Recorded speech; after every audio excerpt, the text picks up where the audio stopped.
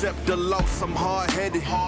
There's a little bit of madness to my method. Many falling off that fine line that I'm treading. I risk anything to be great, and I'm not letting nobody rob me of my victory. Number one, that's what I'm meant to be. When by any means, only thing that makes sense to me, I can make nice or make history. I got that dog in me, yeah. Turn me up, big energy, got the crowd going nuts. I got that dog in me, yeah.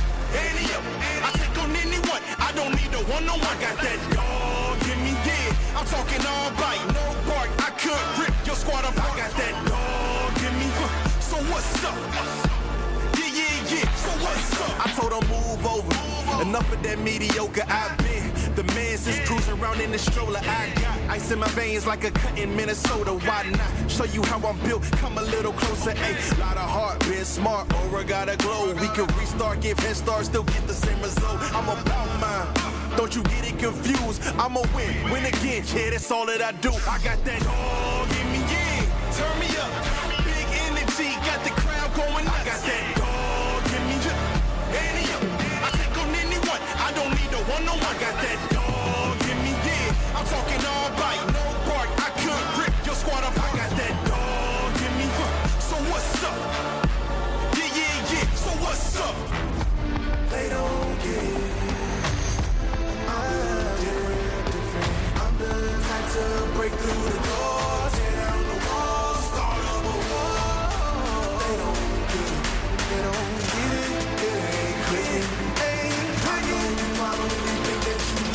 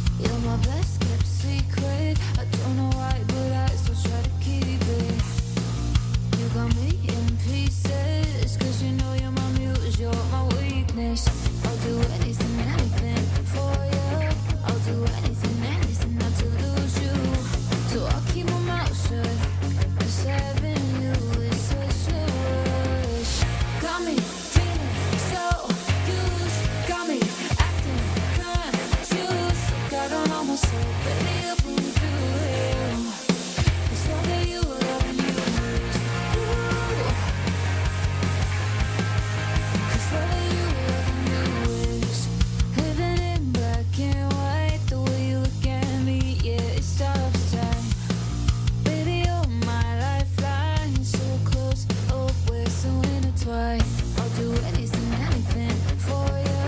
I'll do anything, anything not to lose you. So I'll keep my mouth shut. Cause having you is such a rush.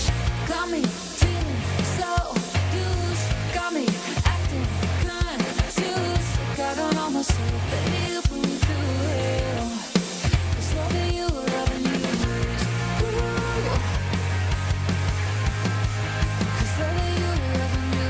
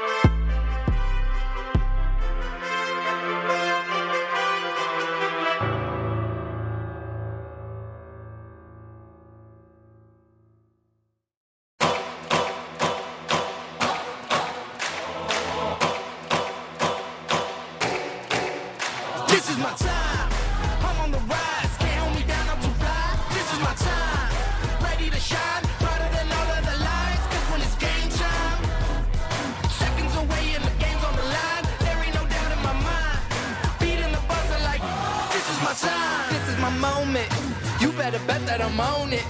Ready and said I'ma own it. Blast it to 10, then keep going. There ain't no coasting, I never settled on play. Putting the kettle to flame. I go 100 all day. Foot on the pedal, no brakes. 10, 9, paid on my dues, waited in line. 8, 7, now it's about time that I take mine. 6, 5, king of the jungle, heart of a lion. 4, 3, 2, 1, watch out, here I come. This is my time, I'm on the rise. Can't hold me down, I'm too fly. This is my time, ready to shine, brighter than all of the lights. Cause when it's game time, seconds away and the game's on the line. There ain't no doubt in my mind, beating the buzzer like this is my time. This is my time. This is my shot clock goes tick-tock. Haters wish that I slip. No, I don't miss. MJ all hits. Watch me pop off, I'm the king now. Moonwalk to the ring now. Keep on wondering how. Let that choir sing now. 10, 9, paid on my dues, waited in line. 8, 7, now it's about time that I take mine. 6, 5, king of the jungle, heart of a lion. 4, 3, 2, 1, watch out, here I come. This is my time, I'm on the rise. Can't hold me down, I'm too fly. This is my time, ready to shine, brighter than all of the lights. Cause when it's game time, seconds away and the game's on the line. There ain't no doubt in my mind, beating the buzzer like this is my time. This is my time. This is my time.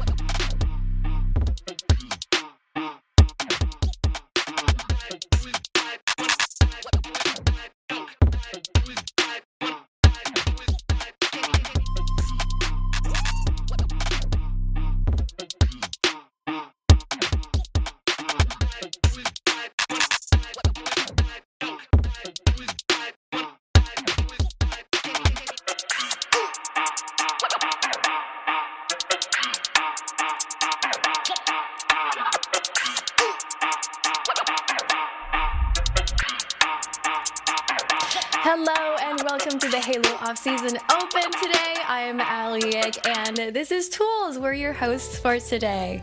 Welcome everybody. I hope you guys are having a wonderful morning. Toolez, how we doing? A little under the weather. Hopefully my voice isn't too grating for anyone out there, but we have some phenomenal teams here today. Big news on the scene, Ali, is that they opened up the restrictions on regions. So anyone can team with anyone. You could be an ANZ teaming with people in Europe teaming with Mexico. It's going to be crazy today. Yeah, and we got that first team, right? Borders Crossing. Did I get it right? Yeah, I think it's borders? Crossing? Crossing borders? Borders crossed. I think it's borders crossed. They crossed the borders already. Yeah, and insane, though. And that team, we got Trippy, Tapping Buttons, Drift, and Legend Zer. What do you think about that team? Yeah, so Legend joining over with Trippy, right? That's going to be very interesting. Two high-powered Slayers joining with two Mexican phenoms, in my opinion. So it's going to be really interesting to see what happens on that team. But I have my eye on, in particular, on Foe, which is going to be 3/4 of that Na'Vi team, but Barco joining in with them. So ANZ plus Europe going at it today. Cool. We'll get to keep an eye on them for sure. I was wondering if Solitude was going to be, taking back that $750 again, because they're back. We got Boo Boo, Frosty Suppress, and Avenue also ready to go this event. Yeah, they're running it back. Hopefully they can get that dub once again. but everything has to start one place. Winners round 1 is up first. And, well, we're going to see some new names on the screen and see how they're able to compete in today's competition. We got Hivemind versus Vertical coming up, and I think it's time to say hello to our casters, Eli and Makowski. Yo, what's going on, gamers? Welcome back to the HCS Offseason Open number 2. Last week, Eli, we almost witnessed history as EU took on NA in the grand finals. This week, just a little bit of mixing and matching. We still have some EU-based teams, some Mexico-based teams, but like they mentioned, borders have crossed, and we have a hodgepodge of ANZ, Mexico. Everybody's competing with each other and against each other here today, I guess, as we hop on board here with a new roster of players. Hivemind and Vertical. We always try to highlight some new players, some up-and-coming amateurs in the scene. That's exactly what we're doing here in Winners Round 1.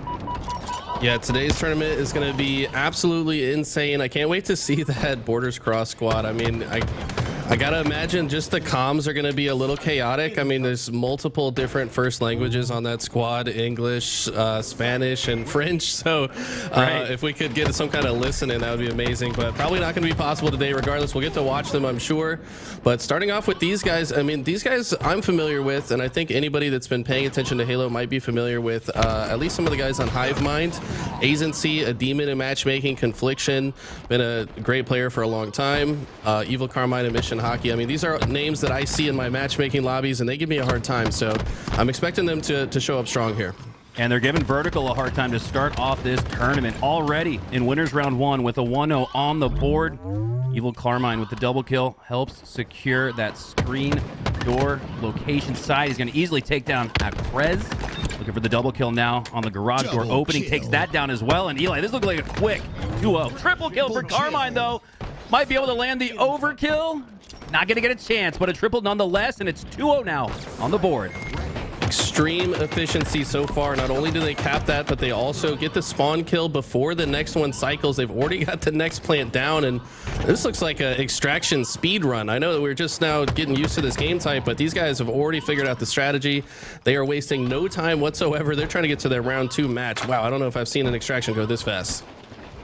Hopping back on board here with Confliction. He's got the sniper in his hand. Not only the sniper, he's got a full amount of ammo to work with, 8 shots. And the way that this Hivemind roster is played today, that could be 8 potential kills and a quick 4-0 sweep on this extraction mode. Confliction taking a shot on the nest side, doesn't land that, but for now Eli just playing for intel, trying to get some shots on opponents to double up on that utility at the top of Snipe Tower. Confliction doing a good job just staying alive, holding his ground, holding that key power weapon, and it's now that 3-0 quick. Vertical goes 4 down. That's going to lead to another early rotation onto this 4th and potentially final score. Not only that, but they've also secured the overshield side of the map. I mean, this is about as efficient as you could possibly play this game type. I like what you said, playing for information. That's why that snipe tower is so important, so that you can control that. You've got the sniper up there to output maximum damage. On top of that, you can see a majority of the map to tell your teammates where the enemies are spawning or coming from. Now they're just going to try to finish this one off with the clean snipe into no-scope bandit finish. And I mean, this thing's only got about 15 more seconds, and that's probably going to do it. And I think you bring up, yeah, that's a great point, Eli, as it relates to the sniper and the snipe tower. It's a win condition, right? You could argue a victory variable to just hold down that location and gather that intel, just to be a menace and not allow the other team to have any control of that snipe, as we see a combination new combo there.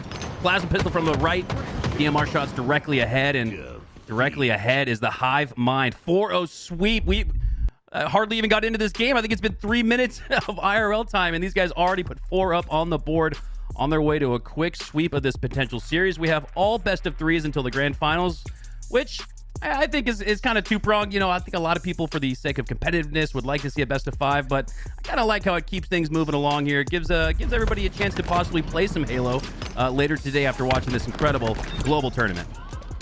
Absolutely. Evil Carmine putting up 18 kills, just 6 deaths. I mean, this guy was definitely controlling the spawns. Here we see him getting a nice triple kill as they secure the second point here. It's so good to get kills right when the point is moving, because that means you're going to have a free rotation to the next zone. I mean, these guys literally had a speed run of this game. I believe they planted every single point about as quickly as they possibly could after capping the prior one, and Yeah, this is going to be, if you're the blue team here, you got to step it up in game 2. I mean, Solitude Slayer is going to be tough. If a team has this much control in Extraction, I have to imagine they're going to have good map control going into Solitude. Yeah, I always feel like the barometer for an absolute just ass kicking is when a team wins an objective faster than they might have won a Slayer. That previous game only lasting 5 minutes and 6 seconds. An absolute speed run here from the likes of Carmine, Mission Hockey, Confliction, and Agency. What would you say is the best countermeasure to this game 2? You got to imagine the blue squad with a lot of questions in their mind, Eli. What I find often is the case in these type of situations is the team that just got walloped is gonna maybe tuck their tail between their legs and hide a little bit more. But I mean, honestly, if you want any chance to come back into this, you got to be aggressive. If you get a few kills, you got to be moving forward on the map. You got to be siphoning resources off the map. You got to grab every set of grenades, sniper rifle, you know, every single thing that you could possibly pick up to make your team have an advantage into the next situation is gonna play to your benefit. But I'm worried that maybe they got walloped so hard they're just gonna hide, but you can't do that if you're gonna come back in this game. I think too, Eli, this is something we brought up last week, and this is something that we feel strongly in our hearts and minds as well, is sometimes these opportunities are great in the sense that you get to learn. You get to get into a lobby maybe with players that are maybe a tier or two above you. And that's not easy to do. Let's be honest. In a scrim, custom game type of setting, you're never going to get in that lobby. But here, competing in the HCS Offseason Open, you might just have your chance. So make sure you guys check out the Faceit link by using command bracket in the chat. You guys can find the information pertaining to today's tournament and also get signed up for the next couple weeks of Offseason Opens as well. The tournaments do not stop just because it's the offseason, Eli.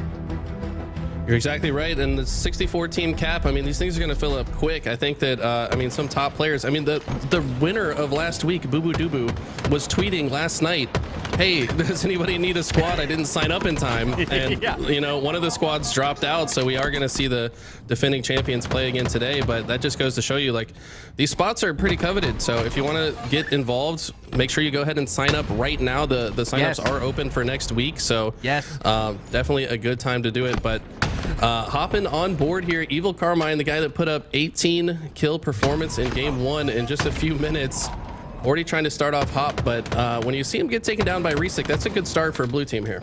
Yeah, that gives the blue team a chance to push through and take over that snipe tower. But unfortunately, 2 are going to go down in that process. Looks like that's the name of the game for them. They are going to try to push in through and grab that power weapon. But for now, it's Confliction with the power up.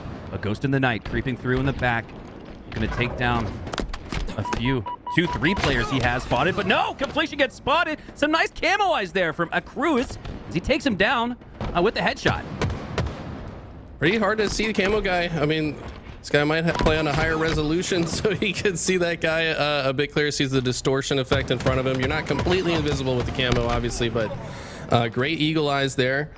But I mean, honestly, they're starting off pretty strong here. Just 4 points behind. The issue right now, though, is the map positioning. They're going to have to be very meticulous about how they get out of this flower and A side of the map. Right now, Resik does find a kill, but then goes down shortly after with the trade. And right now, I actually like the way Vertical's playing this. I mean, they have to take their time. They've got to get some angles. They got to get some shots down range before they can advance on the map, and they're doing just that. Haven't had a chance to point him out on stream today. Haven't seen him on the LVT broadcast ever, but it's Jury with a 3.0 KD.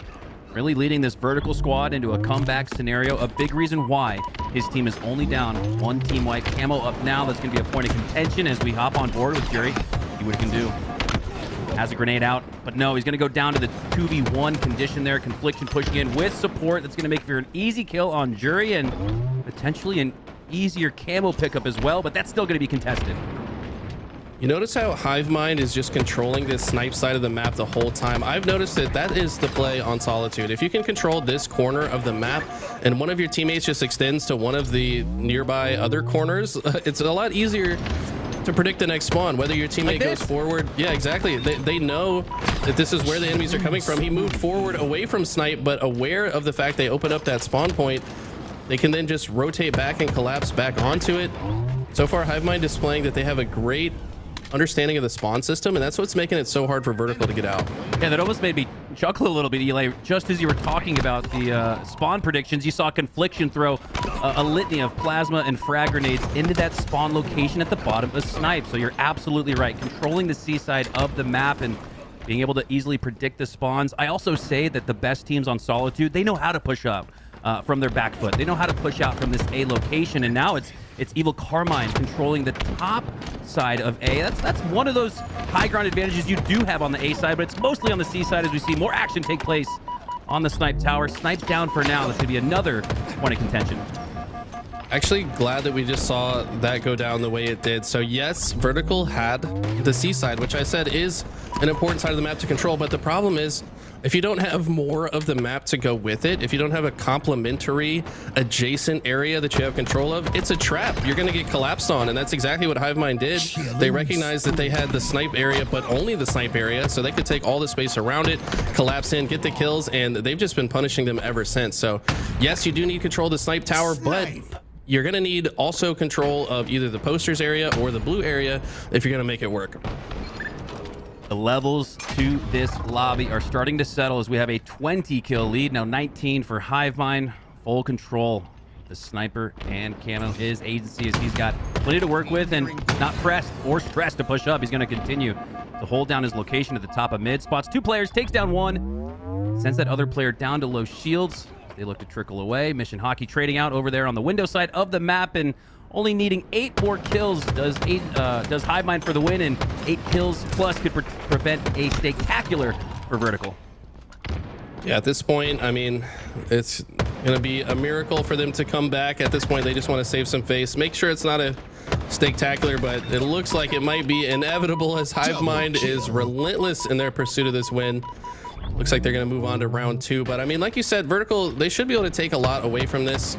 It was clear that Jury actually had a pretty good game, only -1. Seems like he was maybe trying to rally the team together. And, you know, I respect that. If you're on the losing team, but you put up a big game regardless, that means that you're really keeping your head in the game the whole time, despite losing, you know, pretty significantly. And you kind of need that attitude on your team if you're going to come back in the losers bracket. All right, it's a 2-0 sweep for Hivemind as we send it back to the hosting desk with Ali and Garrett. Take it away. Wow, those are some quick games, huh, Tools? Yeah, that was fast. Nothing sounding in their way at all. They get the job done, but honestly, it's pretty hard to find a game that isn't like that in winners round 1. Just the nature of the tournament. It's the top teams. We're going to play against the worst in the seeding, and well, you see how quick teams can make work. But there's levels to this thing, Ali, right? So it's like what this team did, what Hivemind was able to do right here, it might just get done to them in the next round, because lying in wait right now is Lies, and that's a very good team that awaits them. Yeah, we got Lies, and in that team, I believe we have some interesting players that I believe you like as well. Oh, hey, I'm a big Kid Nasty fan. Everyone knows it. You know, I wear it on my sleeve. You know, that is what it is. But they did have some turmoil on the roster this last week. It's the last shot leaves the team to go join Nemesis and Bohm on another roster. So they're going to be playing with a new fourth today. We're going to keep a look on how that roster looks with the new kid on the roster. I'm not sure, you know, what's going on. It's roster mania season, right? So many spots are open. At any point, you could be losing a fourth to another team. Yeah, and that kind of reminds me of SSGL now being SSGT. Hopefully, we'll get to see them a little bit down the bracket. Was it Chick is now joining that team? Right, and that's crazy because that means all of Quadrant is playing today, right? It's just they're not playing together. Which, what does that mean for roster mania, right? Is Legend still a Quadrant? Like, why isn't he playing with Quadrant? Yeah, definitely some questions to ponder there over our break, which is coming right up. So guys, everybody get cozy because we're about to go on a break. See you guys in a minute.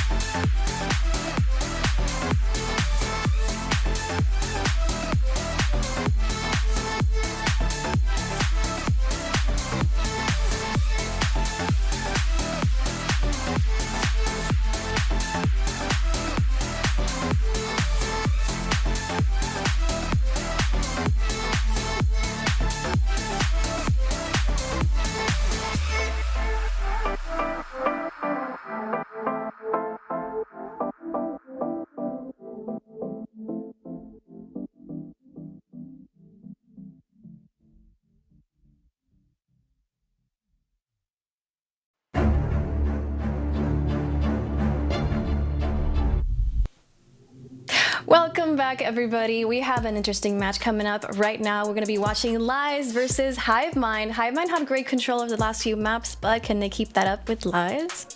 Yeah, it's going to be tough, right? There's levels to this thing, right? It's like just because you had a great for round one doesn't mean round two's going to go the same. Lies, a very good roster, running with a new fourth. Hivenize joining that team alongside Kid Nasty, Facty, Sylvanic.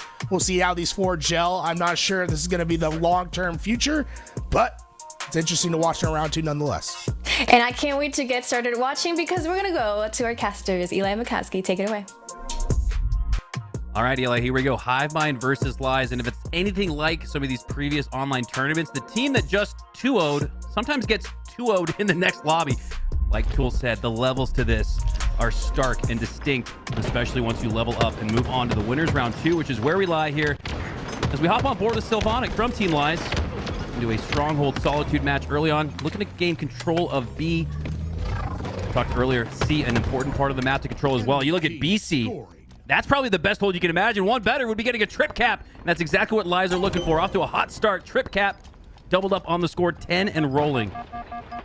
Yeah, Hivemind had a great early round one, like we mentioned, but I mean, this is a squad that's been together for a while. Obviously, Ivanize replacing Last Shot, but last time we saw this Ivanize guy, he was popping off on this map specifically. I remember him getting some insane snipes to go on a killing frenzy, so he's no slouch himself. And this game type in particular, man, when you get into the trip cap, it's got to be one of the hardest ones to get out. I mean, you got to really decide where you're going to send your resources. What are you going to go for first? Right now, they're getting forced into the blue spawn. Kid Nasty aware of the fact that despite his top snipe, that lift spawn is still available as he hits a disgusting no scope. What a sick way to start this game, and they're just gonna apply this pressure constantly. Hivemind has really got to figure out a way out, and they got to do it quick because this score is racking up. We saw this exact same thing last week, Eli, with Lies. Remember that Kid Nasty is just absolutely ripping faces off a spawn. He'll even rip one off the lift if you try to sneak up on him. As we see Kid Nasty absolutely locking down that seaside of the map. Only has one shot left to work with, but it's only one hill point potentially for Hivemind, and that's even a struggle. You see that bar slowly stopping and starting now it's fully charged there on the A side. That's going to allow Hivemind to hopefully push out with numbers, but no, do go down, and it's looking like shooting fish in a barrel. You see Sylvanic looking down. These are all a little bit easier kills than you would imagine, but they do a good job. Numbers advantage for the time being for Hivemind. Only +1 though. Now it's back in favor of Lies. You don't get much time, do you, Eli? You really don't, and you see the strategy playing now for Lies. I mean, they're controlling that C side of the map so efficiently. When they let the other team cap A, they go apply the pressure. As soon as there's a few dead on the map, they go right back to their positions. See the grenade bounce off the teammate there. A little bit unfortunate, but I don't think it's going to matter.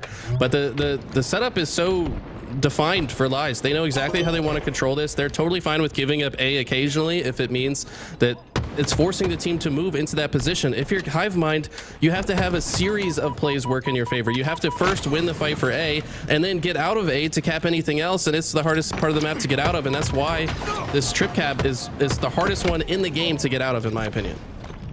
What is it, Eli, about these winners round 1, 2, and maybe even 3 lobbies where we just saw Hivemind win that first objective game mode extraction, albeit live fire, in less than 5 minutes?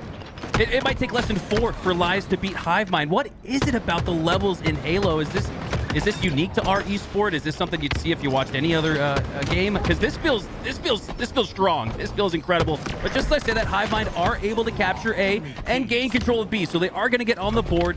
That's tippable for them.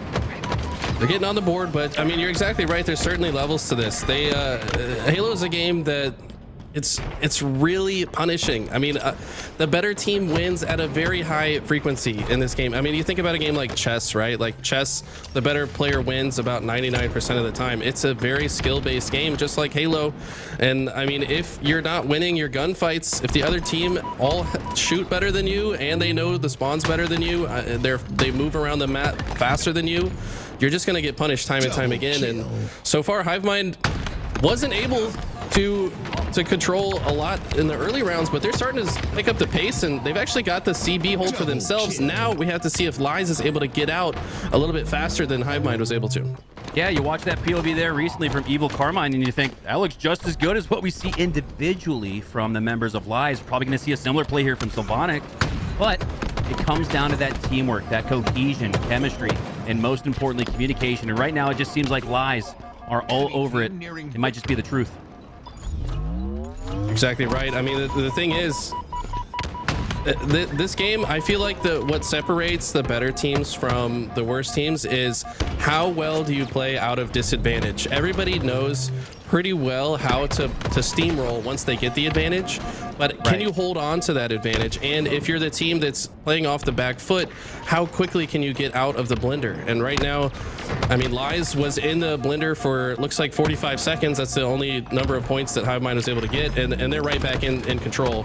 So Lies clearly showing that they're the better team out of disadvantage so far. And that will do it as 3 go down for Hivemind. Lies are going to take game 1 in about the exact same time that Hivemind won that previous game 1 again. So just the parallels and I guess even the intersections of these teams is just so incredible, almost improbable to think of. But I think we had a pretty good breakdown there from Eli. It all comes down to playing off your back foot, specifically on Solitude, playing out of that back A spawn. Hivemind were able to put together a stretch, but not enough, as Lies take it 250 to 45. Very strong showing from Lies. This team, I believe, ended up finishing top 4 last week, or top 6 at the very least. 3. Did they get 3rd? Okay. Yes. So, yes. I mean, yeah, Lies, I believe they lost early to Rynoob's team and then came back through the losers bracket to finish top 3. So, I mean, obviously one of the better teams in the tournament overall. I think we might see a few stronger teams this week. I posted my predictions on Twitter if you guys want to check it out, highlighting the top 4 teams that I see this week. But Lies wasn't far behind. I mean, when I was choosing my top 4, I was definitely considering Lies to be a possible pick. But I mean, these guys are very good. Ivanized needs to step up and fill some pretty big shoes. I mean, last shot was a big part of the reason that they did so well last week. So, you know, all eyes on Ivanized. Is he going to be able to step up and maybe match that performance? Yeah, Elias, the team in the open bracket, are consistently knocking on the door of pool play. And now, because of the format of this tournament, this offseason open number 2, they're knocking on the door of a potential grand finals run like we saw last week. Will they beat? That's the question. Again, going back to the levels, though, we expect them to win this type of a round, but once they go up again against an incognito, a borders crossed, how will they perform against the HCS's best? That's the big key.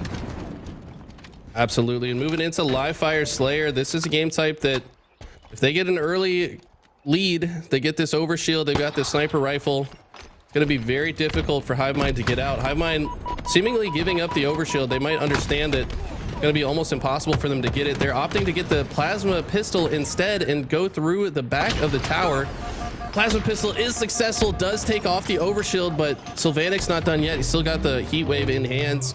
He's going to cause havoc on this tower, but ultimately not enough. The plasma pistol is going to stave off some of the pressure that Lies had, some of the power, but now they've got the sniper rifle back in their hand and the upper hand advantage when it comes to the next spawn cycle. Yeah, wonderful survivability on display there from Sylvanic as he goes down to 1 shot, but utilizes that 1 shot in the heat wave to take down the opponent with snipe. Shortly loses that after, though, to Azency, who's looking to push up. A close game here to start, though. 2's on the board for the entirety of Hivemind, and they're only down by a count of 2 as well, as Agency pushes up onto that dummy side of the map.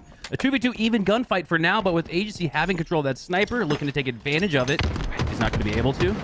Now on board here with Facty in the back of A as he uses the help there from Sylvanic to take down his opponent. And this one's sort of trickling along, 11-8. It's close at the start. Hivemind looking much more competitive in game 2. You're not wrong, and they've got the better map positioning. This is what I talked about, though. How does Lies play out of the situation? They find 2. Looks like they're sending power through both the dummy side and the nest simultaneously. That level of pressure, a little bit too much for the tower player on Hivemind. And I mean, this just goes to show Lies have been together for so long. They've played through this scenario enough times. They know they've got to get control of that tower side, and they've got a game plan to do so. And I have to wonder, Hivemind, have they had as many reps? Probably not, right? Like, this Lies roster's been together for quite a while. They do end up getting this overshield, though, and if they can get significant, if they can get significant advantage, they're shooting fish in a barrel here. 2 and go down for Lies, but how quickly are they gonna apply pressure to the next spawn cycle? That's what I want to see. They need to rotate quickly, expecting these spawns to come out on the overshield side. They need to apply pressure to these spawners. Yeah, and I think lost in the mix of the heat wave, the sniper, the overshield, we forgot about a key point of contention on the map, or at least should be, and that's the repulsor, especially, Eli, when you consider, as it gets picked up there by Ivan Eyes, especially when you consider the defensive effort to hold down that snipe tower. Let's say you do struggle and fight your way all the way to the top of the tower. Well, if there's a repulsor waiting for you, you haven't really earned much other than a sip in the drink in the blue. So saw good defensive effort there taken by Hivemind. But again, this shows the levels where Lies doesn't have snipe, doesn't have repulsor, OS, or heat wave. They're on their back foot, but look how strongly they play off of that, up by a count of 1 team wipe. Impressive there from Lies. Lies definitely just proving they know how to play through these situations very well. Sylvanic now with the sniper rifle is going to make it very hard for Hivemind to move off their spawn. I would consider the B side of the map probably the worst place to spawn, especially if the other team already has the tower control. You're going to have to send a few resources to sandbags, maybe make a push through top mid. Hivemind doing a good job of that, but it's just not enough. Kid Nasty kind of making a double team effort with Facti over on the left-hand side.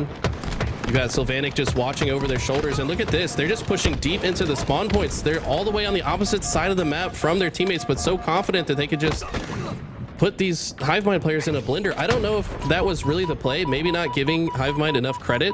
They end up getting punished for the overextension there.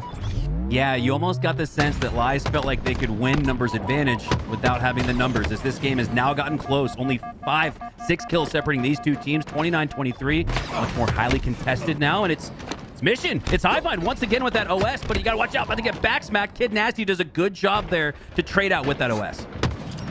Starting to see a little bit of laziness from Lies. Maybe they just feel that confident after having such a strong game 1, thinking they can just hold forward on these guys. But I mean, you don't want to underestimate these players on Hivemind. There's lots of individual talent on this squad. You've got to use your teamwork advantage to make sure you get this win. Yes, they're up by 9, but that lead could evaporate quickly if they overpush here. And what is it about live fire, Eli? We've seen countless 10+ comebacks. Even I recall even some 40 to 30 comebacks here on live fire. What is it about this map? It's not considered one of the like sandbaggy kind of like momentum-based maps like a Pit Slayer, but it feels like it. Why is that? I think when it comes to the lane-based maps, these teams have kind of solved the way the spawn system works. They recognize that if they get a few kills, they just take enough space on the map. It's very easy to predict the next set of spawns. Plus, there's enough items on the sandbox. You've got the plasma pistol, heat wave, sniper rifle, the repulse especially. I mean, if one team has every repulsor in the match, it's going to be very hard to counter that. So it is very steamrolly at times if the team is able to control the sandbox and then take enough space to predict the spawns. You can kind of just collapse over and over. So despite being at a deficit, if you have one good play that goes in your favor and you pick up all the items, you can continually collapse and come back into the game. And that was probably the best stretch that we saw, was when Hivemind had the weapons. So despite Livefire not being considered like a streets level of sandbox volume, there's a lot to work with, as we see Kid Nasty looking to potentially work with a nade shot to earn that sniper. OS up simultaneously in 5 seconds. It's going to be a point of contention for both of these two teams as we approach the final sprint to the finish. 46-34 as Facti earns another kill, making a double kill there on the screen door. Great job dipping and sliding out with low shields. Going to play his life, re-shield, reposition, but not before Agency does in fact grab another one of those overshields. So Eli, it's going to be an L. It's going to be a 2-0 sweep for Hivemind, but I got to commend their sandbox control in this game. That's something that they can work on going into the next offseason open or even the lower round of these brackets. Yeah, despite the score differential, I mean, honestly, this game was closer than it looks because Hivemind really was just a few situations away from being in significantly more control. But Lies, when they got the advantage state, they were able to push it and accumulate more kills for each advantage state. But I mean, when I saw Hivemind start to roll, I mean, they were actually rolling. So you're exactly right. I think these guys have some ground to work on, and I think they're going to be a threat in the losers bracket. All right, Hivemind 2-0 their opponent, then Lies 2-0 Hivemind. What's it going to look like in the next round? We're going to send it over to the hosting desk with Ali and Garrett to break down that previous matchup and look ahead to the rest of the tournament. Lies was the favored one from this team, but Hivemind really stepped it up in that last that's that Slayer right there. Yeah, towards the end they're getting a little bit of momentum rolling with it, but at the end of the day, it's usually experience that makes the difference in those Slayers. It's not that Hivemind's necessarily a bad team or that they can't keep up with these other teams.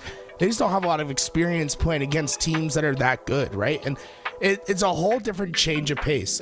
When you probably experience in matchmaking, right? It's like if you're like a a platinum level player going up against diamond level players. That increase in skill is so much to overcome sometimes, right? And it happens on every level, right? Just like me, an Onyx player, like I'm doing pretty good in Onyx. If I play in these tournaments and I play against a team that's grinding HCS tournaments, it's a whole different change of speed, and it can just be way too much to overcome sometimes. And you can feel that experience also when you're going up against a team like Lies that has been together for quite a while, right? Yeah, I think, oh man, it had to be the beginning of season 2. These guys started to run. It's probably been close to a year now. The core 3, right? We've seen the 4th change out of this roster for a little bit, but Sylvanic, Facti, and Kid Nasty have really stuck it out, and we've seen improvement time and time again from them. The only thing I kind of wish for this team is that they can find a solidified 4th that's going to run with them for a while. Yeah, and with Ivanized replacing Last Shot today, how do you think that's going to affect them? Do you think Ivanized might step it up? I think it's a great trial for him, right? Because you're replacing one of the hottest players in the HCS right now. Everyone's talking about Last Shot. Had a phenomenal performance in the FFAs. But Ivanized, you have to be able to step up and fill in those shoes, right? It's not an easy thing to do, but if you're able to come up and meet that task, then suddenly there's some respect to be earned for yourself in this situation. Yeah, well, let's see if Ivanized steps it up and becomes that 4th that they're looking for.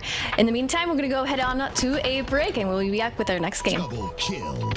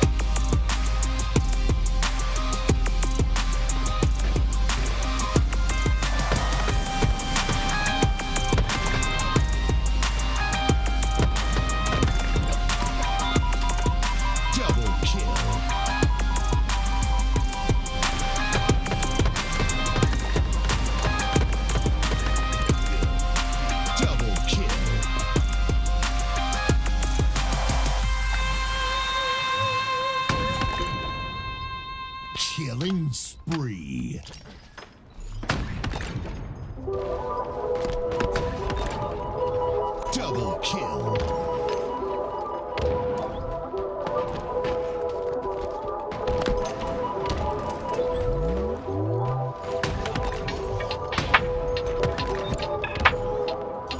Double kill.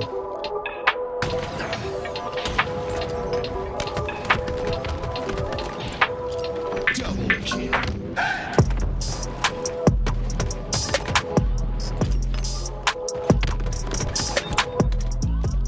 Double kill.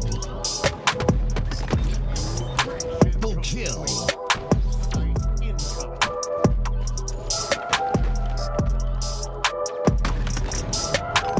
Snipe.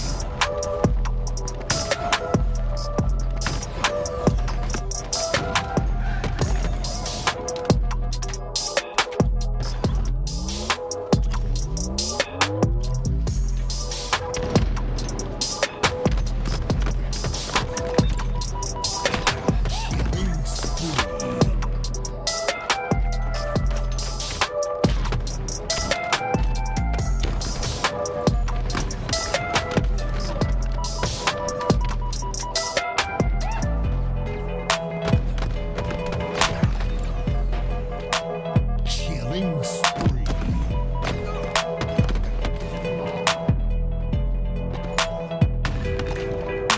Snipe.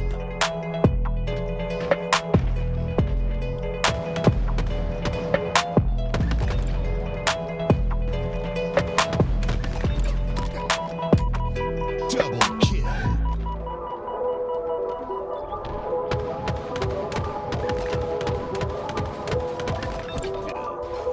Double kill.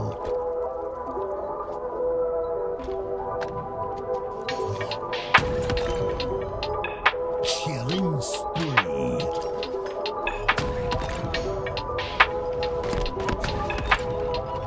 Double kill.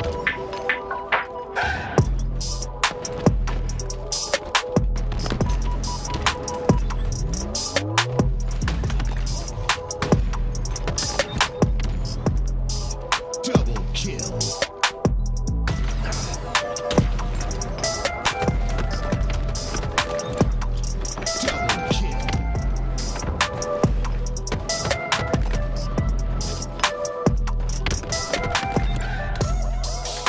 Double kill. Triple kill.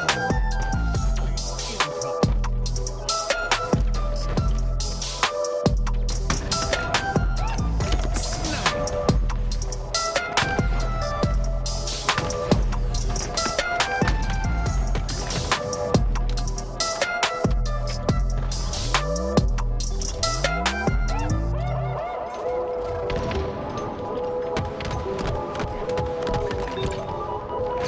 Killing spree.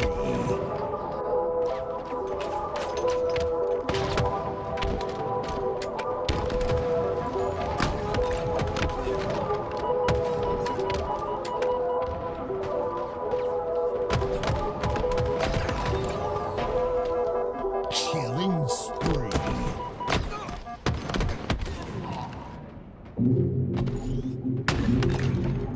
Snipe.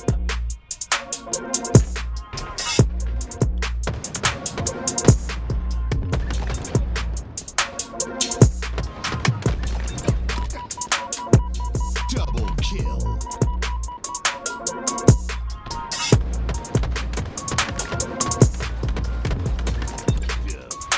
Double kill.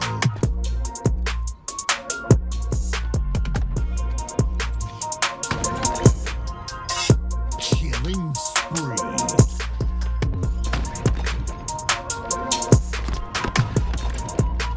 Double kill.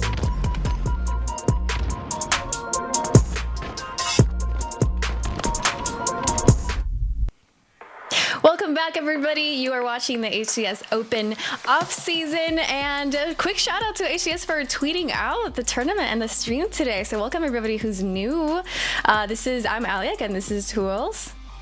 Hello. Thank you all for coming. And you know what? If you're here for the first time, you like online Halo, yeah, maybe you have a Prime sub. You know what I'm saying? Make Jeff Bezos help support the Halo scene. Think about it. I'm not saying you have to. Just think about it. We got an exciting match coming up, guys. We got Incognito versus Lies, and this is a little bit of a rematch, isn't it, Tools?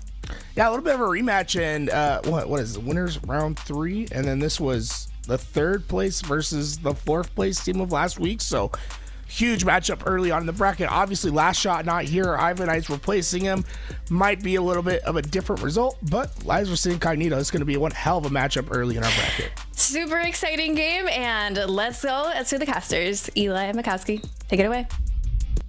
All right, here, Eli, here we go. Number 3 versus number 4 from last week's tournament in winners round 3. This feels a little early to have this high stakes of a match, but we got it nonetheless. I don't think anybody's going to be complaining as we see Incognito in your top left, Lies in your top right, and it looks like Carmea going by God Hand last weekend, now Descendant this weekend. So don't want to confuse any of the viewers at home. Descendant, not a new player breaking through in the HCS. That is the player formerly known as Carmea and God Hand instead, as we see Ivan Ice starting off here pretty quick. Flag out already for Lies within the first minute.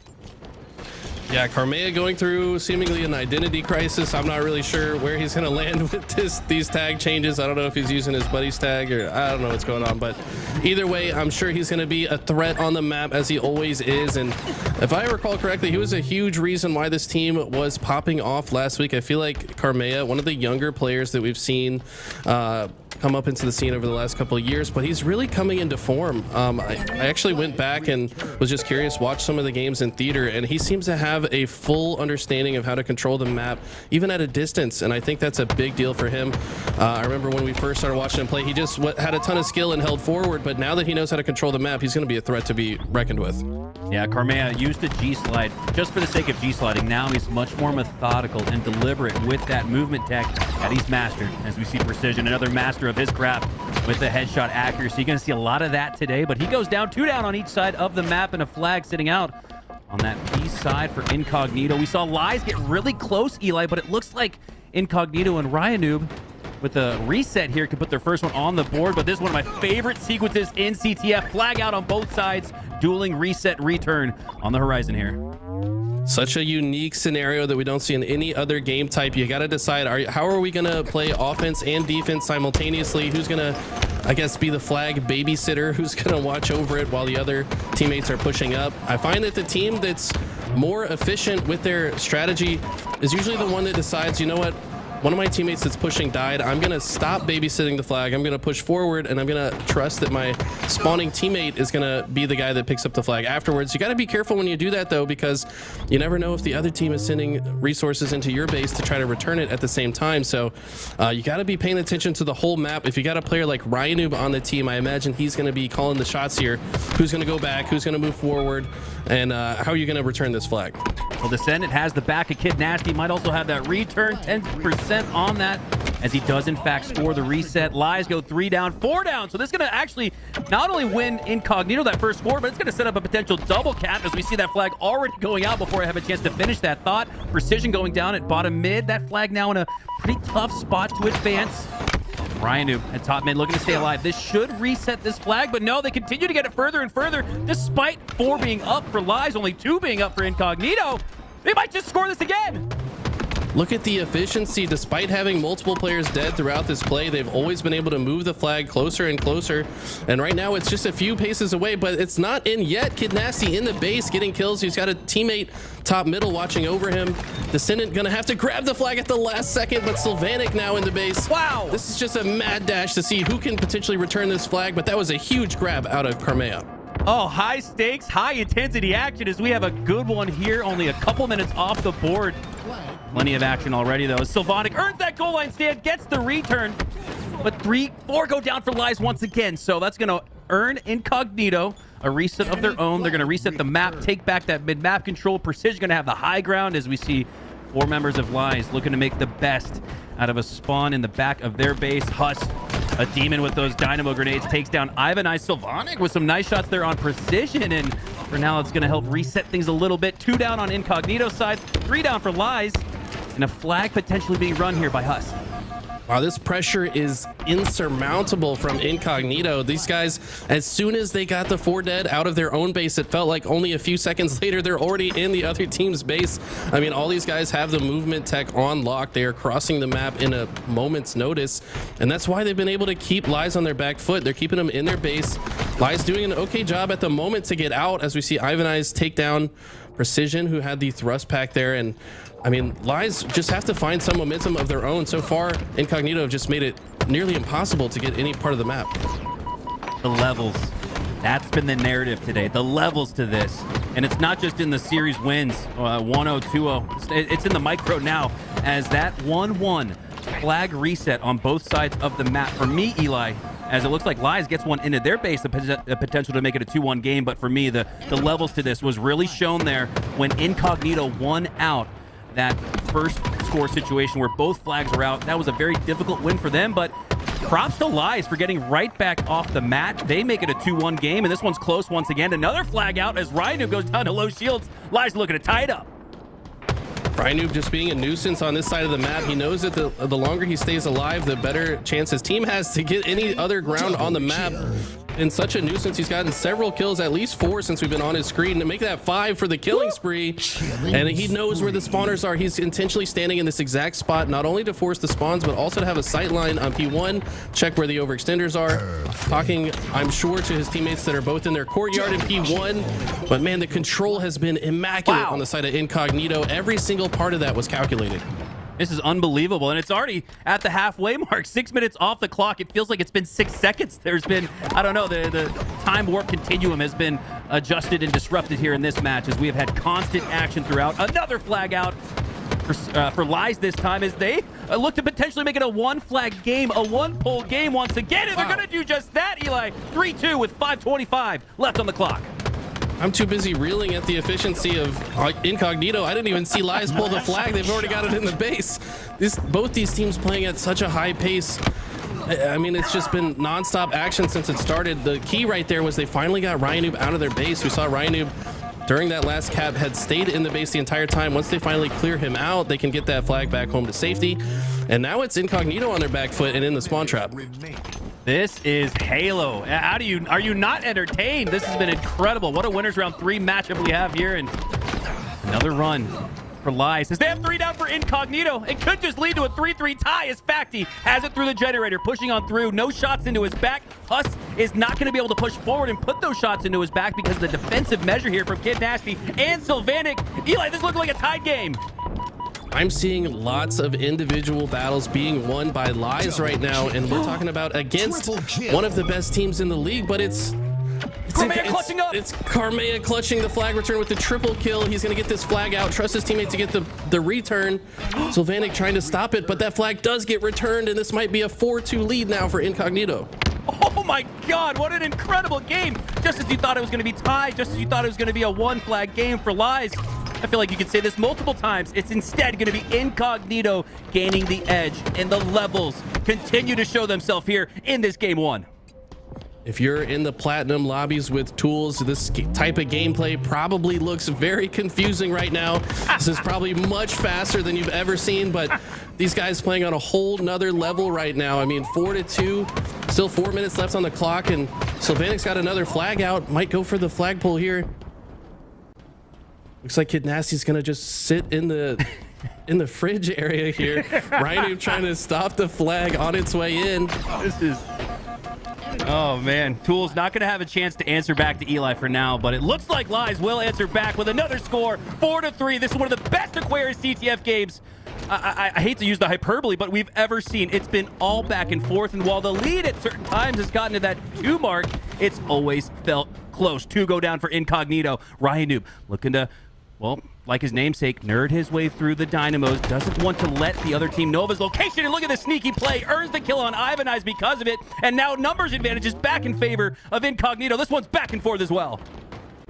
I've been so focused on the action, I just now took a look at the kills and deaths columns. Incognito at a 15 kill deficit right now, but they're just playing so efficiently. Whenever they get into the base, they are getting these pulls and they're getting them all the way home. So Lies need to start converting these kills into flag caps or timing the kills a bit better. It doesn't matter if you continually get 1 kill here, 1 kill there. If you don't get 3 dead all at the same time, it's going to be very hard to get a flag out and all the way back to your base. But Incognito just showing how objective efficient they are at such a slay disadvantage. They still have the lead here. 4 team wipes just about separating these teams, but it's Incognito who has 4 on the board. Really speaks to the impressive measures of objective efficiency, like you said, Eli. And again, the levels to this, the strategy, the communication, the cohesion, the teamwork just seems to be a little bit stronger for Incognito, despite the fact that they're getting outslayed, the likes of which we saw phase 2 when they first formed. Ivanized now looking to put some shots cross map, really looking to gain that mid ground, earn that 50-yard line. Such a key point of contention here on Aquarius. The team that earns the line of scrimmage and wins that actually wins the game. Ivanized with some crucial kills needed now. 2 shots left in that heat wave and less than 2 to go. Kid Nasty with a massive game, 23 and 16 so far, 12 assists to boot, most on his team, while being heavily positive. Not a surprise to me, this guy's an FFA monster. He's been on this map quite a bit, slaying out his entire career in Halo Infinite. But it's now Ivanized with another flag out. Lies, though, what I've noticed the difference is when Lies do get these flags out, they're not applying as much pressure to spawners as Incognito is. Lies need to get more map positioning at the top of the map so they can see these spawners coming up and get some early shots down range. But every time Incognito gets the flag out, it seems like the spawners are unable to move on the side of Lies. Lies gonna have to tighten that up if they're gonna tie up this game. And even there previously, you saw Huss doing his best Ryanoob impersonation, sneaky, cheeky there, hiding below the nub of opposite the Needler side there at Car 1.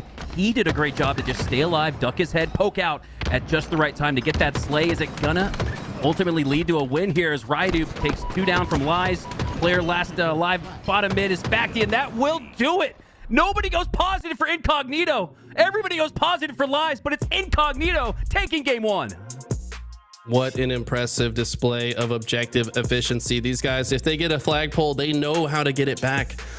Even with just 1 player alive to watch the flag carrier, that player was able to take down members of Lies, or at least keep them trapped in their base, keep them weak, get those shots down range and keep them back. And sometimes you don't even need to get a kill to take another player out of the play. If you just get them to 1 shot, they have to wait 6 seconds for their shields. It's almost the same as getting a kill. So I feel like that was kind of the strategy that we saw from Incognito, is like, we don't even have to kill them. As long as we get the shots down range, they can't push forward and stop this flag cap, and they did that 5 times this game. Very impressive stuff.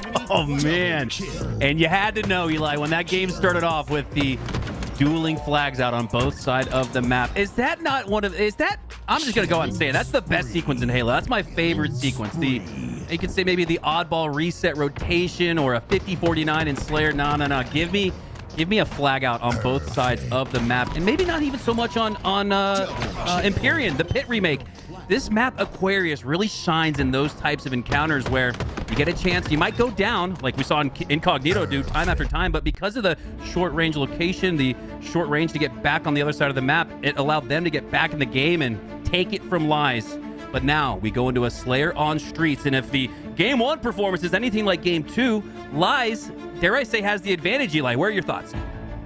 Yeah, I mean, they had the slays in that first game. So, I mean, if they slay out the way they did in Game 1, they would definitely win this game. But the thing is, Incognito, they play differently when it's Slayer. Every team that Ryanoob has been on since this game came out has been a strong Slayer team, because this guy, he comes up with strategies not only in objective games, but he's got deeper levels of strategy in Slayer than I think many other teams even think about. So I have to imagine that whatever game plan he has is going to be a strong one going into this match, but it's really going to come down to the weapon control, and I think that's going to be a center point of Ryanoob's strategy here. Yeah, Ryanoob, known for his nerdiness, his objective efficiency. He was a top 3 slaying. He was on that Shopify Rebellion squad, which he led and captain, was a top 3 Slayer squad last year. It's always a surprising fact that gets brought up in our discussions that Ryanoob, one of the best Slayers in the league, you could argue, as we see Incognito hop out to a team wipe start, 6-2 here. Precision looking to add to that, but it's Descendant with the cleanup grenade on Ivanized. And despite the slaying prowess, you're right, Eli, Incognito does have a switch-up strategy for Slayer, and it's on display here, 7-2 to start. The beginning of Streets is so important because there's so many guns on this map. We've got the Stalker, the Shotgun, the Sentinel Beam, the Assault Rifle. If you win that opening break, you probably get all of it, and that's exactly what Incognito does. Rhinoob's going to try to stay alive here in the sub side of the map, and it's now an 11-4 lead. If Rhinoob can stay alive with this Stalker, which he doesn't, huge kill from Facty there. If they can get these weapons in their hands, that's going to be one way for Lies to come back, but you see Karmea already here trying to gatekeep that weapon from trading hands.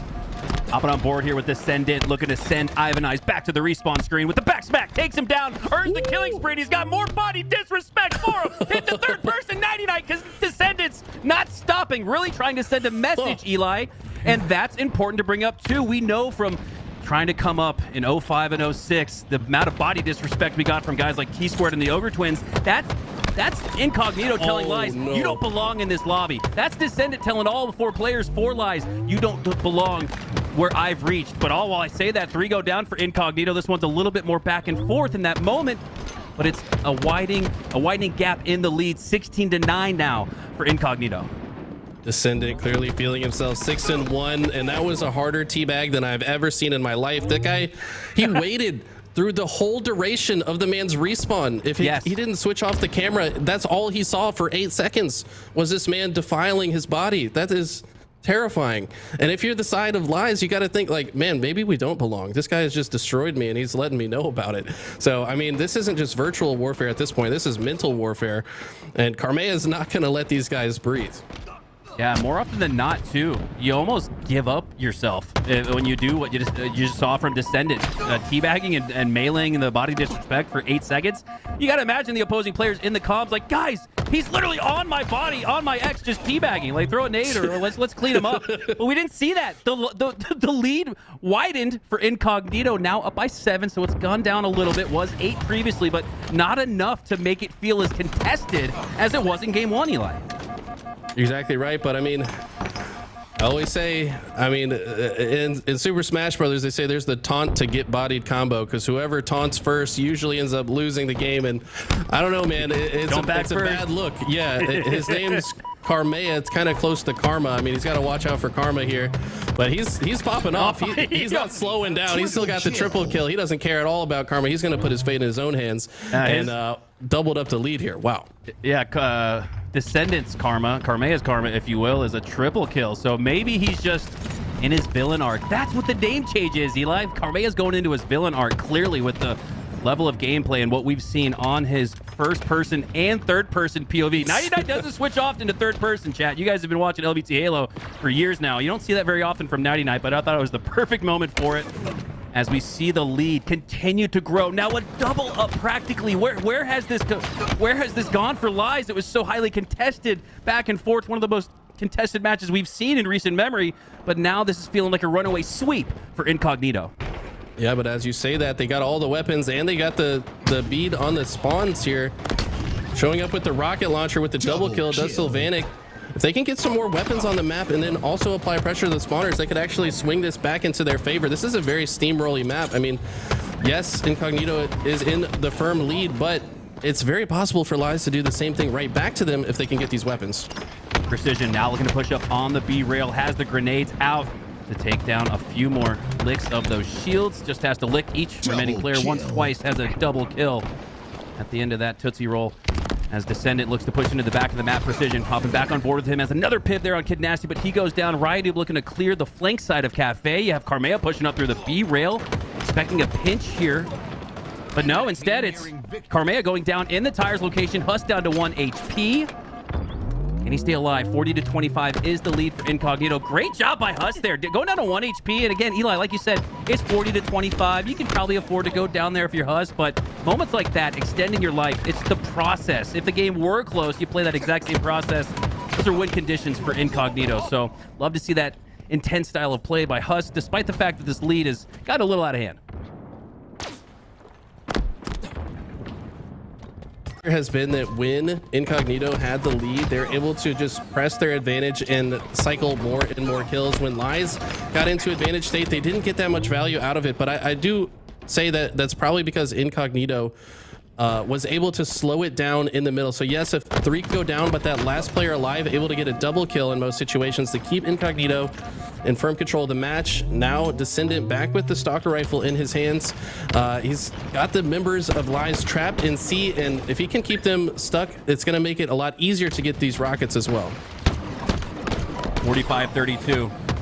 With that lead, Descendant feeling even more confident than he was when he was laying that body disrespect. Now has Facti down to 1 shot with either the Stalker or the DMR, but Facti elects to just back up, play it safe, but he backs up into the waiting arms of Huss. But no, Facti actually earns that back on Huss. Impressive survivability, you could argue there, but it's not going to be enough as Incognito take the series 2-0, but it's not like it wasn't close. Maybe not so much in that game 2, Eli, but game 1, wow, one of the best in recent memory.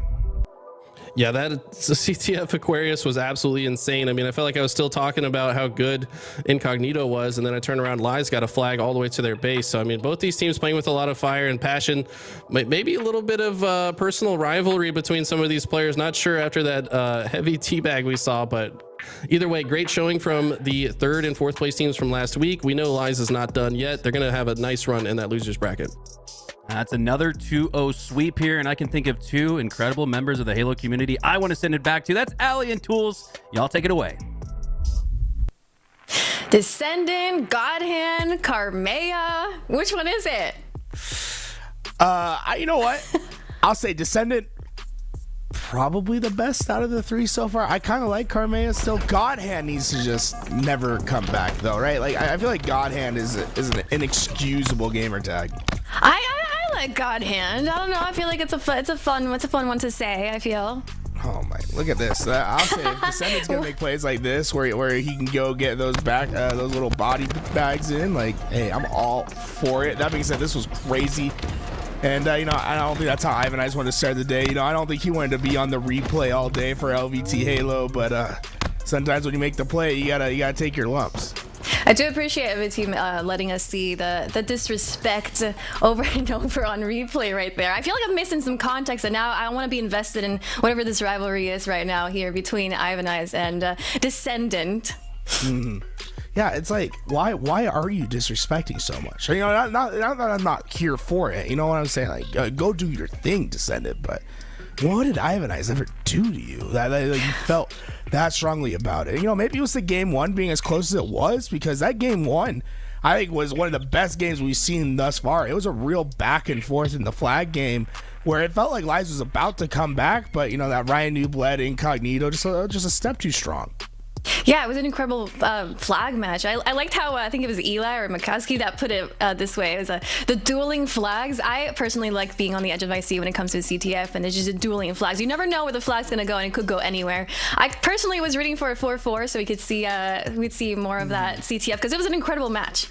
Yeah, it's like, come on, like, let it, let the flag stop. Like, let's get some more games going in.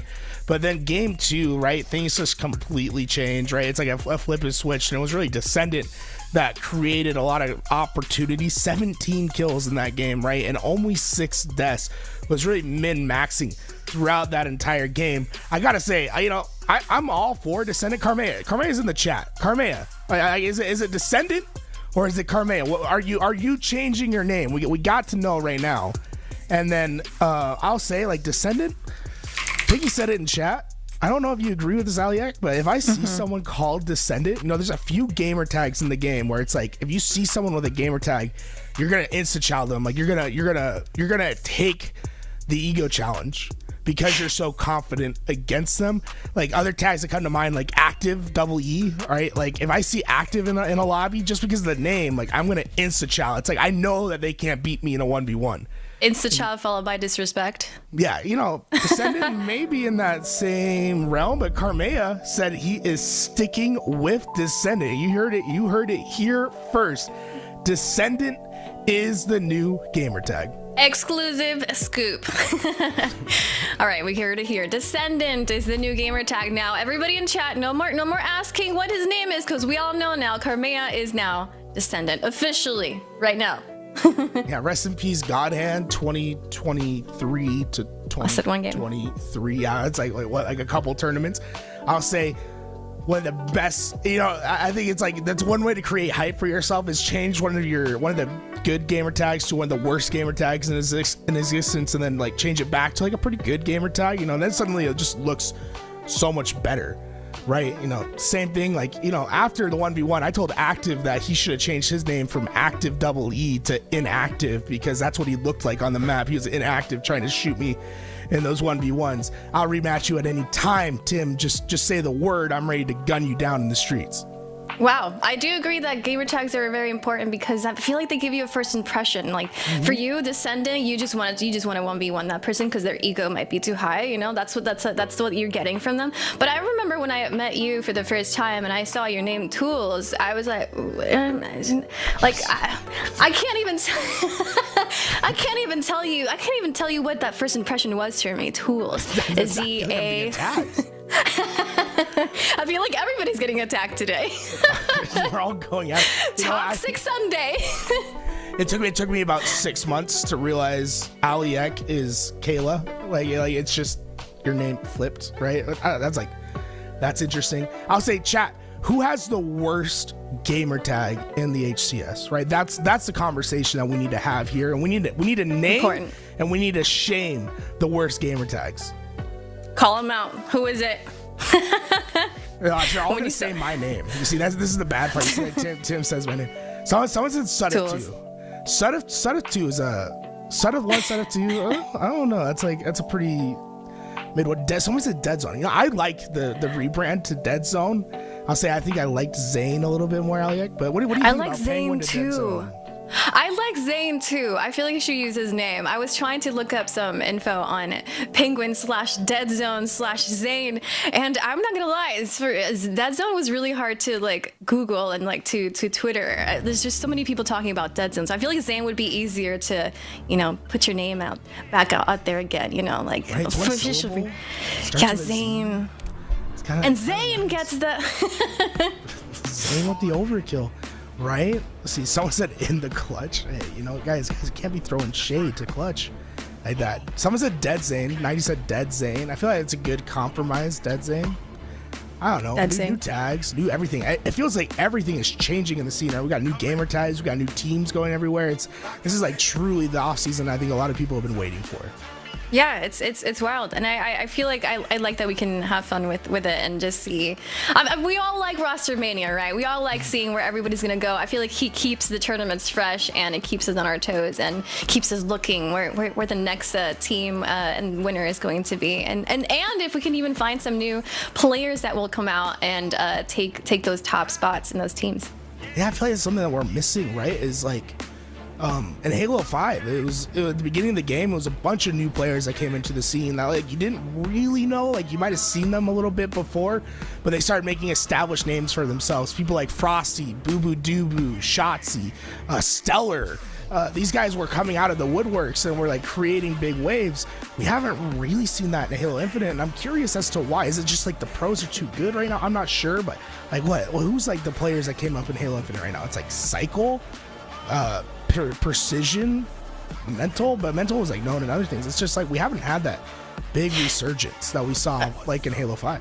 Yeah, I feel like we're watching right now with this specific tournament. We're just watching a lot of players who could reach those ranks. I think you might have mentioned a few of them in our last Sunday that you were keeping an eye out for. Yeah, there are some new players in the scene that I'm like, okay, like who's gonna take that next step? And it's not even necessarily about being new. It's like, you were level 2, now let's get to level 3, let's get to level 4, like let's upgrade. Players I specifically have an eye out on for this next upcoming season, one in particular was at Worlds. I think Piggy has been really impressed. I've been watching a lot of his streams, right? And Piggy has a very good bandit shot. He shoots like 90, like I've seen games where he shoots like 80 to 90% accuracy, right? So I have my eye out on Piggy. I think he could be one of those players that with the bandit starts, with a new meta, it could change absolutely everything. Yeah, and we're taking a look right now at the bracket right now. Where are we at now? We got Lies, we're waiting up to see who they're going to go up against. And we got Solitude also on winner's quarters as well. Yeah, Solitude, they're trying to run it back, right? So it's going to be a tough matchup for whoever gets on that side. I'm kind of curious where all of these international teams have gone, whether Foe is still in it, running with Barcode, where border crossers, what's their name? Borders crossed. Borders crossed, right? That's an interesting team. Trippy teaming up a legend with 2 pros from Mexico. It's like something we haven't ever seen before. It's like we got to get them on stream at some point. Yeah, I was actually about to just mention that. I wanted to see, like, where's Borders Crossed? I want to see this dual, like, U.S. / Mexico team that I was looking forward to it, because it's a new opportunity to get these players together. And also, I really love that this worldwide tournament gives us a chance to take a peek into what's going on in the other scenes, right? In the Mexico scene and the UK scene. And it puts us, it gives us a new perspective, and also puts these players in it lets them experience NA level tournament. Now, I got a specific question for you, Aliak. I'm not sure if you have a true answer for me, but as someone, because you're bilingual, right? You're fluent in both English and Spanish. If you're a mixed team where you have both, like you have a team that can speak both English and Spanish, do you think it's an advantage to speak one language over the other? Like, I feel like you can call out faster in Spanish than you can in English. What do you think about that? Or like French, right? It's like French versus English. It's like all those things. I feel like English is a clumsy language. Yeah, I feel like I feel like Spanish players end up making using English words and shortening them in their own accent. I feel like that's what I used to do as well when I used to play with Spanish speaking players, specifically from Puerto Rico. So we just had our own Spanglish, but that could be a Puerto Rican thing. I don't know, because we use Spanglish a lot. Honestly, it's about like what language, what words make you comfortable, and what other players are used to hearing you. So I don't think the language really matters. It just what is the best communication to what is the best way to communicate to your other teammates, and as long as they understand what you're saying, that I feel like that's what matters. See, if I'm a team, I'm making everyone learn Pig Latin.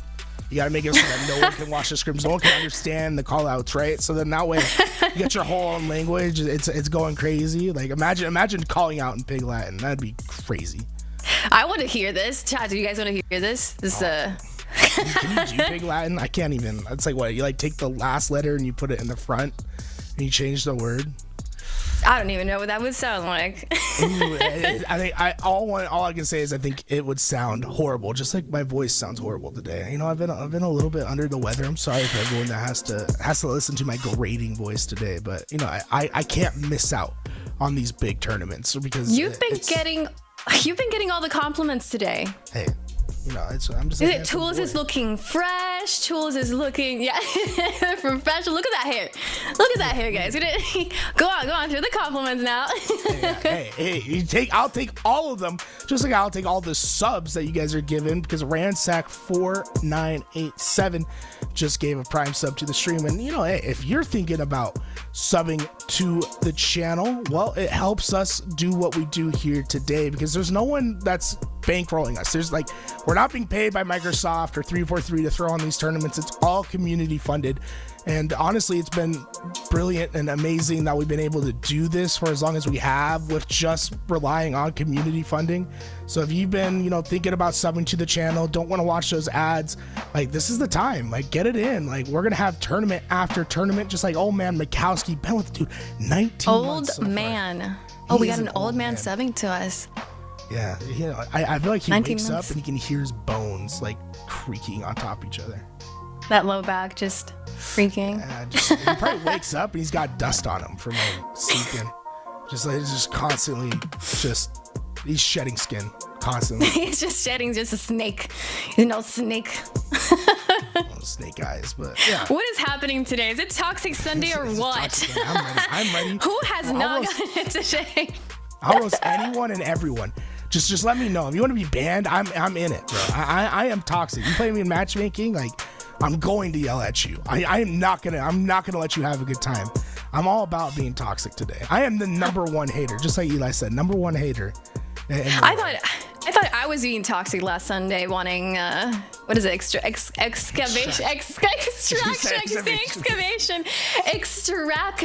I was doing it. I just wanted to see people suffer. Honestly, I was like, yes, you get excavation. You just want to see people suffer? That's like so sadistic. Okay, but listen. Because I said that, I feel like karma got to me because I grinded like ranked for like 3 days straight, and let me tell you, I got excavation. Did I say it right? No, you didn't. Extraction. Extraction after extraction. Let me tell you, I'm so excited for the December 5 update. I don't know if we were gonna get the extraction There you go. You got it. patches on December 5th, but I'm really I think we need them. I regret everything I said last Sunday. It was a pain. It was a pain for sure. I say excavation sounds like if they added like Minecraft to Halo, right? You're going out there, you're like digging out the shovel, trying to get what you want to get, trying to get those resources. That'd be kind of fun, right? I got caught. I have been playing some Minecraft lately. Minecraft. Ooh. That's my mom, yeah. Hey, you know what? Everyone goes through that era, right? I feel like when I was in middle school, I was a Minecraft phenom. Put me on the alpha once again. I was over there doing. It's like Minecraft's like crazy now. Like you can, like what you could do in that game, I can't comprehend anymore. You know, I was just playing it back when it was in alpha and like early beta. Now it's like a whole different world. Oh no, there's monsters I haven't even seen yet. I'm still discovering. Yeah. I think they Mine have, for dragons rockets. now or something. Mine for rockets. Bunch of Spartan archaeologists. I think I got that from Warframe actually. Warframe. I've never played Yeah. Warframe. Never been there. You know, Grinding game. it's been Halo for probably the majority of my life. I think Halo 5, when Halo 5 came out, it's like a black hole. Like no other gaming existed for me. And then I think the only thing that's pulled me out of the Halo train has been Baldur's Gate. I've been playing a little bit of Baldur's Gate. It's been getting me out of the gaming universe, right? I've been playing other stuff now. But Halo has been my life for like the last 7 years. Halo has been my life too. I feel like I've had phases. What about you guys in chat? What has been your Halo? Like the Halo for you? Because everybody has a Halo. I think for me it was Halo 3. It's Halo 5. Like that was my Halo. Halo 5 for you. Halo 5. Like something about Halo 5 just hit the itch that I needed. And it was like I went from my favorite Call of Duty game, Advanced Warfare, right into Halo 5, which like I'm all about that advanced movement, like going through. But like everyone has that one Halo where it's like it just completely takes over your life. It's like, this is my favorite game. And it's like, that's what's so cool about the Halo franchise, right? It's like, it could be any Halo. Like, it's not necessarily a wrong answer, except for maybe like Halo 4. There are wrong answers. Oh, go for it. Halo 4 is the wrong answer.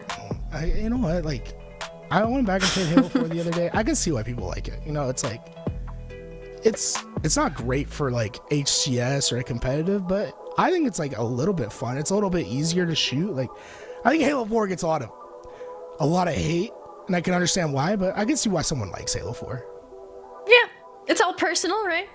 I feel like it ends up being the Halo that you started with. Usually, that's the one that you're like, oh my god, I'm discovering this whole world. As long as it has custom games, you know, and all the goodies. Least toxic tools comment of all time. There you go. I don't want that to be my least toxic. I want me complimenting Halo 4 to be like what my positive side is. You know what I'm saying? I gotta find a good way to be a little bit more positive in the world right now.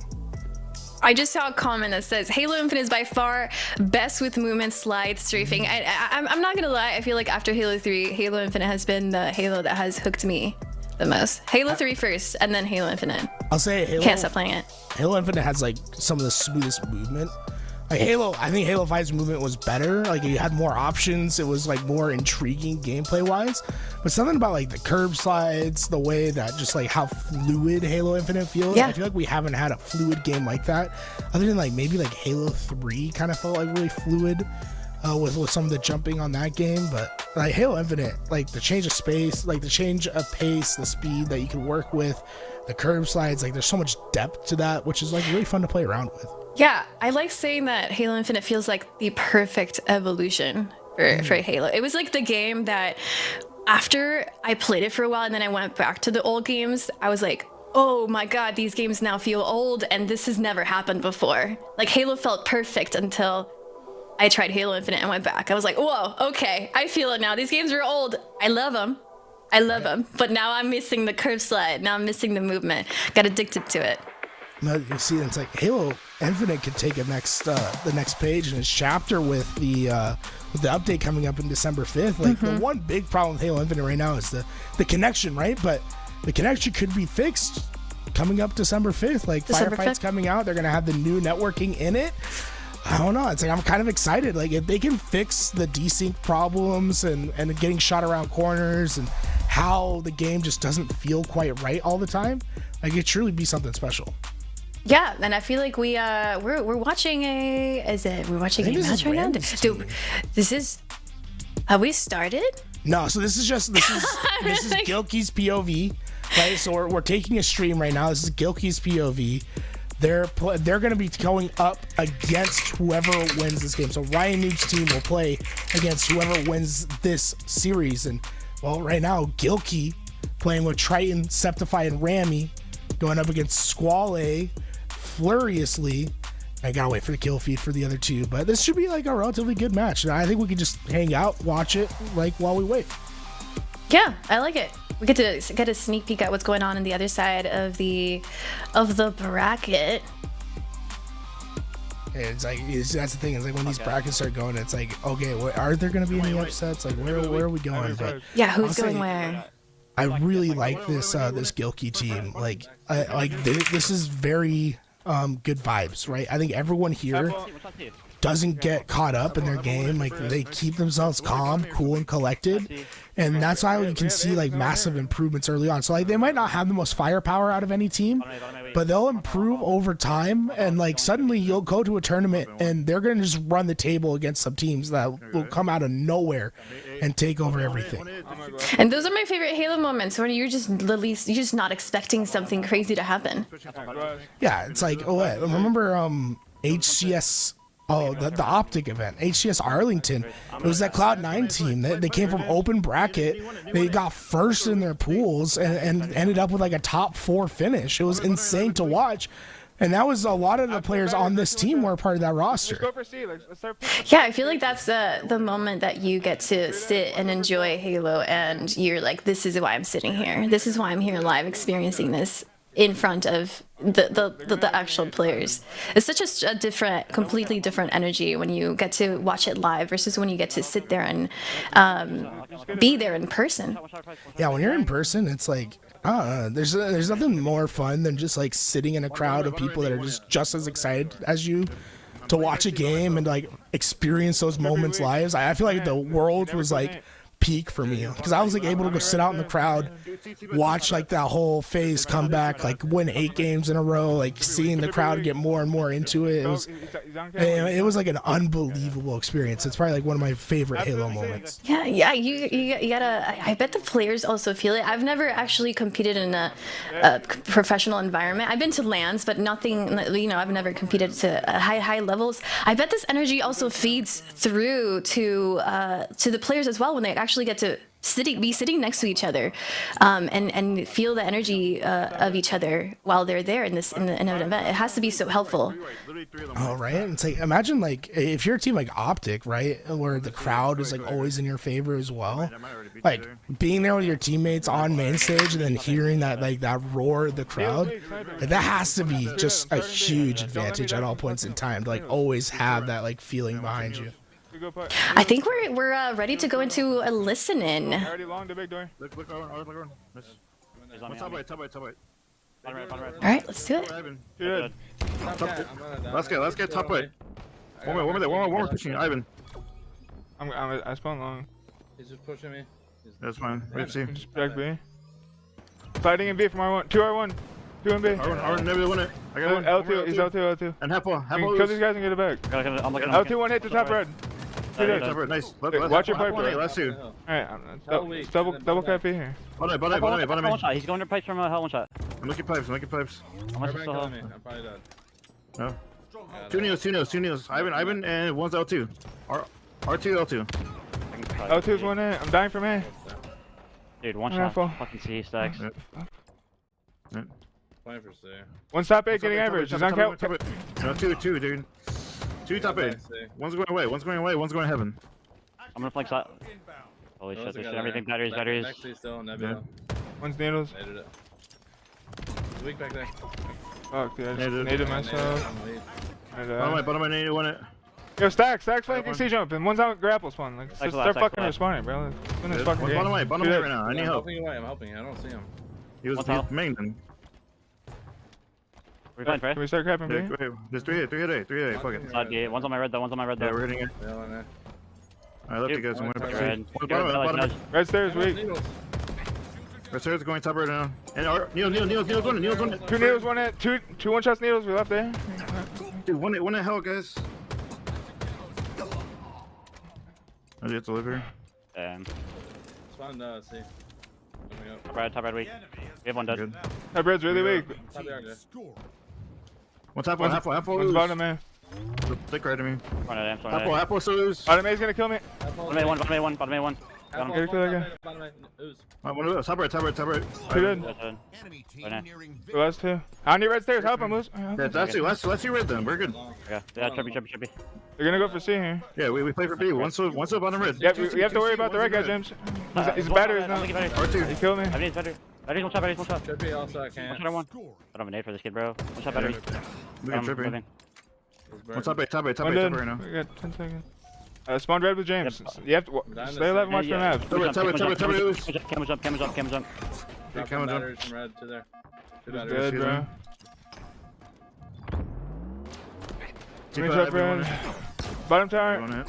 Dead. Come on with you, Jay, but we gotta get feet fast. Try around. Yeah, they got a gun. Try. I can get B maybe. I can't. Try. Alright, shame about that in my stream. I don't know. Not feeling it today. You guys, peace.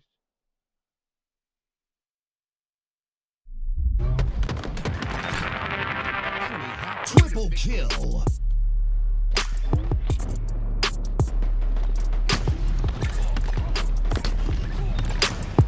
Double kill.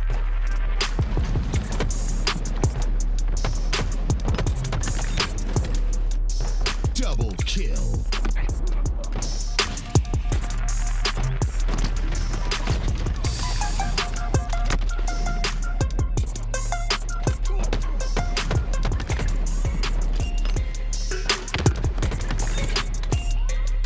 Double kill.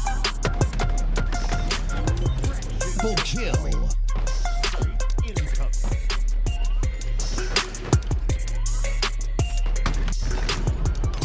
Snipe.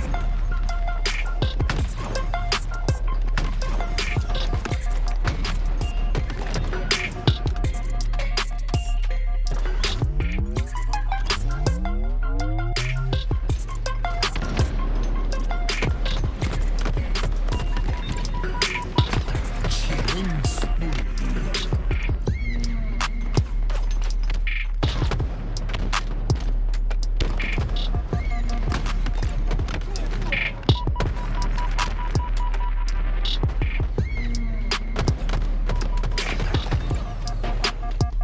Killing spree.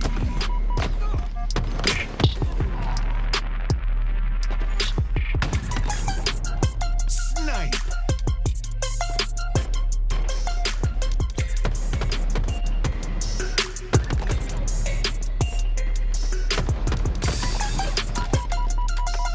Double kill.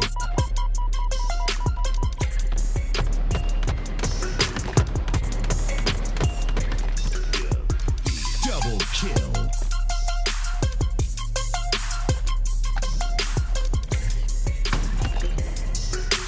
Killing spree.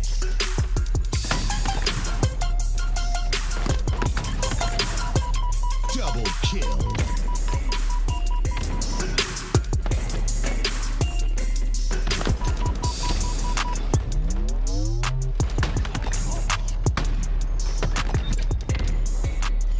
Double kill.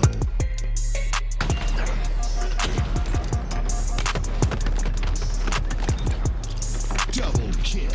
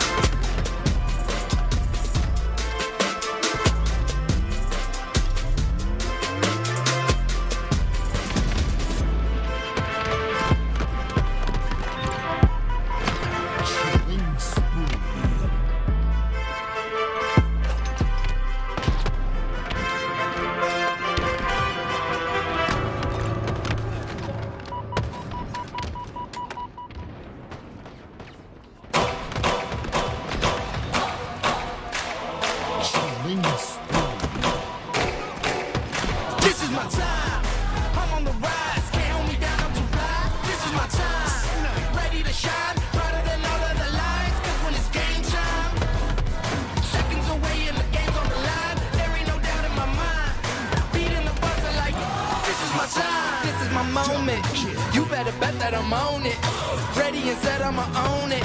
Blasted to 10, then keep going. There ain't no coasting, I never settle, don't play. Putting the kettle to flame. I go 100 all day. Foot on the pedal, no brakes. 10, 9, paid on my dues, waited in line. 8, 7, now it's my time that I take mine. 6, 5, king of the jungle, heart of a lion. 4, 3, 2, 1, watch out, here I come. This is my time. I'm on the rise, can't hold me down, I'm too fly. This is my time, ready to shine, brighter than all of the lights. Cause when it's game time, seconds away and the game's on the line. There ain't no doubt in my mind, beating the buzzer like, this is my time. This is my time. This is my shot clock goes tick-tock. Haters wish that I slip. No, I don't miss. MJ all hits. Watch me pop off, I'm the king now. Moonwalk to the ring now. Keep on wondering how. Let that choir sing now. 10, 9, paid on my dues, waited in line. 8, 7, now it's my time that I take mine. 6, 5, king of the jungle, heart of a lion. 4, 3, 2, 1, watch out, here I come. This is my time. I'm on the rise, can't hold me down, I'm too fly. This is my time, ready to shine, brighter than all of the lights. Cause when it's game time, seconds away and the game's on the line. There ain't no doubt in my mind, beating the buzzer like, this is my time. This is my time. This is my time. Double kill. Triple kill.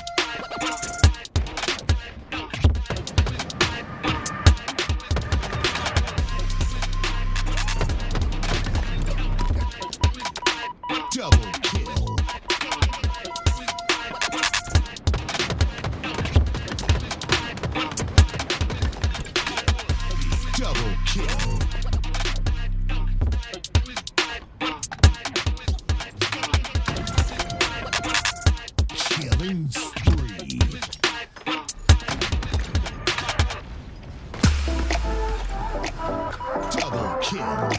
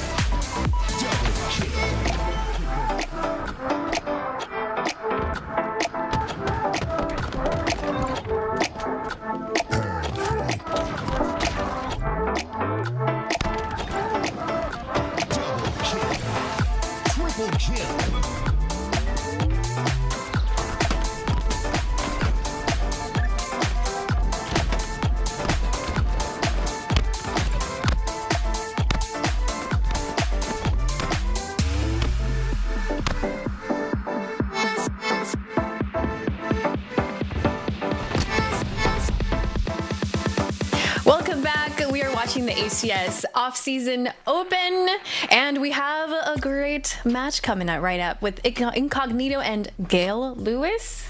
Yeah. Say that, Gale Lewis. strange team name, right? But not strange players to the game. Some really good players right here, like Squale, Furiously. Furiously just was in that FFA finals at Worlds, so some high-level players to go up against his Incognito roster. Yeah, and it looks like we are, we are ready to jump into the game. We're going to go see our casters to take it away. All right, Eli, here we go. Incognito versus Gale Lewis. Incognito had a 2-0 sweep in the previous series, but it was a difficult game one. The task only gets harder here as they go up against Gale Lewis, a squad featuring Burton, Nebula, Squale, and Furiously. Equally as talented in their own right. This one should be another good one here and might just be our first best of 3 of the day. Yeah, Gale Lewis coming off of what most would call an upset against Cloud9. This is kind of a throw together roster with a meme of a name for the team. So, they haven't played together that much, but Squale and Burton actually go way back. I think Burton was one of Squale's first teammates when he first started coming up. They teamed with Flamesword. I believe it was in Halo 5 or Halo 2 Anniversary. Either way, these guys have a lot of experience playing together, and they're using the power of friendship to have good teamwork here. Power of friendship enough to get a 15 and rolling on the clock as Furiously looks to lock down that lockdown location on the A side of Recharge.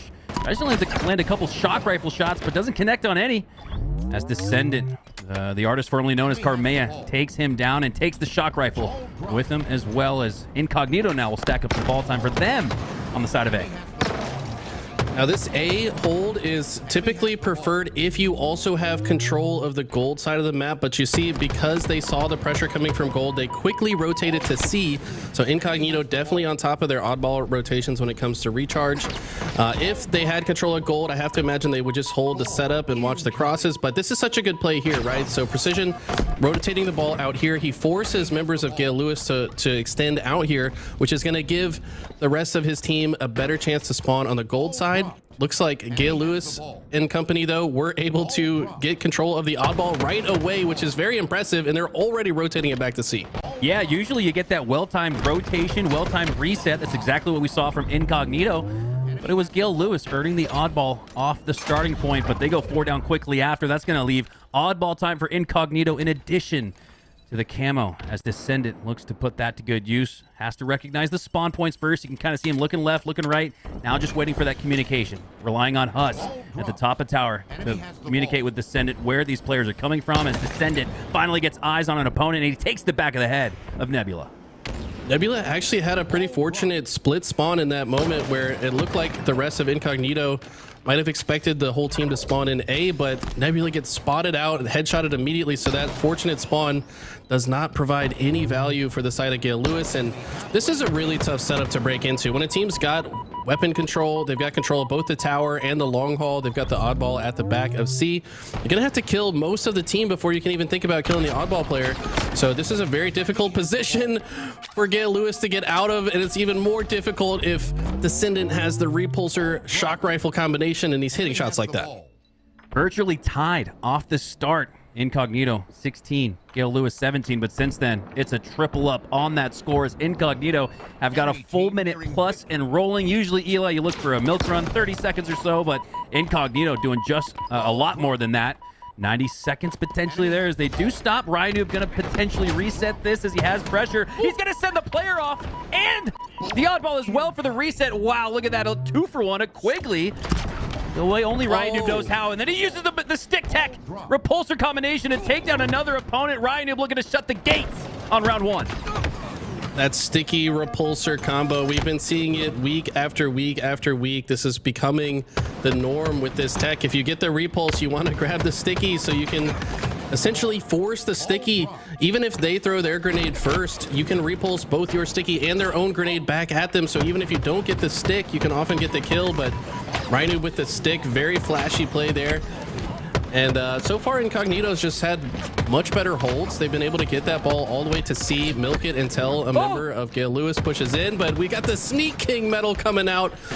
If you're the camo guy, you'd never want to get assassinated. Wow, Huss with the sonic ears. Not sure how he spotted out the camo player, but the Sneak King nonetheless. He's going to claim that title and that medal for now. Still 89. Now rolling into the 90s is Incognito. Looked like for a sec, Gale Lewis had a chance to set up that initial point on the A side of the map, but that's going to be all for naught as 3 go down. Fluriously last alive to hopelessly and helplessly push forward, but he's not even going to do that. Conceding round 1 to Incognito as they take it pretty handily. Now, Squale, those are not numbers I'm used to seeing from him. This guy is one of the best shooters in the game. And I know that's crazy to say, but I've personally watched him play quite a bit in HCS Season 1. And I have to imagine if he starts getting some steam and starts to get control of the map, that he could pose a problem for Incognito. He was a big part of that Cloud9 victory just this one round before. But so far, Incognito able to shut him down, and that was a big part of the reason why they ran away with that first round. I agree with you entirely. I think Squale, one of the best shooters in the league. HCS Season 1, he was one of the best support players in the league, always doing bruising damage and supporting his teammates. As we now hop on board here with Nebula, looking to stay alive against Ryan, but Ryan with a bait chase grenade combination takes him down. 3 go down for Gale Lewis. Now it's Burton, low sneaky, looking to sneak his way into a potential double kill. That would be huge as the last Spartan standing, and this is a huge play right here, Eli, just staying alive. So important to stay alive. Even if you're not actively dealing damage, the enemy team has to take care of you first before they can comfortably go for that oddball. Saw members of Incognito looking around to find out exactly where he was. He does buy enough time for Fluriously to come in here, get this double kill. It could turn into a triple. Now this backseat hold is very good, but it's also dangerous because you could potentially give the other team the setup, but that repulsor going to stop that short. Precision doing the same exact thing we saw Ryan do in the prior round. He drops the ball, repulses both the ball and the enemy player off the map at the same time. Seems to be a common strategy here. I was just thinking the same thing. Seems to be a strategy because it's not just a Descendant that we saw with that strategy there. It was Ryan Noob earlier who also utilized the repulsor to send both the player and the oddball off the map, and it makes sense why they're really focusing on that C side of the map. On the white hall, you got the repulsor right there below it, so Incognito taking everything the game gives him as we have a 15-13 game. Another close start, virtually tied, just like it was in round 1, but this is the moment where Incognito ran away with it. Will they do the same in round 2? So far, the difference is this ball has stayed in the gold side of the map for a while now. You saw that almost every time Incognito got significant control was when they were taking it to that C side. So if you're Gale Lewis, you probably don't want the ball to go over there. Incognito has shown that they know how to play out of that side of the map, so it would be to their benefit to keep the ball on the opposite side for this round. Ryan Noob looking to get some cross-shot finishing shots on Burton, but he's going to do a good job to stay alive on the box, but not for long as Huss eventually takes him down. 3v3 as Ryan Noob has another fairly easy kill there on Nebula. Looking to rotate it looks like, towards that glass side of the map, but for now, Ryan Noob shuts it down. Yeah, as I said, they should keep it on the other side. They said, no, we're going to take it back to C, and so far it didn't quite pan out for them. It is very difficult to break into the setup, but it's also hard to get into the setup in the first place. So we see Ryan Noob here recognizing the C side's probably not going to be that strong right now. Perhaps understanding that his teammates are likely to spawn gold here. Also rotate back towards his spawning teammates. If he were to take it back to that C side in that moment, probably would have died very easily. So obviously very aware of the situation is Ryan Noob. Burton now use a combination of the grapple and the clamber to quickly get in the face of Ryan Noob, but Ryan Noob turns on him and takes him down. Impressive play there from the OG, the wily veteran, as he goes down shortly after. Nebula with a nice grenade, takes down 2, and have the oddball to work with as well. So this looks like one of the best sequences or setups we've seen. 3 players on the side of gold for Gale Lewis as they look to collect a string of oddball time and come right back in this round 2. You mentioned the 3 in gold, but more importantly, Squale top A. This guy's going to put tons of pressure down range. Going to stop the push coming in across the catwalk. Have to imagine if he stayed alive a little bit longer, that's exactly what they were looking for. But man, the push is just too strong from Incognito. Precision just forcing his way through, gets the triple kill, and it's due to such a good, well-executed push on the side of Incognito. It looked like Squale had the A side nailed down, but as soon as he gets taken out, Incognito see their opening, and they just flood the rest of gold. Great stuff from Incognito. Yeah, Precision looking like the cleanup crew, like he loaded into a SWAT lobby, finishing off 3 members of Gale Lewis. As 3 go down, back-to-back scenarios. Fluriously, though, defending that with a double kill. Gets the camo to work with as well. That's extremely impressive when you consider he was the last Spartan standing, and I I'm saying that a little too often, aren't I, Eli? Last Spartan standing. It just doesn't feel like Gale Lewis has the numbers advantage. They're right there in this game, and maybe that's the difference. If they can earn numbers advantage like they do right here, we could see a string of 20-plus seconds for them. So impressive bounce back here from Gale Lewis in round 2. It's exactly what you want to see here. Flurry is spotting the spawners, putting some shots down range as soon as that player comes back to life. That's how you're going to maintain your numbers advantage. Take at least one player out of the play by applying that pressure, but the pressure just continues regardless. We see Ryan, despite his teammates facing pressure through long haul, somehow finds his way top A. I'm not sure if it's because there's no members of Gale Lewis top gold to watch that cross, but it seems like Ryan was just able to get in no matter what kind of setup or any type of control Gale Lewis gets. They're always finding these openings, and I think that's really been the difference maker here. 2:04 left on the clock, and about 20 seconds separating these two teams. By the time Descendant drops that oddball out, looking for a potential play ball. It slowly trickles out and does reset in the bottom mid location. So now Descendant going to play for Slays. Can't necessarily play for more oddball time and drop to that low ground location, as we see him try to maintain the high ground control, maintain his Slay proficiency as he takes down Squale. Looking across screen, has shots on him furiously, but not going to take him down, but it is going to allow Ryan to sneak away with more of that oddball milk. 80 to 57, only 20 left for Incognito before they win round 1, or excuse me, game 1. Getting time in situations like this really does separate teams when it comes to objective efficiency. They're holding the ball top tower. This is not a spot you typically think of as a setup, but if you're a well-rounded, objective-focused team, you can turn any spot into a setup as long as you're covering the oddball player on both the left or the right. It doesn't matter where the oddball is. You just got to protect him, and Incognito getting a ton of time to close out the round in a situation that I don't think many other teams would have found that ball time. Yeah, that was really impressive, and I love that. I think the true identity of a milk session is where you're getting those 20 to 30 seconds when maybe you shouldn't be. And we saw earlier that player at the top of blue wasn't necessarily getting slays. They were just putting shots on the opponents, not allowing them to break through that gate, if you will, at the top of blue tower. As Incognito able to objectively and efficiently work their way to a game 1 win. What stood out to you the most? We see Ivan with an impressive 22 slays. Not enough, but is there any other key takeaways for you, Eli, as we take a look at the post-game stats? I mean, this is one of the few teams that has actually stuck together between last week and this week, and they're starting to show why. I mean, they got third place. They had some close games, almost finished in the top 2 last week, and I agree with their decision to stick together. When I first saw this roster, I thought they had everything. I mean, they got Ryanoob. This guy is one of the most impressive thinkers Halo's ever seen. Precision, and now Descendant. Gone through a couple of name changes, but both these guys known as the movement, just highly skilled demons that have been coming up in the scene recently. You've got Huss, who in my eyes is one of the ultimate support players that can also pop off when he needs to. I mean, this team's got it all. I'm glad they stuck together, and they're one of the most objective efficient teams that we've seen in the tournament. All right, the objective efficiency on point in game 1.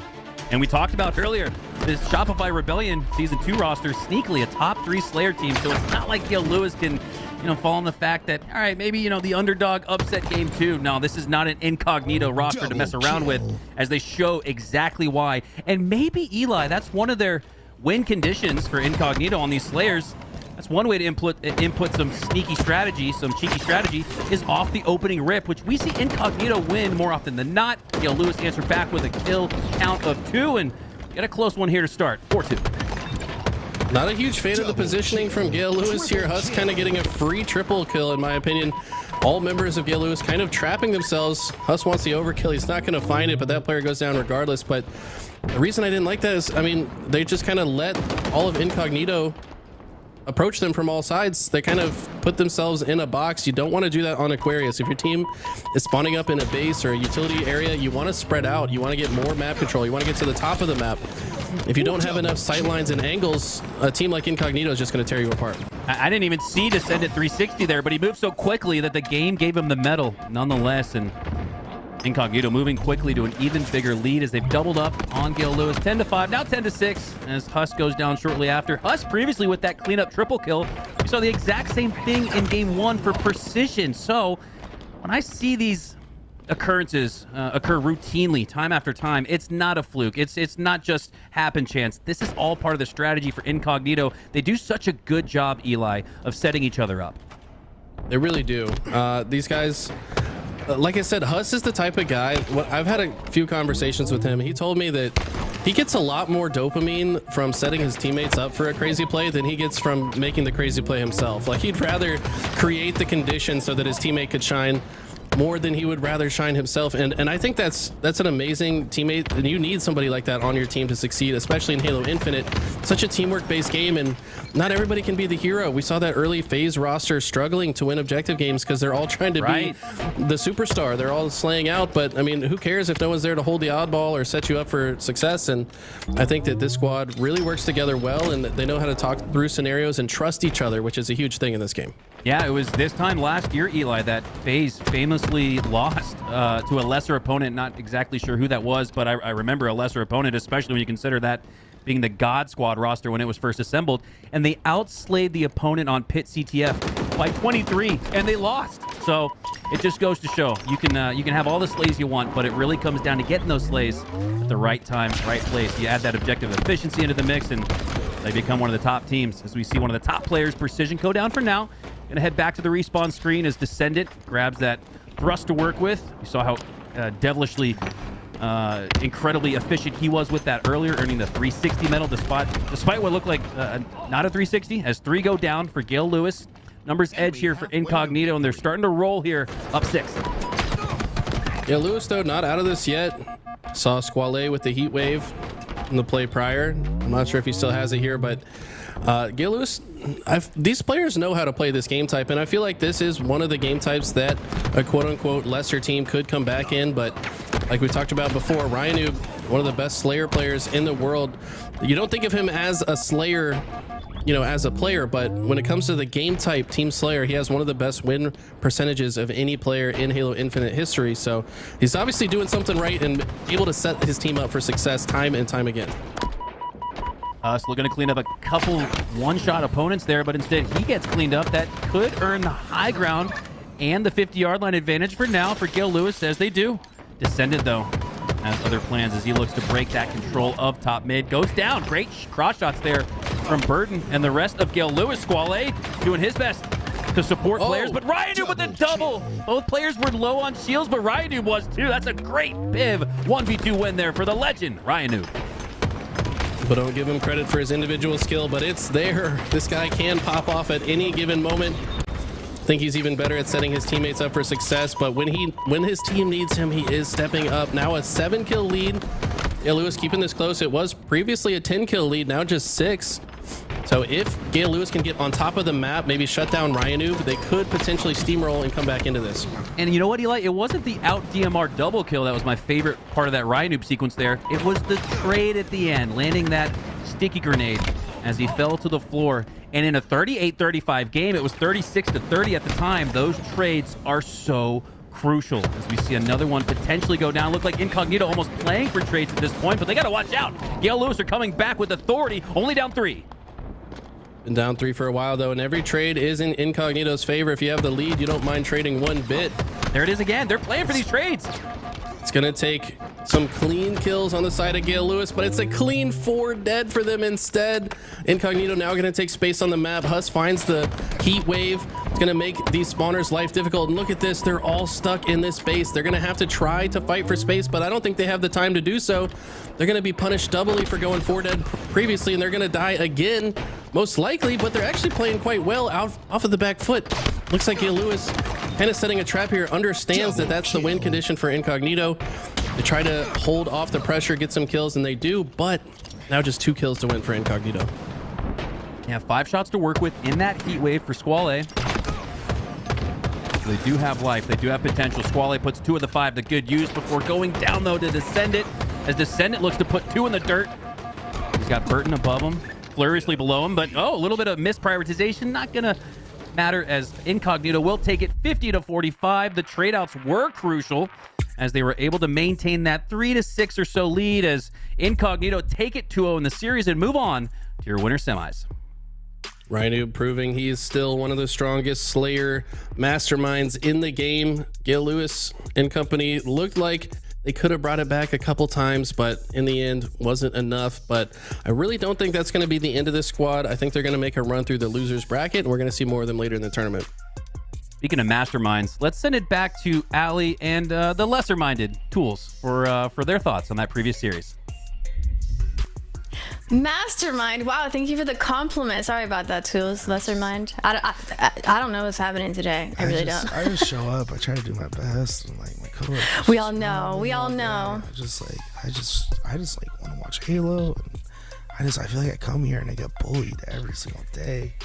It's too much. Like I feel like I'm at my hands row. You guys don't see it behind the screen, but Eli, Mikowski, Active, sometimes even Tony, like they just hurt my feelings. Like they truly. I feel like this is too much. Like I don't know if I can keep doing it with this awful work environment. It's like it's just I don't know how much longer I can do this, Elliot. Like I feel like I just don't get the respect I deserve ever in this scene, especially with my co-commentators. I really wish that I could promise you that I wouldn't do the same, that I wouldn't be toxic, but sometimes it just happens, especially in a group environment like this. I just go with the crowd. But I'll try my best to keep you safe from. You go with the crowd? That's your excuse? That's your excuse? You follow your sheep? I want to fit in. I want to fit in. Like you're like, oh, I want to fit in. That's I'm crazy. new here. That's crazy that you just said that. You're like, let me gang up on you. That's crazy. Well, it's going well for me so far. So. I need validation from the chat. I think they got you. I'm sorry. I'm not ganging up. I'm just being honest. I just want to fit in. I just want to fit in. But you know what, Tools? I gotta be the better person. I'll back you up. I'll back you up today. Love that. Appreciate now that I have at least one person in my corner, I feel a little bit better. Just like how Incognito probably felt a little bit better about that series. I think they took out I was gonna say took out the trash. It's definitely not the way to say that. They took care of business. That's the way to say it. I think they just looked really good in game one. It kind of let it slip a little bit towards the end of game two, but at the end of the day, I'm really impressed with how this team is consistent at closing out these games. They are. They really are. I want to see how switching over to Galos. I'm really hoping that Galos moves forward to the bracket. They were playing really well. Incognito, though, strong force. They're so consistent. Also, we keep mentioning how their objective efficiency is so strong. I would love to know what makes a team have this level of efficiency. Is it Ryan Noob? Is that just the key? Right. It's like I feel like Ryan Noob's a big key to it. Right. It's like because he knows about not wasting time, right? There's no wasted opportunities when you're playing with Ryan Noob on your team. But that's what it really comes down to. It's decision making, and I think Ryan Noob's one of the best at it. When something happens on the screen, he knows what the next step is. There's no thinking about it, right? A lot of times we say about how big brained or how well these players think about the game. The reality is you have to be so good that you don't think when you're playing. Like Ryan Noob isn't constantly thinking about what the next move is. He knows what the next move is. When you know what the next step is, you play at a more efficient rate, and that's what these teams are trying to get to. They're trying to get to that point. That's where film review comes in. That's where getting those reps come in. That's where playing against better teams come in. You'll eventually get to that point, but it takes a lot of work, a lot of dedication. Having a role model and a leader like Ryan Noob on your team really helps cement that for your roster. Yeah, and we have another squad coming up. Hopefully, well, not hopefully, we don't know what's going to happen, but Solitude versus Sobras, we're waiting on the decision in that game, and I feel like the stronger team here, I'm not sure who is in Sobras right now, maybe you can help fill that in, but Solitude is the strong team here, and it would be a rematch against Incognito. Incognito got, what, top 3 last event, and Solitude top 1. So who is in Sobras? Let's see if we can find out. That's going to be the Lat AM boys, Acid, Atso, Magico, and Noble. No, I'm not going to say it's impossible because those 4 are very good, right? Like they can absolutely take a game, and like when it's a best of 3, like you can easily upset teams because you only have to win 2 games, so that's definitely a possibility. I'll say I don't see it happening. Like I think the Solitude team is really good. I think they'll push through, but don't sleep on Sobras. Like those guys are very good at the game, and this is what makes me excited on the screen. Yeah, look at this. Legend, Drift, Trippy, tapping buttons, going up against some European players, Kimbo and Sticka. on the other side, 2 players over in Europe. This is what I was waiting for. I was waiting to see this Borders Cross. I got it right. Borders Cross team. It's the new team of this event that we got Trippy.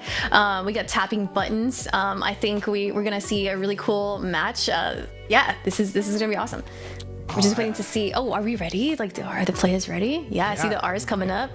I like that they're getting ready. I'll say this Borders Cross team, very, very interested in what they'll do against like a team like Solitude, or potentially, I think on the lower side right there, I hope we get to see a Borders Cross versus Foe matchup, because that will be just a cherry on top. Like all these European players mixing in Trippy and Barcode to that mix, like that's really exciting to me.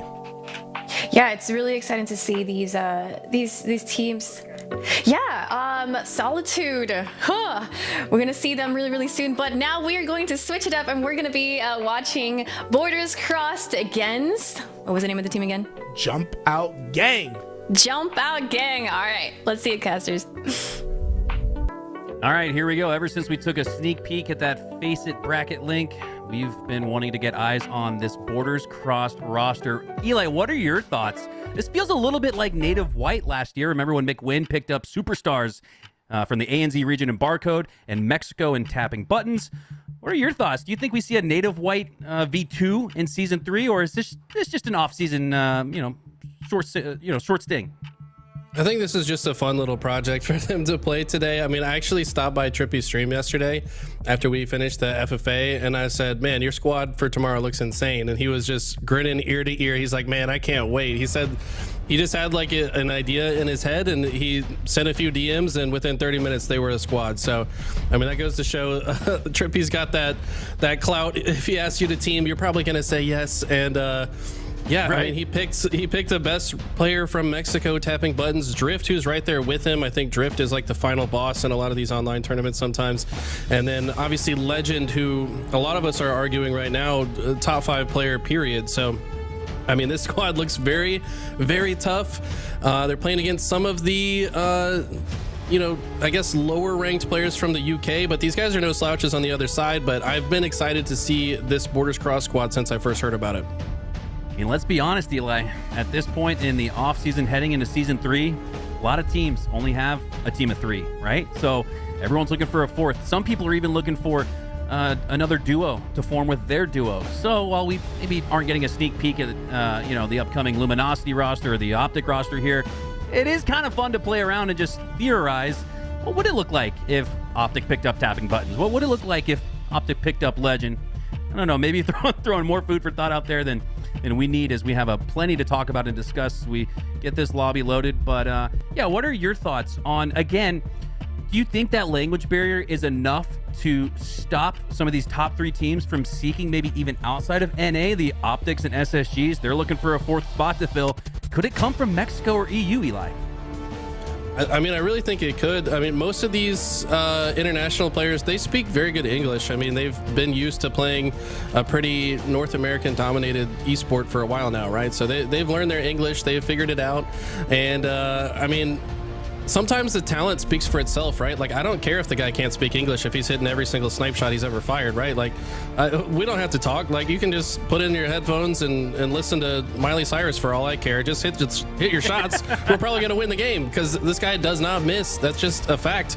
So, I mean, honestly, sometimes it doesn't matter. I think communication definitely important once you get to the highest tier. And yes, some of those communication breakdowns could pose, a challenge. But like I said, these guys, I think, speak enough English that it's going to be all right. Halo, it's a love language, and we all speak it very clearly. And yeah, I agree. I'm kind of all for it. If teams want to try this, we saw success with Native White last year from the open bracket, getting top 4 in their first event with each other. And if not for visa issues, that could have, dare I say, been a championship contending team, as we now hop on board with our Borders Crossed Jump Out Gang series. Kimbo, Zove, 17948, and Sticka on the other side of that. That's Acid, I imagine. That would be Acid. 17948, that would be Acid, filling in on the blue squad, as we have a hot start here for Borders Crossed, looking to jump out with an early lead, 7 and rolling. Definitely a game type that's interesting in this setting, right? Like, this is a highly teamwork-based game type, I would say. It's very beneficial to have talked about different scenarios and how you want to play them before you hop into Oddball on Recharge. But at the same time, I mean, this Borders Cross Squad probably fully aware of the meta. They've taken a lot of lessons from the teams they've come from before they come together, and I think just being able to talk through these situations is actually where the language barrier could be an issue. Is like, yeah, we're all pretty sure we know what to do, but just to be on the same page, like, we probably got to talk it out in the moment. And but either way, it looks like an early lead for Borders Cross. They've got the ball in a great spot, and I think they're just going to hold this here until they decide to play it, and then probably rotate for the next ball. I previously saw a play that doesn't get discussed enough sometimes, and that's catching the odd ball and almost intercepting it, if you will. That's what we saw there from tapping buttons. But I don't know, maybe intercepting that pass, keeping it on the blue side, going to allow the blue team to jump out to their own hot start, as they now have 10 and rolling and are looking to come right back. Someone in chat correcting us that 7948 is actually a 16-year-old European prodigy. So okay, is not, yeah, so the new player perhaps that's coming up in the EU scene. Like to see what he brings to the table. This might be the toughest match he's ever played in his life, given his young career. So these are the moments in a young man's career that kind of define you. You know, like, how do you step up to the plate when it matters most? Obviously, this is a bit lower stakes than at an HCS event. There's no points on the line, but the experience is going to go a long way regardless. Hey, this is one of my favorite reasons to watch off-season tournaments, is to see new up-and-comers pop off like we just saw there from 17948. I need a little work on that gamer tag. We see Carmea going through an identity crisis of his own. But hey, if you're cracked, it doesn't really matter what your name is. People are going to know it. As we see an impressive play there from 17948. I'm going to just call him 48 for now, since it's a little bit of a mouthful. Kimbo now on the adjacent needle side of the map has that camo to work with, and I love Eli how he dropped off that second fight knowing that he would have been finished off. Instead, he lives on with that camo and continues on with this 8-second lead now for Jump Out Gang. Definitely a great start for Jump Out Gang. I think that once Borders Cross kind of get their momentum, start working together a little bit better, we're going to see a little bit different situations. Sticka gets taken down by Drift, who was at the disadvantage in that fight, able to turn around, get the reversal. Very impressive stuff out of him. But I mean, honestly, so far, solid play out of Jump Out Gang. They've honestly seemed to have better teamwork so far in this game.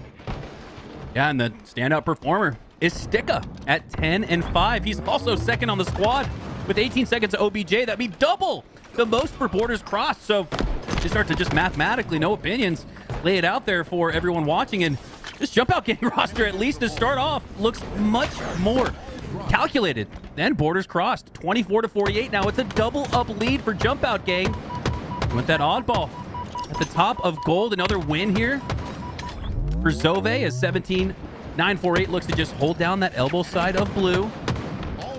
Does a good job with the chase grenades. Looks to see two players push through the needle side. Gonna shorten that or stop that push for now. Ball tries to get rotated out to the glass side, but it looks like Borders Cross are gonna shut that down. Now they have control of that ever important gold side of the map. Something I've noticed about these world-class players is, yeah, they can go down early, but sometimes that's what they need to kind of wake up a little bit. Maybe start turning on their brains, play a little bit more of that calculated play that got them to their standing in the community. And I think they have woken up here, and it might be difficult for Jump Out Gang to keep up the pressure. Looks like Sticka, though, got a fortunate spawn. Spawn's long haul.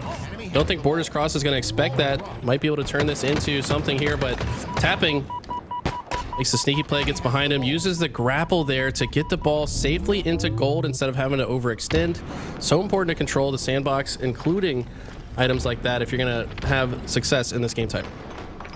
Haven't seen a game 3 yet today. We've seen plenty of incredible matches. Some of my favorite, even especially in that Aqua CTF game, is Trippy. It's a collateral of grenade damage there as 3 players push in for Jump Out Gang. I didn't like the spacing there, Eli, especially pushing into that gold frag side of the map. You got to expect a frag to come out. Just a little too close together. It reminds me of in hockey. You really want to try to play for space and time, as there wasn't enough of it there for Jump Out Gang. Speaking of time, it's Borders Cross now earning some time of their own as they've got the lead 75 and rolling to 48 with 2 minutes left. Not only that, but they've got good space around the oddball player. They've got Drift with the shock rifle who hits the triple kill. last 2 kills, the first 2 kills of the triple kill were a headshot. Saw that in the kill feed. Oh, and he's trying to make it more. Gets the collateral. You hear that extra little tick sound. That means the chain lightning of the shock effect did damage to another player as well. And wow, he's just being a force on the map, not letting these players get in, and that's going to be enough for Borders Cross to secure the round. And that's back-to-back instances, Eli, where Jump Out Gang, their spacing was just a little too close. Sometimes you think playing together means you're playing close together, but it really more often than not just means you're shooting at, looking at the same thing, listening to each other. So expecting to see a little bit of improvement there for Jump Out Gang, maybe something that they'll catch on the VOD. But for now, it's a mid-round adjustment they need to make, as they do. In fact, take 4 down for Borders Cross. It's going to be another good start here for Jump Out Gang. Can they continue? Jump Out Gang so far has had early success in both rounds. It feels like when the game is chaotic, maybe those are the moments that maybe the communication is breaking down for Borders Cross. And the Young Gun 1748, whatever this guy's gamer tag is, hitting insane headshots with the shock rifle. I can see why they're calling him a young European prodigy. I mean, that very impressive display of skill right there. And he goes down though. If that shock rifle changes hands, they've got 4 of the toughest shock rifle players in the world on the other side. So, but right now, when the game's chaotic and they get these slays, they've been able to keep it quite interesting so far. I don't know, man. He may not be human, Eli. With a name like that and shots like that, this could be our first ever Eyes on AI performing in an HCS Halo tournament. And you have to wonder how far away we are from that happening. As we see 17948 rotate that oddball. He's not only hitting his shots, Eli. Look at the process being played here. Rotating, potentially resetting, knows he has safety, takes down Legend, and there resets the oddball as it coincides with his death. Talk about a process. That was the perfectly played process.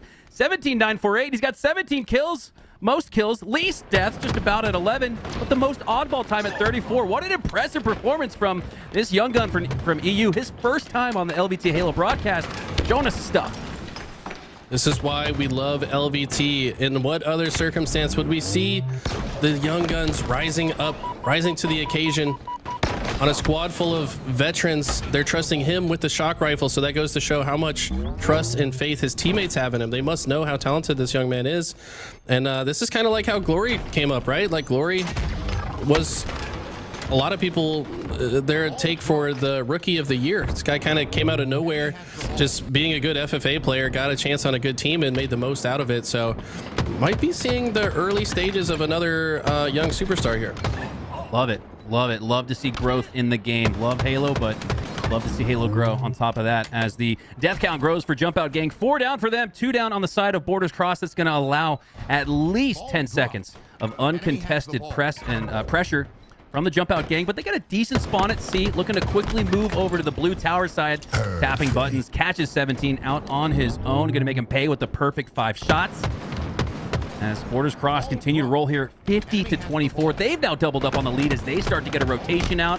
But that player Sticka spots it, trades out with tapping button, does a good job, but he's not going to stop that rotation. Legend going to take it all the way to the glass side, and now he has either gold or C to work with. More blue spawns means he's going to keep it at gold and continue to score time. Wow, perfect shot sound range here, but what I noticed here was the extreme efficiency out of Borders Cross throughout that play. They had the strong setup, the A-B hold that we often see in strongholds, but just as powerful in oddball if you got the oddball there. But as soon as the pressure came in through A, they immediately rotated the ball back to long haul. Then they come back, they clear A, and then they take back control. They've been holding the ball for seemingly the whole time. Only just now has the setup been broken and Jump Out Gang's kind of getting back into it, but without some more slays on the map, they're not going to be able to accumulate very much ball time.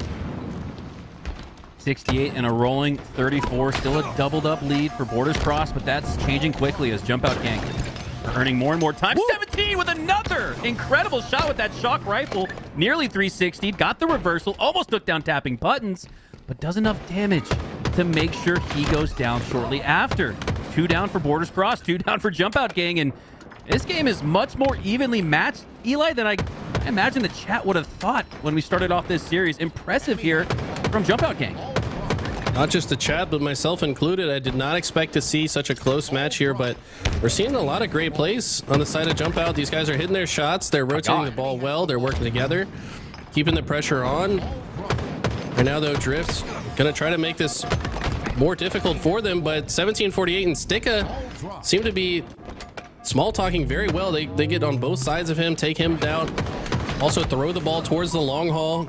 17 trying to stop tapping buttons, but he is a one-man wrecking crew tapping, flying through there without a care in the world. But I mean, even still, the rest of Jump Out Gang there to slow it down, and it's hard to say who's going to get the next ball hold.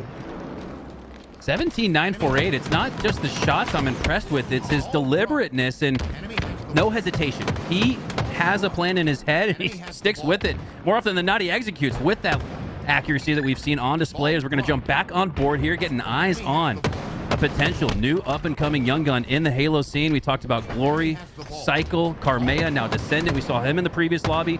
More continued young up-and-coming incredible talent here in the Halo scene. This is undiscovered. This is a diamond in the rough potentially here, as 17-9-4-8 plays that perfectly. Makes sure to keep his teammates Ove alive as Legend, the number 1 player in EU, goes down, and maybe we're looking at another one of EU's best, new best, up-and-coming best maybe here. 17-9-4-8 continues to impress here in this game, but I got to help him out with a new gamer tag.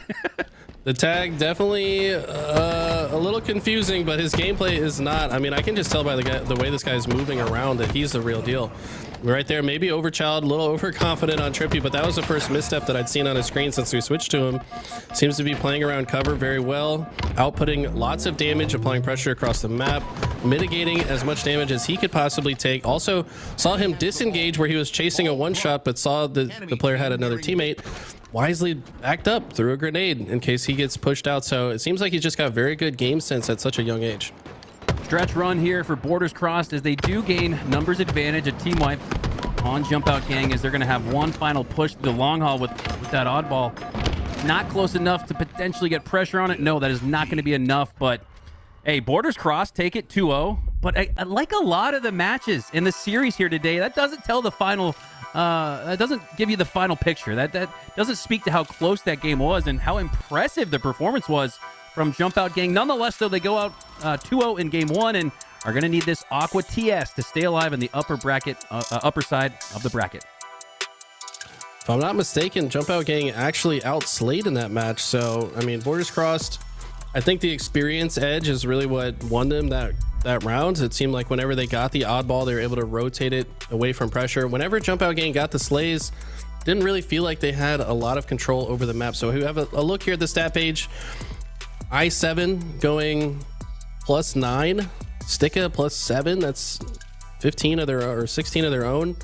The other two going slightly negative, but yeah, outslayed on the side of Jump Out Gang. So I mean, there's definitely potential here. They just got to figure out how to play these scenarios to get the most out of these slays if they're going to keep up with these top players.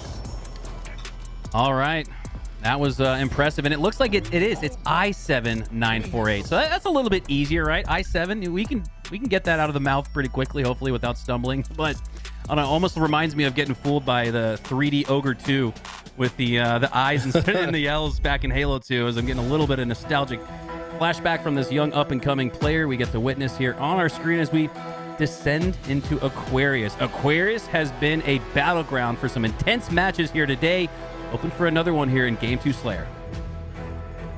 I don't know if you know this, but you're not allowed to start a gamer tag with a number. That is, it's just not possible. And that's why we don't see any 343 bot impersonators in matchmaking, because you can't start your tag with the 3. But so maybe it's supposed to be a 1 and the I was just his next best option. I'm not sure. We're gonna have to learn some more about this kid as time goes on. But we're starting off the next game here, Aqua TS, and this is going to be a tough one for them to break into. I think this side of Borders Cross has a lot of slaying power, and on a game type like this, they're going to put it on display. Tapping buttons, opening up with the double kill, almost earning that triple there on Kimbo. As he stays alive for now. Legend looking to do his best to stay alive as well. He does just that, potentially sliding out for a thrust, but that's not there. Already been acquired on the map. Now finds his next gunfight on Car, but there's a player behind him. So impressive positioning here from Jump Out Gang, finding the pinch and the positioning to keep it close here at the start. However, Borders Crossed have opened up that one team wipe lead. Jump Out Gang, these opening break kills are going to be so crucial to just keep it close. And I think for an underdog team, Eli, that's the name of the game, right? Keep it close, get into the 30s with a close match, and it's anyone's game at that point. You're exactly right. I mean, it's going to be very important for them to control all the items on the map as well. Heat wave, thrust pack, the grenades, you know, all the items going to be so crucial throughout this match. But more importantly than that is the timing and the positioning, recognizing when a team is trapped in a base and not hesitating to collapse on it. Usually a good strategy, but in this case, Borders Cross try to collapse on a squad that has a heat wave, and the heat wave shuts it down. And so far, neither team having significant control over this match. Hopping on board here with the Mexican Prodigy, once Prodigy, now All-Star in his own right, tapping buttons as he looks to push up through the yellow side, not spotting any opponents. So it looks like for now, especially with the DMR switch from the BR, he's going to look to close the ground, get a little bit closer to the fight, still not finding any action. And it's like in a free-for-all, Eli, where you go 5-10 seconds without shooting your gun. You start to get a little anxious. Where is everybody? You almost sense that for tapping buttons here as he's gone almost 20 without getting into a gunfight. Now we see him take on Kimbo, but it almost feels like that delay in game action almost cooled him off a little bit, maybe, as Kimbo gets the best of tapping buttons for now. It's 15-17. Jump Out Gang have jumped out to a lead. Not only that, but they've got control of the top of the map. They got Borders Cross trapped in the base. Looks like they're not hesitating to collapse. This is exactly what you want to see from the quote-unquote underdogs. Once you get that advantage state, you got to make sure you get the most out of it. But because they pushed too fast, it looks like Trippy and another member of Borders Cross actually spawned P1. They're able to push back into it, kind of flank the flank, if you will. But Sauvé, with the cheeky play around the corner, hits the assassination, turns it into a double. And these guys are playing great. They've actually got the lead right now. Hey, Sauvé's got to feel pretty good about himself to have baited Trippy into that bait and switch. That's a world champion on your screen. That is impressive heads-up plays we've seen here, not only from I7, the Prodigy on Jump Out Gang, but Sauvé now making his mark on this lobby as it's a 23-21 game. Jump Out Gang still in a lead by 2. But Sauvé is going to go down. 2 members for Jump Out Gang and Borders Crossed both go down as Jump Out Gang cling to that 1-kill lead. Eli, they're doing a great job of that win condition we mentioned here, just keeping it close into the 30s. They might actually take a lead. And look at this. Every time we switch to a member of Border Cross screen, they've got 2 players of Jump Out Gang attacking them from different positions. I mean, so far, the teamwork, the coordination, the bait and switch, like you called out before, has been very strong for Jump Out Gang. They're keeping this very close. It's obviously tied at the moment, but this is the first time that Borders Cross has come back into this in a while. 27 all. Deadlock here with 8:15 on the clock. Trippy looking to push into the utility and take down an opponent. Thought he had some nade damage there, but I don't think that got any of them as he continues to chase into the yellow base, but earns the trade, but not before going down shortly after to that, again, Eli pinch positioning, but Borders Cross gonna win that sequence out. 4 go down for Jump Out Gang, and now Borders Cross has that 2-kill lead, 31-29. Now, out of curiosity, I had to pull up Trippy's stream to see what ping he's on. I'm trying to figure out what server they might be playing on, and it does appear to be a European server, which makes sense, right? Most of the players in the lobby European, so Legend, one of the best players in the world, gonna have lower ping than all 3 of his teammates, so I kind of expect him to maybe step it up a little bit, maybe like kind of carry the torch right now for the squad, because the rest of his team are playing on 100+ ping. Trippy right now 118. Now, this game is not so bad to play on high ping. You know, it is still possible to hit your shots and do all right, but I think right now all eyes on Legend to really lead the charge for the squad. Yeah, 117 ping for Trippy. Hard to do your best Master Chief impersonation when you're experiencing ping like that, but we know Trippy, he's going to fight through it, not going to let that cloud his judgment, especially in game. You start getting a little tilted, honestly, and there's enough to get tilted by in Halo, right? The other team performing or outplaying you is one enough. Don't need to get tilted over the lag as we have a 43-33 game now. It was close going into the 30s, Eli, but Borders Crossed have absolutely broken out. Seeing a little bit why here as Legend lands multiple shots in a row. 3 go down for Jump Out Gang. And Borders Crossed needing only 3 more to end this series. What I've noticed in the last couple minutes is just the thrust control. I mean, we see Legend still has 4 charges on 1, so he's just been not only picking up 1, but also picking them up off of the dead bodies that he's killing. And that's been the difference. I mean, if you got the get out of jail free card thrust pack, he's going to finish the game with a triple kill. And Eli, as I said, I called him out. I said, you got to step up. And there you go. He said, is that enough for you, Eli? Is that what you want to see? And when you said that, Eli, he was 10-8, finishing with 15-9. He might have had the LVT Halo stream pulled up. because he absolutely did exactly what you said, needing Legend to step up on maybe better ping than the rest of his teammates. He put on a hell of a performance, earning multi after multi as they'll move on and 2-0 sweep their opponent. But hey, Jump Out Gang, tips, props to them, and very excited to see players like i7 and up-and-comer continue to make a name for themselves here on the LVT Halo broadcast. We're going to throw it to two that have made a name for themselves already on the LVT Halo broadcast. That's Ali and Toolez. Take it away. Borders Cross taking that win. We expected it, but I don't know if we expected it to be that, close. I feel like Jump Out Gang and i7 is basically what we're all talking about right now.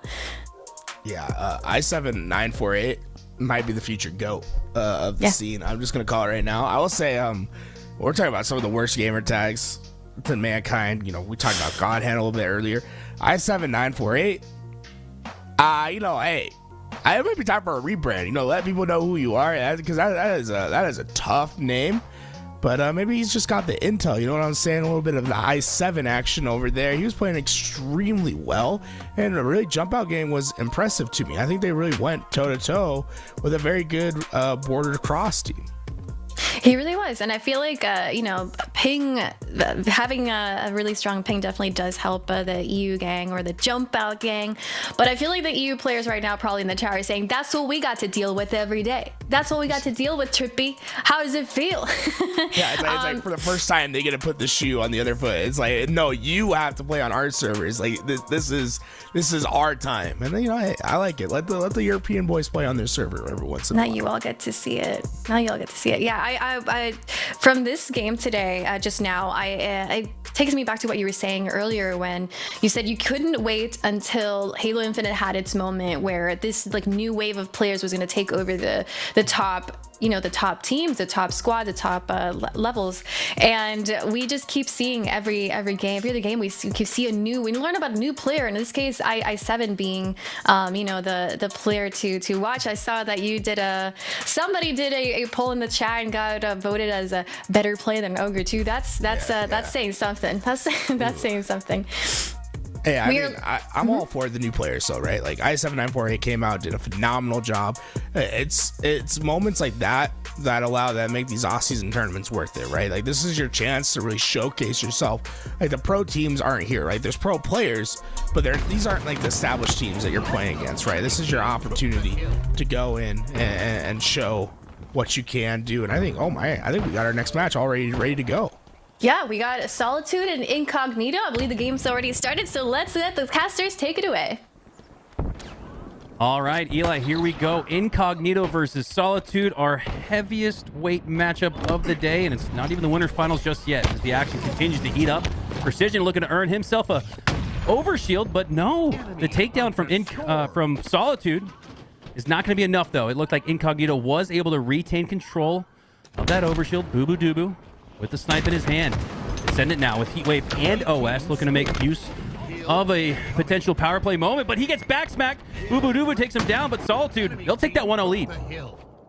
Yeah, great start from Solitude. These are two of the teams that did not change from last week. These were the first and third place teams, respectively. Solitude with Boo Boo Doo Boo, who's been on an absolute tear ever since Season 5 came out. I mean, I feel like this man is just unlocked. He's been one of the most impressive players we've seen in the offseason by far. He's won almost every tournament now. He finished top 16 in the FFA yesterday. Didn't quite make it to the finals, but man, he's been exciting to watch so far this season.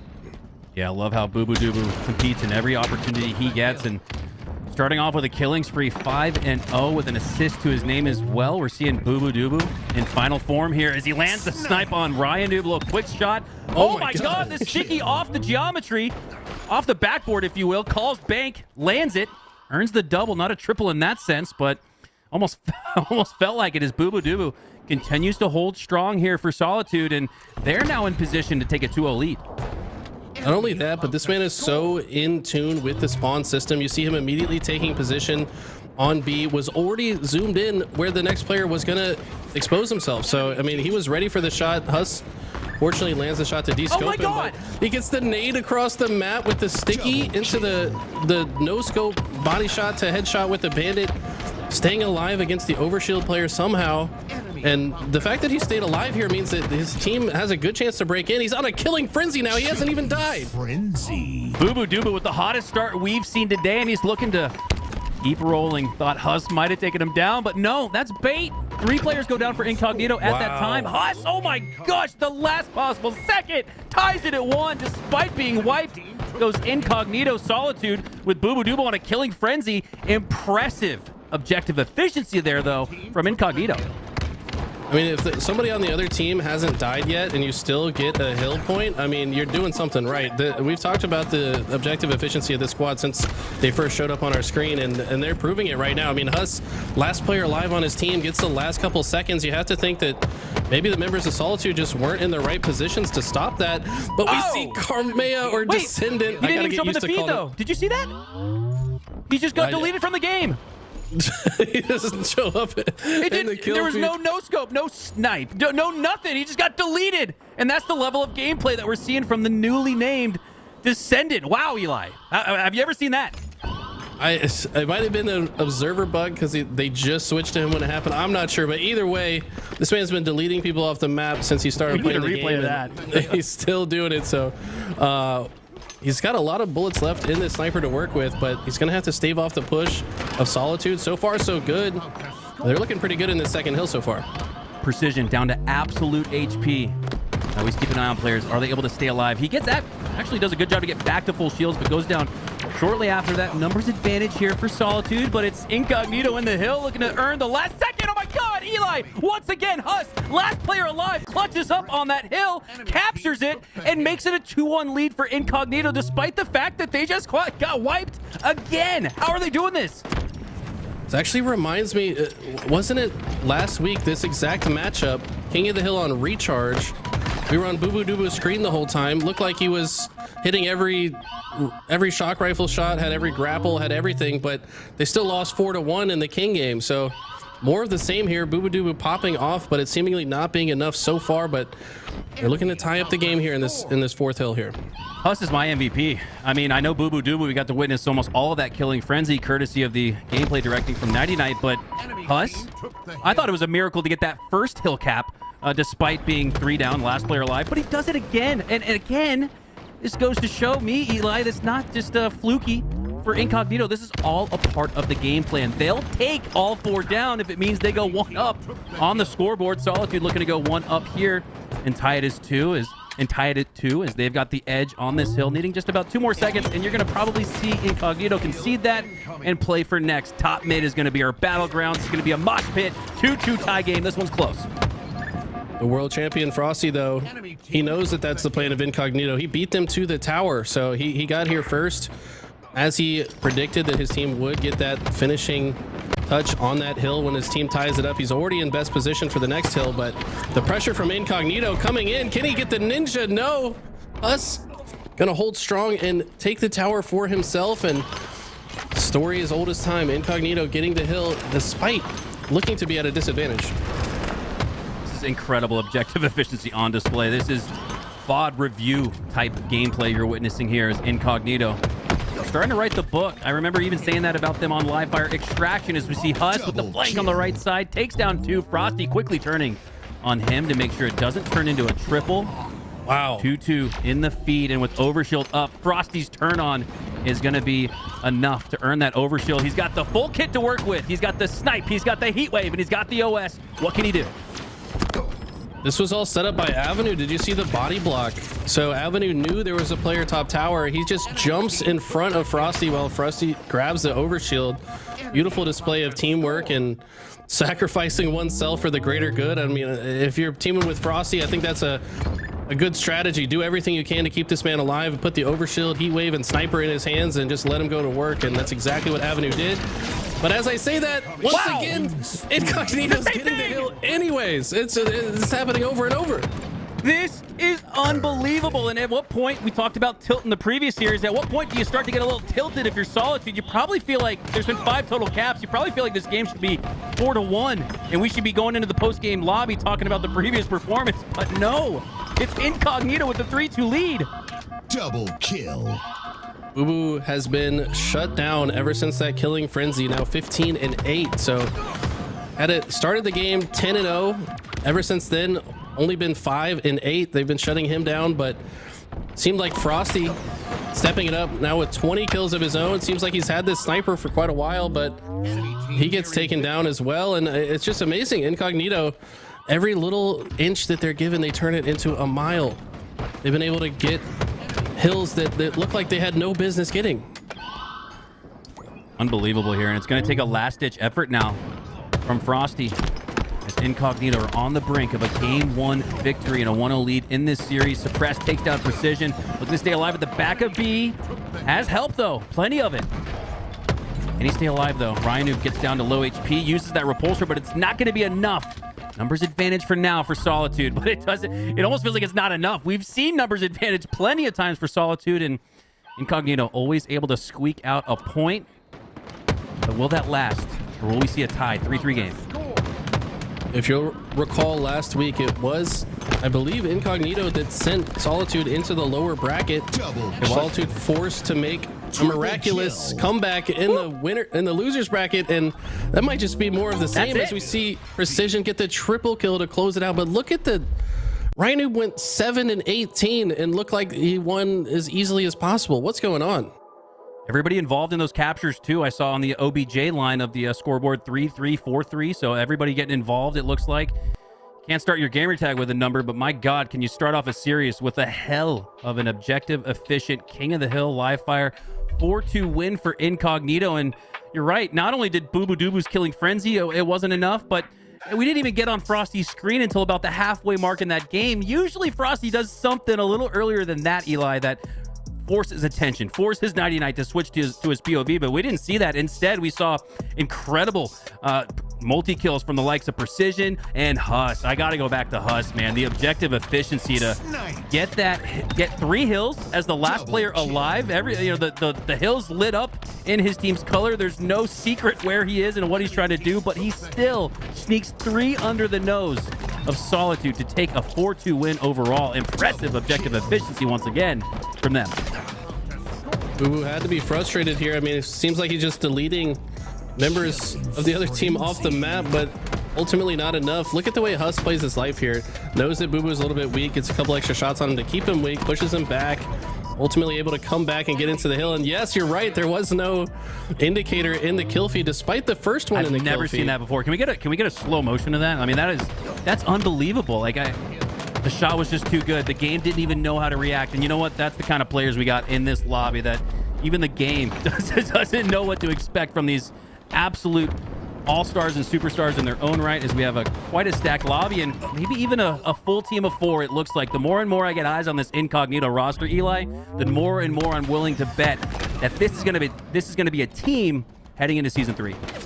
I mean, the fact that they stuck together between last week and this one is a good indicator of that. Plus, I mean, it just feels like they must have gone to the drawing board and they talked about the games they lost last week. They seem to have, solved whatever problems they might have had, despite the fact they didn't really look like they had too many problems last week.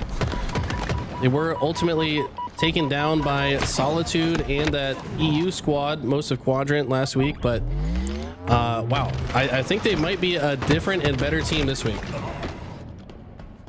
Ascendant trading out. And for now, the score is 7-8. A close one here to start our Game 2 Slayer as Solitude take a narrow lead. Precision looking to change that with another multi-kill. Earns a double. Only has 4 shots left, so he's not going to be able to finish off Boo Boo Doo, but might get frustratingly stuck in a reload animation as he goes down. 2 down for Incognito. Only 1 for Solitude as they're starting to find some separation in this game. Pointed out, first game, despite losing, Solitude did outslay. Comes down to a Slayer. You have to imagine they might have the edge here. They also did win the whole tournament last week. Had to win several Slayers en route to doing so. Also got some extremely strong shock rifle players on the side of Solitude. I'd say Frosty, Boo Boo Doo and Suppress, some of the best to ever do it. Huss and Precision, no slouches either, though. So we're going to see both teams kind of fight for this gold side of the map so they can get control of that shock rifle. But when that camo's coming up, it usually favors the team that is on the C side of the map. I know Boo Boo Doo prefers to rotate to the C plat when camo's coming up because he knows his team has a better chance to get it. Ooh, and he's got the grapple hook too. So this is a premeditated murder if he's able to get that camo in his hands. But no, this is a great shutdown here from Incognito. Almost like they know Boo Boo Dubu's lying in wait to use that grapple hook to sneak away with camo. Descendant, though, gonna shut that down as he takes down the camo. That was Avenue, who was able to make out with it. But just impressive. This is this does feel like a heavyweight fight in the sense that every blow or not necessarily a haymaker, but maybe jab is always countered. We have a 19-20 game. This one's close once again. Right now, the positioning looks like it could favor Solitude, but the trade comes down to 3v3 scenario. Both of those players up, and Descendant with the sticky repulse we've been seeing grow in popularity. He's going to try to go for another one here. Looked like he didn't quite throw the grenade in time, or he was just trying to repulse another grenade. He's going to find another kill here. That's a killing spree for Descendant, and it doesn't matter what name this guy plays under. He's going to be popping off. What a great start for Descendant. Yeah, one of the better chase nades you'll see today is Descendant, able to take down the world champ Frosty with that predictive grenade. Now he's got the shock rifle to work with as well, and he keeps throwing those chase grenades. He senses some kind of push here, and he's right for it. Boo Boo Dubu was thinking about it. Backs off as he sees the liddy of grenades on that gold frag side, but now that the coast is clear, he's pushing on through. Trades out, though, with Huss, and that's an important trade, though, from Huss. Not only does he assist just through the assist marker on your left and right top of the screen, but throwing his body in front to make sure Descendant maintains control of the shock rifle. Impressive play once again from Huss that may not show up in the stat sheet. These are the type of plays that I say make Huss one of the MVPs of this roster. I mean, this guy is so selfless in his play style. He does not care if he looks good on the stat page. He's going to do whatever it takes to win the game, and oftentimes that's by setting his teammates up for success. That was a great example of that right there, and I think he's a big part of the reason they won that first game, like you highlighted. I mean, he was always playing for the W, playing for the hill, doesn't care if they're negative or not. I mean, all that matters is if you win the game, so love to see the attitude out of him. Love to see the attitude and love to see another great game on our screen. 33-32 as Incognito take a 1-kill lead into the 30s. Huss with that camo looking to build on it. And it feels like we're going to have a stalemate until maybe a back smack goes down. It's actually Boo Boo Dubu in the feed with the hands, taking down his opponent. Huss gets spotted out, and he'll lose his camo before even getting any damage out. That could be huge here for Solitude as they have the chance to jump. Numbers advantage, no more camo to work with on the map. They're maintaining that 1-kill lead. Now we're tied, 36-all. This next sequence going to be so important. Whoever wins this fight is going to get the map positioning. Right now, it's Incognito. They get 2 dead. Going to want to take some space on the map, but right now they're too weak to extend. Too worried that the remaining members of Solitude might pick them off. That's why they're not taking space just yet. Now that they got another kill, they are spreading out. They recognize the enemies are spawning in gold. It looks like they're going to try to collapse from both sides, but look at the rotation from Solitude. They recognize that the push is going to come from A, so they decide to go out the other direction. But so far, it's only a mounting lead for Incognito. Avenue, last player alive. Ooh, and by staying alive, he's going to get some spawns forced on the back of A, but because of the pressure, they're going to split out towards the tower side. A 2-2 split, and you got to imagine with the game sense, Huss recognizes it and is ready to push. Avenue, though, with a defensive kill, takes down Descendant. Frosty with another one to add to 2, takes down Huss. Precision goes down, and now we're starting to see a multi-team wipe lead build here. No, gets sent back down to 3. 43-40 heading into the 40s as Incognito maintain that lead, however narrowly. This next camo going to be crucial. I expect it to get baited out. Frosty getting a kill. If they can get one more here, they could probably comfortably grab this camo and get more value out of it. They do exactly that. It's now a 1-kill game. Looks like Boo Boo Dubu perhaps with the camo, and this is the guy that we talk about all the time as the best camo player to ever do it. Can he pull out a victory in this in-game here? 45-44, Boo Boo Dubu with exactly what he wants in his suit. That's the camo. One of the best in the game with it. A lull in the action for now, but that's not going to last as Boo Boo Dubu takes down Descendant, has the numbers advantage edge with that camo to continue pushing up, but he takes a little team damage. Down to 75% shields and probably down to 25% of that camo left. Can he make one final kill before it dissipates? No, he does not take down his opponent, but he does eventually trade out. That's going to be good enough for 1, but Incognito are still down 3. They're going to need more to come back. Boo Boo Dubu looking to earn 1 final kill. Instead, it could be Frosty with the shock. And wow, there it is. The end of the game. That's just going to be feather in the cap of Boo Boo Dubu for us to continue calling him the best camo player. Before that camo pull, this team was down by 1. After the camo pull, his team wins by 4. So despite not really getting a ton of value from like the camo itself, I feel like even if he didn't have camo, he probably would have played most of those scenarios the same. Just the fact that he had it though does add extra pressure to Incognito. We saw them go back and kind of hide in A. They were going to try to bait the camo guy in, maybe team shoot him. Boo Boo finding his opening though, getting a pick, and that's an important one to win. And you know what I'm excited for, Hunter? We're moving into Forbidden CTF. You know, a lot of people in the community have certain opinions about this map, but I kind of like it. It's one of the best looking maps that we've seen. In my eyes, it's like a mix between Narrows and Sanctuary in the way it's double snipe. It's kind of like a 1 lane through the center. You can fall off the map. You know, I don't know. It has a lot of elements of both of those classic maps, and I can't wait to get into this third game. I can't wait, Eli. We got our first game 3, and how fitting in what is ultimately a heavyweight match in this tournament. Two of the best teams that we've seen face off against each other. Incognito getting the best of Solitude in the winner's bracket side of the match last week. Things might change here as Solitude look much better here against Incognito. Anything else stick out to you, or any rallying cries for this Incognito roster who looks really strong, man? Like I said, looks more and more like a team of 4 the more we watch them. I mean, we did call them one of the likely candidates for a good Slayer team, obviously, because they have Ryanoob, who has one of the best Slayer records in the HCS. But I mean, it's their objective efficiency that's been most impressive all day, right? So moving into Forbidden CTF, I mean, the weird thing about it is this is the newest map we have, right? So everyone absolutely has the least reps on this map compared to any other map they're going to play in the tournament. So it's going to be, you know, who's been playing a lot recently, you know, who's been grinding, who's been playing a lot of matchmaking and getting this getting some reps under their belt, who's watched Forbidden in theater. You got to imagine somebody like Ryanoob, as soon as a new map comes out, he's going to go watch every game he plays on theater, study the spawns, come up with a strategy, optimal flag routes. You know, this is one of the most studious players we've ever had, so kind of expect him to have a game plan going into game 3. But you know, Frosty, Boo Boo Dubu, these guys are no slouches on the map either. I myself, when I was doing my studying, I watched Frosty play on Forbidden, and I watched him get 37 kills and like 20 deaths in one of the most impressive games I've seen on the map so far. So this is going to be a really interesting one to kick off for game 3.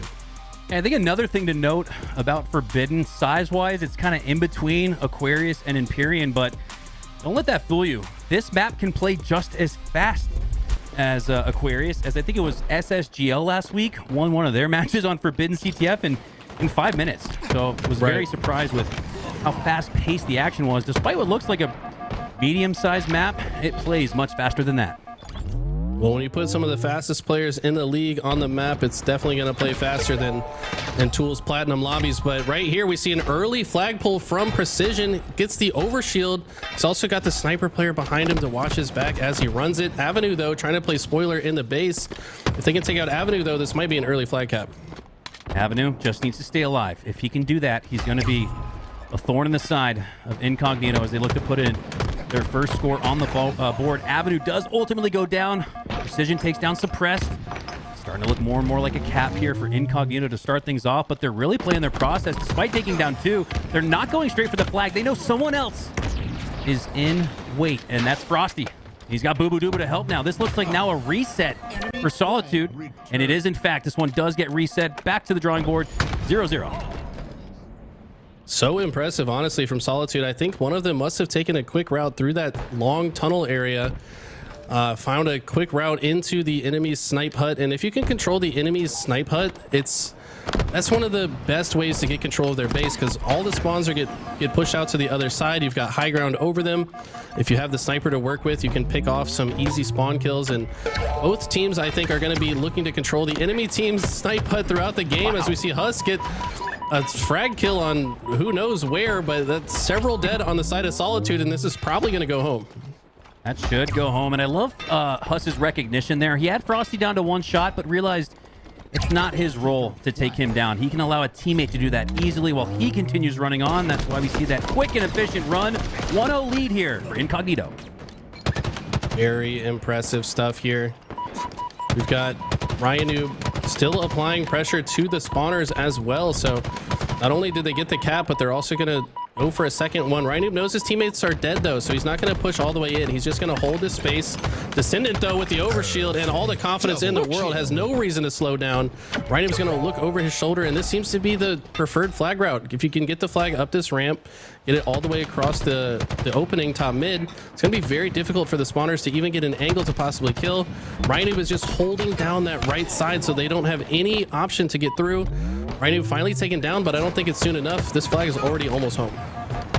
Wow, and I think we're definitely seeing some of that extra VOD review. Descendant's the last player alive, but he's still able to put that flag in. How many times, Eli, have we seen the last player alive for Incognito make a game-saving or game-winning play objectively? That is so impressive. You don't think in a 1v4 you can win those out, but Incognito, they routinely do.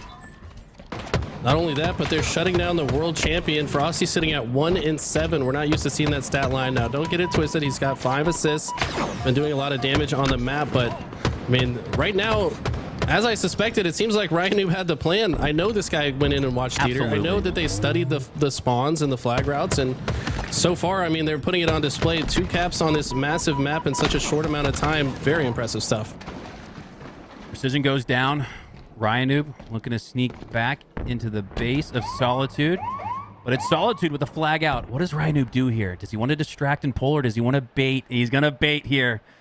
Potential back smack, and he might actually wait all the way until Boo Boo Doo comes up these stairs. Chase grenade goes out. Yeah, it does. And he's gonna get the kill because of the well-timed, well-played process. Time after time, it's the OG Ryan Noob making plays for Incognito. A big reason why they might just have a 3-0 win here in game 3. 4 go down for Solitude. Ryan Noob with a flag out. Look at this route too. He knows those players are on respawn. He wants to leave that spawn route of there's that entire left side of the enemy flag, that giant room. I call it their spawn room because that's where the game prefers to spawn them. So he immediately leaves that area so as to not block those spawns, sees a clean route that he knows he's not going to get shot as he takes it, and now he's just got to trust his teammates to get a few spawn kills and return the flag. But that's it. Solitude, are they able to stop it, or is this flag going home?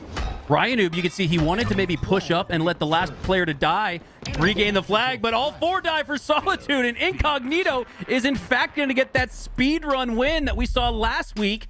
There is a clear distinction between who's worked on their Forbidden and who hasn't, Eli. You're right, and man, the only 2 tournament games we've seen on LVT of this map ended pretty quickly, like 6 minutes. Like if this is the level of speed that we're going to see in pro play, does this need to be a 5 flag game type? I don't know. We've seen 2 6-7 minute games, and these guys clearly know how to play this game type. I feel like it should be 5 because, well, again, it looks kind of like it's an in between of Empyrean and Aquarius, but it really reminds me more of Aquarius. Wow, what a win there for Incognito, taking down your champs from the previous week of the HCS Offseason Open. Love to get the thoughts from our hosts, Ali and Toolez, on what was the best series of the day. This is why you stay in school, because, you know, you get the wins on maps like Forbidden, right? Forbidden. Hey, yeah, you know what? I'll say Forbidden. Going on what Eli and Mikowski are saying, going to 5 flags, I vehemently disagree. I think it should stay at 3.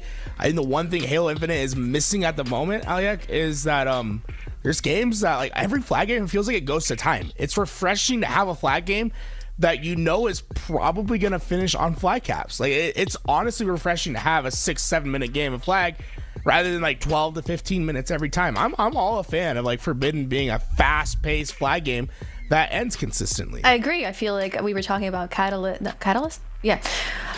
Being one of those maps that... Did I say this map right?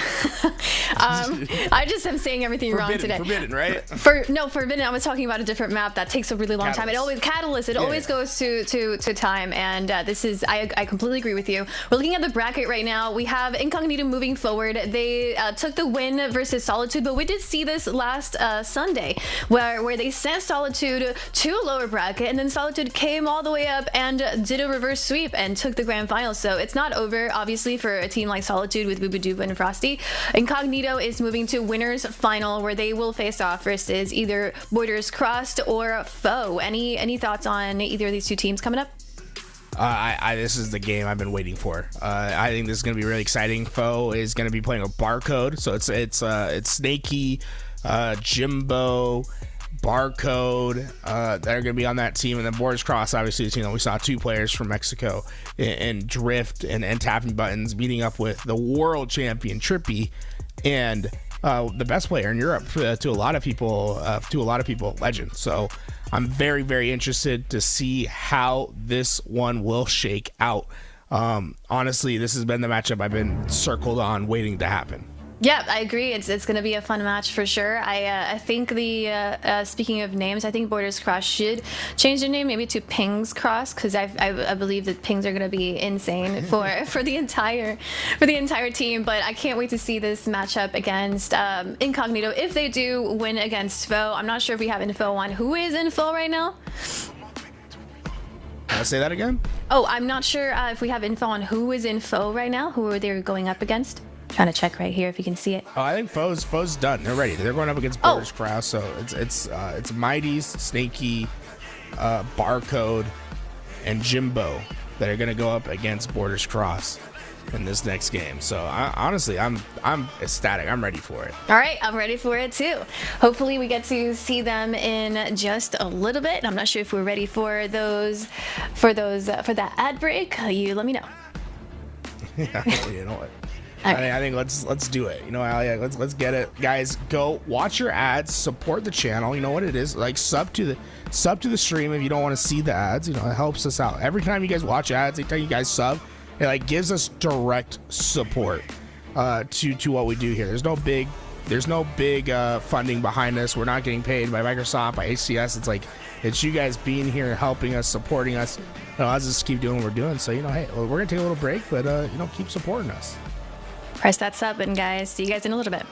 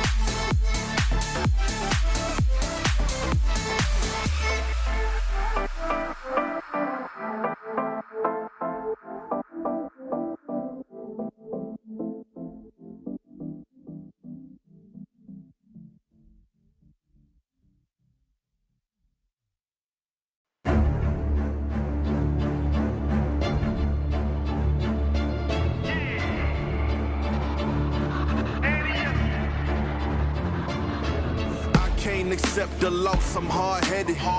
There's a little bit of madness to my method. Many falling off that fine line that I'm treading. I risk anything to be great, and I'm not letting nobody rob me of my victory. Number one, that's what I'm meant to be. When by any means, only thing that makes sense to me, I can make nice or make history. I got that dog in me, yeah. Turn me up. Big energy, got the crowd going nuts. I got that dog in me, yeah. I take on anyone, I don't need a one-on-one. I got that dog in me, yeah. I'm talking all bite, no bark. I could rip your squad apart. I got that dog in me, so what's up? Yeah, so what's up? I told her move over, enough of that mediocre. I've been the man since cruising around in the stroller. I got ice in my veins like a cut in Minnesota. Why not show you how I'm built? Come a little closer, ayy. Lot of heart, been smart, aura gotta glow. We can restart, give head start, still get the same result. I'm about mine, don't you get it confused. I'ma win again, yeah, that's all that I do. I got that dog in me, yeah. Turn me up, big energy, got the crowd going nuts. I got that dog in me, yeah.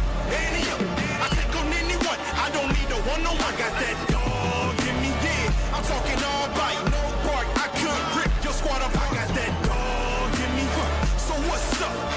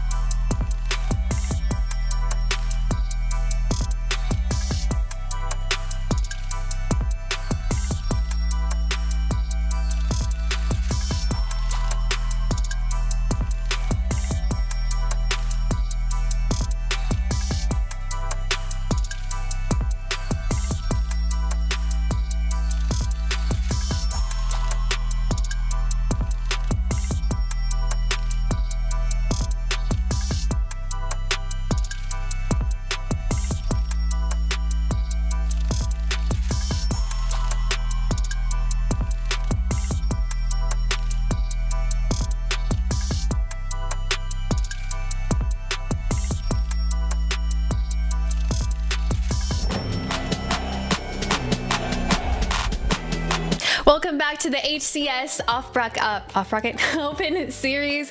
We have an exciting game coming right up, and the players are ready. We got Borders Crossed and Foe facing off right now. And I believe Borders Crossed already won game 1, so we're going to hop into game 2, right, Tools? Yeah, mid-series, we're getting right into it. It was a 4-3 finish. Very close game 1. These teams going back and forth. Expect to see a very close series this time. We're coming in mid-series, just, mid-series, so be ready for that action. Mid-series, guys. Let's go to the casters. Eli Makowski, take it away.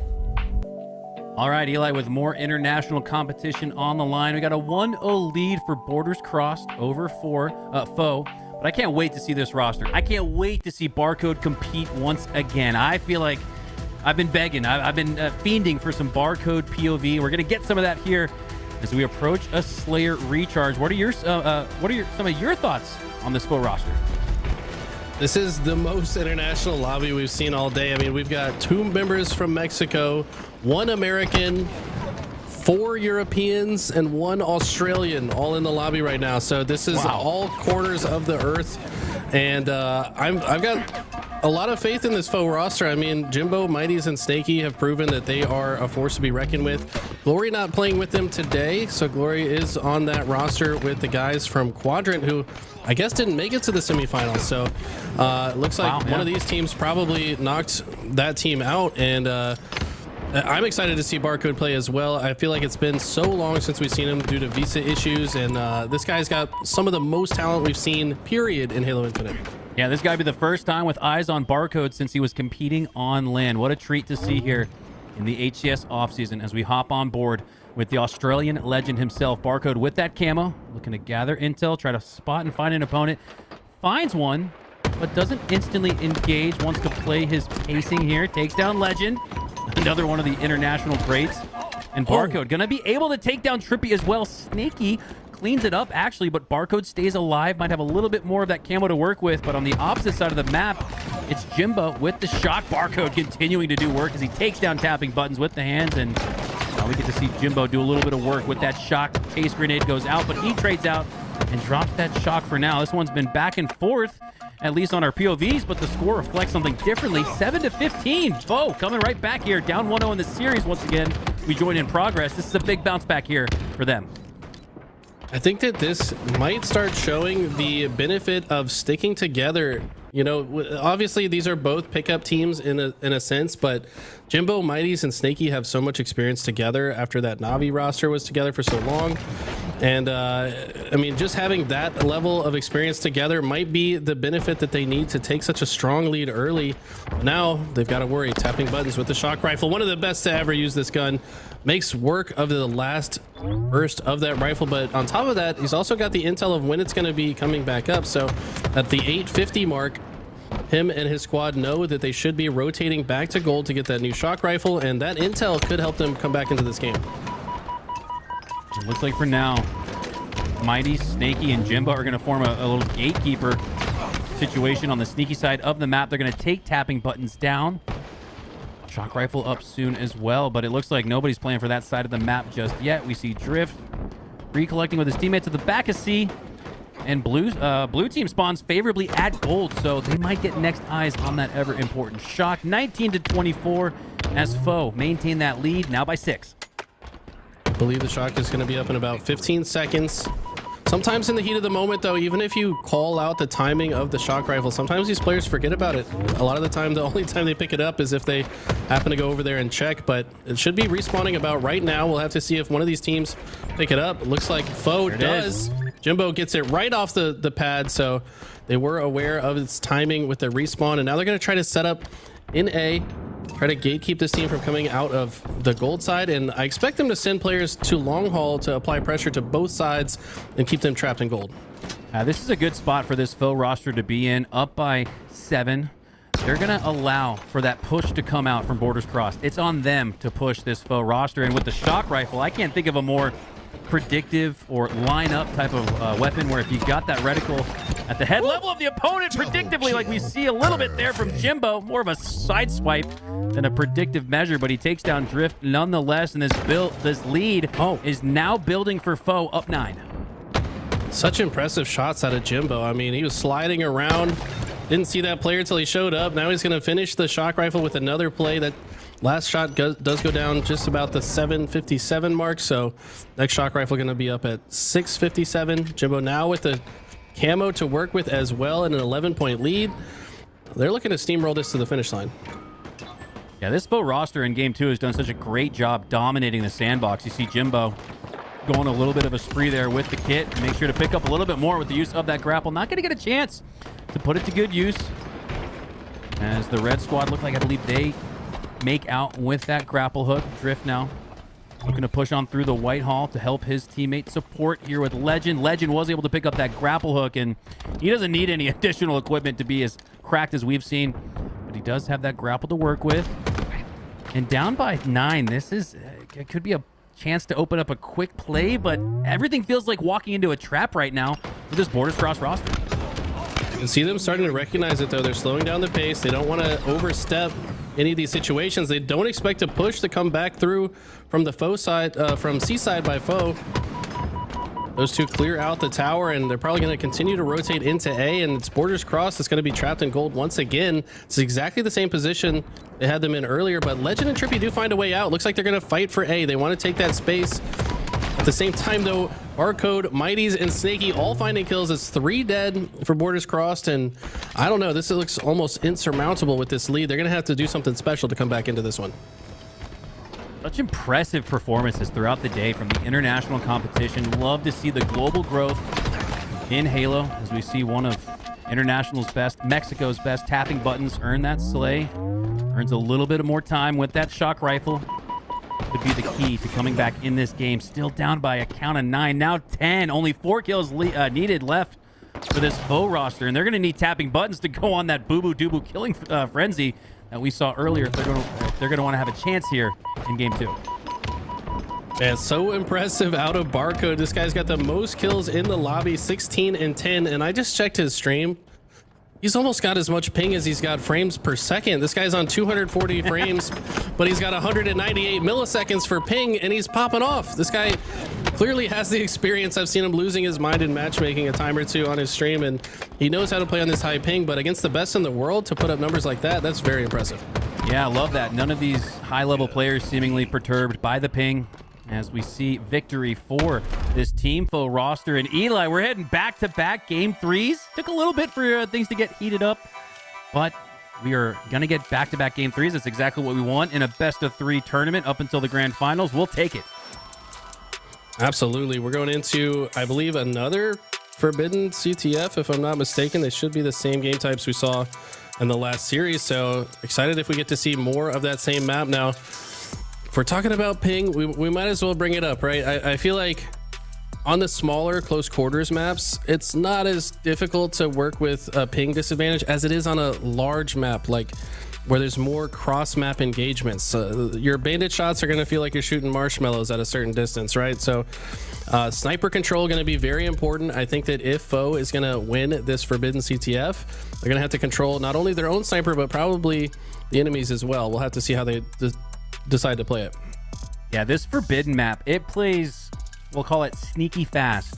Even just looking at the thumbnail, it looks like a big map, but that's fool's gold in a sense, because it plays very fast. And with that route we saw from Ryanoob, right at the end with that 3rd and final flag run, where he ran it down into the left through the opposite but adjacent staircase that leads right into your flag. There are some routes, Eli. I don't know if we've timed it like we know on Aquarius. You can score in about 12 seconds, I think, is the optimal time to get from one side to the other. Has anyone gone into a custom game and tried to G-slide around Forbidden and find out what the optimal time is on this map? Plenty to be discovered with new maps, new game modes, new starting weapons. What do you think is the key here as we head into a Game 3 CTF on Forbidden? Is it sort of that sneaky fast playstyle we saw earlier, or do you think there's more tricks up the sleeves of some of these teams and players? I mean, it really comes down to the work that these guys are putting in. I mean, let's be honest, some of the pros get a little lazy in the offseason. Maybe they play some other games, and I don't really blame them. There's a lot of amazing games out there to play right now, so some of these guys might not have been playing on Forbidden as much because they're enjoying, you know, maybe they didn't get to play Zelda last year, so now they're playing it. Who knows? But yeah. So you know, which of these guys have been grinding matchmaking? Who's going back and watching theater? Who's studying the spawns? Who's theorizing flag routes? I mean, if you're going to be a pro player, you got to put in the work, and it's going to really show who's been putting that work in this next game, I think. Man, I'm just breathing in the moment. I'm enjoying the moment where we get to witness Barcode back in action.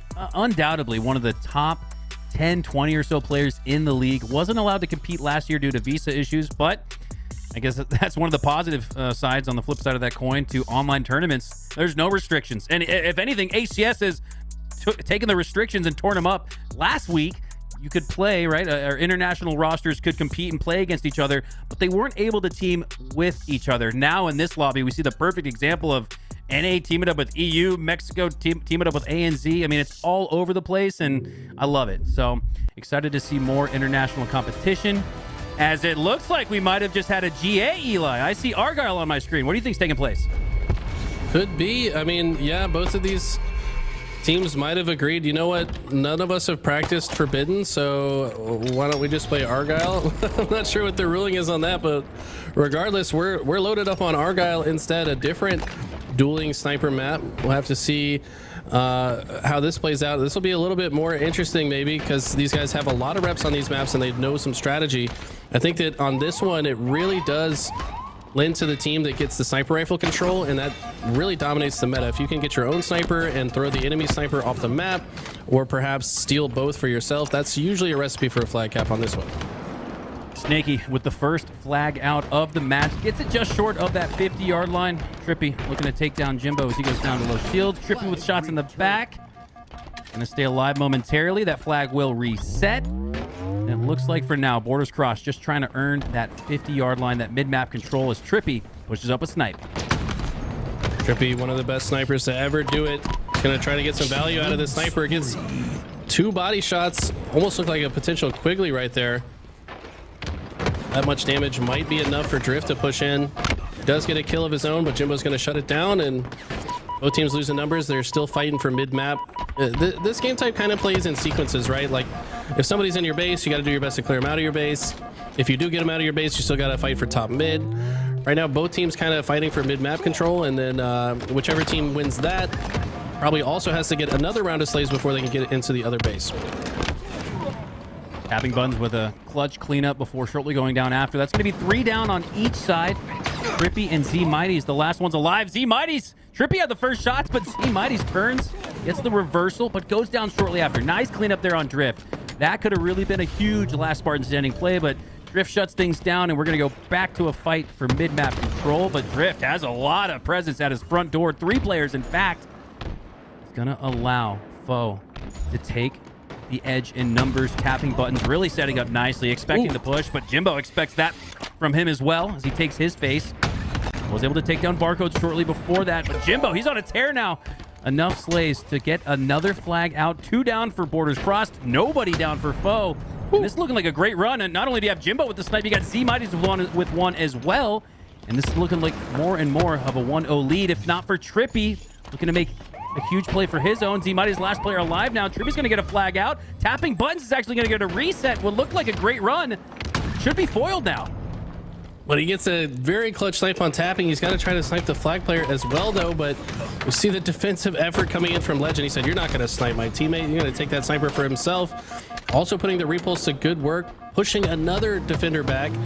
And that's just like, man, that just reminds me of like a linebacker in the NFL. Like, get off my quarterback. He just, while his teammate's running the flag, he just pushes 2 people away so they can't even have a chance to stop the flag. And this flag's almost home, but Jimbo finds his way into the base to get the pull to slow it down. But I don't know, this is going to be too hard here. Yeah, I was going to say, like a well-placed extraction device, trying to keep that reset out in the open, but oh, Trippy with the no-scope. Cross-map, mid-map is going to shut that down and allow for Borders Cross to score their first flag of the game as they take a 1-0 lead with 8:29 left on the clock.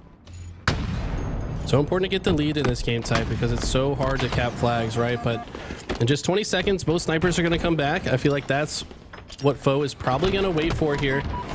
They don't want to leave their base just yet and risk Borders Cross taking their sniper as well as their own. So I think a member of Foe is going to sit back here, get this sniper rifle, just 5 seconds till it comes up. Tapping's trying to make space, keep the enemies off of stealing his own sniper as well.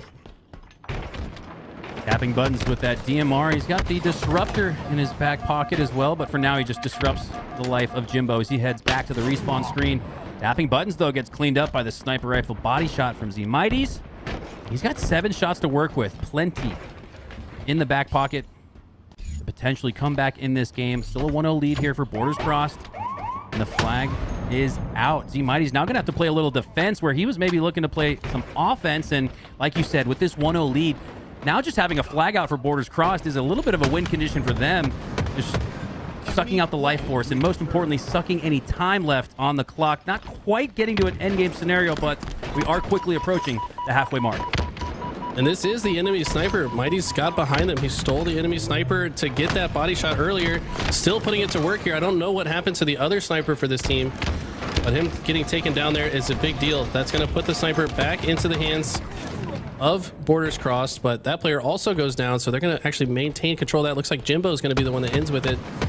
Not sure if Borders Crossed threw off Foe's sniper from their base, but we have only seen that sniper recently. Again, though, you don't feel as pressed to steal the other team's sniper and make good use of it when you have this 1-0 lead. That's exactly what Borders Crossed is looking at as they make Foe chase out a little bit here. Three up on each side for each team as we hop on board here with tapping buttons, looking to again control that ever critical 50-yard line of the map. New snipers up in 25 with tapping buttons looking to push through. Z-Mighties, though, wins the piv and takes him down. Takes the edge momentarily for a +1 situation. 2 players down for Borders Crossed, only 1 for Foe, and snipers are up in 10. It'll be so crucial to see who gets control of this next round of snipers as well. For Foe to come back into this, you have to imagine they're going to have to definitely get their own sniper. Enemy teams would be a bonus, but they've got to start getting some picks with it as well. Seems like the pressure's been so high from Borders Crossed that they haven't really had a chance to do much with their snipers. Legend's going to find Barcode, try to take him out, who has a sniper. And despite being on 200 ping, this guy is definitely known to hit some shots with the sniper.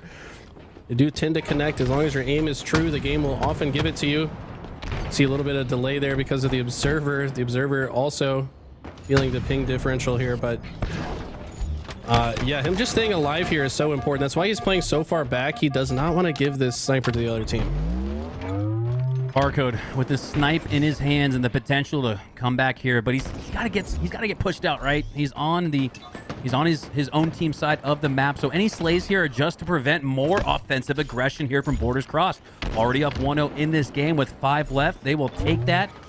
They got to be careful because you know Barcode has potential to take the face of any opponent, regardless of how difficult the shot. Tapping buttons pushing up on him, and tapping buttons gonna get the better of Barcode there. Goes down with the snipe. You can see Snaky retreating to the back to hopefully grab it, but he's got to worry about Legend now protecting Trippy with another fine run here for Borders Crossed. And 2 go down as soon as the flag is out. That's a great sign if you're Borders Crossed. Make that 3. There's now 3 players coming off spawn. Only 1 left on the map. It happens to be Barcode, who's trying to get the heroic snipe play on the flag guy. Not going to be enough so long as there's not a crazy route, which I don't think is even possible. This flag's going to go home as we see it do there. And Borders Crossed still getting the slays. I mean, this is looking really bad for Foe. Not only did they just go down another cap, but they're still stuck in their base, and Borders Crossed is not letting off the pressure. And the slays, that was their priority and efficiency in game 2. Triple Jimbo kill. getting back on the track, you could argue, maybe with that triple kill. As for the time being, the chance to push through. Tapping buttons, though, is going to stop that push as Jimbo goes down. Everybody else for the blue squad going to try to catch up to where Jimbo went down, but that's going to be almost a rushed effort because of it. 3 go down for Foe, and it's looking stronger and stronger here for Borders Crossed in an elimination game 3. Probably looks confusing to the viewers. Trippy is staring at the wall there, but that was because he's trying to keep his gun from exposing itself, so that wall in the corner that he's hiding in is not deep enough to where if he was facing the other direction, his gun would be hidden. So when he faces into the wall, the gun is not exposed to the outside, so he's less likely to be seen by anyone approaching through the pistol side. So he's not walling, guys. He's not looking through the walls to see where people are. He's just trying to keep his gun from being exposed. And Z-Mighty's trying to get his team back into this. They've only got 3 minutes, but this is a good start. If they can get this flag back quickly, they could potentially pull another flag and activate overtime. Yeah, but you got to worry about Legend on the flip side with 3 shots on the sniper to work with. Looking to put 1 to good use here to potentially force a reset. A little delayed on that predictive lineup as he continues down the map. Going to line up here with Snaky once again. He surely doesn't miss twice. He does, but he does connect on the third. Third time's the charm, Eli. What do you know? As Legend stops that flag run for now. If he goes down, though, this is going to allow Foe to potentially recollect. Grab that flag once again. That's what Jimbo's eyeing right now, but he's got tapping buttons pushing up. Got to play the process and make sure you take him down before you pull flag. This tapping buttons does go down, and it's looking more and more like a 1-pull game. Getting 1 flag in right now would be massive on the side of Foe, but Borders Cross gets a pull of their own. They're going to make this more difficult. Legend pushing up. He's going to try to stop this from going in. It looks like it's not going to be enough. So like you said, it's a 1 flag pull game. 2 minutes on the clock. Snipers are coming up, but I mean, as long as they get a pull as time winds down, they can activate overtime. This is definitely not impossible for Foe. Final snipers up, if not for that aforementioned overtime. Like you said, Eli, at the 2-minute mark, 2 snipes up on each competing side of the map. Legend, the last player alive. And he's going to revert back to his base. Thought maybe he would try to hold strong, hold that 50-yard line. Instead, he's backing up, heading back to the respawn screen. Foe with 1:45 left on the clock. They're going to have a chance.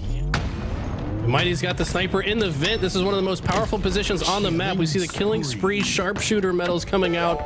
Mighty's been on a tear with the sniper since the game started. They're going to try to block the spawns and force the spawns on the snipe side of the map. Mighty's is aware of that. That's why he's looking down right here. Finds an opponent unsuspecting, but Legend snipes him back, and that flag doesn't get all the way through. The flag gets stopped short at the pistol side due to a huge play out of Legend.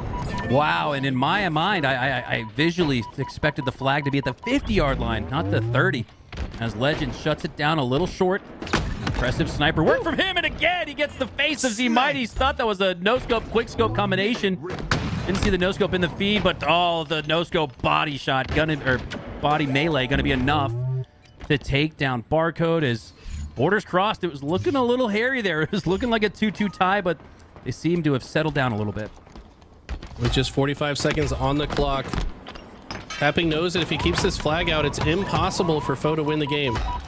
Foe have to not only pull the flag and get it home, but they've also got to return this. Mighty's actually getting a lot of distance with that flag, though. It's already about the halfway mark. But Tapping, I think he's just going to walk this. He knows that he just needs to stay alive. If he can get the flag to their side. This is actually really smart, though. He's going to get the flag closer to his base, which means Foe has to extend, and they're 4 dead. And now they're going to get the return, and this game might just be over. And that'll do it. Borders crossed with the impressive end game. It's not to say that Foe didn't give them their best shot. Thought we would have a 2-2 tie, but instead, BC take it 3-1 in the series in a crucial game 3. We're going to take the win as well. What a massive, massive series this was amongst some of the international's best competition. You are not wrong, and I'm surprised that the guys from Quadrant didn't make it this far, but these were the top 2 teams I expected in winners finals, Borders Cross and Solitude. There's just too much talent on both these rosters, man, and man, what an impressive performance from Trippy. We didn't get to see him play last week, not sure what he was doing, but this week coming into winners semis and putting up 29 kills and only 14 deaths to secure his spot in winners finals. I mean, this guy's a world champion for a reason. GG's in the chat. It looks like that win will go through. I know there was a little bit of conversation kind of behind the scenes and in the chat as to if that GA would be allowed. We've seen Extraction GA'd. We've seen Forbidden GA'd. And I have to wonder how much more GAs we're going to see on predetermined map and game mode combinations. Because if they're going to be in Season 3, right, Eli, man, we're going to have to play them at some point. Really curious to see how HCS feels about this. Yeah, I don't know. I feel like if I'm a player, like I don't have practice on it, but man, the things change. We got to get used to the new game modes, like start playing on it, because I think it's going to be a mode. And honestly, that's what the off season's for, right? Is to test these game types in a low pressure environment. So I think it's kind of silly to GA it here when, you know, there's less stakes on the line. You don't want to be playing it for the first time on LAN because you decided not to play it online. That's just my opinion. Well, for now, we have Borders crossed, taking the series 2-1. What were some of your key takeaways from this series, Eli. I think personally, I wish we got to see a little bit of Forbidden. It plays so fast. When it plays fast, it plays fun for me in my eyes. But maybe a few more kinks to be worked out with game modes like Extraction and maps like Forbidden. But yeah, going back to the series overall, we jumped into game 2. But what were some of your key takeaways there? I think both of these teams are playing with a lot of effort, obviously. I mean, both teams looked very strong throughout both of the games that we got to watch. We didn't get to see the first game to see how Borders Cross eked out that 4-3 victory, but I mean, this doesn't really surprise me. There's so much talent across the board here. All these players were at the World Championship for a reason, so it's just more of these guys proving that they're here for a reason. Well, I do have one of the more odd updates to provide for you guys. This is the weirdest one I've ever had to say out loud, but I'm going to go ahead and just tell you guys what's going on. Borders Crossed won that game 3 on Argyle, but HCS has pulled a red flag. They are not going to allow GAs to be made on maps and game modes, so they want them to replay this, which they will. However, Borders Crossed is going to get 3 straight scores. Foe is going to let these guys score freely for the win, so I guess in a way, the GA is still happening, despite the fact that it was ruled to not happen. I don't know. Things are getting a little crazy here. Throw your LVT alarm emotes in the chat if you're subscribed, because now would be a good time for it, huh, Eli? That is wild. I mean, just play the map. I don't know. It's my opinion. Like, I would rather just see the map be played. I mean, we'd like to see it, but I guess as gentlemen do, there was an agreement made, and the gentleman's agreement stands in a sense. Because they're going to say, hey, you won what we agreed to play, so we'll give you this win as well. So it is what it is. Hopefully this is the last time we see it. Like I said, there's no points involved. Yes, there's some money on the line, but this is the environment for us to test the new modes. If we don't test them, then we're going to be playing untested game types. You'd rather test it and have a good reason to not play it than to just not play it. But that's just my stance. All right, for more thoughts on this oddball scenario, let's send it back to the hosting desk and ask Ali and Tools. Take it away, guys. A little bit odd, but hey, this is Halo. So when does it not get boring? When does it get boring here? Never. This is Halo we're talking about. This is drama every day. Yeah, you know, I think the real drama here is like GAs are fine. It's just where do you draw the line, right? Switching maps and game modes, I think, is maybe just a step too far for 343, or I mean, just for the admins to turn a blind eye to. And I think Eli made a great point. Like, we need to test these maps to see if they're good enough. Like, if you have a problem with this map, like, play it, showcase what the problems are, take that information, and then go take it to the lead of who's running these tournaments and saying, like, these are the reasons why we don't want to play this. I think so often it's more of an emotional sort of, oh, I don't like this map, so I'm not going to play it. Like, we need to have a little bit more of a discourse around why we're not or are playing certain maps. I agree. Now is the time to test these games. I completely agree with you and Eli, and I'm looking forward to seeing these top players play on these maps so that we get to see what works, what doesn't work. Oh, it does. We just discovered. I mean, we've played them ourselves, but they play very, very fast. And is that something that needs to be adjusted on when it comes to year 3, when HCS season does start? It looks like we're looking at Incognito and Borders Crossed as our winners finalist, and that will probably be our next game coming up. Incognito and Borders Crossed. What do you think about these two teams facing each other? It's interesting, right? It's almost like we're seeing some similar themes as to what happened last tournament, right? If you look at the top vein of the tournament, it was Incognito that beat Lies to send them down, right? And then Incognito then beat Solitude to send them down last tournament, and then they lost in the winners final, and then they had to go play against Solitude later on. It could be a very similar situation once again. Ryan Noob trying to get past that final step, get into that grand finals from the winner's side. It's always a huge advantage when you can win from the winner's side. And it's great to see with Borders Cross having that international, these international players actually making it all the way down to winners finals and maybe grand finals if they do get to beat Incognito. So that way, you know, EU. I think we just got 2 EU players there making it to grand finals, which is the point of these tournaments. Incognito being such a strong, I feel like we're just gonna get a deja vu again with Incognito at the end, maybe with Solitude coming from lower bracket. Now, if that does happen, are we gonna see a reverse sweep, or was that a little bit of a birthday?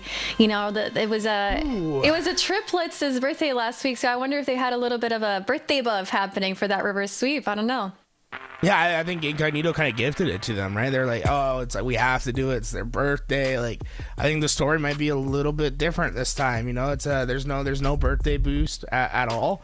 They're gonna have to do their best to overcome those issues down in the elimination bracket. You can see we are getting into our next match. So it looks like our next match, like you said, is that winners final. They're not going to replay. We're going to continue on and look at what's up first, right? The Extraction game type going to be the first game that we're in. I'll say out of all the maps, I think Streets and Live Fire, I think are the 2 Extraction maps that I think play a little bit better than the other ones. I kind of like Extraction Streets. I want to say, okay, this is gonna be controversial. I kind of like I haven't been hating it. I agree. I totally agree. I played a lot of this because of karma reasons. I think it just hit me with a lot of Extraction the last few days. Streets Extraction is the least worst, I believe. It does play better, and we just got our 4th player there, so we should be starting in just a little bit. I cannot wait to see. They can't GA this one. They can't GA this Extraction Tools. They GA Forbidden, but not Extraction. They can't do it. If you GA again, it's like I'm sure there's going to be some sort of problem that will yes. Be resolved by the admins. I think it's safe to say they should be playing by the maps and game types for the rest of the tournament. I'll say because of Streets' Extraction points, I think that's why I like it a little bit more than the other ones. I feel like the points are you have these opportunities to put them in spots where it's pretty easy to contest from both sides, or you can play around the map a little bit more. There's a lot more freedom on the map. I still think the problems with Extraction are still very much relevant here, but December 5th is the update, right? December 5th, that's what we're waiting for, Aliek. When that comes out, brand new Extraction game type, new net code for the networking in the game, going over to what is it called, a firefight, right? There's gonna be so much to just dive into when this new update comes. I'm very excited for December 5th. Me too. I can't wait to see the new Extraction. We got Incognito versus Borders Cross for that Streets Extraction coming right up, and I'll let the casters give us our thoughts on this game type coming up right up. Eli Makowski, let's hear it. Incognito versus Borders Crossed, our 2 best teams of the day, you could say, Eli. And wow, yeah, we caused quite a riot in chat when we asked what they thought of that Forbidden map being GA'd. But we're gonna have another new, not a new map this time, a new game mode instead, Streets Extraction. And I agree. I think of one of the maps that might just work for Extraction, it's Streets, and the way it's set up allows you to get back in the action quickly. Usually, it feels like once you extract and score that cap point, it usually goes to that team. But on a map like Streets, things could flip quickly. What are some of your thoughts, Eli? I mean, if I'm being honest, maybe I just suck at Streets, but I don't like this one. I prefer Live Fire or Recharge more, but it's all opinion. I think the fact that we all have different opinions is probably a good thing. We probably have different reasons for pros and cons for each, but I mean, when it comes to Streets, there's a lot of spots that you can place the Extraction device that you could easily gatekeep it from the opposite side of the map. So for example, the very first one that's at B, if they can just place it kind of in the center near the plasma grenades, you can just have a player that sits in Ivy and can 5-shot the guy that tries to convert it. I think that both teams are going to fight pretty hard for this first Extraction zone. I'm actually surprised we don't see very much movement over here just yet. Huss being the only member of his team coming from this side. Okay, they did do the rocket trick. Patented Ryanoob throw the rockets up that we're used to seeing from his squads, but it's going to be Drift that places it, and I guarantee, yeah, he's placing it in the exact spot I'm mentioning, because you can see and stop it from being converted if you just have control of C. So I expect Borders Cross, they're going to try to set up in C and make it as difficult as possible for Incognito to convert this. 4 of NA's best on Incognito and 4 of the International's best, as we've got Drift hailing from Mexico, tapping buttons alongside him, Trippy from NA, and Legend from EU. What an incredible mix and match of rosters and talent here in our winners finals, as Incognito is looking to reset that first cap plant for Borders Crossed, as they have the edge here in lives and in extraction. 3 go down for Incognito, and now might be the time where, if you're Precision, you elect to concede this one and rotate to next. You're exactly right. I think this game type punishes you more than King of the Hill for not rotating early, because you don't have to sit in a hill for 40 seconds in this one. You just got to be there and plant it as soon as the zone is active, and that's exactly what Huss is doing. No shocker to see Huss being the guy that gets there first. We've seen him be extremely objective-minded throughout the tournament, and he laid the groundwork for his team to make this push, and they're going to get this plant off early. They're also going to plant it in the open so that if they do get those PD spawns, they can quickly rotate to the planters and get easy shots down range on the person trying to convert it.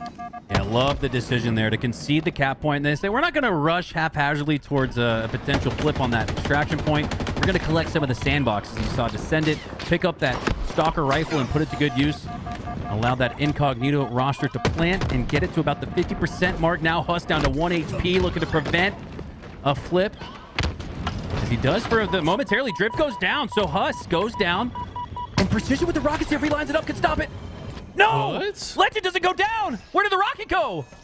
I don't know where that rocket ended up. I'd like to see that in third person. It looked like they lined it up pretty well. Should have hit that back wall where Legend was converting it, but I don't know, man. Splash damage, not splashing today. I'm not really sure. I'm thinking to myself, oh, we're about to see one of the more impressive, cheeky extraction stops there, but no, Precision. I thought he lined it up, but it's still a 1-0 lead for Borders Crossed, and with that previous sequence, could just make it 2-0. 2 go down for Incognito, and it's looking more and more likely that we'll have just that 2-0 on the horizon here for Border Crossed.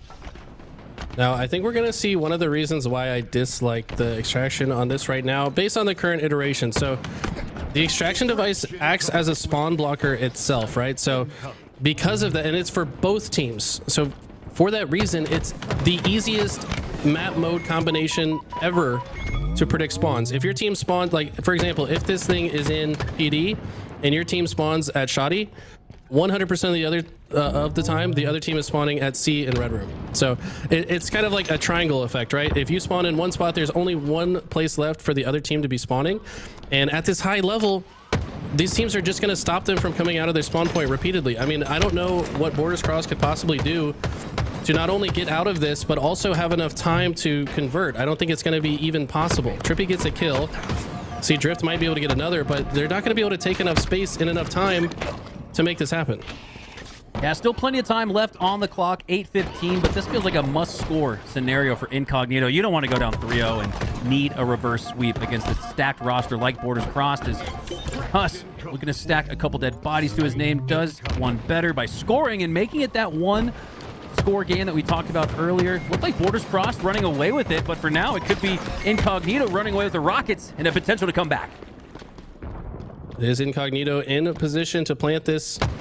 Looks like he's choosing not to plant it just yet. Recognize that he probably gets rocketed, but I think he had the timing to plant it. I guess he also understands that it's not going to matter if he plants it, because he's likely to also get also just die and have them converted anyway. So elects to try to play for the kill anyways. Legend here now, probably going to try to plant it. He's going to plant it in this corner here.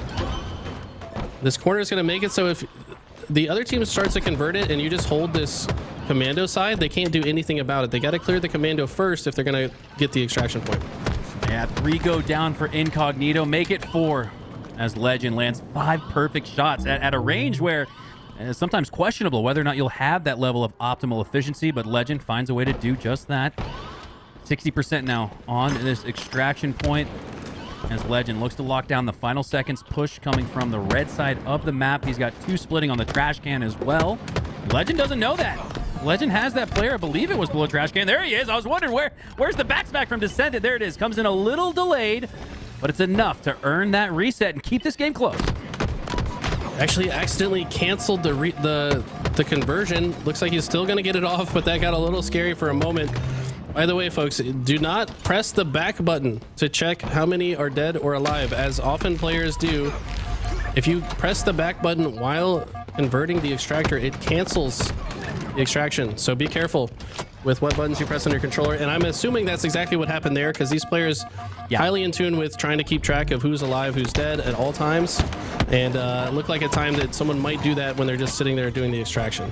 Yeah, hard to break that habit when it's so ingrained subconsciously. We see pros time after time. Go look at Frosty's Twitter for some good examples of multi-kills earned because of that intel you get by pressing the back button. So wonder if that might be a part of the update to extraction, as I think that should be allowed. That's intel gathered in game that should be available to the players. But for now, Tapping Buttons has that stalker rifle available to him, has a shroud screen to work with as well, so he's got some utility. Drift now on the B pillar side, looking to win this crucial battle with precision. If he loses, it's going to allow Incognito the chance to push up and push on through, and that will in fact happen. 3 go down. Tapping Buttons, last member alive. Now the question is, can he delay the reset here? Can he just hold the line? He does that by taking down Rhino, and by allowing enough time, he's gonna allow his teammates to come through. That reset is not going to be so easy here for Incognito for the time being. 4 go down. Now we will see that reset for Incognito, but a great job there by Borders Cross to just stay alive. Tapping Buttons made it a little difficult, but he goes down back-to-back scenarios. This is like a good sequence now for Incognito. This is the zone that often flips the most on this map because it's so hidden in the back. There's a lot of cover in Ivy. Obviously, you have to break your way all the way in. If you successfully do so, spawners are unlikely to be able to get a vantage point to stop you from converting it. But Precision says he's done with this flip back and forth thing. I want to play it forward. I want to make sure you don't even get into Ivy. He said, I want to just go ahead and get this cap done and move on to the next one. It does move to A, by the way. So I do kind of expect Borders Cross to start setting up at the A side, make sure they have control of it before it swaps over, so they can get that early plant. 2 to start for Borders Crossed and 2 unanswered for Incognito. Has us tied at the 420 mark. 2-2. Rockets up in 15. Trippy looking to defend that power weapon, but Descendant with the powerful shots has more even in his back pocket, now in his forefront with that stalker rifle. Potentially earning rockets as well. Oh, Descendant didn't spot Tapping Buttons, but he gets the reversal. 3 shots to the head. Unbelievable accuracy there from Descendant. Will it earn his team the rockets? Trippy looking to pick him up. My God, another 3-tap. Sends Trippy back to the respawn screen, but it looks like Border Crossed are going to get a very hard-fought rockets here. Yeah, but all the while, all that opening from Descendant bought enough time for Ryanoob to flip the device. So now it's Incognito with control at this point, and this is going to be an important point with 3 minutes on the clock. If this point gets gets converted even once, that's going to reset the timer. It's 45 seconds, by the way, from the time it starts to the time you get the point. But every time it gets converted, that 45 seconds resets. So if this gets reset a couple times, it's going to create a situation where this is almost like a this is the last. This might end up being the last point, but as I say that, Incognito might just win it right here. Unbelievable. Descendant doesn't only make just some miraculous plays with the stalker rifle, he can do it with the DMR as he goes tap tap bang bang for the double kill. Looking to collect a few more souls, but he goes down. Redown now for Incognito. So off the reset, that's going to allow Borders Crossed a free chance. Ryanoob here just trying to earn some favorable spawns here on the C side, potential red side, but because that player in blue pushed up, his teammates are actually going to spawn flipped on the PD and Cafe side. How does Ryanoob work his way out of a pretty difficult spot right here? He knows that there's likely to be members of Borders Cross lurking. They're not going to just let him extract this for free. As Trippy shows up with the hot dog weenie cooker, as we like to call it. It hits him in the back with it, stops the extraction from happening. And that kind of shows you, like, you really got to make sure you get some slays before you even attempt to convert it. Because if you haven't seen anyone in a while, someone's hiding near it, man. You just can't go up and do it for free. And that's why I am excited about the changes coming up. Because it's going to actually create more opportunities for sneaky plays like that. Trippy couldn't just sit in the corner and wait for the game to tell him that it's being extracted. Instead, he'd have to be consciously looking at it or hearing it from nearby. So these next changes to extraction are very exciting. And these next rockets are equally as exciting and important as Legend has won those. Really doesn't take a single shot. Doesn't utilize them maybe in an optimal fashion. We have a 3-3 tied game with less than 2 minutes to go. Borders Cross get the first extraction plant. Legend looking to clean up his opponent. Precision does just that with a double kill. 3 go down for Incognito, and with about 50% or so left on that extraction, this could be one final push for them. This is the most important point. Only about 20 seconds remaining on the timer. Incognito need to get slays, but Borders Cross not going to let it happen. 3 go down for Incognito, and this could just very well be the end of the game. Oh, Husk goes down, tapping buttons with an impressive performance there. 3 go down for Incognito, and that will do it. Borders Crossed take game 1 in a back and forth, dare I say, thrilling extraction game. I don't know, man. I feel like the more extraction I watch, Eli, the more I get excited for that update sometime in December. I went back to look at the blog. It just said December update. Hopefully that's December 5th, the upcoming Tuesday. We're going to get Firefight as well with less desync. Potentially make its way to PvP. Who knows? But yeah, like I said, more and more I see extraction, the more and more I like it. And I think I'll love it, or at least like it enough once those changes do in fact get made. What are some of your thoughts? So the changes I think are, I mean, I made a tweet before they announced the changes suggesting the exact changes that they're making. So I don't know, maybe someone's looking at my Twitter account. I said that it shouldn't have an indicator to show the extraction to allow some sneaky plays. That's exactly what we're going to see. And just thinking forward to the meta, it's going to enhance the power of the Shroud screen. I think there's going to be some really cool plays made with the Shroud screen where you either put the Shroud over the device and then start extracting it, or you could use the Shroud as bait and just put it over the device to force the other team to go inside the Shroud to check what's going on in there, and maybe you can take some space on the map while they're looking at the Shroud. So there's going to be some really cool, like, heads up kind of cheeky plays that we'll see once they make the changes, and I think it's going to be very, very good for the game type. All right, love to see it. A 1-0 lead for Borders Crossed, and in a best of 3, Eli, this is Incognito's last chance to make sure that they secure their spot in the grand finals with that token in hand. But I think that token used to be extremely important. You know, more often than not, the team from winners to the grand finals wins it. But we've seen a lot of resets. Even last week, we saw a reset. So don't be surprised if the team that goes to the grand finals from the winner's side might have a little bit of a tough time winning out the tournament because the competition is at an all-time high. You are not wrong. We're moving into Solitude Slayer, one of the more recent additions to the map pool, and we've been playing it for a while now, so I think these guys definitely know how to play it. Both these teams pretty new. I mean, if you had to ask me before the winners final started, I was going to give it to Incognito. I mean, this team's got some practice together. They barely lost last week. They actually knocked the winner of last week into losers bracket, so they had the capability to beat them, especially in a best of 3 format. You know, anything can kind of happen, right? So I do kind of give the favor to Incognito going into game 2.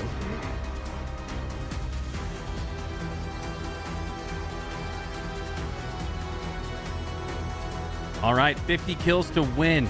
Borders Crossed is on the brink after that game 1 win. Impressive, especially when you consider the fact that Incognito, one of the most objectively efficient squads in the tournament, losing that previous extraction match. So, Eli, what's the name of the game as we approach a Slayer on Solitude for game 2? I think both of these teams are going to fight for the snipe side of the map. It's going to be super important that they control that side. If you have just one corner of the map, for sure, it's going to be very easy to spread out from there, get more positions on the map, and then force the enemies to spawn in one specific location. If you can force that and then predict it, you can make the game very difficult for them to play. All right, Trippy looking to secure the 2-0 sweep in your winners finals. Tosses some predicted grenades out. Doesn't land any damage there on Husk, but he does spot him. You can see that DMR just barely squeaking out from the cafe window. As 2 go down for Incognito, tapping buttons goes down for Borders Crossed. But Incognito do have that sniper to work with, and it's in the hands of Precision. We know he can pop off with it. Pop off he does as he hits the no-scope. It's going to continue on as he predicts the route from Legend, who's one shot, hits another body shot. Kind of expected them to back up there and maybe ensure that the enemies didn't spawn at snipe, but maybe there's another player behind him that I don't see here. No, they're completely comfortable collapsing in on this side, understanding that the next spawns are likely to come in on that side anyways. They can always collapse back afterwards. So I love the aggression that I'm seeing so far out of Incognito, but it's a great nade from Trippy that's going to slow it down.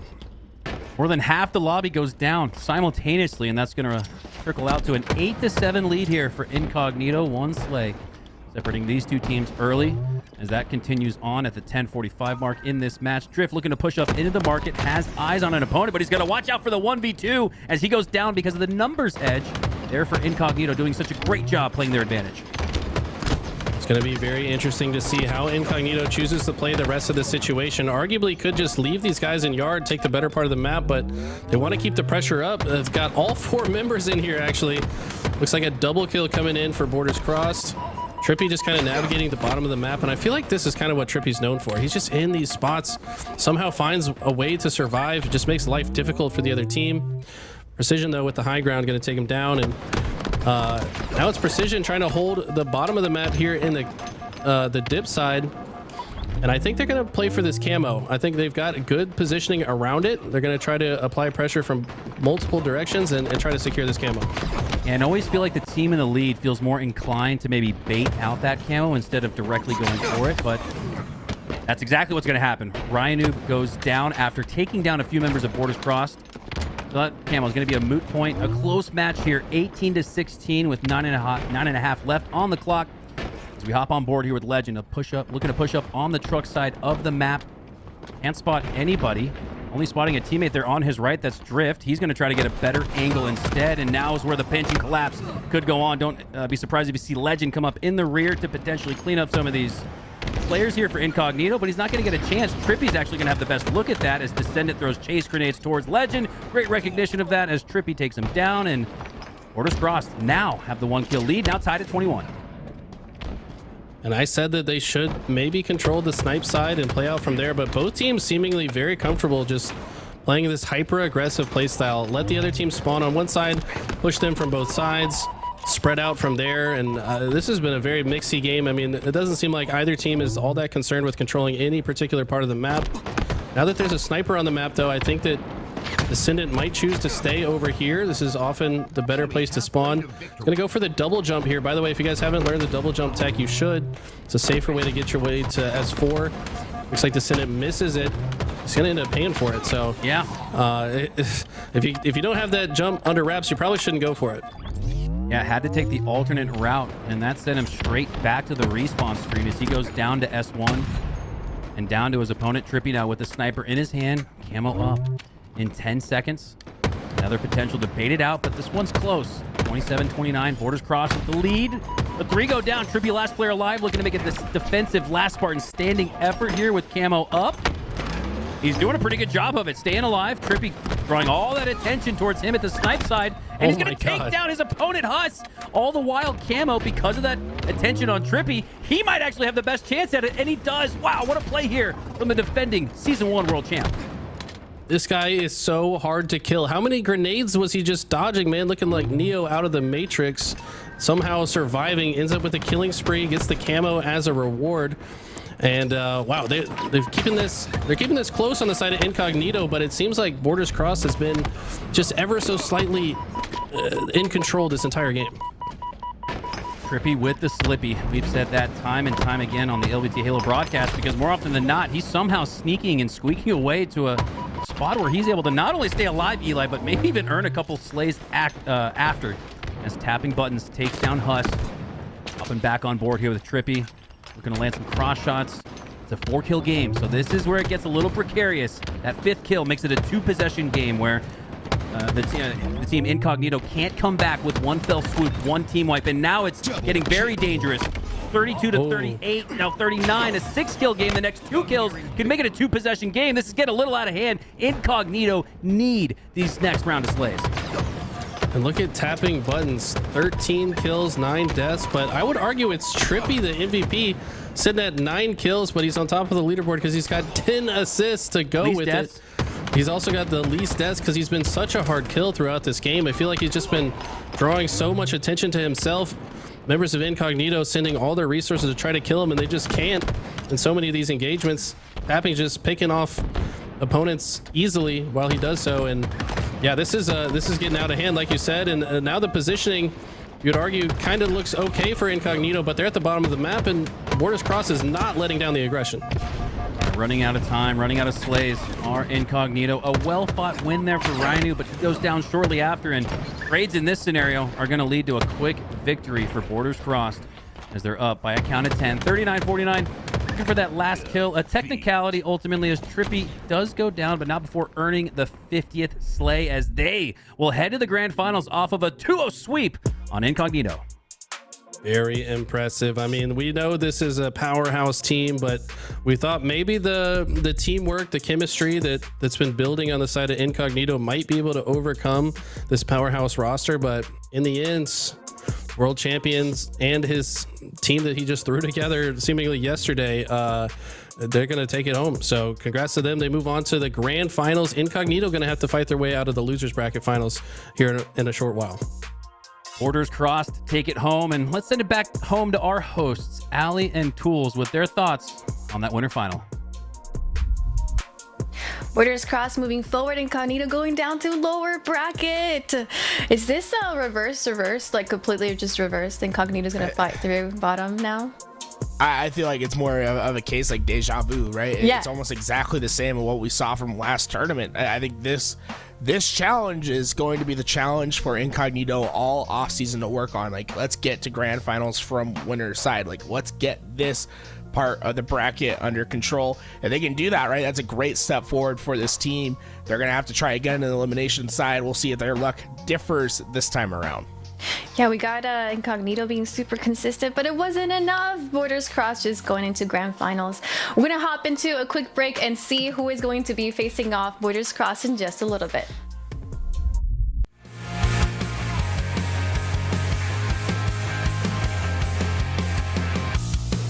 You're my best kept secret. I don't know why, but I still try to keep it. You got me in pieces, 'cause you know you're my muse, you're my weakness. I'll do anything, anything for you. I'll do anything, anything not to lose you. So I'll keep my mouth shut. 'Cause having you is such a rush. Got me feeling so used. Got me acting confused. Got on all myself, baby, up and through it. It's all that you love and you lose. Double kill. Living in black and white, the way you look at me, yeah, it stops time. Baby, you're my lifeline, so close, always so tight. I'll do anything, anything for you. I'll do anything, anything not to lose you. So I'll keep my mouth shut. 'Cause having you is such a rush. Got me feeling so used. Got me acting confused. Got on all myself, baby, up and through it. It's all that you love and you lose. It's all that you love and you lose.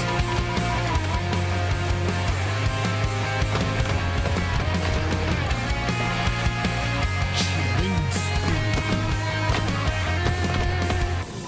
Got me feeling so used. Got me acting confused. Got on all myself, baby, you put me through it.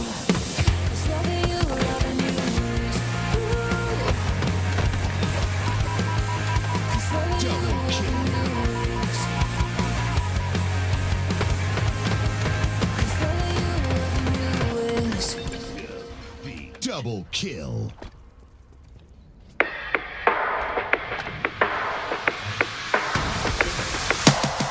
Killing spree.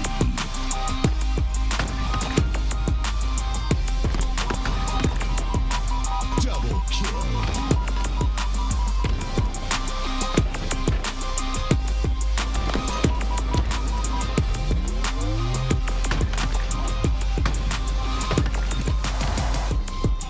Double kill.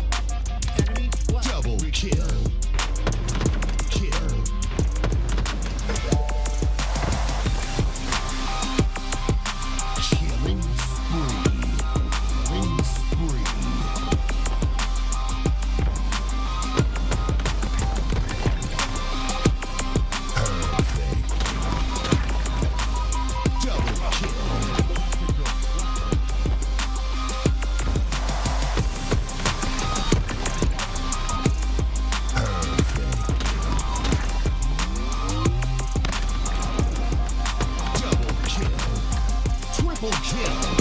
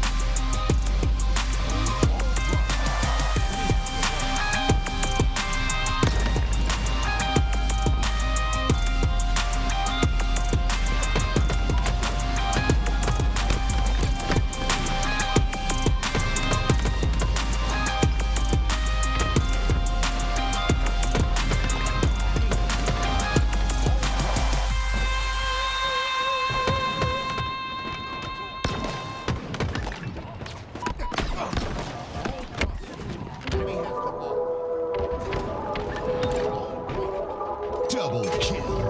Enemy has the ball.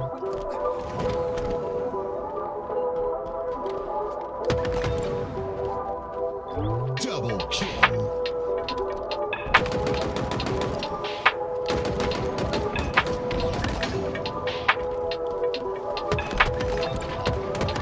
Double kill.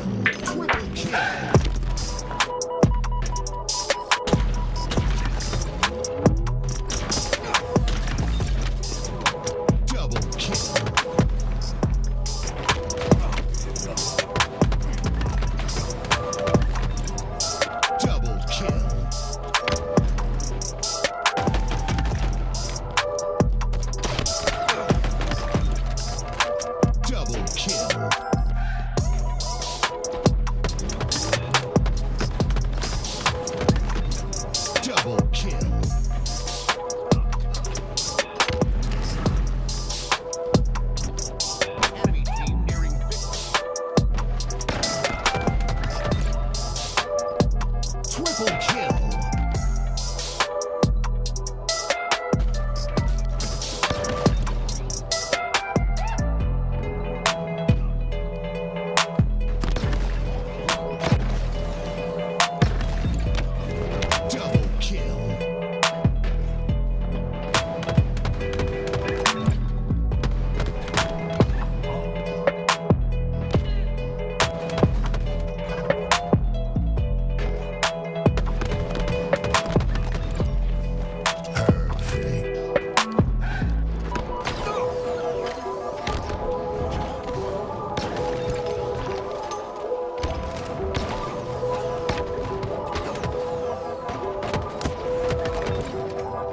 Double kill.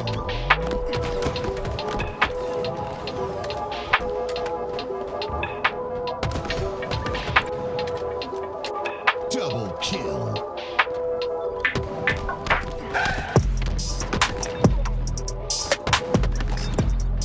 Double kill. Snipe. Double kill.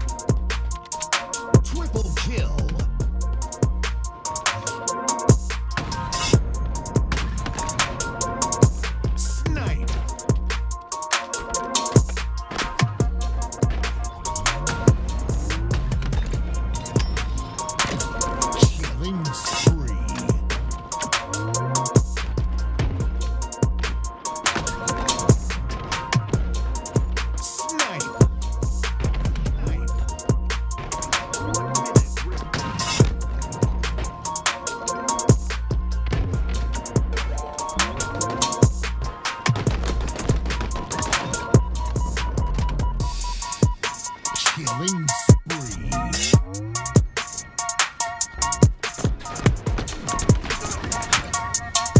Perfect.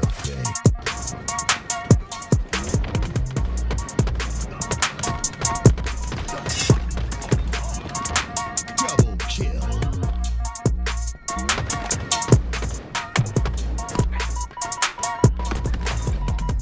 Double kill.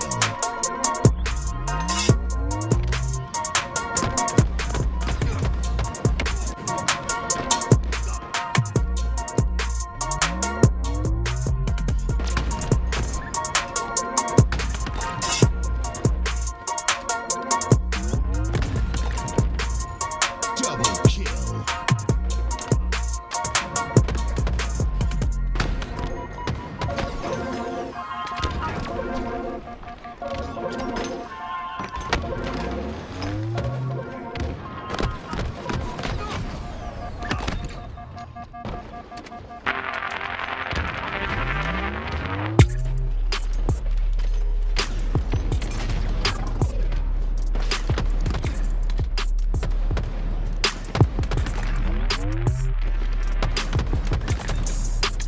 Double kill.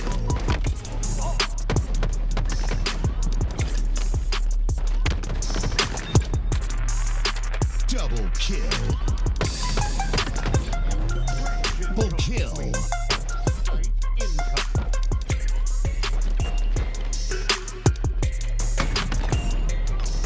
Snipe.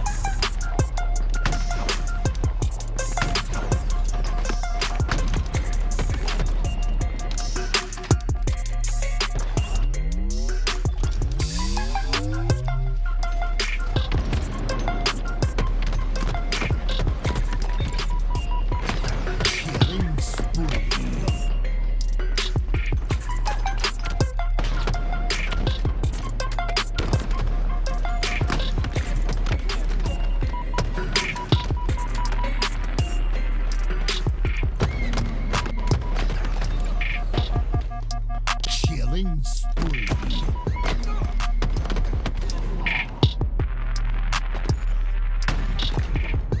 Snipe.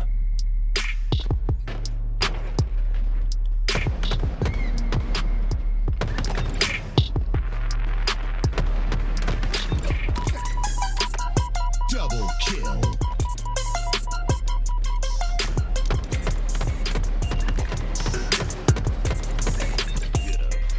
Double kill.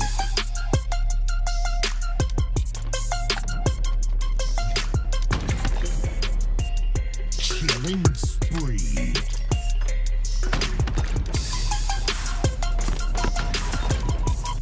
Double kill.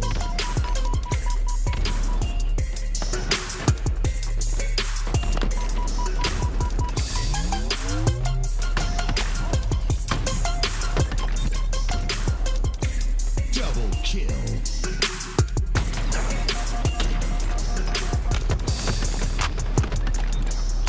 Double kill.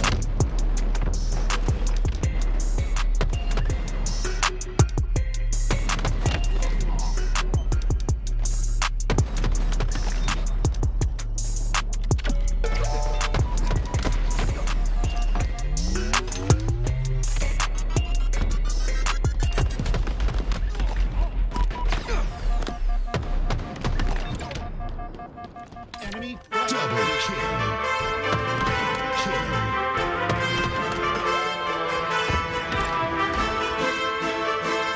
Killing spree.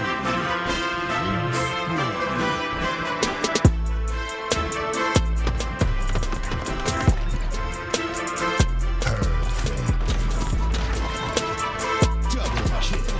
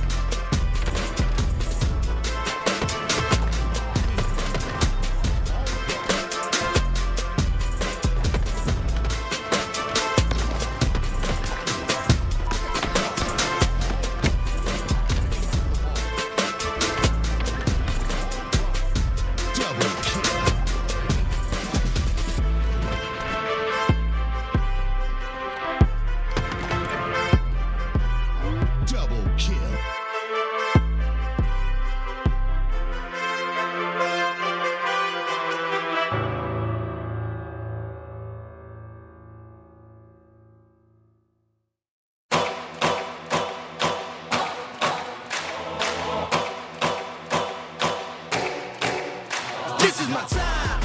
I'm on the rise, can't hold me down, I'm too fly. This is my time, ready to shine, brighter than all of the lights. Cause when it's game time, seconds away and the game's on the line. There ain't no doubt in my mind, beating the buzzer like, this is my time, this is my moment. You better bet that I'm on it. Ready and set, I'ma own it. Blast it to 10, then keep going, there ain't no coasting. Welcome back to the off-season Halo HCS off-season open coverage by LVT, and look who we got over here. Is that Active coming into the stream today? How you doing? What's going on? I'm great. I had a little bit of a rough day in matchmaking today, to be completely transparent. I don't like the smell around here. Around you? It's Toolez. Is it you? He didn't wear his deodorant today. Can't be It's doing okay. me like that. Toolez is getting it today. I'm just getting hit left or right. I'm like Tim in matchmaking right now. Just nothing's going right. Dodging shots. Nothing's going right today. Ouch. Oh my gosh. Ouch. Yeah, matchmaking definitely did not go right today. But we have a matchup on our hands today, Aliek, right? We're gonna watch someone who plays a little bit better than I do. Yeah, we got Cloud9 versus Jump Out Gang. You got that right. It's a Cloud9 versus Jump Out Gang. We have a Solitude game coming up. Strongholds. What can you guys tell me about these two teams, and who do you guys see winning these matches up ahead? Well, Tim, Jump Out Gang. I don't know if you were watching, right? Because you were playing a little bit of matchmaking earlier. But Jump Out Gang is a hell of a team to watch out for. A lot of Europeans that are up and coming, especially this I7 kid. Check him out. He is legit at the game. I'm curious to see how he plays against this Cloud9 roster. Did I hear he was 16 years old? Is that correct, Toolez? I7-948. I heard he was 16. Is that right, or is that not correct? It's all speculation. You know what I'm saying, Tim? I'm not sure what is or isn't at this point, but that is the word on the street. A young kid over from the UK making his appearance today, and honestly, he's had a fantastic run on this tournament thus far. We'll have to see if he can keep it up against a very good Cloud9 roster, right? A lot of veterans on this team that know how to get the job done. Well, we know Cycle was the youngest player in the league, but if I7-948, man, we got to change that name as soon as possible. If he can make a little bit of a name for himself, he will take that youngest player in the league, the throne of that. So we'll see, what he's capable of doing. He's on your screen right now. A great job milking his life in this situation. Ends up staying alive, and I like the aggression off of the information. Oh my goodness gracious! Goes up, cleans up the kill onto Triton. Now, because of that, Jump Out Gang have solidified a double cap here, C and A, but it looks like a little bit of control being taken back from Cloud9 in this situation. Now, I gotta ask Tim. We saw his gameplay a little bit. Are you thinking what I'm thinking? Where this kid, he kind of looks like a mouse and keyboard player. Yeah, right. Yeah. A little bit of those long sweeping wipes that you see with mouse and keyboard. He's checking all his left and rights. Like, this could be another mouse and keyboard player coming into the fray. I would love if that was the case, and I was thinking the exact same thing. It's either a mouse and keyboard player or a very high sense controller player, which I also said at the very beginning of Halo Infinite that would be, a big factor. If you were playing on a high sense on controller, you'd be able to kind of raise your skill ceiling just a bit. So we'll keep an eye on him and kind of see.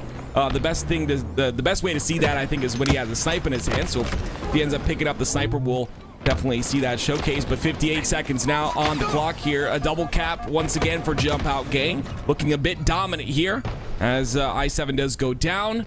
But regardless, they have a bit of a lead. Gilkey going to try to answer back, though, with his camo on top center.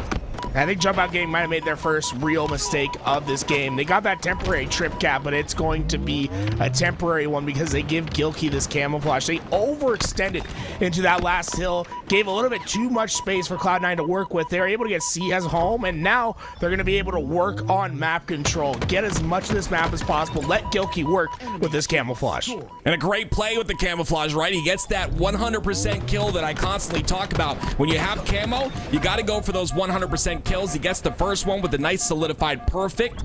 Gets another kill cleaned up as well, and because of those 2 kills, they'll transfer into a triple cap here with potentially a couple of players staggered here on the blue side. They've got those snipe spawns blocked as well, so the blue spawns will continue to happen.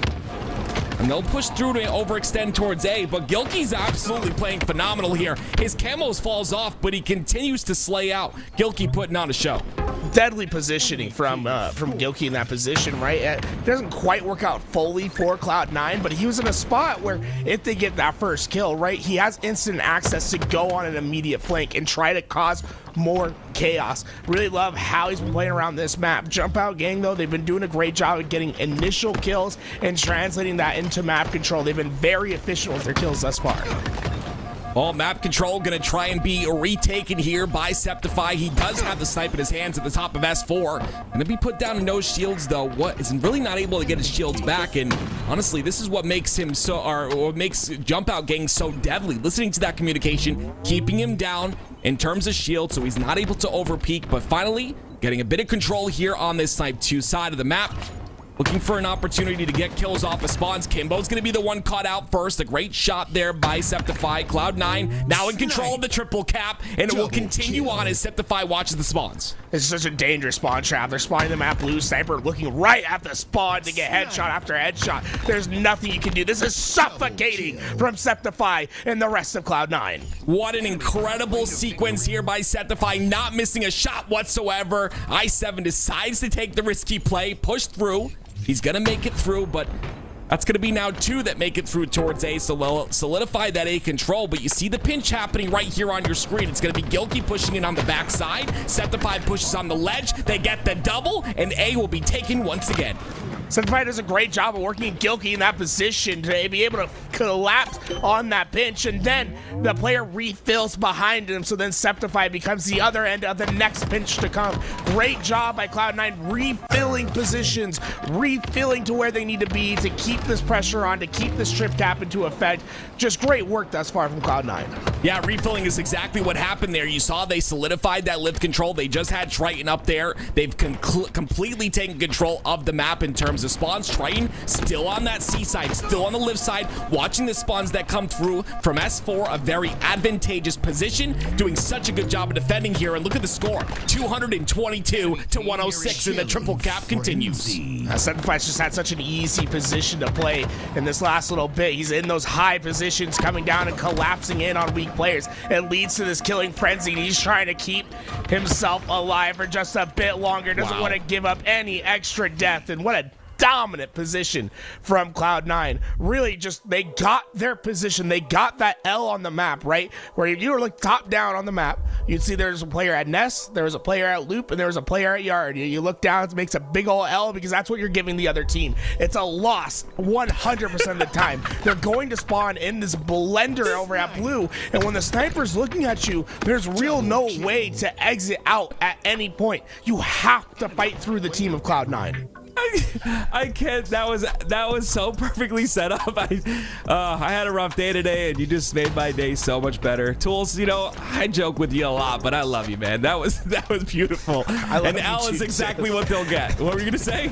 I love you too. Let's just, you know, hey, pause the gameplay. We're gonna give each other positive affirmations for the next 6 hours. Join in on the stream. I want everyone just type in what we love about each other for the next little bit. Dude, love that. Look, we got a pause screen and everything. It's goodness me. I honestly, that was perfectly set up, and yes, that L setup was beautiful. And honestly, the sequence by Septify was what really kind of threw me for a loop. He was not missing, and obviously going on a killing frenzy, you know, making sure to kill them off their spawns onto Blue over and over and over. There's really nothing you can do. And well, you know, number one, your spawns are staggered, so you're spawning, you know, within seconds of each other, where you can't really sit still and solidify. And then at the same time, Septify not missing shots. So game number 1 gonna be going to Cloud9, and here we go into game number 2. It's going to be Slayer, of course, on the streets. Septify's gonna have so much confidence after the last game. I expect to see him very aggressive with this shotgun if given the opportunity, right? He wants to peek in to that purple, and well, he's gonna find 3 players, and well, this time before, when he had all that support from Cloud9, it's just not there this time. He's that first player out, and he immediately feels the repercussions because of it. All right, well, you know, 90, you're so good at your job, 90. I wanted to watch I7 here. He has the stalker. Ends up going down with it, though, unfortunately, so we're not really able to see what he's capable of doing. And, you know, it got me intrigued, you know, understanding that potentially i7 could be a mouse and keyboard player. And I don't know why I keep calling him i7. Apparently he's a processor now, but regardless, he's processing that loss from the last game, trying to make sure that they win this very second one. Of course, this is a best of 3, but look at that. Cloud9 lead at 9-5. He's having the exact opposite issue of last game, where he's trying to get with his team, but they just are not there to support when he's facing down multiple players. I think a change of pace is needed for this Cloud9 roster a little bit earlier. I think they're giving Jump Out Gang a little, or it's not even that they're giving Jump Out Gang, I think they're letting Septify out a little bit too much. So maybe it's not an issue of Cloud9, maybe an issue of Septify, that he needs to get a little bit more on pace with the rest of his team. Because Cloud9 so far, I mean, they've been doing a great job of getting these kills and extending out this lead.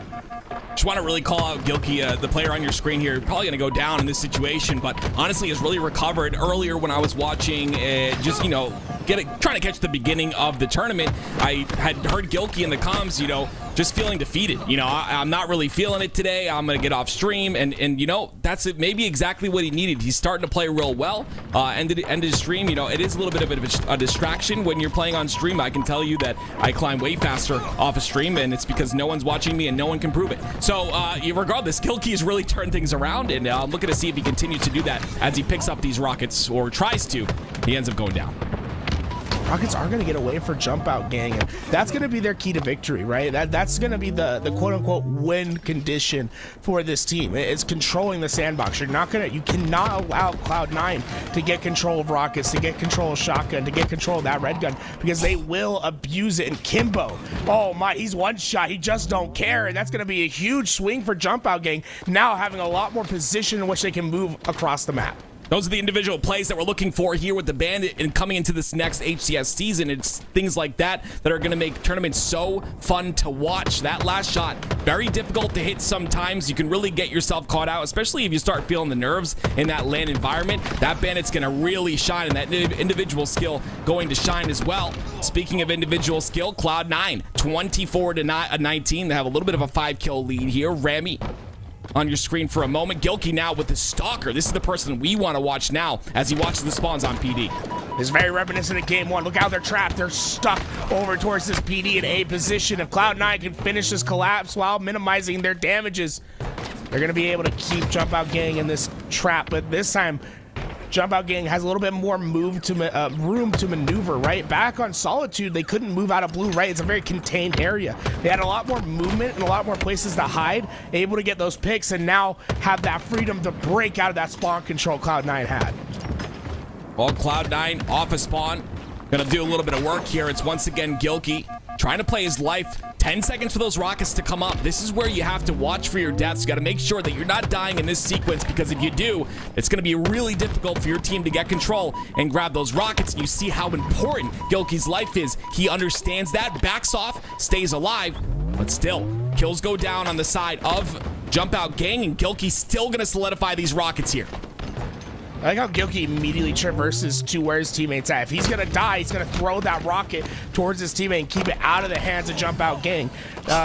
Phenomenal job thus far, but just, you know, hey, sometimes things just don't go right, Tim. Nothing went right over there at the Beast there. It's just could not find his enemy in time, but the rockets stay in the hands of Cloud9.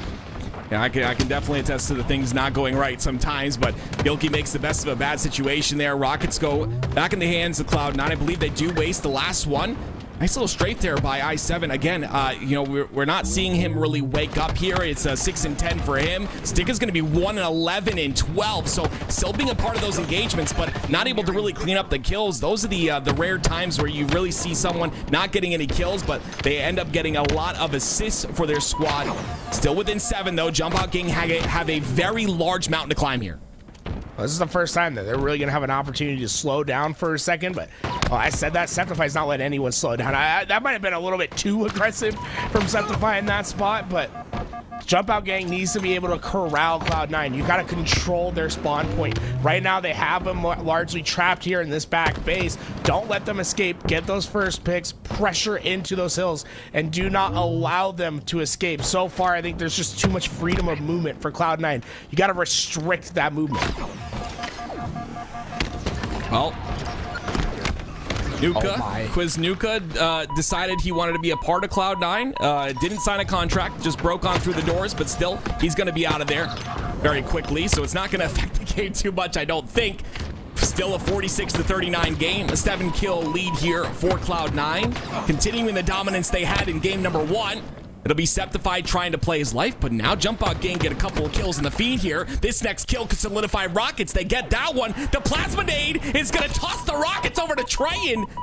This might close it out right here for Cloud9. A beautiful play by Triton right now. 49-42. One more kill, and Triton will close out the game, and they will win this series. Triton shows you why you have to practice your nades. You cannot be playing Halo Infinite at a high level and not know how to explode those rockets up to you at multiple points on the map. Right place, right time, perfect execution leads to a perfect finish to this game, right? There's an opportunity for Kimbo and the rest of Jump Out Gang to come back if they get those rockets. Triton, not only is he able to deny the rockets from that team, but he's also able to stay alive and use those to get the next couple kills to finish out the game, right? A lot of players going down, get on that box, try to curb slide, grab the rockets, shoot them out while giving up your life. No, stay calm, stay patient. You know what you have in your resource pool. Use it to gain advantages and win games. Of course, that was the lower end of the bracket. So, of course, it will be Jump Out Gang who is, I believe, out of this tournament. And, of course, a great event we've seen. We've got tournaments all off season long, especially, when we need them the most, because there's no HCS events going on right now, of course, being the off season, and all provided by LVT, so make sure you hit the follow button, make sure you join us on this journey. And of course, maybe throw a little Prime sub if you want to stop watching those ads, baby. Right, Tools? Ads? You love ads, don't you? I love a little ad, guys. The ads help us stay sustainable, right? And that's the thing that's our goal in the scene, right? We want to be able to provide this coverage, go to these events, like keep giving you guys content, but we also have to be able to keep that sustainable. And so far, I mean, the way that you guys have been watching, helping us out, subbing to the channel, watching those ads, like it all helps us go a long way and allows us to keep doing what we're doing. So thank you so much, everyone that's been doing that.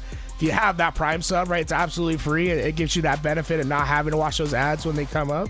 Like, it helps support us, right? It makes all the difference in the world. So far, you guys have been phenomenal, and it's also it's just awesome to have a community that gives back as much as you guys have. Yeah. And it's like we got 3,000 people watching us on a Sunday in the off season. Like I couldn't ask for anything better today. Yeah, I'm curious how many of the people watching right now are in their living room instead of watching like football or something. They got their boys together. They got some chips and dip and a little bit of whatever they like to eat, snacks.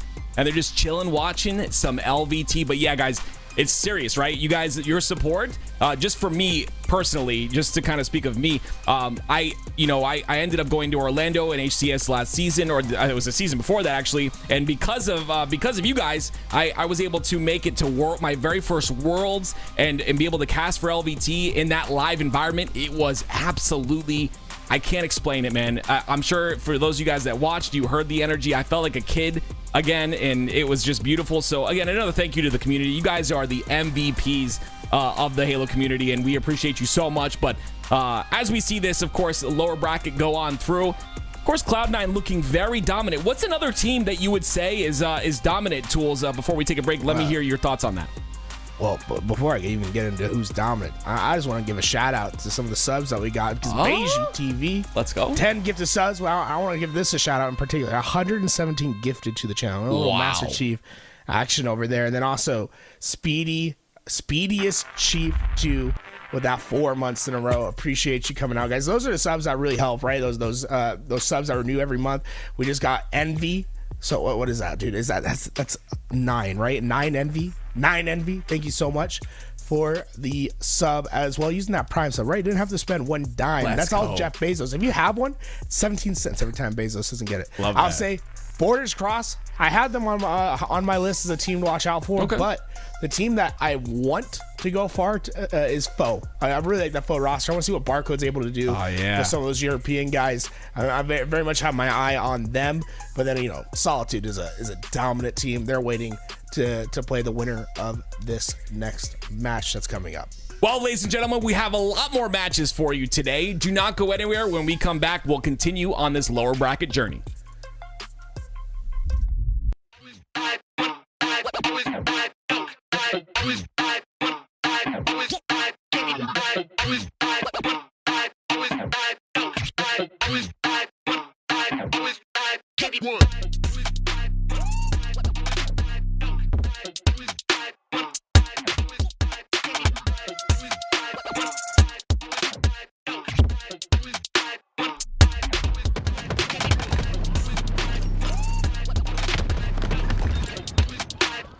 Double kill.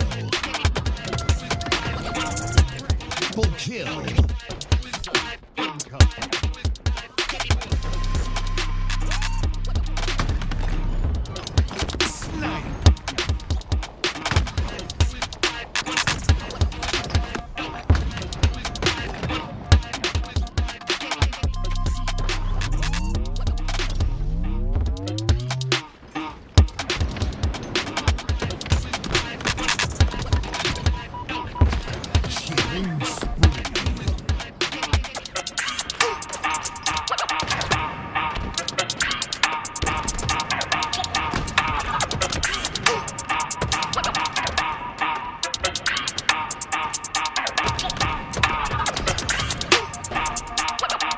Killing spree.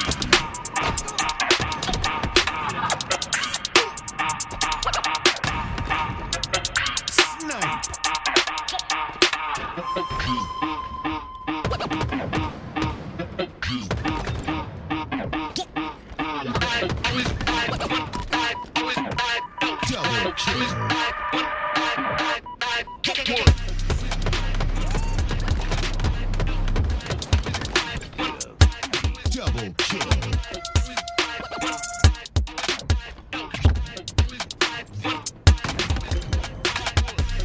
Killing spree.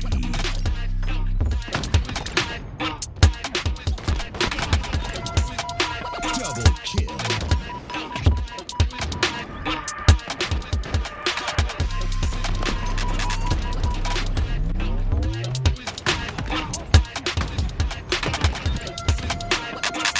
Double kill.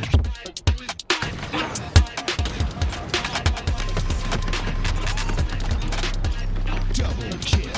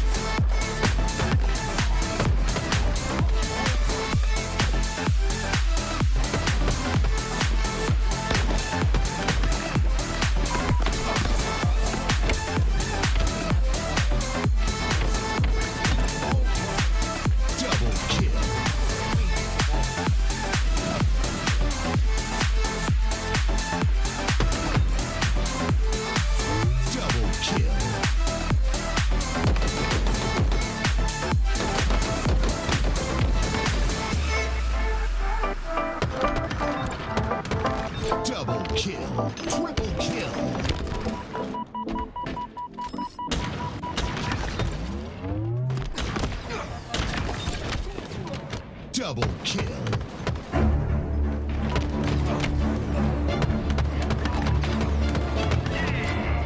Double kill.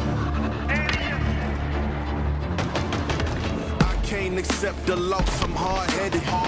There's a little bit of madness in my method. Many falling off that fine line that I'm treading. I risk anything to be great, and I'm not letting nobody rob me of my victory. Number one, that's what I'm meant to be. When by any means, only thing that makes sense to me, I can make nice or make history. I got that dog in me, yeah. Turn me up, big energy, got the crowd going nuts. I got that dog in me, yeah. Ante up, I take on anyone. I don't need a one-on-one. I got that dog in me, yeah. I'm talking all bite, no bark. I could rip your squad apart. I got that dog in me, yeah. So what's up? Yeah. So what's up? I told them move over. Enough of that mediocre. I've been the man since cruising around in the stroller. I got ice in my veins like a cut in Minnesota. Why not show you how I'm built? Come a little closer. Ayy, lot of heart, been smart. Aura got a glow. We can restart, give head start, still get the same result. I'm about mine. Don't you get it confused? I'ma win again. Yeah, that's all that I do. I got that dog in me, yeah. Turn me up. Big energy, got the crowd going nuts. I got that dog in me, yeah. Ante up. I take on anyone. I don't need a one-on-one. I got that dog in me, yeah. I'm talking all bite, no bark. I could rip your squad up. I got that dog in me, so what's up? Yeah. So what's up? They don't get it. I'm the type to break through the doors, tear down the walls, start number one. They don't get it, it ain't clear. I know you probably think that you might, but you never seen a bitch like me. I got that dog in me, yeah. Turn me up, big energy, got the crowd going nuts. I got that dog in me, yeah. Ante up, I take on anyone. I don't need a one-on-one. I got that dog in me, yeah. I'm talking all bite, no bark. I could rip your squad up. I got that dog in me, so what's up? Yeah. So what's up?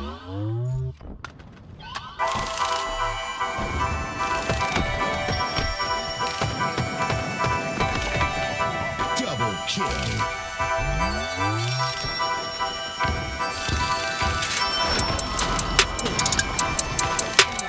Killing spree.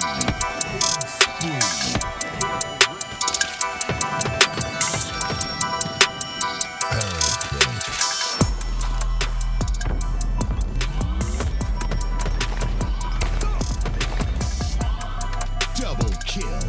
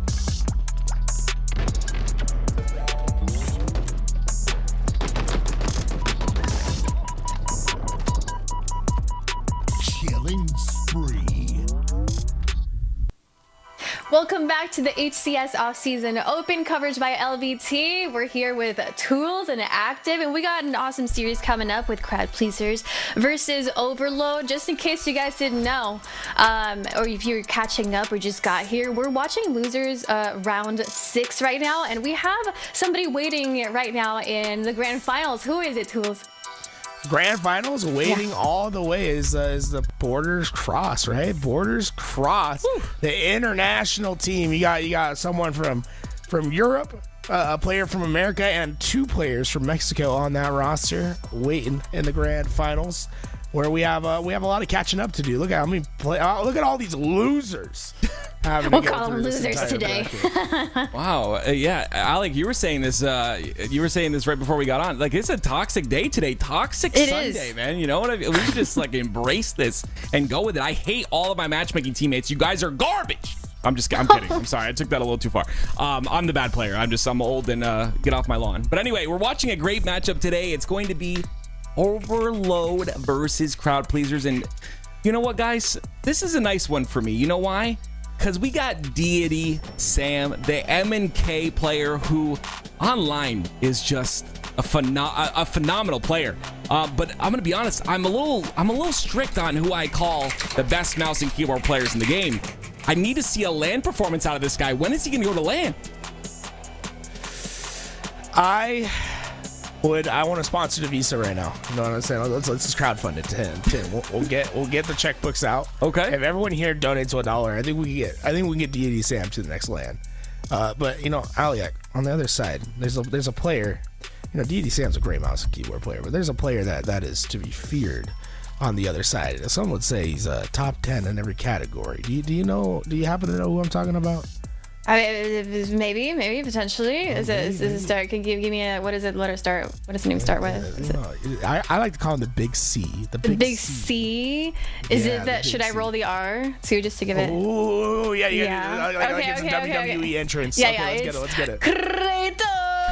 Oh my God, that was so good. That's insane. Okay. He. You know what? I think he's gonna eat that up.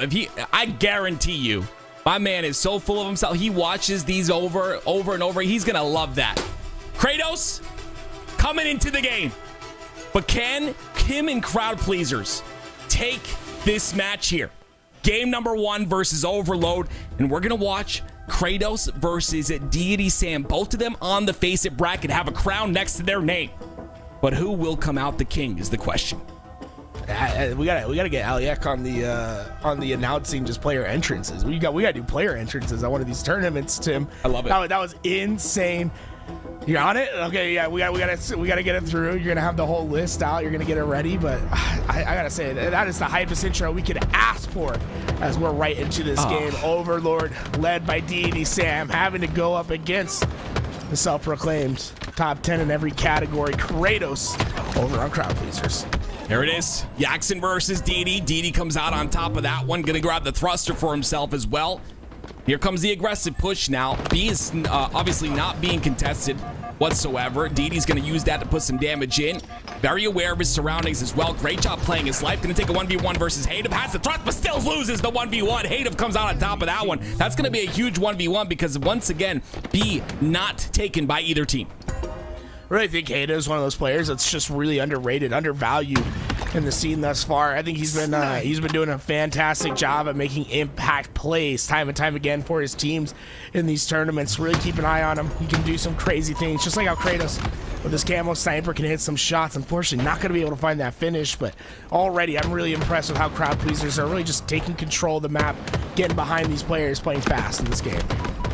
Yeah, and you see the pace on your screen by Jackson gets a lot of damage into 2 players. Unfortunately, that's what some of that bad damage we talk about so consistently, right? Is damage that's not going to really get cleaned up. You don't have anybody that's on your sight angle there, so those 2 players going to get their shields back. Kratos with the sniper once again has a second chance at a couple shots here. Evil Glory's going to push up onto C. Kratos down to no shields. Great job playing his life, watching angles that he could potentially be contested from. And this is what makes Kratos, one of those players that he's self-proclaimed one of the best in the game, but he's very solid at the game because of plays like this, right? Able to do that damage, able to continue to hold this sniper in his hand, and still being a menace on the map. Him not going down here is big for the side of Crowd Pleasers. One thing I like about Kratos is that he knows when to challenge and when he can just give up on something, right? A lot of times it's like, you have sniper, you're gonna just ego challenge this guy because you want to get that kill, but right. Kratos knows, like, hey, I can lead this a little bit early, go reposition myself top mid, and find a player that's unsuspecting, right? Like, take a different angle, reapproach the situation, try to find the best way to get that kill. And oftentimes, like, it leads him to be this player that's in these crafty situations that gets really important kills for his team. Well, speaking of an important kill, it's a big important kill onto Deity here. Kratos gonna win that fight, gets the double kill as well. A is still there to be capped, and it will be a triple cap solidified here for Crowd Pleasers as Jackson on the forefront of that one with the thruster in hand. Gonna be able to play off of these spawns potentially onto blue. They will push through towards that A point once again, but Jackson has a massive flank right now. If he's got some support, he can really do some damage here. Unfortunately, no one's gonna be able to rotate in time. Kratos tries to go on the ledge there, but is not able to find an opening, so they'll have to be fine with the double cap for now. That being said, Jackson coming up to clean up the damage that's been done by Crowd Pleasers. Yeah, there's just a couple too many holes in the ship of Overload right now, and well, Jackson's been able to poke in a couple times and start creating some great flanks for his team. Overload, they just need to be a little bit more aware of where the potential push is coming from, right? Because of how constricted you are, you can't just leave lanes open. Well, the lane on the top of Gold Ledge will be shut down there. It'll still be a 2 cap here for Crowd Pleasers. B is going to be contested. It's going to be Hadev, who is trying to make sure that he does stop and get that reset, and Crowd Pleasers do. So now they have a double cap once again. Shots coming into Hadev, a very important life here out of him. He's going to be killed though from Evil Glory, who finds that hole once again. Like you talked about recently, it's those holes in the defense. And if you can expose them, you can really start to get control of the map, and that's exactly what Overload does there. Now, for the first time in what feels like forever, they have control, right? Now the pace is going to slow down quite a bit with this camouflage. They need to have impactful kills, and well, staying up high is the first equation, but the big mistake they make right there, right? It's Kratos' position. He was able to get the flowers towards blue. If you do not control flowers of blue, you really don't have that freedom to go S4. Really, S4 is a luxury that you get to be able to exploit when you have control of certain parts of the map. Kratos immediately punishes Overload for their play, and it's going to be a trim cap that comes into effect once again. The passion stacked roster of Crowd Pleasers. Of course, we've got Kratos, but we've also got another passionate player in Envor on your screen right here. He's a player who actually stopped playing Halo Infinite for a little while, decided to go play Street Fighter competitively. Of course, he is back like we all do. We all come back. We always come back. And of course, Envor, like he never left. Oh, gonna be missing that shot just barely there. Unfortunately, ends up going down as well, so the sniper will be out of play now. And because Envor does fall, it'll be this B contention here for the side of Overload. They do let that reset, so now they have to work for it once again, but they still will solidify it. But you see right there, the fact that they were able to, the fact that Crowd Pleasers was able to get that reset just makes it difficult for Overload to get any sort of points here. Crowd Pleasers always do a good job coming off spawn and taking space, right? They're constantly trying to find a little bit more space to work with. The problem that time around is that the kills just weren't coming into place at the right time, and they're having to cover a little bit too much space to come back. Right. Now, for the first time, they're in a trip cap situation where they have to break out of after they just inflicted all this hurt on Overload. Are they going to be able to minimize the damage taken in this trip cap situation? Well, Overload with that trip cap end up losing B and C. So although they did stack up a few points there, 98 total for this game, it'll be once again Crowd Pleasers in full control. Ammo's up though at the top center of the map. Jackson trying to find a kill on the bottom center though. Great job by Overload for cleaning up those kills. Very important kills there with Camo being up. Kratos goes down as well. These are some huge kills that Overload is getting on the side of Crowd Pleasers. Overlords are starting to swarm to the point of attack. Really just fast, aggressive plays, catching out players, having confidence that they're going to finish off these kills, leading to trip cap situation after trip cap situation. It's going to be an overloaded push from Cloud Pleasers to get into A, and I like this from Yaxon. Go all the way through, right? Try to take as much of the space as possible. Yeah, that space taking is so very important. You know, realizing, yeah, you have teammates there that are going to be able to solidify A. Now you can go and push and get space, like you just said. 4 down for Overload. It's going to be Yaxon now getting that C point. Kratos on the bottom center as well. 186 and counting here for the side of Crowd Pleasers, looking to finish off this game strong. It'll be Deity who's the first into A here. You can see, of course, a player who is on mouse and keyboard, you know, touted as one of the better mouse and keyboard players in the game. It'll be him pushing aggressively onto Kratos. Gonna find the kill there with a teammate. Some shots go into Envor as well. Some great damage here. This is what makes mouse and keyboard so good. Being able to be aware and then just put all of that damage in, not necessarily winning those individual 1v1s, but just doing damage for your team to have some easy kills to clean up. Yeah, he just has so much quicker access to quadrants of the map, right? When he's aiming at a spot, he can quickly flick over and check another spot. And it's really the biggest, I think, difference maker that's an advantage for mouse and keyboard. Yep. It's just their ability to be way more dynamic in solitary positions, where they're able to check 3 corners, where where a controller player would only really be able to focus on one. 100% agree. It's DD once again on your screen. Like I said, I really like to see him go to LAN, prove himself.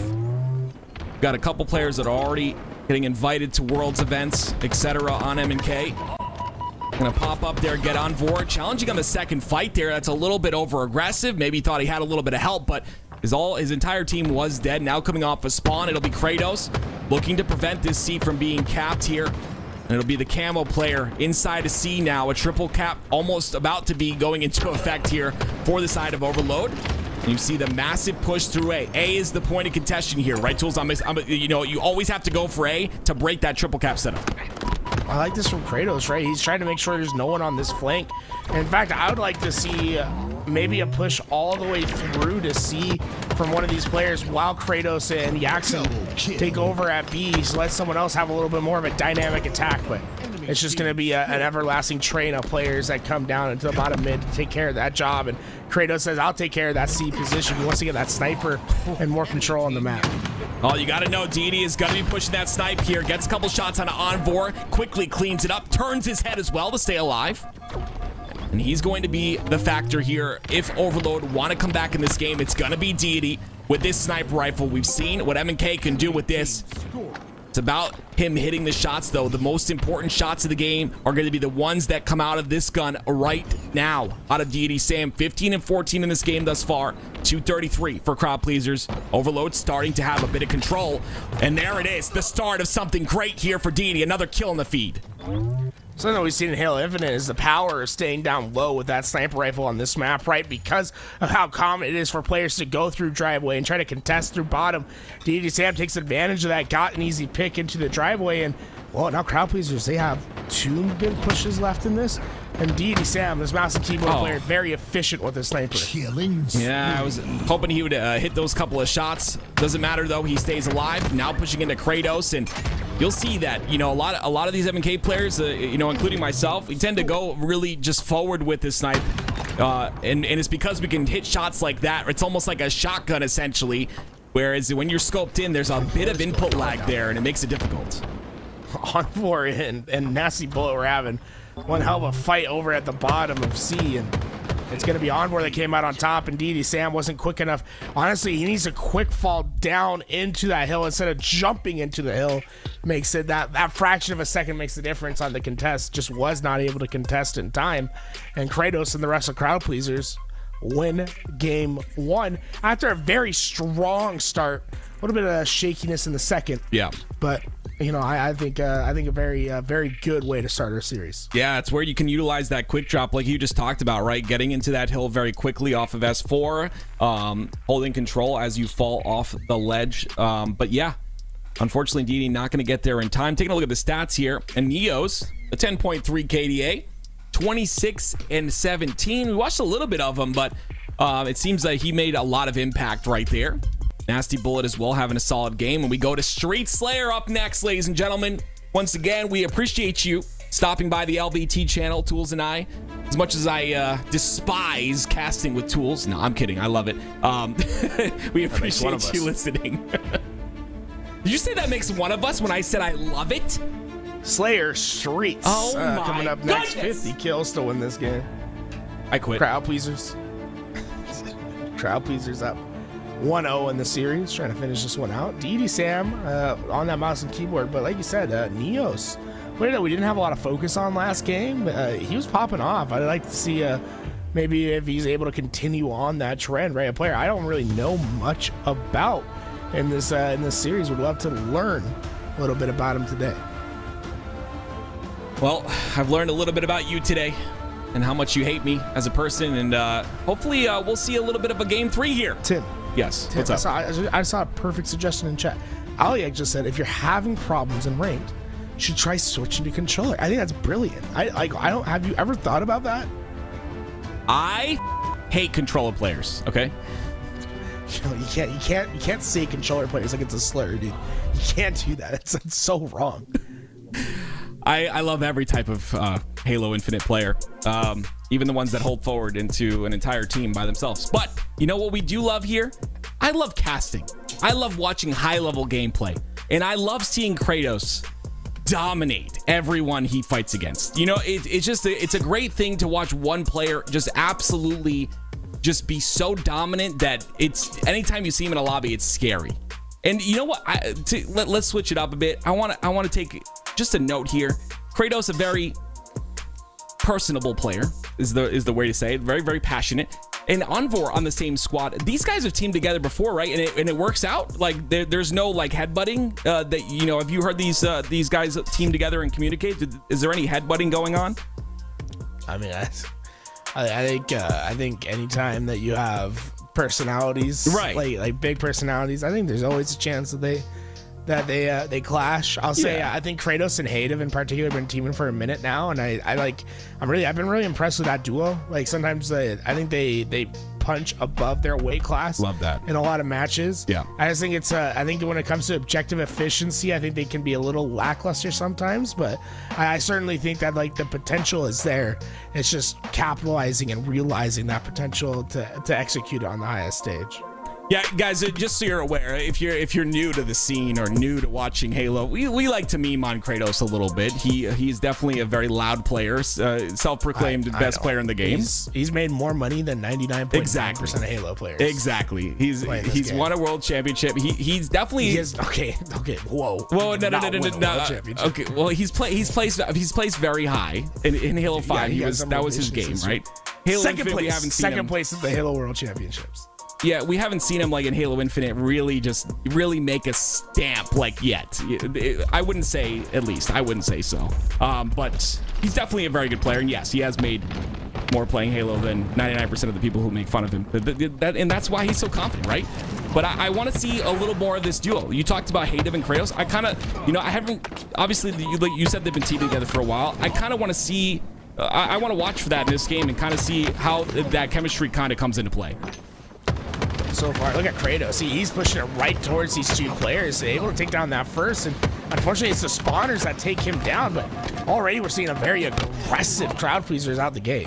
Aggressive is important, especially after that game 1 win. It was like you said, a little bit shaky towards the end. They recover, make sure to close it out. Now they can come out swinging here in game number 2. Of course, this is a best of 3. So if crowd pleasers are to win this one, they will win the series, and they will send Overload. I keep saying Overlord. Overload. They will send them home or out of the tournament at least. Yaxon on your screen. Overlord is a much better team name. I kind of like Overlord better too. Yeah. It's like you're the lord of overkills. Just like Yaxon's about to get this overkill. Imagine. He's so sick. No, dude, that would have been the moment of my career. Yeah, it would have been so. I would have let you have that. Like, it would have been so cool. Anyway, but it doesn't happen. It gets 2, and it's going to be a 16-9 lead now here for crowd pleasers, like we talked about, taking that momentum for that game number 1.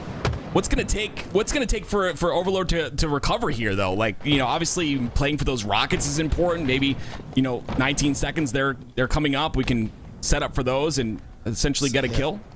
Tim, simple game types have simple solutions. Kills. It honestly just comes down to getting kills. It is literally winning your gunfights. I know it's like people are gonna meme on it. No, It's you're like, right. oh, the way to win Slayer is to get kills, but like, Yeah, you're right, the reality is they've been losing some crucial 1v1s in important situations. Like, win your pivs, win your fights. If you have to get a teammate to do it, like, do it. But everything is just a math equation to figure out how do I get the best percentage chance of winning a gunfight.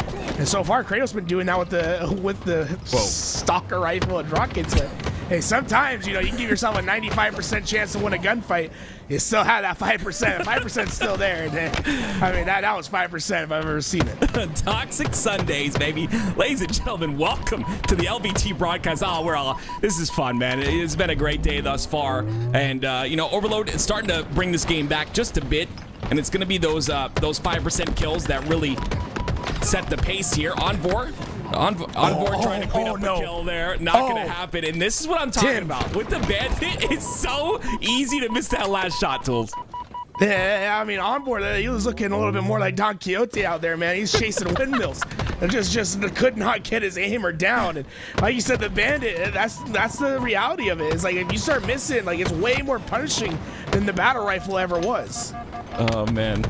And that's what's great. And you know what? Like I talked about before, in a LAN environment, the nerves happen. Like, it's just a normal thing. So we're gonna start to see some just impactful kills that happen just like that. You're gonna see that all season long. I guarantee you, it will be a thing. Deity, a little bit of a longer strafe there. No crouch strafe there for Deity. He was down in shots. Ended up, just left to right. Very simple. It was easy to track there. And there it is, a 35-23 lead now. Overload having a very difficult time here, and it's another Rockets potentially going in the hands of Kratos. Right, he's a little bit early to this party, but I think the information's coming. He knows there's someone PD. I like Kratos to really use this as bait. Take control of this tower. You have the shotgun to work with, right? Try to maximize the value with it. Well, he ends up going down there. Shroud screen goes down. It's going to be Envor, who I believe grabs those rockets. No, Nasty Bullet grabs them. Okay. Nasty Bullet scoops up the rockets. If there was one chance to bring this back, it is in his hands. He only gets one.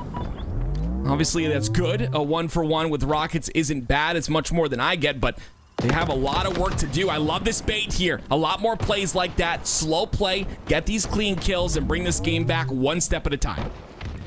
They just need a little bit more of that running in tandem, right? That duo work, where you're able to work together to find kills. Like, oh my god, Hayden and Envor were inside of each other at B, and you can see there's that separation between DD Sam and Nasty Bullet that's working to their advantage, right? They're able to trap players in between them. You have the opposite issue that can happen sometimes when you're running with a duo and you're right on top of each other, where if you take initial damage, it's so much easier for someone to get a double kill in that situation than it was before. So you see the dual edge threat of running as a duo, as a tandem down the streets. Yeah, Hayden and Kratos, the duo I never thought they'd be, but that duo is extending this lead even more. 6 more kills, and they will close this one out. 33-45 now, only 5 more. And you see how aggressive they're playing. The aggression hasn't stopped, really. And why not be aggressive, right? When you're able to dominate and win those pibs like you talked about earlier, it's okay to be aggressive like this because you just have that confidence that you're just gonna get those 1v1s, and when you're pushing together like this, it's just it's a stranglehold on the enemy team. 3 more, and they will send Overload out of the tournament here. Overload fighting for their life. There's a lot of offensive pressure this entire game from crowd pleasers and Envor. So Envor actually using a mechanic in the game right there. It's kind of a fun one, where if you do not strafe, you get a longer lunge, and you get a lunge that is multi-directional in the game. Something I think, an exploit that I don't think a lot of players use. But you saw how Envor just kind of lunged like 5 feet forward with his punch, right? That's because he wasn't moving. If you don't move, your punch range and your radius is much longer. Tools, this is insane. Did they do this? There's no way, right? 48-42. I will say this is secondhand information. Someone told me that. I hope that it's real. But I do notice it, right? If I'm standing still, I feel like the range that I get on my melee is much longer. Interesting. And it's something where like mouse and keyboard, like that's where counter strafing I think could really come in handy for mouse and keyboard players. Like counter strafe into your punches, right? So that you're standing still, so you get better ranging. Very cool. I thought we were going to see a comeback there, which is what I was initially talking about, but it was shut down really quickly by Crowd Pleasers. Crowd Pleasers come out the victor, and Overload will be out of the tournament. Unfortunately, I don't know if there's any more mouse and keyboard players, and I think DD was the last one, so that will be it. That'll be it for us. You know what? Let's go back on camera and let's bring Aliak around to talk to us as well. Aliak, you got to watch a little bit of that. What did you think about that domination that Kratos was so graciously showing us? No, he lived up to what his what's the word for it? Well, we know Repertoire. him for, right? Yeah, his Yeah. repertoire. Yeah, I think I said that properly. Yeah. I was listening to you guys talk about mouse and keyboard, and this question popped up in my head is like, you love mouse and keyboard and you hate controller players. You already said that. But what I want to know is what advantages for Halo specifically, you think a mouse and keyboard player has over controller players? If you could convert us all, how would you be able to do that? Like, I know we have the player DD, mouse and keyboard player, who did very well also in the game. So let me know. What are your thoughts? So a lot of players will say, we don't see any M&K players at the top of the game. Obviously there was a couple that got invited to Worlds. We have Scoob, we have Septic, I think. I think the problem is that Halo's been a controller game for 20 years, and now it's a mouse and keyboard game, and a lot of these mouse and keyboard players that are playing don't have the Halo IQ, and that's not, a shot at them. It's just that, like, when you stick Royal 2 on a mouse and keyboard, I think he would absolutely dominate. I think he could win Worlds with mouse and keyboard if he actually practiced it. And what makes mouse and keyboard so good is the ceiling is so high. You have that long range fight, which is very dominant. That's number one, and that's a reason a lot of control players switch to LT to Zoom. You have that long range gameplay, you have that snipe ability, you have the ability to consistently switch targets very quickly. Movement is also pretty solid. I know a lot of people say they don't like it, but I think movement's pretty solid. The things that hurt us are the melees. I feel like melees are very inconsistent. That's one of the reasons World 2 told me that he doesn't play mouse and keyboard. And of course, it's a little bit easier to hit that 5-shot on a controller. So I think we have our advantages. I just don't think anyone's broken in yet due to the fact that no one really has that Royal 2 Halo IQ that they need in order to break out. I'm not really converted yet, but go for it, Tools. No, I'd say there's one caveat. I think a little bit of cope from active, but we don't talk about how much more finite control you have with your thumb over, like mouse and keyboard. They have to aim with their entire body, right? So they have to use that body to like imagine moving your entire body to aim, right? It's like, for me, it's like, dude, like what? Well, it's easy, right? It's just that easy. It's just that easy. Roller gang, baby, roller gang. You always get it. No respect to the mouse and keyboard players at all. I think you guys use your whole body, like use your thumb. Be have skill. And if you switch to bumper jumper, bumper jumper gang.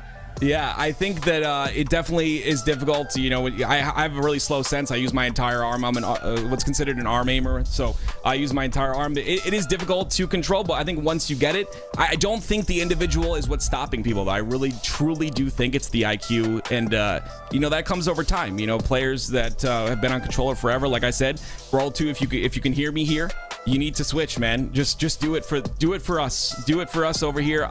We saw him for a little while really dominate the playlist. He didn't use it in scrims, and I understand he just won a world championship on controller. Why would he switch? But I think if there's one player that could do it, it would be him, 100%.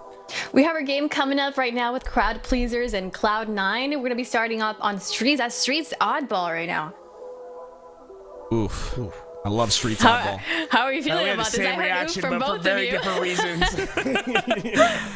Mine was a little bit exaggerated. I like Streets Oddball.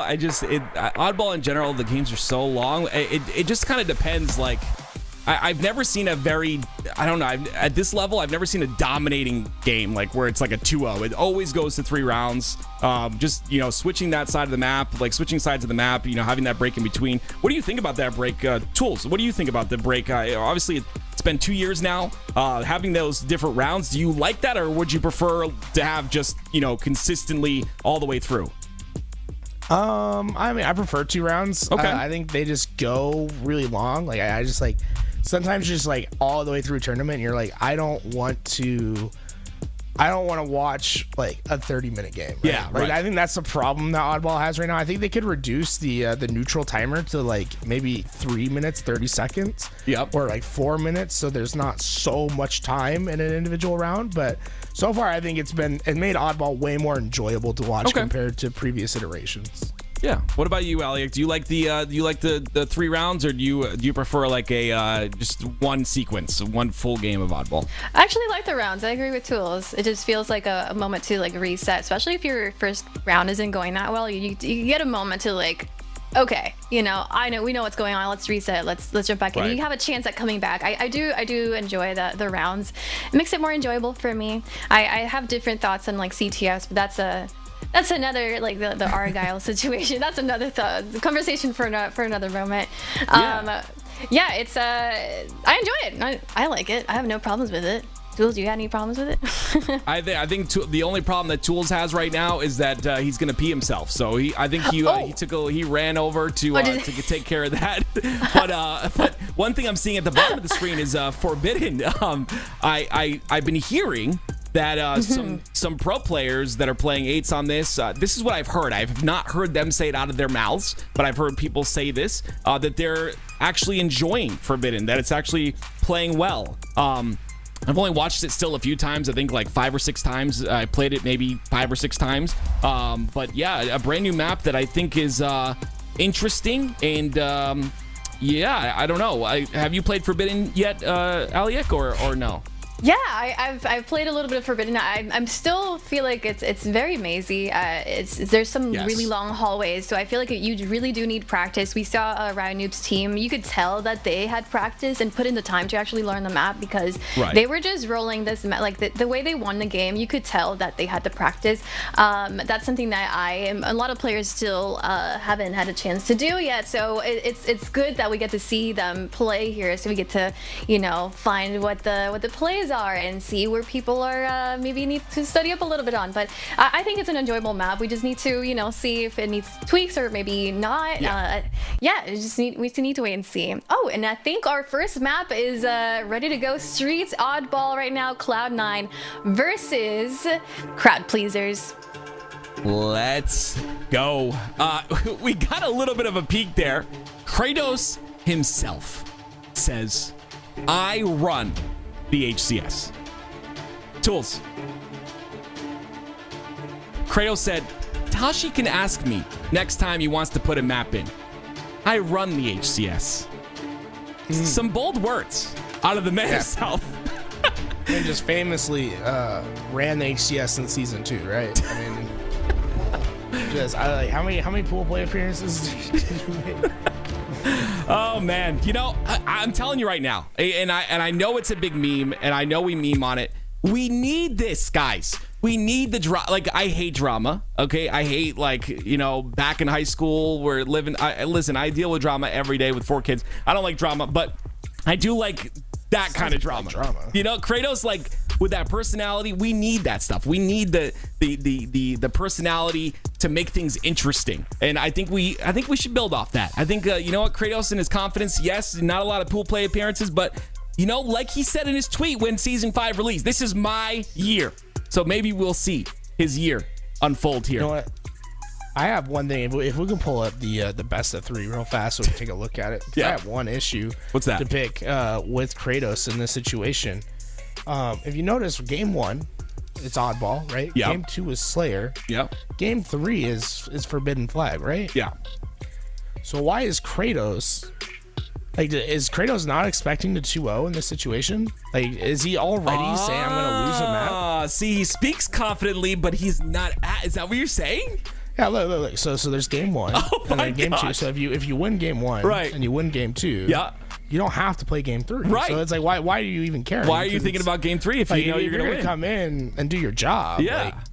Wow. What's up with that? Oh, big brain. I love when Toolez gets big brain on me. You're right. You're right. Maybe if one of the players from the other team are listening right now, they can type that to him, and then there's a little mental game going on there, and then we have more fun.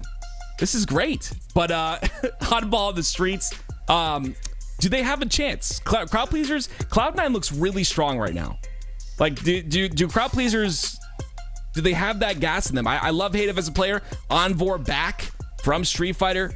Kratos, of course, and then of course Did you Yaxton. say that? Did you follow his Street Fighter career? Like, did he do well? No, I think I really like Street Fighter a lot, so I was just kind of like watching his Twitter, and he was posting that he went to an event or like a LAN or whatever, and then I didn't see anything else, and he was back on Halo. You like Street Fighter? I love Street Fighter so much. Name 6 Street Fighter characters right now. Ken, Guile. Shit, that sounds like a fake name. What? I'm not gonna do this then. Why are you asking me to name them? like the Barbie? Like Ken? No, not the Barbie. It's Ken. Ken and Ryu. You don't know Ken and Ryu. I'm done with this guy. That's literally like you're just making up. Yes. I like Ken. I watched the Barbie movie. I hate you. I know Ken. Oh man, he's handsome. Yes. Rufus was a player from Street Fighter 4 Ultra. He was a really big guy, and I used to love playing him.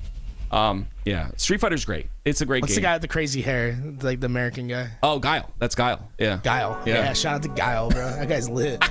I like him. I like Street Fighter. It's fun because it's like the movement in this game. It's like you have to be repetition. You have to put the repetitions in to get really solid at like some of those 1-frame combos and stuff. It's a fun game to watch. If you don't watch Evo, you should. It's like once a year. Just go watch it. You know what game I played growing up was the fighting game I played, I should say. Other than Melee, obviously Melee Go. Like shout out. Melee. But it's fun. What is it called? Oh my god. Mortal Kombat? No. Soul Calibur?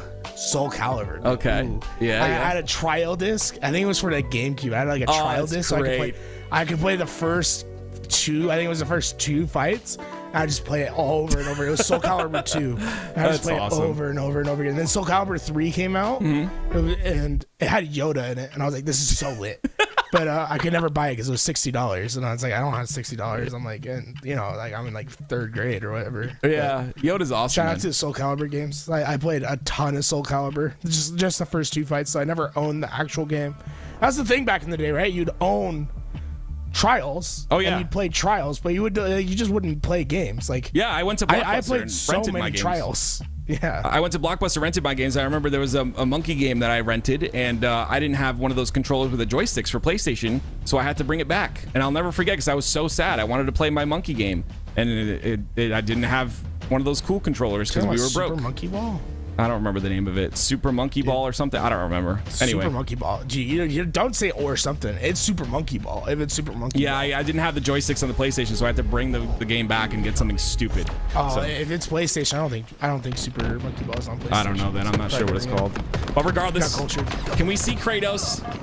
I think this would be an upset. If crowd pleasers are to beat Cloud9 here, this is definitely an upset. Can we see it happen? As Kratos gets the first kill. Wait, Septify's not watching as well. The shotgun goes in the hands of Kratos. The ball as well. Envor has the rockets. Everything in the hands of crowd pleasers. Cloud9 2 down. That is great positioning from Kratos, right? He got behind Cloud9. They never checked that corner and stayed patient. And then he eventually gets massive kills that allow these rockets to fall into the hands of crowd pleasers, where they're going to do a lot more work with them.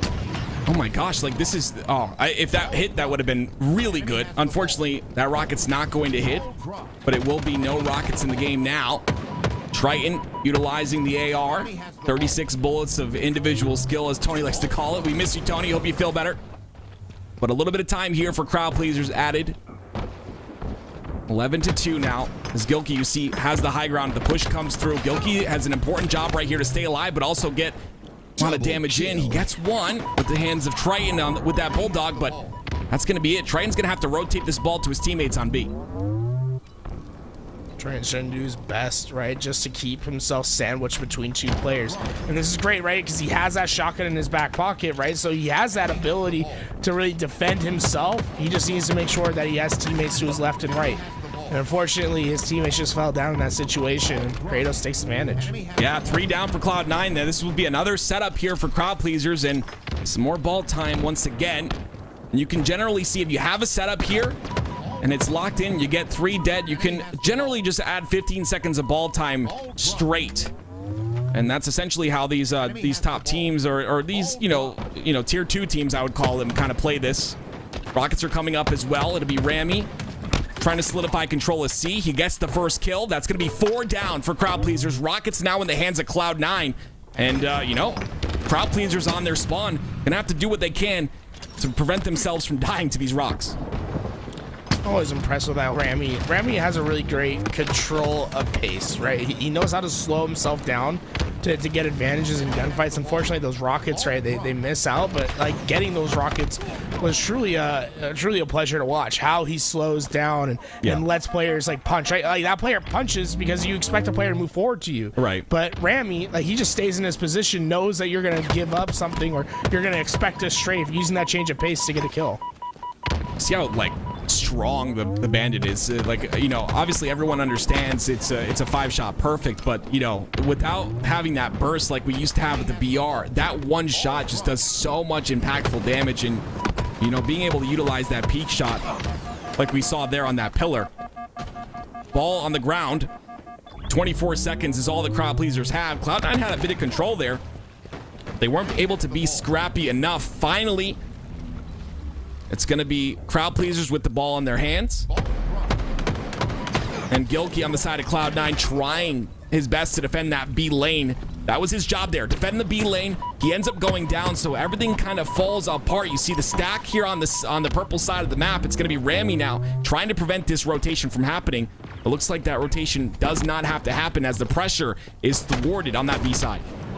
Cloud9 had to give a lot of ball time to crowd pleasers because they just couldn't get 4 up at the same time, right? You have to be able to have a coordinated push, and so often they're dying in staggered spawns. And when that happens, it just reduces your effectivity for a long time where you can't make a push for an extra 20 seconds because you have to wait for everyone to be up. Gives crowd pleasers quite a bit of ball time, and now if Rocket's coming up once again, it's Kratos in the right spot, right time to get away with the big impactful weapons of the match. Fortunately, he does miss the first one, but yes, impactful is exactly what I'd call the Rockets here. And now he has them. Unfortunately, no setup, but he has the Rockets and the Stalker to utilize. The ball's still stuck in the sea. You see the purple spawns do happen for the side of Cloud9, so it'll be Kratos. Hits a massive shot onto Gilkey there. Cloud9 all the while, though, get the ball time scrappily, and that's exactly what you need to have happen. You got to be scrappy in situations like that.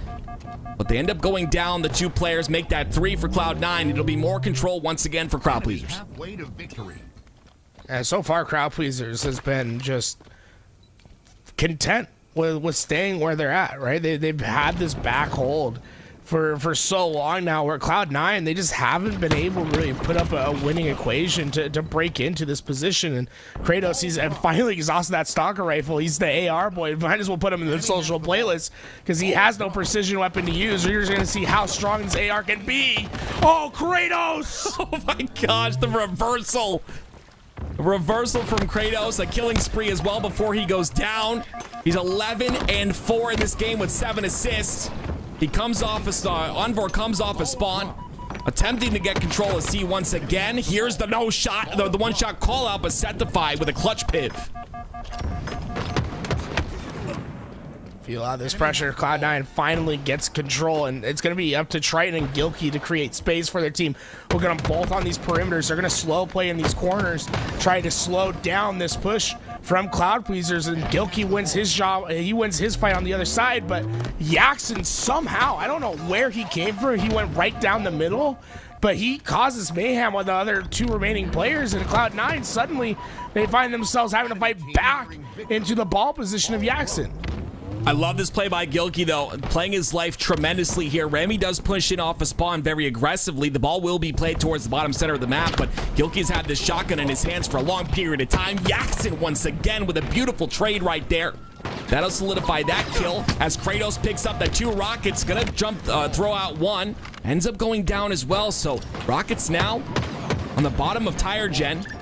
84 seconds, though, for crowd pleasers, and it feels very milky, but Cloud9 not able to have any sort of control here. I like crowd pleasers' position where they constrict, right? Usually you want to take space, but sometimes you have to restrict your space, get together as a unit and play as a team. They move that ball towards B where the rest of the help was, and they were able to overcome a push of 2 players because they got 3 together. Now Yaxon is just playing a phenomenal position over at B stairs, was able to get kill after kill, was able to milk his life, and honestly really impressive crowd pleasers and how they played this oddball game thus far. Incredible movement by Yaxon there, utilizing that the sprint cancel, making sure to make himself a difficult target, and that's again what makes the Bandits so much fun. I've had such an incredible time with utilizing this bandit and gaming with it, and I think a lot of people share the same sentiment. Great shots by Jackson, cleans up another one. Gonna get the double on a Rami. Beautiful shots once again. Not done. Picks up the ball. 10 seconds is all that remain. Crowd pleasers only have 17 seconds left on the clock, but he decides instead to solidify this round number 1 win. Jackson, the MVP of that round 1. Yeah, you definitely would not have seen that with the battle rifle, right? That is that's a bandit rifle shot right there, and he was making play after play, right? Just really impactful for his team. I've been really impressed with how Jackson's been playing these last couple months at Halo. I think he has a lot of potential upside to him, and I have a feeling he'll be creating waves in the years to come in Halo. Well, it's going to be Triton now, making things difficult. 4 Jackson, 3 go down for Crowd Pleasers. Triton doing a great job of holding and solidifying this purple side. And you can see he sees the spawns there on the C side. The rotation does come out very quickly, wasting no time whatsoever. And now they've got a hold and a setup onto C that needs to be broken by Crowd Pleasers. A little bit of damage taken as well. The push will come through. 1 kill comes out from Envor. Another player down to no shields. Envor finds the opening on the 2nd kill, and this is what makes him so deadly. The push comes in. All 4 down for Cloud9. A perfect push and a break by Crowd Pleasers. Yeah, they knew what they wanted to do instantly off their spawn. They executed on it, and now look at this pressure that they're able to get on these spawners on the other side. Cloud9 on the other foot right there. They're really disjointed on how they want to push in and collapse on these ball carriers, which Crowd Pleasers has been able to take advantage of. Well, Jackson finds another one. That's 23 and 12 for him on the side of Crowd Pleasers. Definitely the player to watch here on this Crowd Pleasers side. Not only that, but he has 63 seconds of ball time as well. It'll be Kratos utilizing the little peek through the stairs here. Find anyone crossing. He does find Rami, who's going to be the first one in, but I'd argue a little bit too slow. Gilkey was not in position to help Rami there. The push comes out onto B stairs. Finally, they do take out, I believe it was Kratos. It'll be Envor trying to get a trade, but oh my goodness, Crowd Pleasers go 3 down in that scenario. Yeah, if you're the first player, if you're the tip of the spear, it's unacceptable to not trade out, right? You cannot die and have no immediate answer. Like, your job as an entry fragger is to go in and get a kill. It doesn't matter if you die, but you have to get the kill, right? And that's why you see high engagements, high deaths from entry frag level players, like a Renegade comes to mind, right? Like, let him go in and break through the doors. If you're that first player in and you're getting taken down before you can put enough damage in for a trade, you're essentially slowing your team's push down. Even if you're going to be that fast forward, push fast player, like, if you die, like, your team has to slow down their pace because of you. Speaking of that, I had spoken to Collect before this, off season, or right after the end of the last season of HCS, and just kind of asked him, what have you improved on your game? Because I think he's one of the most improved players from season 1. And one of the things he said was, as an entry flag player, I push in, I make sure to get that damage in, like you just mentioned, but I'm working on staying alive. I'm working on getting that damage in, getting a ton of damage in, but also playing my life as well. And we're definitely seeing that out of him, and it's definitely something to watch out for a lot of other players as well. Right, it's not everything is about getting a kill in Halo, right? So often you can have way more value out of your life, because every time you die, it's 8 seconds. Yep. At minimum, that you're not going to be up on the map, right? It's like those seconds like count dearly to your team, because if you have no trade, right, you're at a numbers disadvantage for that time. That allows the other team to collapse in on you. If you're getting damage, staying alive, and even if those damages don't result in kills, like, you're still exerting influence on the map. But that's what these teams need to work on, I think, is their ability to exert influence and control where these gunfights are going to come from. Well, you see a lot of control coming out of the side of Cloud9. They've taken the lead in a massive way here. 68 seconds and counting. The first player at the front of the board goes down. It's going to be Triton, but ends up spawning back in time on the purple side. So this push, once again, from Crowd Pleasers will be a bit difficult, as they didn't act on that very first kill. And continuously, Jackson trying to find some sort of an opening, but as I say that, all 4 go down. Every angle, every side of the map that was being controlled by Cloud9 completely dominated by the side of Crowd Pleasers. really impressed with the coordination of crowd pleasers thus far. We're seeing Cloud9 go down in multiples every time. It feels like when there's a break to happen. When Cloud9's holding that ball, all 4 players are going down at once. In order to do that, you have to be coordinating your gunfights to happen at the same time. And so far, it's been an effective strategy for crowd pleasers, but they have been fragile on their setups thus far. Cloud9 were able to break in relatively easily once again, and now it's only 10 seconds until this game is untenable for crowd pleasers. Yeah, one last push is all they've got. They get the first kill onto Rami, but it's traded out as Jackson goes down. 4 seconds remain. No one going to be there in time, and that will be a round on the board here for Cloud9. I believe we're now tied up, and we will go to a round number 3. Jackson's still leading that kill column for crowd pleasers, but it's really been the resurgence of Triton in this game that's been impressive to me, right? He gets to that 22 kill mark, had a fantastic round 2. He needs to keep that up for his team and just keep finding those slays and space for his team to work with. I was really impressed with their bounce back. Right, so many times we saw crowd pleasers come and break 4 players down and give that ball control. It was how fast Cloud9 was able to answer back in those situations that allowed them to win round 2. Great job by Kratos here. Once again, a little bit of a repeat of round number 1, I believe it was, where he ended up getting rockets and solidifying them that round. We're seeing a bit of the same here as he uses the last 2 rockets, gets another kill on the kill feed. 27 and 16 for him with 49 seconds of ball time. And a little bit of what we've seen before, consistently controlling the weapons on the map. One of the most important things to do on the streets here. Has the Bulldog waiting for that push to come through. As you can see, takes a bit of damage here. It's very important he gets his shields back, but a great job by Cloud9 to keep him down to no shields. Once again, he plays his life, stays alive, and again, able to make an impact once again with a power weapon. Yeah, patient plays from Kratos. He doesn't get ahead of himself. He doesn't feel like he has to create opportunity. He knows that something's going to come to him using that Bulldog effectively, but sometimes you just get terrible timing, and Gilkey was able to capitalize on that. Timing not always in your favor the minute he turns around. But 35 seconds and counting here for crowd pleasers. A very dominant round number 3. As we, of course, at the beginning of this series, it will be the lower bracket here for both of these squads. So, oh my gosh, the movement by Rami. Did not expect him to jump that much, and it's some of that unorthodox movement and play style that really throws people off. Well, elevation's one of the quickest ways to make someone miss shots, right?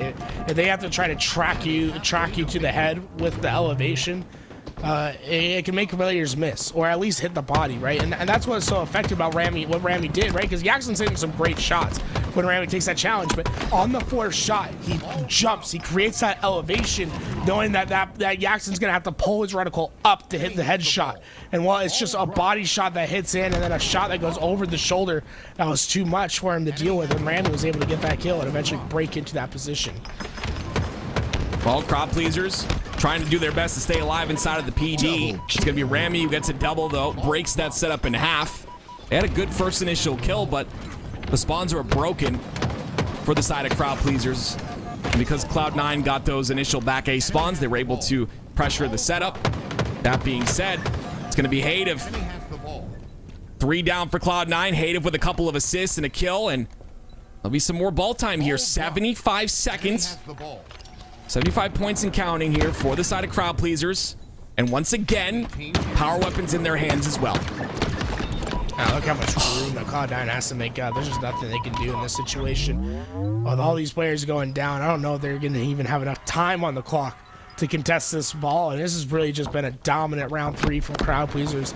Not really much to criticize. The only time that really there was a highlight to talk about for Cloud9 was an individual gunfight. The macro was just constantly in the favor of crowd pleasers, and they take round 3 and a very substantial victory. Wow, a dominating finish by crowd pleasers there, 2-1. They will take map number 1, and now we go to Live Fire Slayer. Cloud9 have to answer back here, and I call this a bit of an upset. Do you crowd pleasers are to win this? Do you put them a tier below Cloud9 personally, or are you thinking these two are about the same skill level? I mean, I don't know. I'd say like talk about like what tiers they're in or anything. I'd just say that yeah, I think most people would expect Cloud9 to win. Yeah. But crowd pleasers, I think anyone that knows these players knows that they have that ability to go toe to toe with any team, right? Like they have that. So it's not a surprise, right, if they win. Yeah. I think it's definitely an upset though in the traditional sense. Well, we'll see if that upset continues here. Crowd pleasers looking to finish this off in game number 2. Like I said, we're in the lower bracket here, and shout out to you, Tools. You know, your voice being a little bit sore, you still coming in here and doing a great job. I'll give you that. You're doing a great job, even with a sore voice, Tools. I gotta throw you some good compliments as well. You know, I feel like we're always ragging on each other, but at the end of the day, I would spend Christmas with you, Tools. I would. You would spend Christmas with me? I would, actually, yeah. That means so much to me too. I have no idea. So, I'll be flying into Providence on the 23rd. Sounds good. Come on over. I'm just letting you know. There's 4 kids that run around like crazy, and it's gonna be you're gonna have a headache by the end of it. But you know, they'll be happy kids with smiles on their faces. So it all turns out well. But here we go. Wait, how many sons do you have? Sons? I have 3 sons and 1 daughter. Nice. So that's cool. I have one son too. Who's your son? Conceived on Kansas City, 2022, at Kauffman Stadium. Goes by Tim. You might know him. You are not my dad. Okay. I made you my son, bro. I made you my son. Here we go. We're gonna have to do that 1v1 once again because you keep dodging me, but we're gonna have to do it. Bro, I am 100% undefeated 1v1. Because you won't take another 1v1 challenge. I don't want to hear nothing. You're never on land. Like you live on the East Coast. Like come meet me on land. I will fly to Las Vegas. I played 8 hours of land yesterday, bro. At any point you could have rolled up. We would play that 1v1. Here we go. It's gonna be a 1-0 lead here for the side of crowd pleasers. It's going to be Envor once again, and a little bit of the same story. We're constantly seeing the control of the power weapons here on the side of crowd pleasers, and Hadev with the power up as well. So crowd pleasers in complete control of the entire sandbox. Yeah, so far I think crowd pleasers just look to be that one step faster. I think it might have to do with the fact that like Yaxon, Kratos, Hadev, they've been playing together for a while now, and I think you're starting to see that pay a little bit of a dividend when they're confident, man. Yeah, this is a scary team.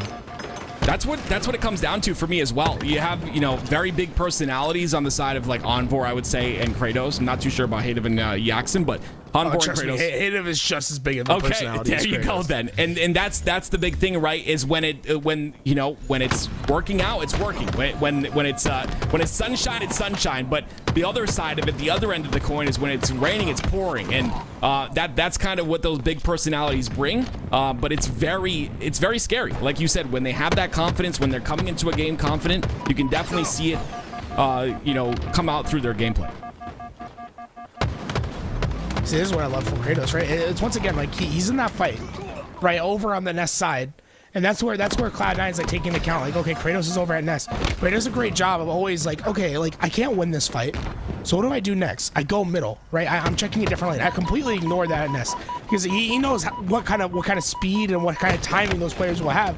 He organizes himself. He's looking at the right place, right time. Even though he's one shot, he's able to get some more value out of his life. And I think that's one of the things that Kratos does on a level that I would say is actually, top 10 in the league. Like his ability to just give up on something and go do something else and create impactful plays, I think is really, really impressive in my opinion. Well, the delay on the overshield will be impressive as well. Doesn't take any damage, though. Decides not to take that fight as his teammates are down. There is a player on his team on Big Door, but decides instead to go towards his teammate at Envor. It's a tie game right now. Understands the impact of this overshield. 17-17 now. A lot of slow play coming out here for the side of crowd pleasers. You see the damage is going to be output. A great repulse by Gilkey. Is going to send Kratos chasing. Overshield will be gone now. Gilkey also stays alive. Challenges. Overshield is out of the game now, and Kratos is cleaned up. A beautiful job by Cloud9, but still crowd pleasers lead by 1. Yeah, that's all opportunity created from Kratos and that little extra overshield that he has. He's able to pierce the defenses and create spacing for his team to work with, right? Because really it was two players. Oh, okay, never mind. One second, we gotta watch Envor snipe. Hold up. Okay, Tim, look at this man. Yeah, I mean, absolutely insane. Gonna get that first no scope there, looking for more. How important a position is here on top tower, especially with such an incredible weapon in his hands as well. Yeah, he's just going to keep looking for these headshots, and they're just going to come one after another. I'm really impressed with Envor. And all this situation is created because of that earlier play that Kratos makes to give them space to work for the sniper rifle. And so far, Envor has delivered to give them a 4-kill lead. And you talked about timing earlier. You see Rami in the bottom center of the map. He's going to essentially be patient there. His teammates are not up. Tries to find a timing there. Gets the kill onto Kratos. OS is about to pop up in 3 seconds here as well. 28-23. Rami still alive. Look, he gets another kill. So the patience pays off here for Rami. Ends up going down to Envor, but regardless, he's going to get 2 kills in the kill feed. But it still will be, once again, the overshield in the hands of crowd pleasers. Cloud9 just can't get their hands on a power weapon or a power up in this game. Yeah, they're getting so fast. Oh, I mean, hey, they're able to get at least some damage down on the axe and try to minimize the harm that overshield could do. But Cloud9 is clearly playing reactive Halo at the moment, where they're having to react to the pushes of crowd pleasers, where crowd pleasers has this freedom to play how they want to play. Instead, Cloud9, they need to find a first pick and just get a little bit more room to work with, to where they can start attacking crowd pleasers rather than having to play defense all game. Once again, we consistently talk about Kratos and Envor. Envor's ceiling is so very high. 13-3 in this game. Has only died 3 times so far. And Gilkey looking to answer back, though. Down 6 kills here is Cloud9. It's been off of 2 overshields. Do an experiment. You said 13-3. Yep. I want to see if you cursed him. So at the end of this, we'll see what he finishes, right? 13-4 but ever already. since you brought attention to it, we'll keep an eye, because I have a feeling that you're rooting for Cloud9 because you're actively trying to sabotage the players on crowd pleasers. Yeah, 14-4 now is Envor. Yeah, it happens often where I call out a player performing really well, and then all of a sudden it's just a downhill spiral. It's a good thing I'm not into stocks or anything like that. But regardless, it's a little bit of a comeback here for Cloud9, and we have the 6-minute mark coming up. And for those of you guys that know, the 6-minute mark on a Slayer on live fire essentially means that Overshield and Sniper are coming up at the same time. So we're going to see a little bit of a split here in resources. Envor holding on to that Windows side. A couple players at the top center of the map. They get the initial kill there, but it'll be 2 down for crowd pleasers now. Envor kind of stuck as the shroud screen does go up, and that OS will go in the hands of Cloud9, their first overshield of the game. Right, I think shroud screen is probably my favorite equipment that was brought into Halo Infinite thus far. I would like to I wish there was a little bit more utility usage other than just covering up for the overshield. Like, sometimes I was able to get that overshield for free because of the shroud screen. I'd like to see more creative uses of it. I think that comes down to map design and putting it on maps that don't have power-ups. But Septify, good little throw from him. And he hasn't really had to fight anyone with his overshield yet, but you can see how slow crowd pleasers are playing because of how much they respect the overshield play of Septify. But now, like you talked about before, right? It was crowd pleasers who were making Cloud9 play reactively, but now it's the other end of the table. And as I say that, of course, 3 go down for Cloud9, but still, it'll be only a 4-kill lead here for the side of crowd pleasers. Cloud9 definitely starting to fight back. Gilkey with the snipe in his hands at the top of tower is a very scary combination. We'll see what he's able to do with this, if he's able to bring this game back. Oh, is he going to check that? You see, if he checks underneath you, he would have caught both those players if he played a little bit closer down into those stairs. Instead, I think this flank is going to catch him by surprise, as Hadev and Yaxon were able to find 2. Gilkey's just going to have to try to do his best to get some value.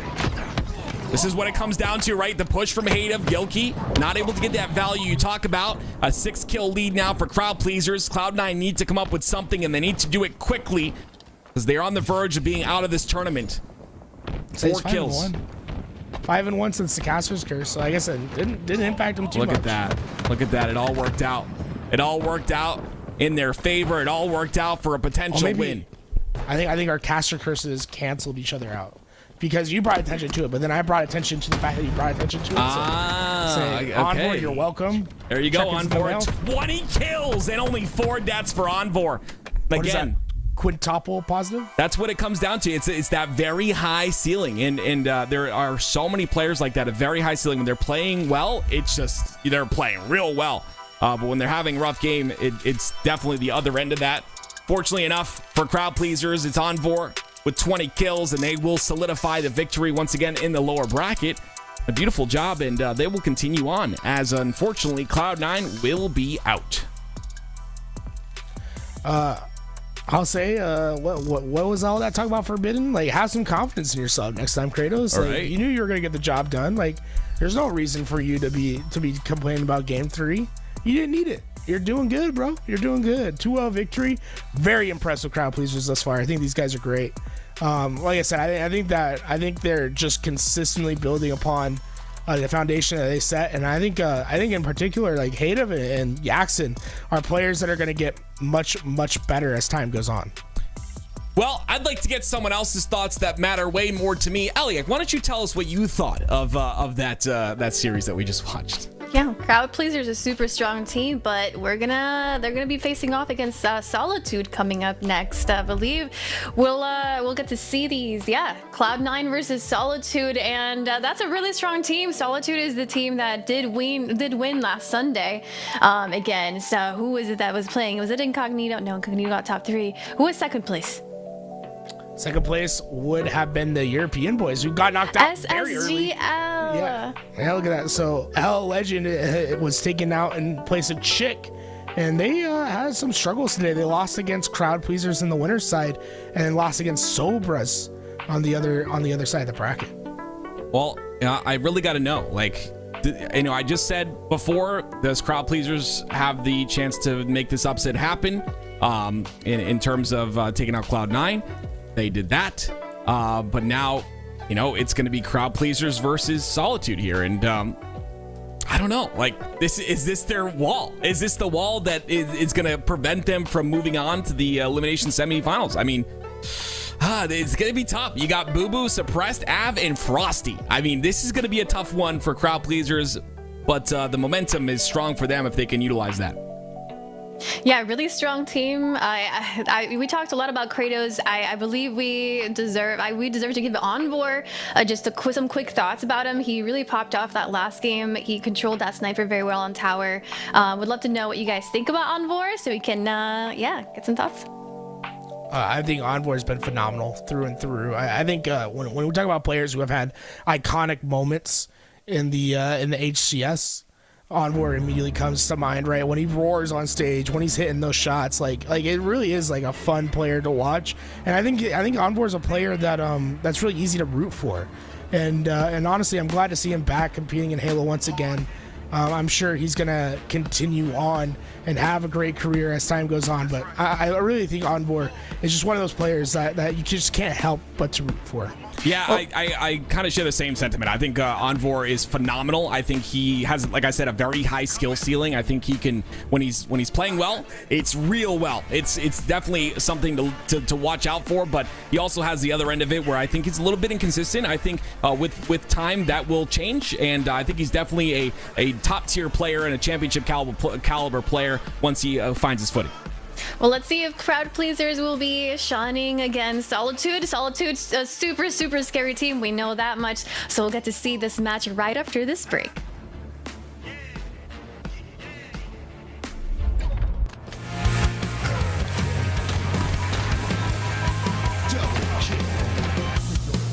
You're my best kept secret. I don't know why, but I still try to keep it.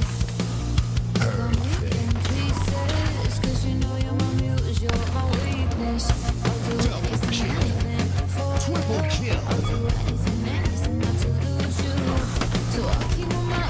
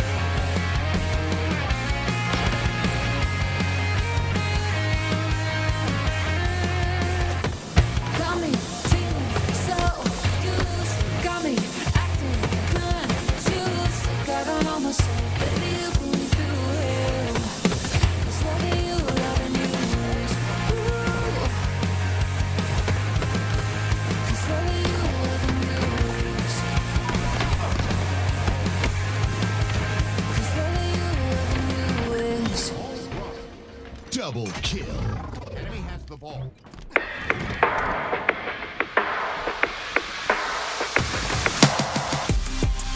Double kill.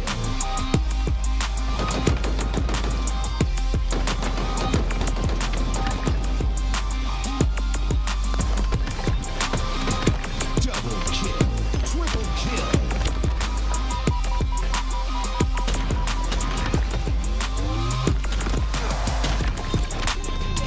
Double kill.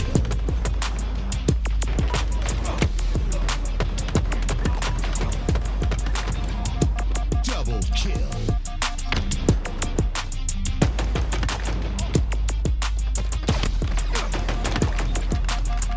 Double kill.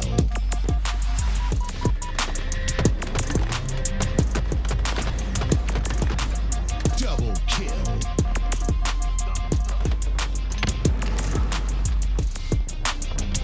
Enemy team nearing victory.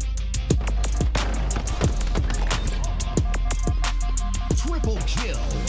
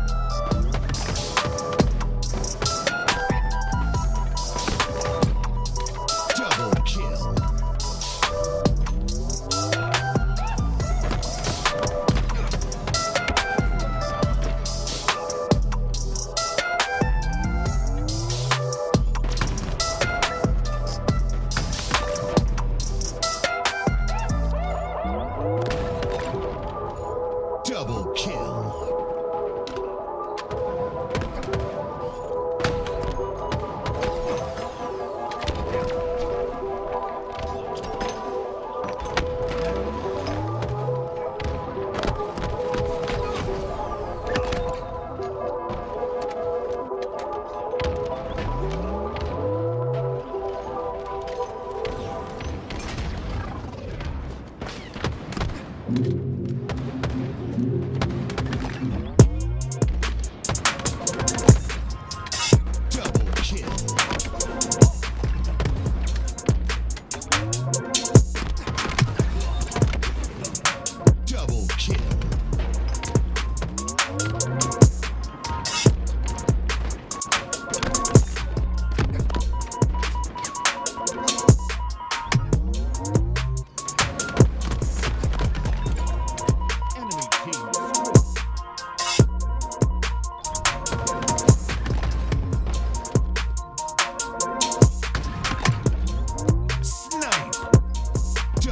Double kill. Enemy team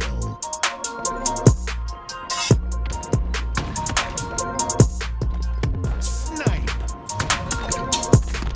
Double kill. Double kill. Snipe. Double kill.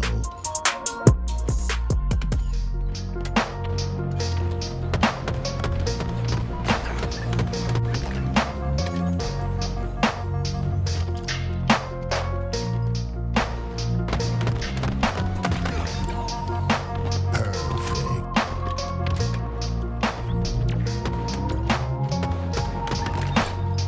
Enemy team killing frenzy.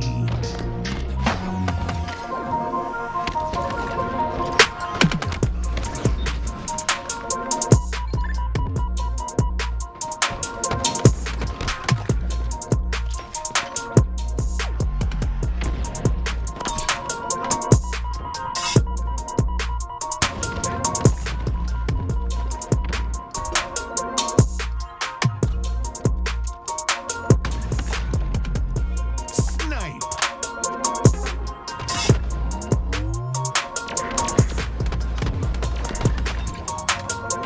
Double kill.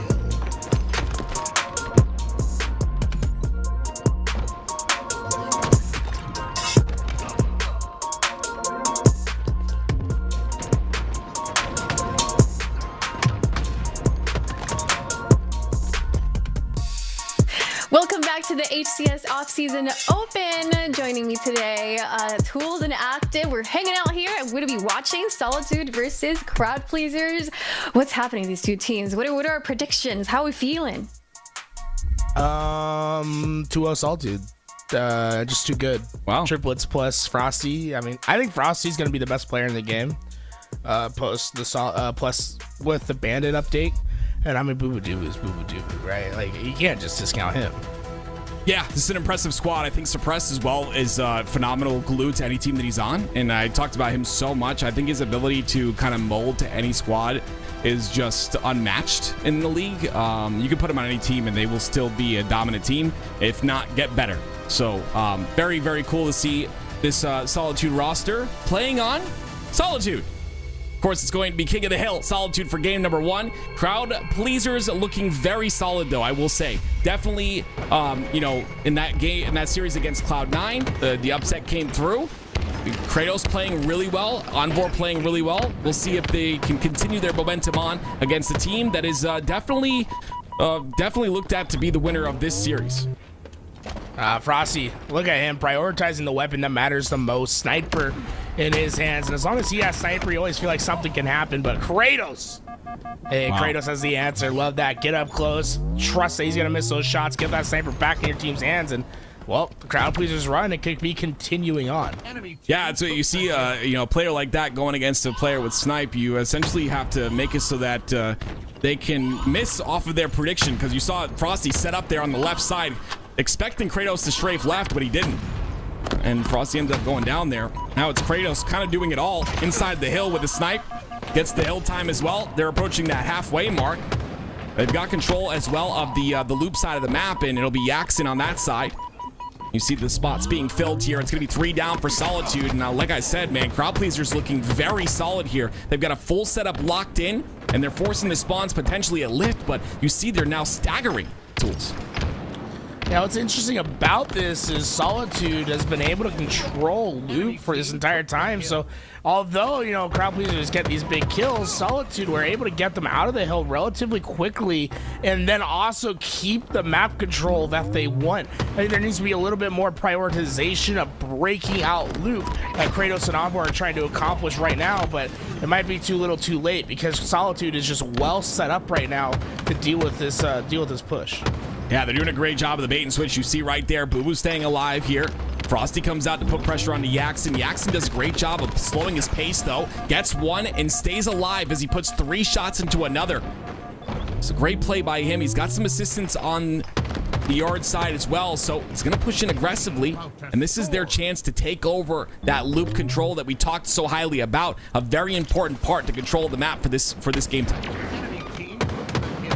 Jackson's right place. He needs to get some big kills right here, and 5 perfect shots will do just that. With Boo Boo Doo being the last one alive, that's a huge pip to win. Boo Boo Doo is going to be at least able to stave off the push and hill control for just a bit longer by winning that gunfight. Yeah, it's those pivotal fights we talk about so very often, and that was definitely won by Boo Boo. But Envor trying to utilize his camo to the best of his ability. He gets one, puts some damage into Boo Boo to clean him up off the lift spawn. Ends up going down at the end of it, though. Av is the last player alive, and you... Oh, Tim, look at that. They left open the loop. I don't know what crowd pleasers were trying to do right there. Kratos went on the long flank. The rest of the players are over at blue, and now they're not getting any hill time because of it.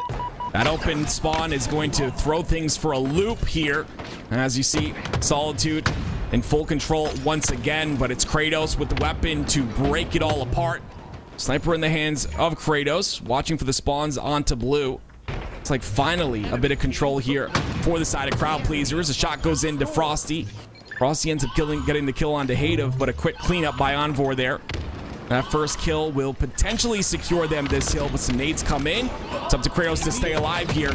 And crowd pleasers, they get hill number 1. A very close hill at that, but they close it out when it matters the most. 3 down for Solitude. It was a great job by Kratos to stay patient, right? There was a little bit of a misplay, but they were aware of the misplay, right? They said, okay, that spawn is open.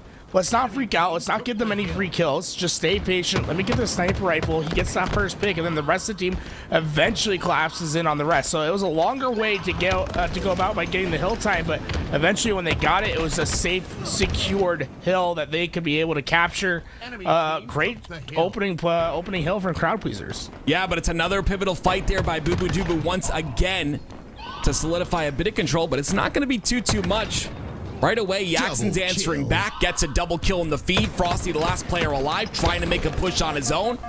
He's going to be forced to back up, but now Yaxon and crowd pleasers have the information of the spawns that come out on the blue.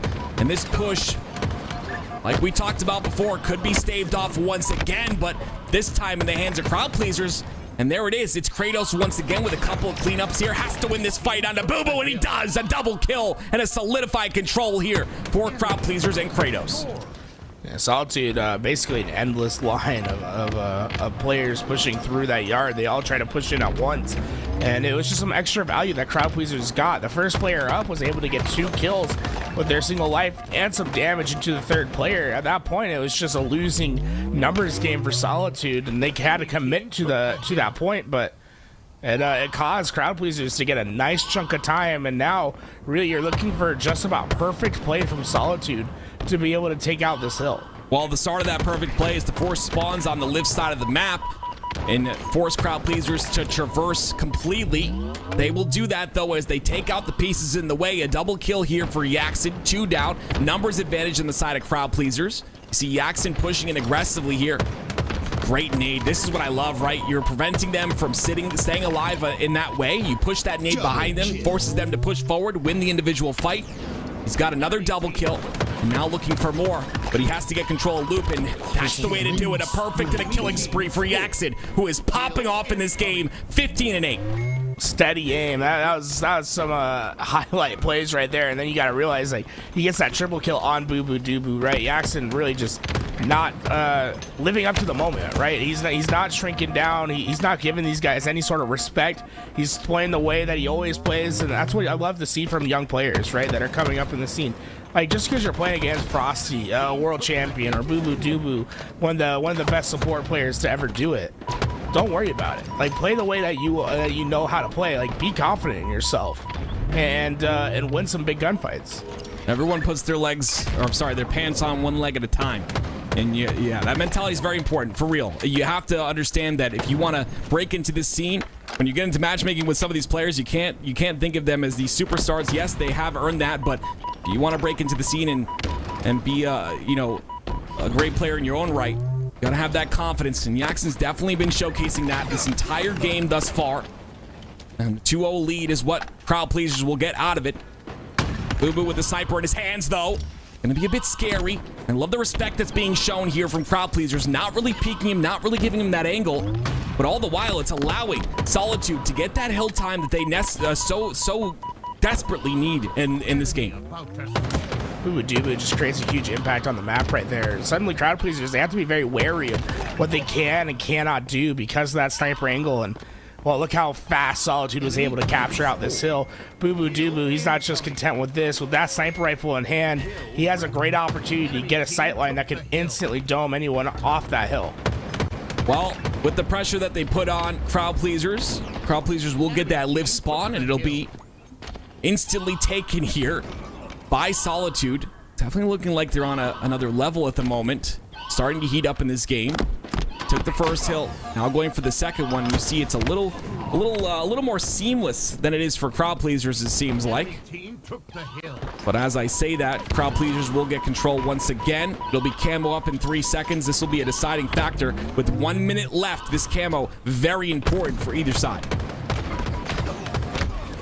Solitude is quick back on this attack, and well, it's going to be rewarded with not only the hill, but just about everything else as well. Camouflage goes into their hands, along with the sniper that was left over. And now look how aggressive they're being onto the spawners of Crowd Pleasers. They know how much room they have to trek to be able to just to contest. And Frosty's taking advantage. He takes the 1v2, and although he loses it, right, he's going to be able to help his teammates. And I think Kratos almost just obliterated his teammate out of OR. Yeah, Hadev ends up staying alive there, which is good, but tied up now is this game, and with 1 minute left, that tie is very, very important. Lots of shots go in the side of Frosty. Jackson doing a great job of staying alive here. Once again, he's got help from the backside as well, but he gets taken out. That help is not there. A little bit of a miscommunication. The stick from Frosty as well, starting to pop off and heat up. This is exactly what you like to see, and this is exactly what will net Solitude a victory in this game if he continues. Oh my Avenue peels him right off the window, and everything is just going right for this Solitude team. And I'll start with Frosty, right? He was isolated, had to win a big 1v2, wins both of them, and then it also helps for the third, allows Avenue to get the sniper, peeling players off the spawn. Crowd Pleasers, they're in a death spiral right now, and they have no way to stabilize as another 4 go down. Everything is going right for Solitude. Yeah, the pendulum swings in one direction. It's their job, that is Crowd Pleasers, to stop it from swinging so greatly. Av, he's definitely forcing that. He's forcing his hand right now with a a double no scope coming in to the face of Hadev. And now 3 hills will be on the board for the side of Solitude as spawns are forced on that left side. Confidence. Exuding confidence in his play right now. Avenue is playing so aggressive with the sniper rifle. It's going to give him a killing spree, and they're just doing their victory lap. Only 15 seconds until they take this game 1 victory. Boo Boo gets a double in the feed, and that's essentially all she wrote. Kratos will be in position to try and get in that hill to stop that time clock, but he is down to no shields. The pressure will come out. Onboard down the no shields as well. They finally take out the player on glass, but it's a little too late. Solitude with a comeback victory. And that's going to be game number 1. Solitude winning Solitude. Well, I mean, we know how dangerous this team was. At 343, naming the newest map after this team because of how confident they were, how they play these things. Yep. Honestly, an honor that not many people in the scene have had. To have a map named after your team I know. is, I think, a great accomplishment. Yeah, you know, players have spots on the map named after them, but it's the first time we've seen a team that has been named after a map. And here we go, though. It was an upset that it was an upset for crowd pleasers to win this one. It looked very dominant. Honestly, it looked very dominant in the very beginning. They go up 2-0 and then a 3-0 sweep. The last 3 hills for the side of Solitude. Everyone heating up. Av having an incredible game towards the end of that. You said Frosty as well, winning a couple of 2v1 pivs. Those low percentage kills, so very important. I mean, look at this. This was a phenomenal. Frosty goes in, right? It's a 1v2. He's set for Ward. I mean, rest assured, he's going to come out, basically gets that 1v2, says Xbox record it. And it's just phenomenal plays from him throughout. And, like, it creates the opportunity for Avenue to run, right? And have big shots like that. That was such a disgusting shot, though. Like, look at this. He flicks up. Bam. So sick to do on a controller, like on a mouse and keyboard. And this is what makes controllers so awesome, right? It's like when plays like that happen where you know a player is on controller and he's pulling off things that you would essentially only think to see on M&K. We see so many controller players that have so much talent. But here we go. Game number 2, Aquarius. Just want to give a shout out to you, the Halo community. Put a heart in the chat if you're enjoying this game. No, not you, Tools. The community, the chat. Put a heart in the chat if you're enjoying this game. Let's get it started, baby. It's going to be game 2. Solitude pushing off the momentum from game number 1. Let's see if they continue this on. Or let's see if crowd pleasers can answer back. Oh, look, Solitude put all their resources over towards the P side. All 4 players went down. Kratos gets nade checked, and well, guess what? Boo Boo Doo knows instantly where you're at. So Suppress comes in to support on the other side. And this is a 1-2 punch that is just too much for crowd pleasers to deal with. They will go 3 down because of it. Frosty on your screen now. We've seen what this man can do. The world champion, defending world champion here going into the next season. And you mentioned how good he's going to be in this next HCS season with Bandit starts, and I 100% agree. We saw what he was capable of in Halo 5, and if you just watch the stream, you'll see a lot of all caps in the game chat, a lot of the time directed at me when we're playing together, but he has been dominating, and it's really great to see. And you can see doing his job, watching this space, making sure that he can fight for that top center control with his team. He ends up going down, though. A little bit of a goose on the side of Frosty, but I'm sure we won't see that for very long. So far, crowd pleasers have just not been able to be up all at the same time. It's constantly a player on respawn, and when you have that inherent numbers disadvantage, it creates issues, and somehow Avenue comes away with a win right there. He'll take it. A miraculous win in a tough situation. Yeah, it's those, I like to call them low percentage wins that you get that really turn things around. Frosty, my goodness gracious, pushing in with the heat wave, tries to find a nade placement. It looked really good, but they're gonna definitely play some defense there and take them out together. It'll still be a 6-kill lead. Boo Boo has control of the top P side of the map. UT coming up as well very shortly. You see that a lot of the time crowd pleasers are stuck on this bottom side of the map, and you see Boo Boo just freely able to roam around top center as they continue to find players isolated on crowd pleasers, like Kratos right here. Coming in. Oh, that QT, man. I love the QT plays. You know, it doesn't have, like, that floor that other equipment has. Like, when you get an overshield, you know that you can get a kill out of it, right? That's like the floor baseline of an overshield. You're going to guarantee yourself a kill. The floor for a quantum translocator is nothing, right? Like, there's no guarantee that you're going to be able to make big plays out of it. But the ceiling, I think, is higher than any other equipment in the game. Agreed. Because of how aggressive that you can be getting back into gunfights. And you're basically a 5th player on the map with how fast you're able to traverse. I 100% agree. I think it's awesome to see how it's evolved. And I don't think it's reached anywhere near where it can reach just yet. I think when you use it, you know, very quickly in succession, you kind of make yourself very unpredictable. I think that's where it's the best. And we're starting to see that a little bit more, as a little bit different than when it first came out, where it was used maybe 2 times during its duration. Now it's used, 4 times or so. But regardless, very great power up to have on the map. And again, I can't wait to see how it grows, especially with this bandit as a starting weapon. So Kratos getting in their face, and right now they need to get a clean wipe, right? This game is not over yet. If they can get a clean wipe, get that control, start forcing Solitude into a base, they can start having that sort of suffocating presence once again. But it's going to come down to winning that first fight. And that's where they've been struggling, right? It's that first fight. You have to have that numbers advantage to begin with. Kratos might just change their pace, find these next couple kills, and never mind. It's over. Yeah, that is really unfortunate. Again, Av, and it's Av again, right? It was Av the first time. It's Av again, getting that low percentage kill. The West Coast players, man. It's tough. It's tough. A lot of people complain about playing on East Coast servers. But yeah, shout out to the West Coast. The West Coast side. I'm on the East Coast in little old Rhode Island, but I get to play on East Coast servers all day. 15 ping for the win. You don't have to talk about it. It's fine. Like, it just hurts my feelings to hear that you're 15 ping. This is how I like the QT to be used, though. Look at that, right? He's able to get in, infiltrate, put damage in, also stay alive, also make himself unpredictable, right? You can watch that portal all day long, but at the same time, like, you can't keep your eyes on it forever. And if it's placed and it's continuously moving over and over, how are you going to keep track of it? That's what makes the QT so very good. Finally, a 4-man wipe here on the side of Solitude. And you said it yourself, like, we need clean kills. Those were not very clean kills for crowd pleasers. They end up trading 2.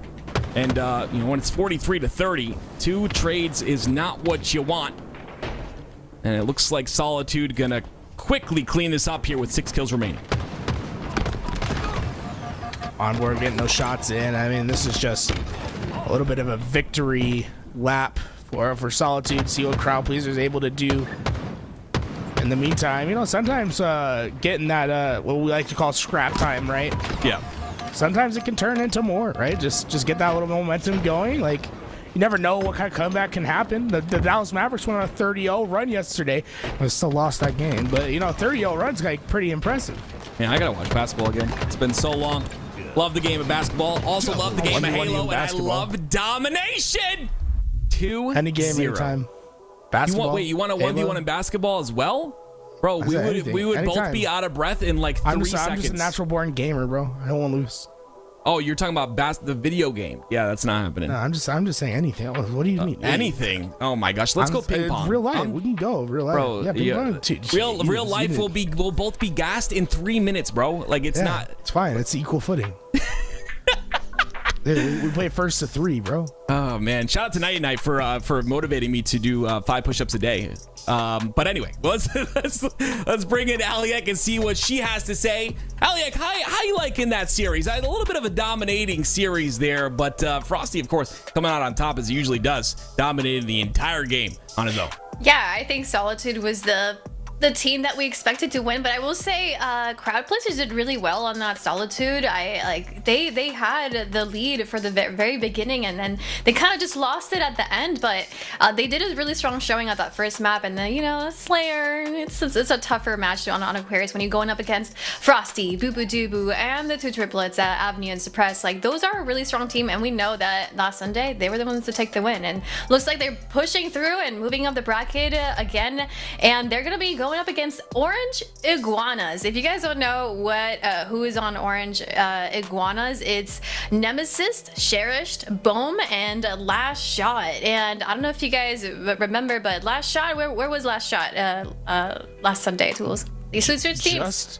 Just on the other side of bracket, he's over with Lies, right? And I think this Lies team beat the team that he currently joined, so it's so they must have obviously liked what Last Shot had to offer, gave him an opportunity to be on the team. He took it, and honestly, this is kind of a scary team. A lot of talent on this roster that could go a long way, and now they get to have one of their true challenges coming into this next game, because they were able to beat Foe, which is I think a very solid team with Barcode on it, alongside some of Europeans' finest. But now Solitude, we're talking about world champion on this roster. This is a true test to see how ready you are. Yeah, and I really like this Orange Iguanas roster. I think there's a lot of players that are really starting to make a name for themselves, and honestly, one of those players is Last Shot. I really think that when you're a player who just won, the world's free-for-all, and you're able to essentially just showcase yourself as a top individual player, your future is not solidified, but it is bright. You know, a lot has to go into a player that is a free-for-all player. I think, you know, there has to be a shift there where you have that free-for-all mentality and then you kind of get molded into that fours mentality. But I think, you know, you have the basis of the great foundation of an individual player that can, you know, slay with the best of them. And I think Lashot's got a great future ahead of him, as well as the rest of the players on the squad. Bohm and Cherish solidified themselves. Nemesis, a great player as well. Yeah, Last Shot. We're going to be keeping an eye on Last Shot and see how he does up against Solitude. But we're going to be going on a break in just a moment. So if you guys need to get a snack, any last thoughts for Tools and Active before we go on break? Ooh, okay, this is good. I have my opportunity. So Tim brought up what his ping is on the on the East Coast, 15. Now, I'm not gonna roast Tim because, you know, Tim has a rough matching experience on 15 ping. You know, come on, like, how are you having a rough 15 ping? I'll say I don't have that kind of luck. I'm curious as to what chat. What kind of ping do you guys get in the game? I want to know what everyone's best ping is in the game. Like, let me know in the chat what you guys are getting, because I want to feel some sort of way. I want to feel like I am not the only one that's having a horrible online experience. I just tried to type mine really quietly because I know my keyboard is really loud. Wow, that is insane. 70.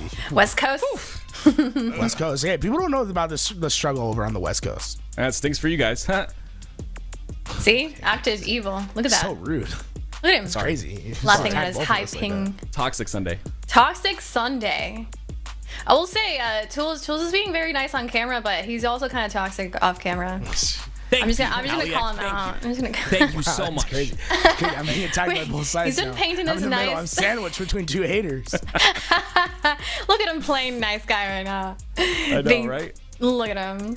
All right, well, there you got it. There you guys have it. Toxic Sunday. We'll be right back in just a little bit. Make sure you guys hit that sub button if you are enjoying this stream. That means you guys get to also watch, support the stream, support our team, and also you get no ads. So yeah, go push that button and follow if you haven't. All right, guys. See you guys in a little bit. Double kill.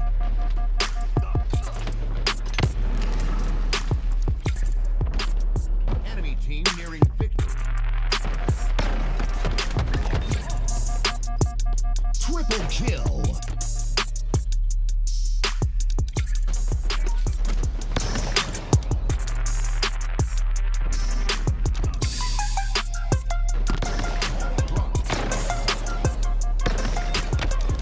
Double kill.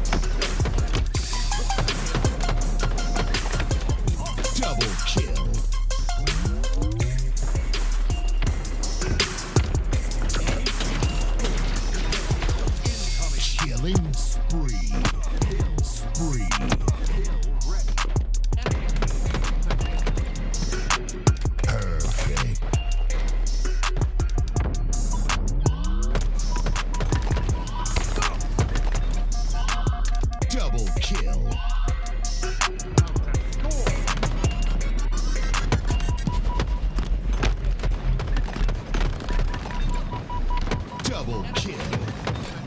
Triple kill.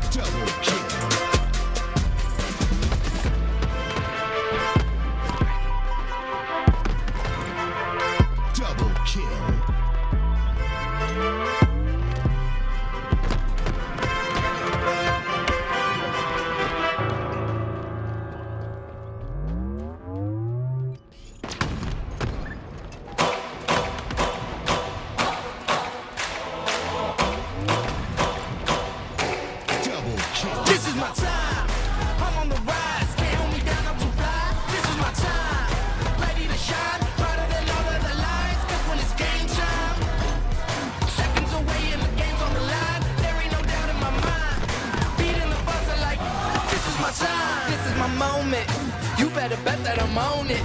Ready and set, I'ma own it. Blast it to 10, then keep going. There ain't no coasting, I never settled on play. Putting the kettle to flame. I go 100 all day. Foot on the pedal, no brakes. 10, 9, 8 on my shoes, waited in line. 8, 7.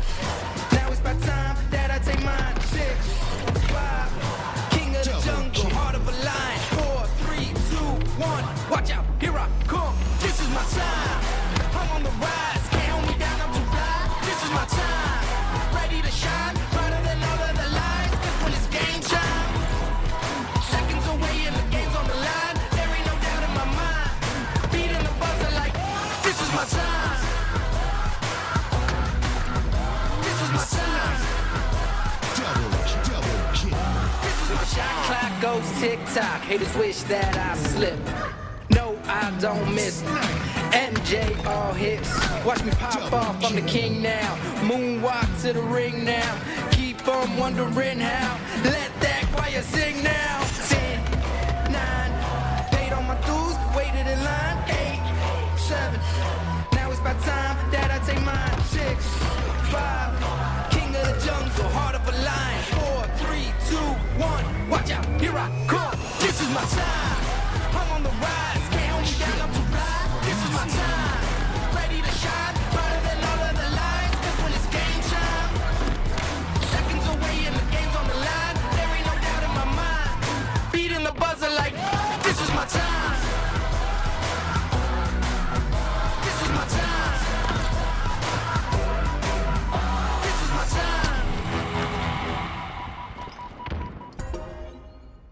Snipe.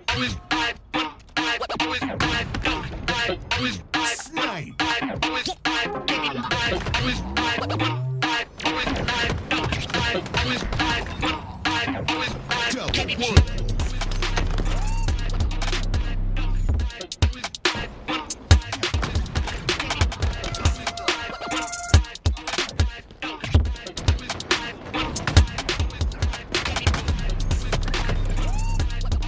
Killing spree.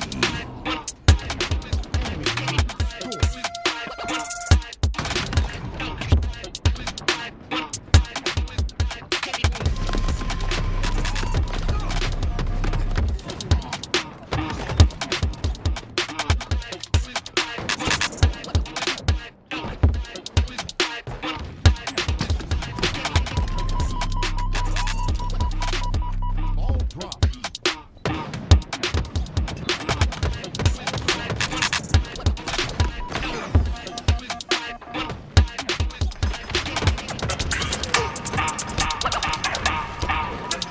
Double kill.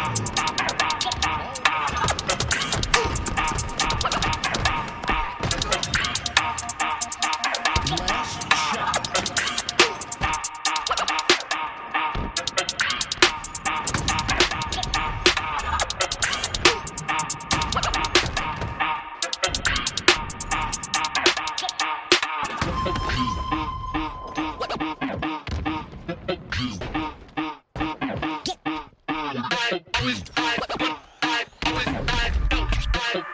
Welcome back. This is the HCS offseason open, and with me right now is Tools Inactive. I'm Alec.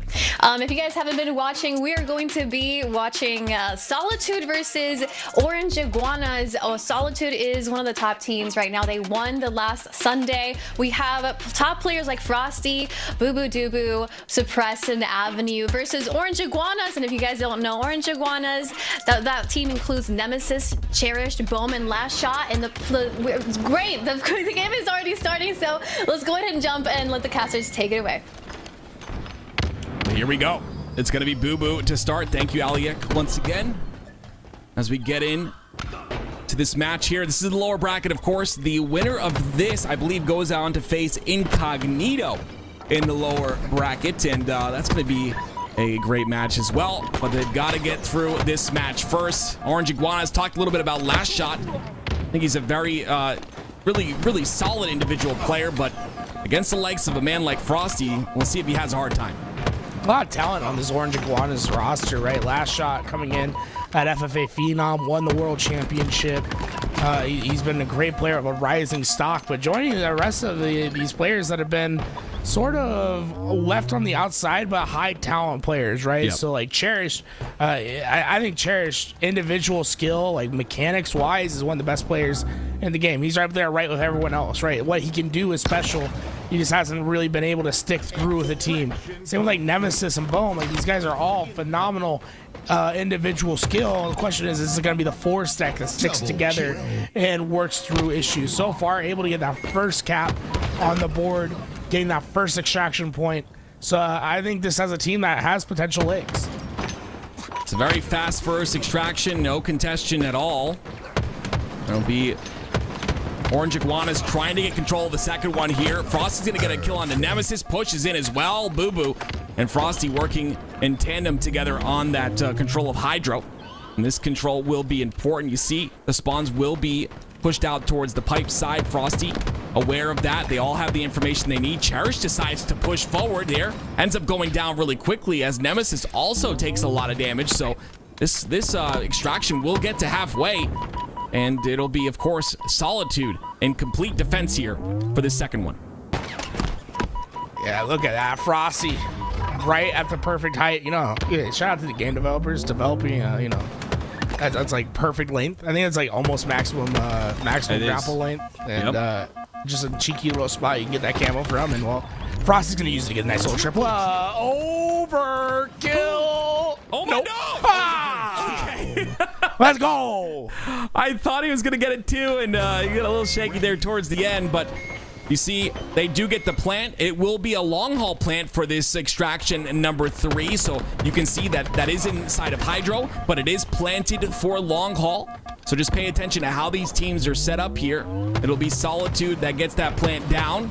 Usually the team that gets the plant down is the one that's in complete control, and you can see right away it's 4 down for the side of Orange Iguanas once again, and Solitude in complete control. You see Av on that long haul side as well. So all of Orange Iguanas is stuck inside the pipes.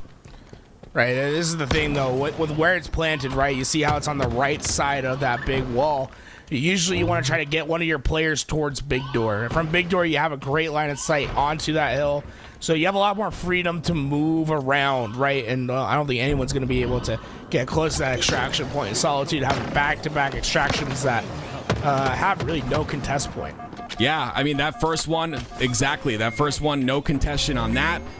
The second one, obviously, it was Orange Iguanas who punched that one in. But once again, that third one going to be without any contest. Suppressed here, a player I talked about being the glue on any team he's on, able to really complete a roster just due to his dynamic play style. You see right here, oh, I love the re-challenge right there. You expect Suppressed to just back off, get his shields back, but that's kind of how you have to play sometimes. When you know shields, you're able to, you know, throw someone off by re-challenging like that.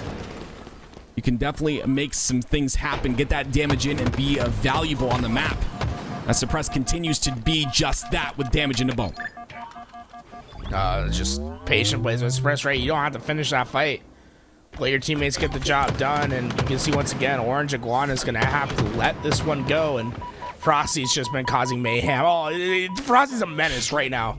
He's a menace. He's going for ninjas. He's doing everything he can. He's just having so much freedom on the map. Double positive. Look, they extract. He's already trying to flank the spawners at long haul. This is his playground here, and you entered in at the wrong time if you're on the side of Orange Iguanas, but like you said, double positive, continues on a tear. Had the camo. Not going to get too much value out of that camo, though. Only gets 1 kill. What map gives you the freedom to play? Like, no game type gives you the freedom to play like this. Dude, I thought he was going to insta-explode off his dead body. That would have been the next level. But, like, the fact that Frosty was able to go all the way to long haul while the objective point is at bottom A is really showing, like, what the freedom of extraction is, which is why I think right now it's a little bit too powerful for the attacking side because they have that much freedom. Yeah. But there's really not an objective game type like extraction. And you can see they give up here towards the very end. Oh, I think that was Frosty right there, too. There's a little bit of showcase, right? When you don't have a reticle and you're able to, you just got to get that last guy. I mean, how many of you guys do that, right? When the game's over, you still kill that last player just to show him what's up. It's Frosty to get that one. But anyway, Solitude take game number 1, 4-1. And as we know, on December 5th, we will be getting those extraction changes, I believe. And they will be interesting. I think the game type is fun. I just think that, like you said, it's a bit too powerful right now. So we'll see how these changes really affect it. And of course, I'm sure HCS is watching to see if any other changes need to occur. But regardless, it'll be Solitude up 1-0 and moving on now to Solitude Slayer for game number 2. That was a surprisingly quick game, by the way. It was very quick. Yeah, especially for 5 hill. It wasn't even like a perfect game. It was just quick extract. There was no, I don't think there was there one exchange? No, not really. Pretty much whoever counted got the conversion. Yeah. Yeah, that's interesting. Look at this. It was explained by Druck Tools, I think. We're missing the overkill, bro. Oh, yeah. What Druck has to say. 1 second. Beauty, and then not beauty. Okay. A little tough at the end, but yeah, this is what I'm saying though. That last shot's so tough to hit, man. Like that's why. I mean, even for Frosty, like sometimes you're gonna get a strafe that you're not expecting, and it's just gonna throw you off. That's the triple kill here. Just watch, like, boom, kind of like crouches, jumps over. Like it's tough. It's tough to hit, but he ends up trading out. Yeah, that's what I think is gonna really make these events interesting in the next season is kills like that. Let me know what Druck had to say. Yeah, so Druck was basically talking about extraction as a game type and basically said that every objective in Halo Infinite or in Halo in general, you are losing something by holding the objective. Whether it be the player who has the oddball, can't do anything else. He has to hold the oddball. He can move with it, and that's about it. He can drop it and shoot, but while he's holding the oddball, he can't do anything else. Whereas when it comes to extraction, you're essentially able to put the extraction down and then do whatever you want. So you have 4 players up on the map at all times, even though you're in control of the objective. So you're not giving away anything by by having, you know, put the extraction down, because of the fact that obviously you know where the extraction is, and obviously you can see when someone's, you know, converting or whatever. So yeah, I think he said it really well. Like Halo in general is like a restrictive game, right? Like when you're playing these objectives, even if you take a grand scheme of things, like just like Tim, like let's take your gameplay for example. Like when you play Halo, like it restricts your ability to touch grass, right? Like you haven't seen outside of your house in months. I'm concerned, honestly. I brought everyone here, 2,600 people in chat, to talk about this issue in particular. Like we need you to get off the game and do something else. Go see your children. Like the game will be there at another date. I hate you so much. I drop my kids off at school at 6 in the morning. Well, I wake up at 6 in the morning every morning, Tools, and I touch grass every day. Okay, even if it's for just a second to drop the kids off at school. Good to hear it. No, you're a great dad. Dude. I just well, thank you so much, son. Oh, sorry. I was supposed to be. No. I flipped the script. I'll let it go. Yeah, you better. I'll let it go. Go to bed. Time for school. But I think it's true, right? You have a lot of freedom on extraction. It's like freedom that you don't normally get in like objective game types. It's really interesting. It's not. I don't necessarily think it has to be a bad thing. I just think. I think there's a lot of changes. I don't think the changes on December 5th are going to change, like make the game type tenable for HCS play yet. I still think that I think there has to be progress bars. So you know, like out in Valorant, if you get like the plant halfway, it stops halfway. Yes. I think they should add quarterly progress bars to it, so you can go get a quarter of it at a time, and like chunk away at it. Something I was thinking was when you know how it changes hands a lot sometimes, like. You know, someone will get the point and then it gets converted back and forth and back and forth. I think as that goes and as more people convert it, the speed should rise. So like, you know, on the, you know, 6th conversion, you know, that speed of the conversion goes all the way through, but much quicker. I think that would also be really good as well. But I agree with you. I think we'll have to see. Isn't conversions like good? Like that's what we're looking for, right? Is more conversions. Well, yeah. Well, I mean, when you plant the extraction and then someone converts it and then you convert it again on the other end, it just speeds up. Like, so the extraction speeds up. The more it's converted, it speeds up and completes quicker than the first time, if that makes sense. I'm not very good at explaining things. I'm like, I get what you're saying. Like the point, like getting the point becomes faster. Yes, instead of holding as it for goes. 45. Yep. But like, okay, I mean, it's interesting. I just don't see how that fixes the problem. I don't think it fixes the problem. I think, I think it's a good thing. I think they're doing a good thing by taking it step by step. So like we can see how this goes and then kind of take it a little bit further. And we have a lot of time. I don't think the first event's till like what, February or March or something. So we have time. I think it could be a really good game type. I think it could be fun for a viewer. I think we just have to find that balance between fun for a viewer and also have that competitive integrity as well. I gotta ask you. Do you know this the roadmap? I've been waiting. I don't know anything. I just assume. Hey, I'm a bold prediction though. I mean, I guess the last event was like February, right? Like yeah, I assume that that's gonna be the case. I just can't wait. I'm not joking. I truly think that the number one Halo's back. I think that we're making the climb. We lost a little bit of players in terms of the Steam charts, but I think we're number one on Xbox. But I just think the HCS season next season is going to be phenomenal to watch. I think it'll be a very fun game to watch. It'll bring a lot more people back in. Very, very excited for the next HCS season. I agree. Well, here we go. Halo died a little bit in I think like June of season 1. Yeah. After Kansas City, because there was a 1v1 that happened, and really the game was solved at that point. Once that 1v1 was completed, you guys don't know, in the Kansas City Kauffman Stadium, I 1v1 Tim, active, my co-commentator here, and I crushed him. And honestly, I felt like the game, like I think after people witnessed that, the game kind of took a step back for a second. Like people were like, "Oh, we don't need to play anymore. Like we know what's up." But now it's like, you know, it's getting exciting. Get bandit rifles. They're waiting for a 1v1 once again with the bandit rifle. Chad, if you want a 1v1 with me and Tools, you know, let us know. Let us know that you want to see me dominate him in ways he's never been dominated before. Hey, yo. Wait a minute. Hell? Hey, we're going. Right, game, Juice Slayer. Camo is up. Jeez. Team 2, 3-2, Solitude lead, and it's Frosty with a sniper in his hands, dominating the team of Orange Iguanas. 4-2, a little bit of control here of the snipe forward side, a very dangerous position, and you see that he has his side of the map all by himself, waiting for that push on the loot. Yeah, Frosty's just getting that high. You know, he's played this map so many times, Halo 5, Halo Infinite.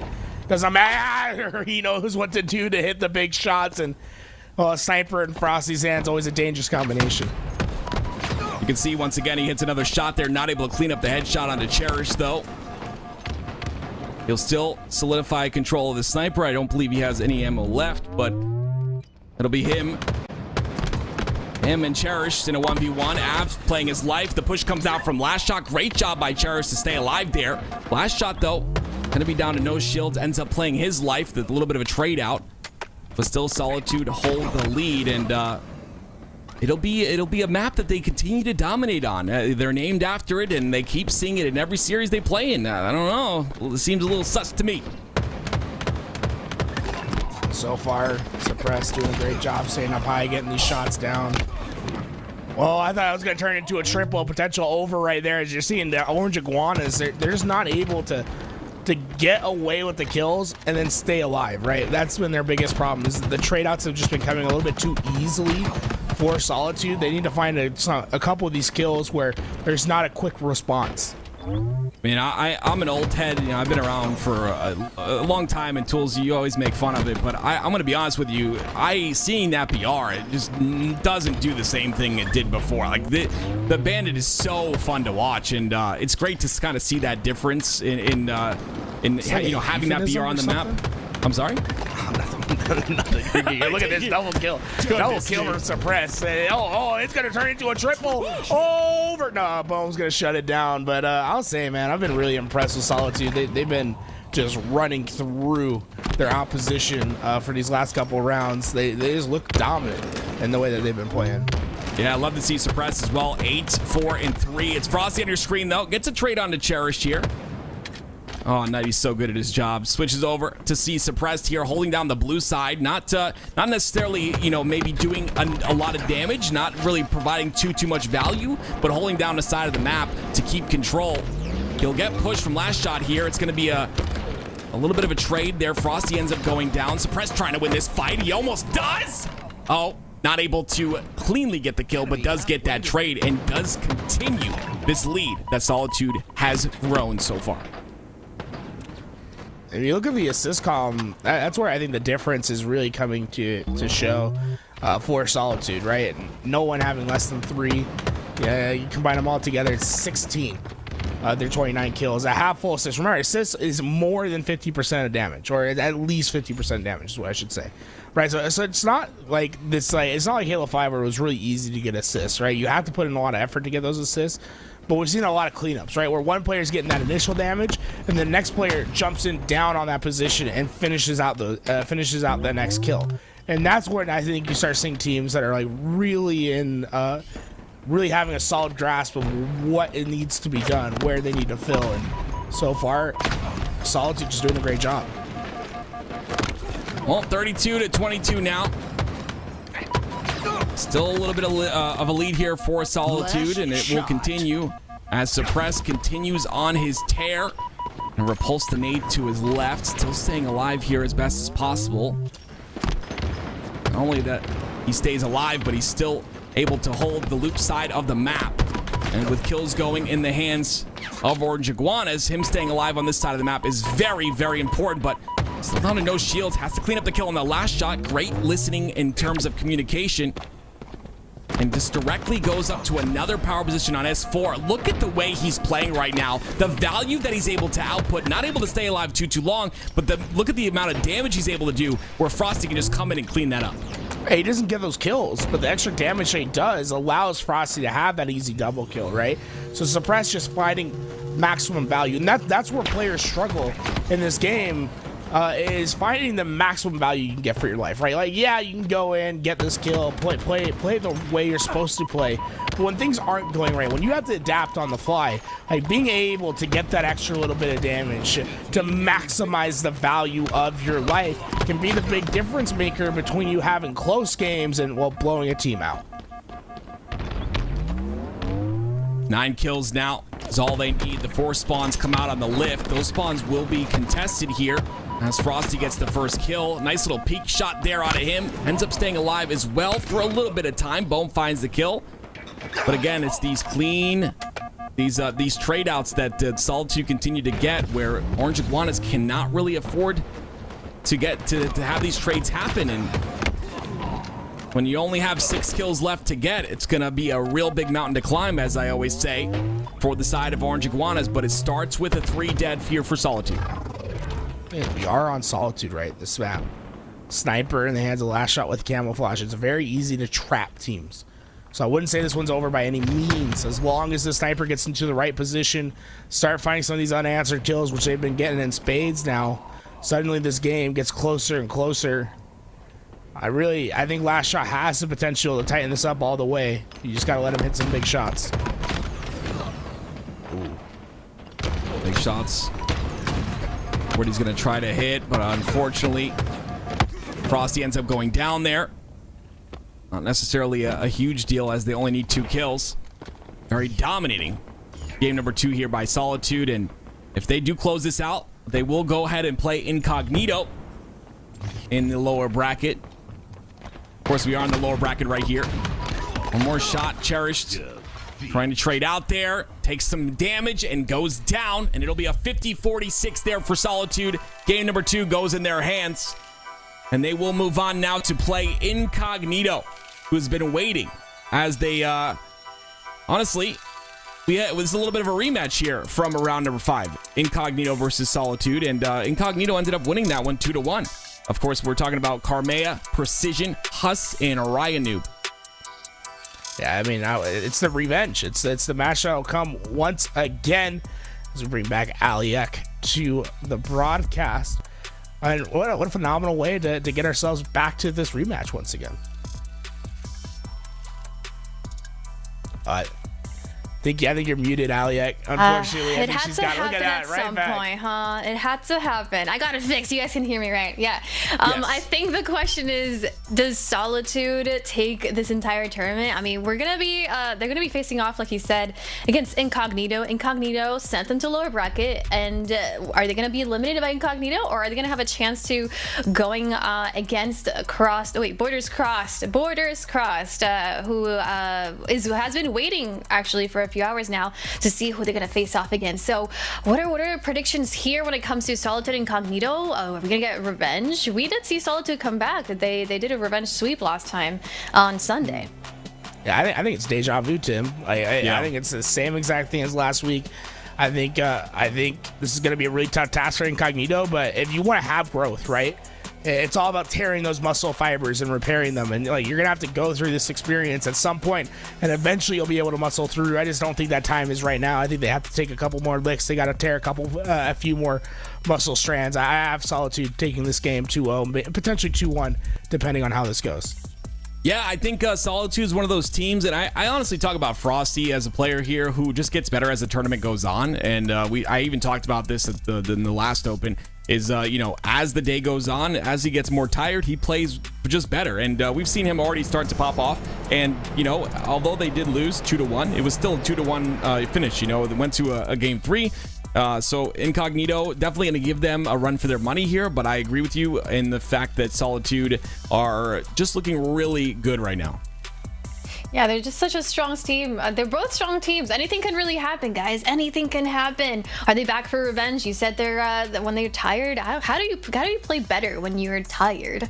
I feel like I just shut down after 2 hours, and I don't know. It's like a little roller coaster. Maybe 5 hours in, I get to actually play better. I don't know how they do it, but we're gonna see our next match in just a moment. After this break, we will be having Solitude versus Incognito starting on Aquarius, CTF, and then a little bit later, we're going to be seeing our grand finals. See you guys after this.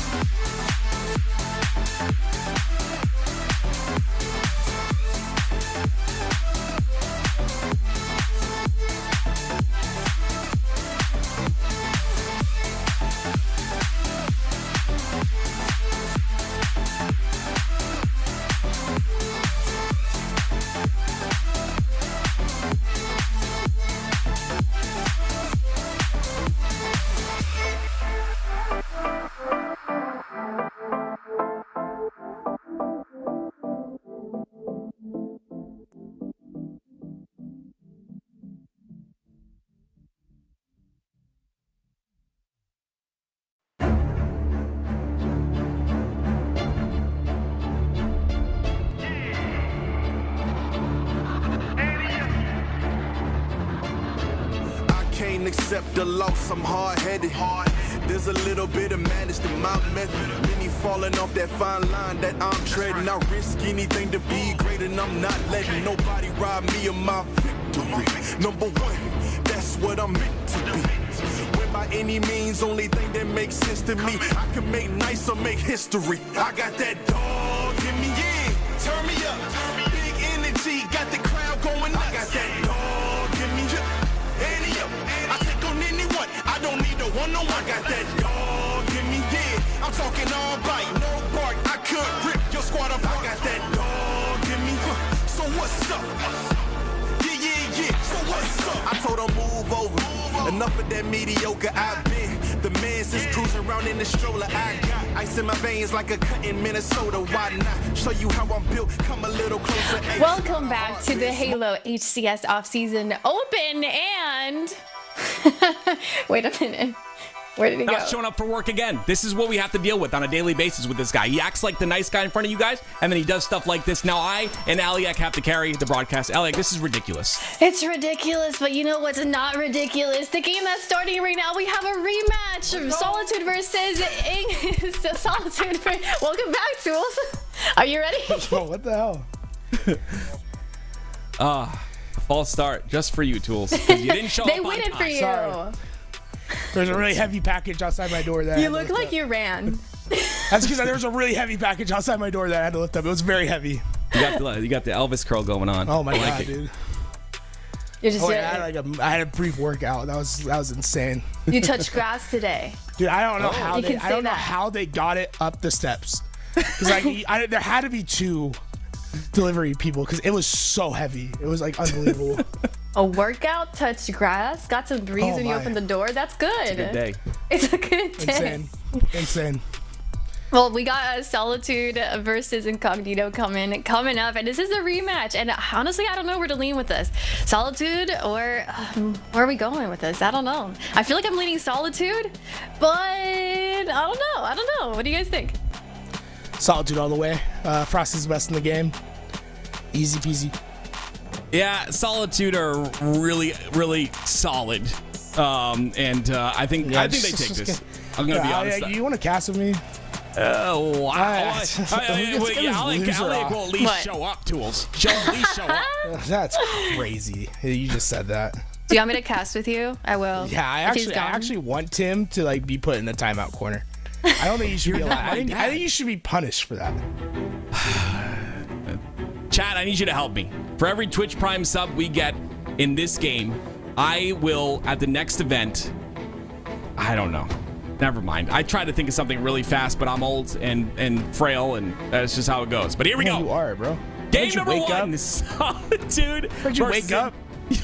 Your bed's solid? Your bed is solid? But it's still creak, you know what I'm saying? Oh wow, yeah. You know what's solid is me being here on time when the match starts, and the match is about to start. Tools, are you there? Yeah, I think you're here now, right? A little bit late, but that's okay. Everyone else showed up.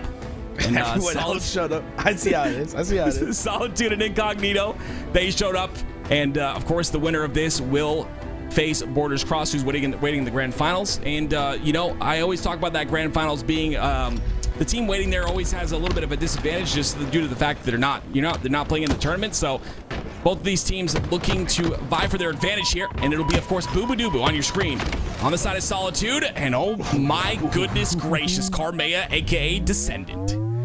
I'd say Descendant, aka Carmeo, the way that he's been playing today. I think the new name, new him, is in full effect. He's been phenomenal in today's competition. Well, I actually really like the name change. I didn't like God Hand at all, and this one works out. So let's stay with this one. Make sure it's search engine optimization friendly, because you're supposed to be branding yourself. But here we go. Let's see what he's able to do with this heat wave. Nice couple shots.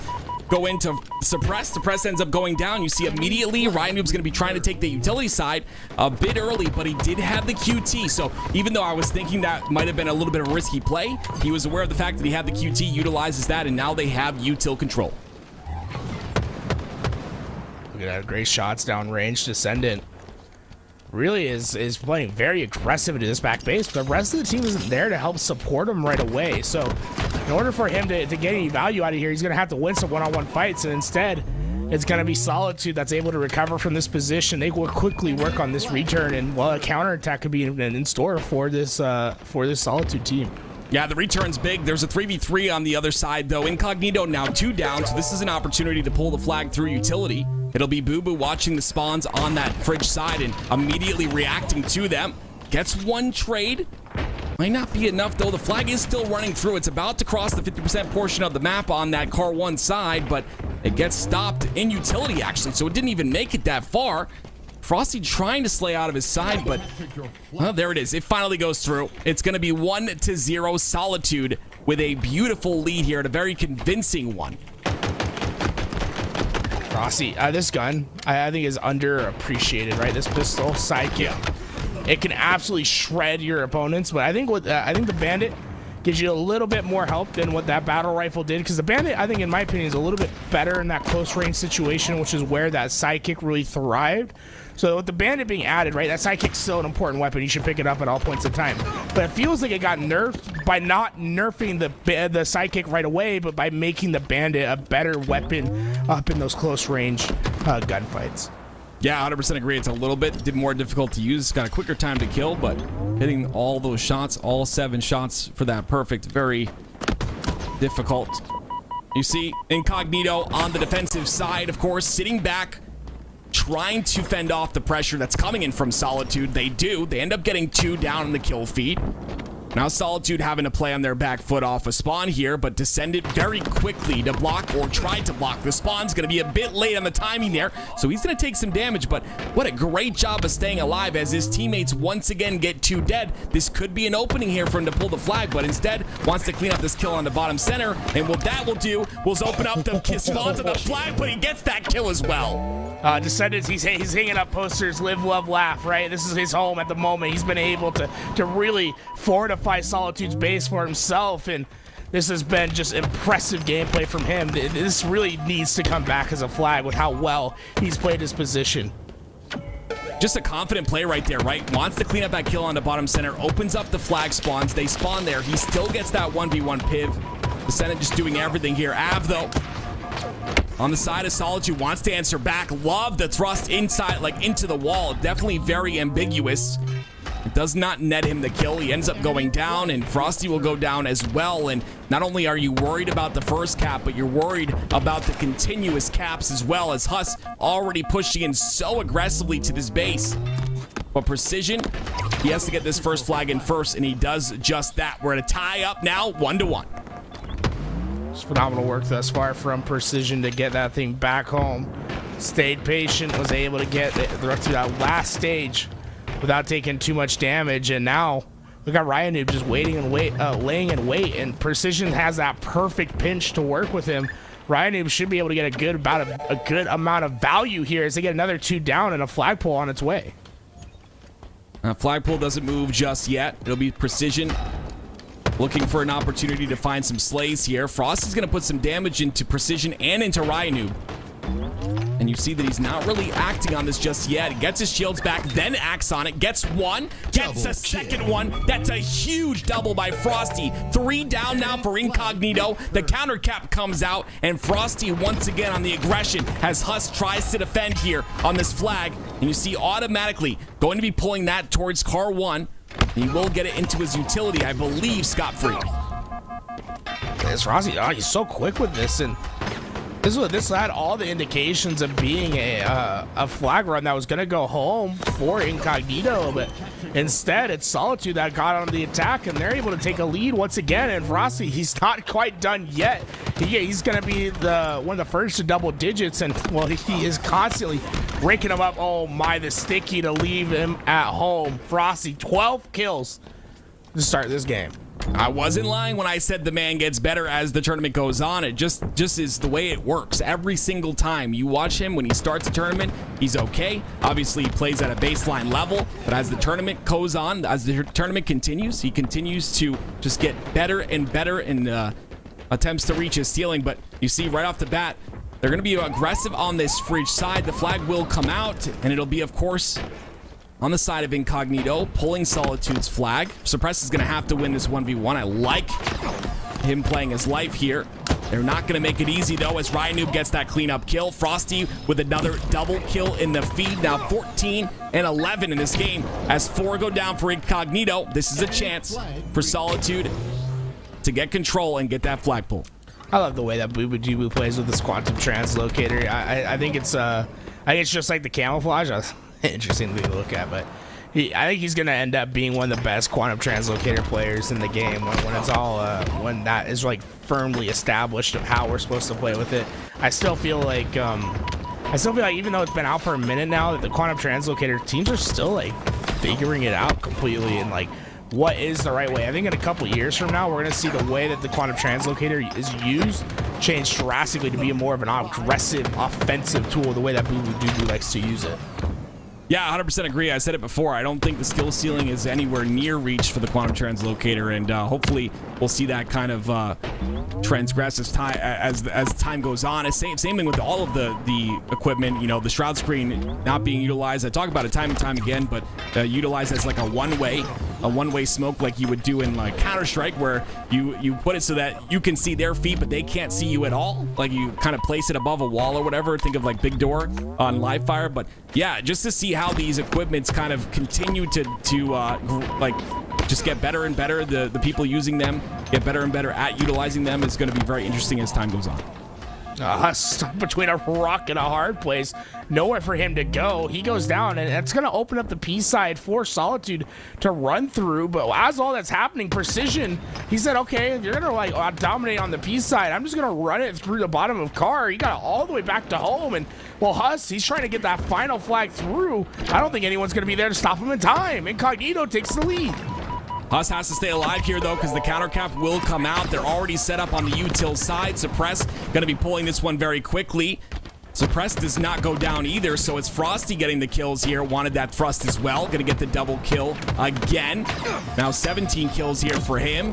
That counter cap will be good as once again Solitude tie it up. And that's the difference between these two rosters, right? Incognito, they did get a cap, but it was a very scrappy cap, whereas Solitude are always very dominant on their caps, where when they get theirs, there's no chance a counter cap is going to happen. Look at this long flanking play from Suppressed, going all the way to the other side with this heat wave. If he can find the first kill, he'll have open season to their back base, but Precision gets the big kill. Boo-Boo-Doo-Boo's trying to stabilize from this back position, but Solitude need to find some important kills in this moment. This could be the next flat cap coming home for Incognito. Yep, 2 go down here for Solitude. Frosty doing his best to put some damage in across the map. He's got to deal with Huss, though. Huss is not able to clean him up, even though Frosty was no shields. But that flag will go in. Now you see Frosty. He's playing aggressive. That flag doesn't go in just yet, actually. It's still on the top of... Frosty's still there. Frosty got the kill. Oh, my gosh. Frosty ends up getting the kill, ends up getting the return as well. No one in position. Does a little jig on the flag to get that return and not take too much damage. And the flag will go out on the courtyard of Incognito. Frosty making another massive play right there with the help of, I believe it was Av. But regardless, I end up getting that return with 2 minutes left. That was a big return in this game. You see Av continuing on now on this flagpole. His teammate in Boo-Boo-Doo-Boo does go down, but he has Suppressed there to watch out for him. They've got to play together on this push, and with the flags coming out on spawn, this could be really big in terms of Solitude. Good instinctual play from Avenue right there. He's running the flag, but he has a feeling that the help is coming over top. Waits for the rest of his teammates to get there. Stays alive, and it leads to a 4-man wipe. That Solitude now not only get this flag cap on, but Suppress, I think he has a back-to-back in mind. He's already in this base pulling, but all of Incognito trapped in the backside. Yeah, Incognito ends up getting that fridge spawn. They push through the flag very quickly here, and it's going to be up to Solitude to make them pay for sitting in the back of their base, but Frosty goes down. Av looking to go inside to clean it up. Can he get the kill onto Descended here? He does. The flag will return. Once again, it's tossed out towards bottom center. And all Av needs to do at this point is just stay alive on his utility side. But look at Ryanoob. This is the type of player Ryanoob is. Consistently behind enemy lines. Consistently in the back of your base. Just being a nuisance and being unpredictable. But he gets shut down there by Frosty. A big kill once again by Frosty. Yeah, problem is they couldn't match how consistent Frosty is at hitting that last shot. Able to take him down. And while the weak side of the map was wide open, and they're going to be able to run this flag completely back. Carmea is the only one back, Descendant, I should say, as he tries his best to hold him off. Huss is there on the return. Avenue's going to be quick. He's going to try to touch this flag. Great punch by Huss, stopping that touch from coming through and keeping the hopes of Incognito alive. Yeah, Rhino putting a couple shots in there to make it make that melee work out for him.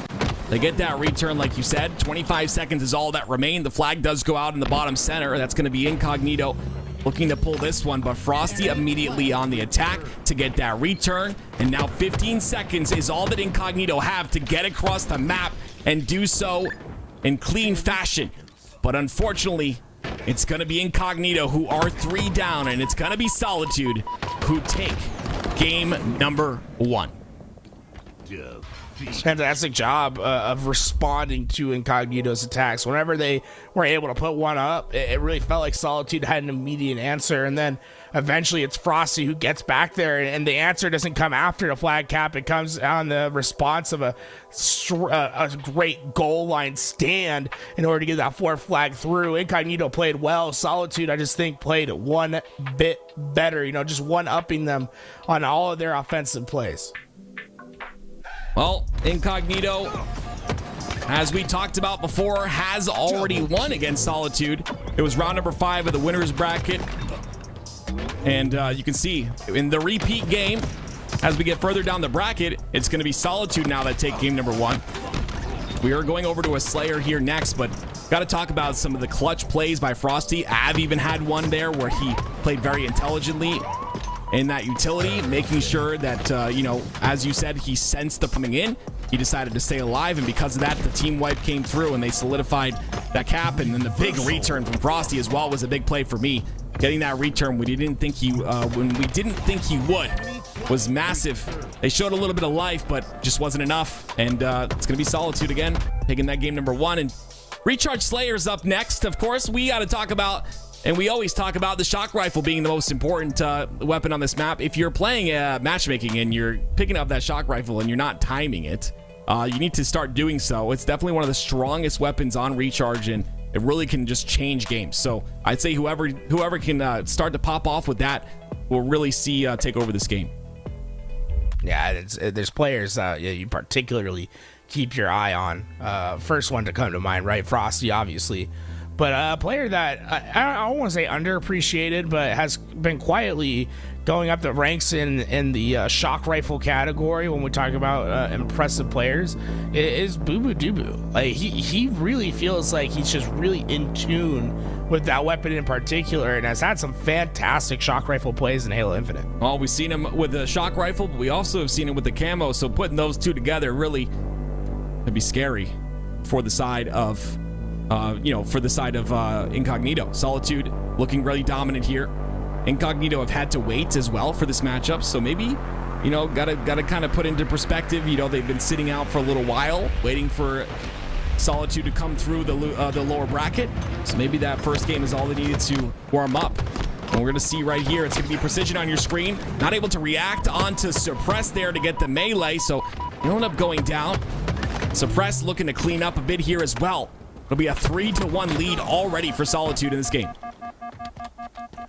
Well, so far, it's been a lot of aggressive play from Solitude to get those opening picks, but then they're falling back to help each other, right? They're not trying to get too aggressive after their initial plays, giving Incognito that respect, because if they get those initial picks and then play close and tight like they were at this backside, they're going to be able to trade out on the next counter offensive, right? So I think so far I've been a fan of how they're pacing this game out. Now the question is, can you do that for this entirety? Ooh, that's interesting. You see that? He shot the nade before he went up there, so the nade didn't get shot. Because he knows he doesn't have that angle where he's holding the wall right there. But the one way he does that is that they shoot that grenade off the platform when he tries to go past it. So he slows it down for a second, shoots the nade, then tries to go through. Smart. So that nice little cute heads-up play by Suppress. And those heads-up plays are going to keep evolving as this game grows and as the years go by. And it's going to be very fun to kind of watch those things happen. You see, Huss is going to be the one with the shock rifle that we talked about before this matchup started. He's going to end up going down here, though. But Incognito take their first lead of this Slayer. They're not able to kill Suppress. Suppress ends up getting his shields back, ends up staying alive as well. Ryan finally catches him out. Here's that shield recharge. Make sure to clean him up while he's on the battery side, and we still have a 1-kill game. Incognito still leading by 1, and as I say that, they tie up. Camo, very important here, coming up next. Dubu has his grapple, so he doesn't have to necessarily commit to it, right? He's able to pull it out before anyone from Incognito can find him, and that's going to really allow Solitude to dictate their pace of play. They're going to look for the right spot, and Boo Boo Dubu might just found 3 of them. Do they know? Boo Boo Dubu can come up big with an individual play as long as the timing's correct. Talked about how not easy, but how these pro players, these top players are able to spot out Camo so much easier than at least me. I can never spot the Camo player, but that's why you got to kind of play slow like that. Take a good timing. Boo Boo unfortunately does go down, so the Camo will be out of play. But Frosty, the weapon we talked about him being scary with, gets the first shot. That's going to turn into a kill, and he's going to look to convert many more as he's got a full shock rifle with full ammo in it. A lot of damage going out, but no one's going to get cleaned up just yet. So far, Boo Boo Dubu trying to, not Boo Boo Dubu, Ryan Noob trying to goad Frosty to wasting some ammo over at top white, aggressively sliding through that doorway. Frosty's been able to get some good damage, but no real clean headshot after that first pick he had with his rifle. Frosty not really able to connect with anything in terms of a headshot, mostly just body shots, and unfortunately those body shots not necessarily cleaned up. They're anticipating the push here on the long haul side, but it's Incognito playing a bit slower than expected. Not really moving here. Maybe setting up a bit of a push. Huts goes down, so that push is going to be completely nullified. But Frosty doesn't care. Wants to go in for the cleanup kill onto Ryanoob. Gets one. Gets the second on to Descendant. And once again, it's the timing that pays off as Precision takes a shot to the body, bringing him down to no shields. The pings come out. But no cleanup will happen. He's going to have to do it all by himself. Suppress finally there, but the camo in the hands of Frosty. And now he's got information on when this shock rifle will spawn. The minute he drops it, it'll be 1 minute on the spawn timer. Great patient plays from Frosty right there. Right? He has that grapple. He can go in and try to challenge that player immediately. But because he had the grapple, he waits. He wants to use that grapple to get the camouflage, and it's able to allow him to get that camouflage relatively for free. Now, he doesn't get a ton of value out of that camouflage, but just heads up play to recognize what gives me the best percentage chance of getting out of here alive with camouflage. Able to at least get the 1-for-1 trade with the camo by the end of his life. Want to talk about, trading, as you just brought it up. Frosty, you consistently see him have a plasma in his hands ready to trade out a kill that is a low percentage for him. If he's not going to get the, if he knows he's not going to get the kill with a beatdown or whatever, he'll throw out a plasma, make sure he does get that trade. And when you're getting trades over and over again, you can keep your score close, as they have done this entire game thus far. 33-33 here as Suppress pushes into Huss. The melee comes out. Huss is going to be able to trade because of that. And Incognito take another lead, but this one is mid-game. It's a bit more important than that last lead they took. You see Solitude in particular, Avenue wants to get aggressive, but he needs teammates to be there, and well, it's going to be Descendant that shuts it down right away. And it could be more on the horizon. The shock rifle, plenty of ammo left to work with. And Incognito starting to heat up a bit. They need this game, obviously, to tie up the series. It's only a best of 3 here. This is going to be the lower bracket lower bracket finals to see who goes in to face Borders Crossed in the grand finals. Huss going to go out and try to trade his kill. He does not. I believe Frosty ends up staying alive. But there's the double from Descendant. Aggressively going to peek here on the Suppress, but Suppress is going to take him out of scope instantaneously. This is where you got to be a little bit cautious, right? You've got a 4-kill lead, but that could go away very quickly with the likes of Frosty in the game.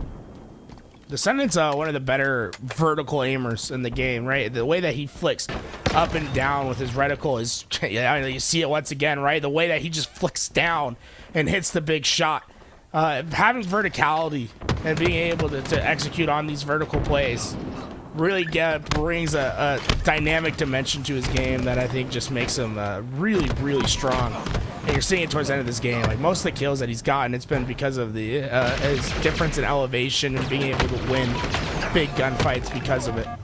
Beautiful cleanup by Huss there. Brings it now to 49. Incognito looking to tie the series. We get a deja vu from what we saw in Rinner's bracket around number 5, where they went to a game 3. Incognito ended up winning that game 3. We'll see what happens here. There it is. Incognito going to tie the series 1-1. Let's go to a game 3, baby, to find out who makes it to the grand finals. A big difference in this game 3 compared to the last is no Forbidden, right? Forbidden was the map that was up. Game 3 going to be one of our more traditional maps in Livefire King of the Hill. You'd expect that that Solitude probably has a better matchup on King of the Hill rather than on Forbidden Flag, where they don't have as much experience. Like you probably know, Ryan Noob's probably been scrimming, knowing Ryan Noob. They've probably been playing Forbidden for a while now. Are we sure it's not Forbidden? Shit. Game 3, says Ryan Noob, as what you just said seems to be reigning true. And hey, GA into it. GA into it, right? Yeah, honestly, I think it's I think, you know, it's important to practice those maps, especially if you get word that maybe it's going to make it into the HCS, and you can kind of get that practice in and make sure that you're prepared. And if you're more prepared than one team, I mean, you can start to take those games in the next season pretty quickly. So we'll see if they're on the high end of that, but we're not going to see that here. Of course, we're going to get Livefire King of the Hill. Solitude tied up here. This is very interesting. I will say. I think everyone from Incognito played really well. Descendant really popped off there. 12 and 8. Only 8 deaths in that game. And I thought, you know, with this double, I thought things were kind of starting to solidify themselves. He doesn't get that triple, but Frosty definitely utilizing that shock rifle in a big way. But it was Descendant who really came out towards the end of this game with that shock rifle to put it to use and solidify big kills with that verticality aiming like you talked about. I'm definitely noticing that now, and I'll definitely be looking for that a little bit more, as you mentioned it. I think that's a very important factor, being really solid on that vertical aiming. A lot of players are not. Yeah, it's not like you're trained, right, to keep that reticle ahead, like at chest, right? And you don't try to adjust with the vertical too often, right? The idea is you strafe left to right. You try to let that auto aim do work for you. I know you're not familiar with this concept, you know, mouse and keyboard players over there, but you know, you keep it steady. You let that left stick do a lot of work. But Carmea, he plays so fast and he has that high sense that he's almost using that vertical, because he knows people can't keep up with him with those vertical shots. Like he's using that to his advantage in gunfights. Yeah, it's very, very important to use whatever advantages you can in the games that you play. And here we go. It's going to be game number 3, deciding who goes to the grand finals here in our HCS Open number 2, presented to you, of course, by LVT. Ladies and gentlemen, if you're enjoying the broadcast and you have a Twitch Prime sub, or you want to support in any sort of way, hit the follow button. Twitch Prime subs are free as well. Both of those options are free. And, you know, you don't get any ads as well. So definitely a way to support us. You know, we are community funded. No one pays us to do these events. We run these events for you, the community, and you guys have always reciprocated with support, which we appreciate so very much. Of course, our top gifter of the week, I believe it is Badgie. I think is how you say his name, but thank you guys for everything you've done for us as we hop into this game number 3, and we're on board with Frosty as Huss steals the sniper from underneath him.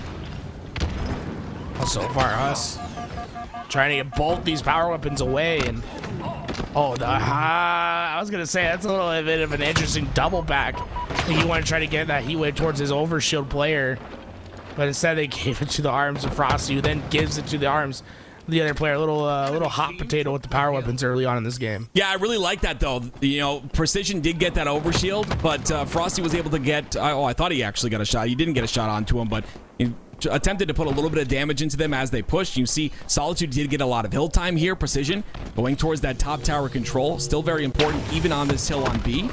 Av's going to try and utilize that plasma pistol to get the overshield down. Overshield will be down all the way now, but a lot of damage has been done. You see Incognito bringing this game back, but a sneaky play from the suppressed on the back of B ledge I thought was going to net them a bit more time, but they take him out so quickly. Incognito just seemed to be in the driver's seat in this game.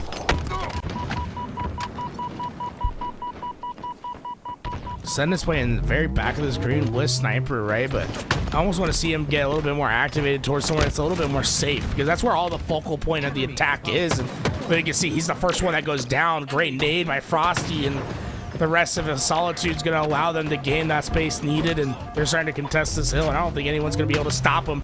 Says pull. Frosty sends him in the air. Suppress finishes off. A little buckshot from across the map. The Clay Pigeon goes down, and the first hill in the hands of Solitude. That's such good movement by Frosty. You don't generally see that out of a controller player, but his ability to repulse that player up in the air was going to slide below him just to make it really difficult for Ryan to turn around, who I believe plays on a pretty low sense.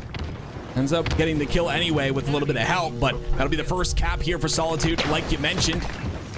It'll be finally Incognito on the pressure here to go down for the side of Solitude. Is going to force Suppress to back off and wait for his teammates. And now some hill time for Incognito that they so greatly earned, but all the while right away is Frosty, who breaks the setup completely open, puts damage into another player, and Descendant goes down as well.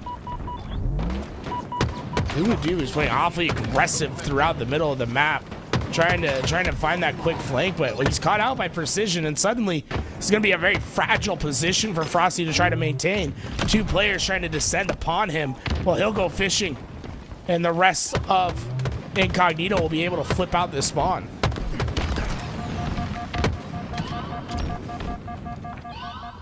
The flip spawn will happen. The Solitude going to be playing slow because of that, playing together. Descendant going to be on your screen. A great kill by him. Cleans up a player who is down to no shields. He'll have the sniper as well. No scope onto Frosty. Looking for more as Boo Boo's top center. Gets the double. 3 down in the hands of Descendant. As he knows the spawns are on the back of B, they will solidify this hill, but the early rotations do come out. You can see already Precision set up to push. They say hill, but Solitude's there waiting for them. It's really been point for point between these two. It's an answer back and forth, and we'll see that trend continues as Solitude is doing a great job holding that beginning hill time, but Ryan with the heat wave called the X Factor, makes a difference, finally breaks it in for Incognito, and now Suppresses in between a rock and a hard place as he's trying to do his best to find these picks while all these players are roaming around him, and oh my, he got 2 out of it. Suppress. Well, he's making the best out of a situation. Nav with this overshield and try and clean up a little bit here, but playing a ring around the rosy just a bit. The OS will be now null and void. It'll be Frosty with a double kill on the feed, and finally Solitude with a bit of solidified control, something we haven't seen thus far in this game. What's going on in that doorway? Just what I want to know. This is looks weird. Some sort of visual glitch, and once not a visual glitch is how easy it is for Frosty to hit these shots. Got another one on the belt, and Frosty's just been phenomenal throughout this series thus far. See if he can continue to be phenomenal here. 3 minutes left. In full control of the second hill, you see it's going to be Solitude trying to create the space, but you got to be careful. One step out of position, you will be caught out. Boo Boo catches one player out. Precision pushes on through. Avs down to no shields. A beautiful shot there, and I believe it was a nade actually, by Precision, takes him out. When Solitude only needed just a little bit of hill time left, that was a big push by Precision, pushing through the entire enemy roster. The break comes through. 2 go down, though, and once again, 3 dead. Solitude take control, and they also take the hill 2-1. Heavily contested throughout, but Solitude, they just get the edge at the end, and because they won the fight at the very end, it also allows them to win the rotation for next. And this could be a back-breaking play if Solitude's able to get their position quickly on this map. It's going to be Boo Boo Doo-Boo, who needs to go big over on this tower side. Trust your teammates to win on the other side. You can start to go Blicko mode at the bottom of tower, and it's a killing spree, and Boo Boo Doo-Boo almost able to stay alive as Huss just finds him before he wraps that corner. Huss having a little bit of a rough game, or starting to have a rough game, but actually starts to pick it up here. Ends up going down, though, to the hands of Frosty, who has the sniper. Going to make his way towards A. You see Solitude have already gotten a massive amount of hill time. Frosty's going to get a kill on a Ryanoob. Not going to be able to turn around, though, in time. And that'll give Precision the sniper in a very beautiful spot. And also, a very solid game for him thus far. 17 and 10. And that cloud of smoke really really start to affect things here. I'm not sure the players can see it, but very interesting. Crazy, bro. That's a new one, right? I think a nade got stuck up there or something, just going wild. Never seen that before, yeah. 3-1 now. That was a quick capture for Solitude. Yeah. Really, they won the opening rotation. They were able to just get a good amount of time right out the gate because of it, and you can see the fire sprinklers are going, man. They're trying to calm down Solitude, but nothing's gonna stop this fire right now with how Boo Boo Doo and the rest of the Solitude team is playing. I mean, look at Suppressed, 19 and 11. Yeah, Suppressed. Wow. Make that 20. Pushing in aggressively here.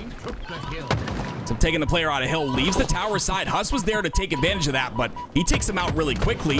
And now pushing onto Ryan. If you see the movement here, gonna get the kill as well. This is insane. His movement, you can tell just by the way he's strafing here. Definitely in a little bit of a flow state. Look at this. He's definitely in the flow state. I mean, the way that he's just getting behind players and is hitting the shots, like even when he's caught out of guard, like he looks phenomenal. It's Suppressed is heating up and double positive for his team. 24 kills, just 12 deaths. Honestly, just incredible plays. And this is the thing, Incognito keeps getting caught out on these mini flanks that these players are pushing through. Boo Boo Doo Boo and Suppressed have gotten a double kill in the same exact position now. Great nades by Ryan Noob right there. Great read as well. Doesn't really take that predictable route. Instead, makes it a bit difficult. Frosty with the OS. He's going to get one kill out of it. His OS will be gone. But that one kill could be all he needs as two go down for Incognito, looking to solidify this hill. Only 1 or 2 ticks left, and they will do just that. And Suppressed is there, and there it is. Solitude will be making their way over to the grand finals to face Borders Crossed. 27 kills to finish that game. Honestly, just really impressed by what Suppressed was able to do. And Incognito started that thing off strong, but just no answers on the back side. Let's bring Aliek back in. What a crazy 3-game series that we had so far. We thought we were going to get an easy win from Solitude. I think that's what it sounded when you said you were on Solitude's side this time. But for a second there, I thought Incognito was going to be like, no, you're not getting revenge on us. We're going to take it this time.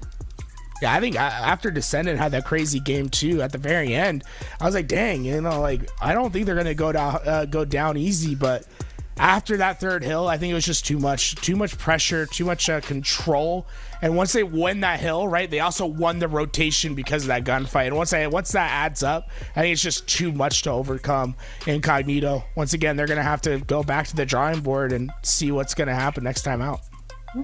Yeah, honestly, I just want to talk about Suppressed real quick. You have a player who just takes over like that. What do you do? Like, what do you do if you're the other side? One player takes over. Yeah, I mean, it's just great plays by Suppressed and the rest of the team. Yeah, I love seeing Suppressed just shine right next to players like Frosty and Boo Boo Doo Boo. Like, he just looked like he was, you know what I mean? Like, these two players have been on top teams, and I can't wait to see Suppressed be on teams like the two of them as well. Like, it's been just amazing to watch. And I think on the other side of the, like, in Incognito, we had Precision, was it? He was doing very, very well as well on that side. It was not an easy win for Solitude. They did not make it easy. It was a fun game to watch, and I think we got a really, really fun match coming up. We got our grand finals coming up. Borders Crossed versus Solitude. Borders Crossed consists of Trippy. We got Drift, Tapping Buttons, and I'm missing the name of the last player for some reason. Maybe you guys can fill that in. Drift, Tapping Buttons, Legend, Trippy. Legend. Top players, we got, it's an international team. We have Trippy US. We have 2 EU players as well, and then Tapping Buttons from Mexico. So it's going to be really fun to see them face off against Solitude, who did win last Sunday. So we'll get to watch this right after this break.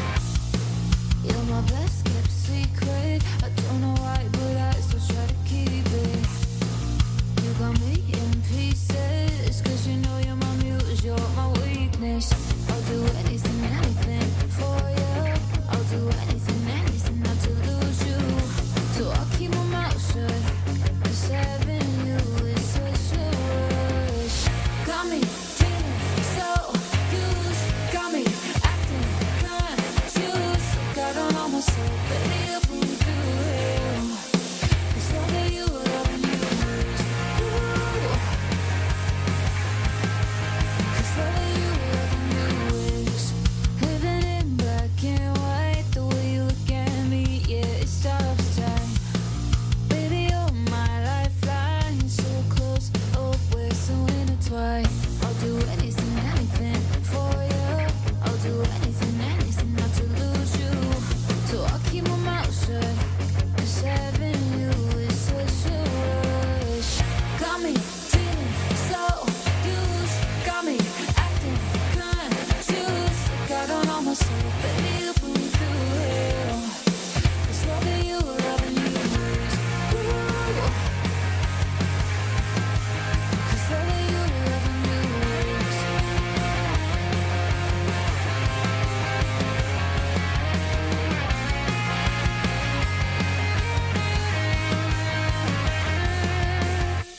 got me feeling so used. Got me acting confused. Like I don't know myself, baby, you put me through hell. Cause loving you is ooh. Cause loving you is Cause loving you is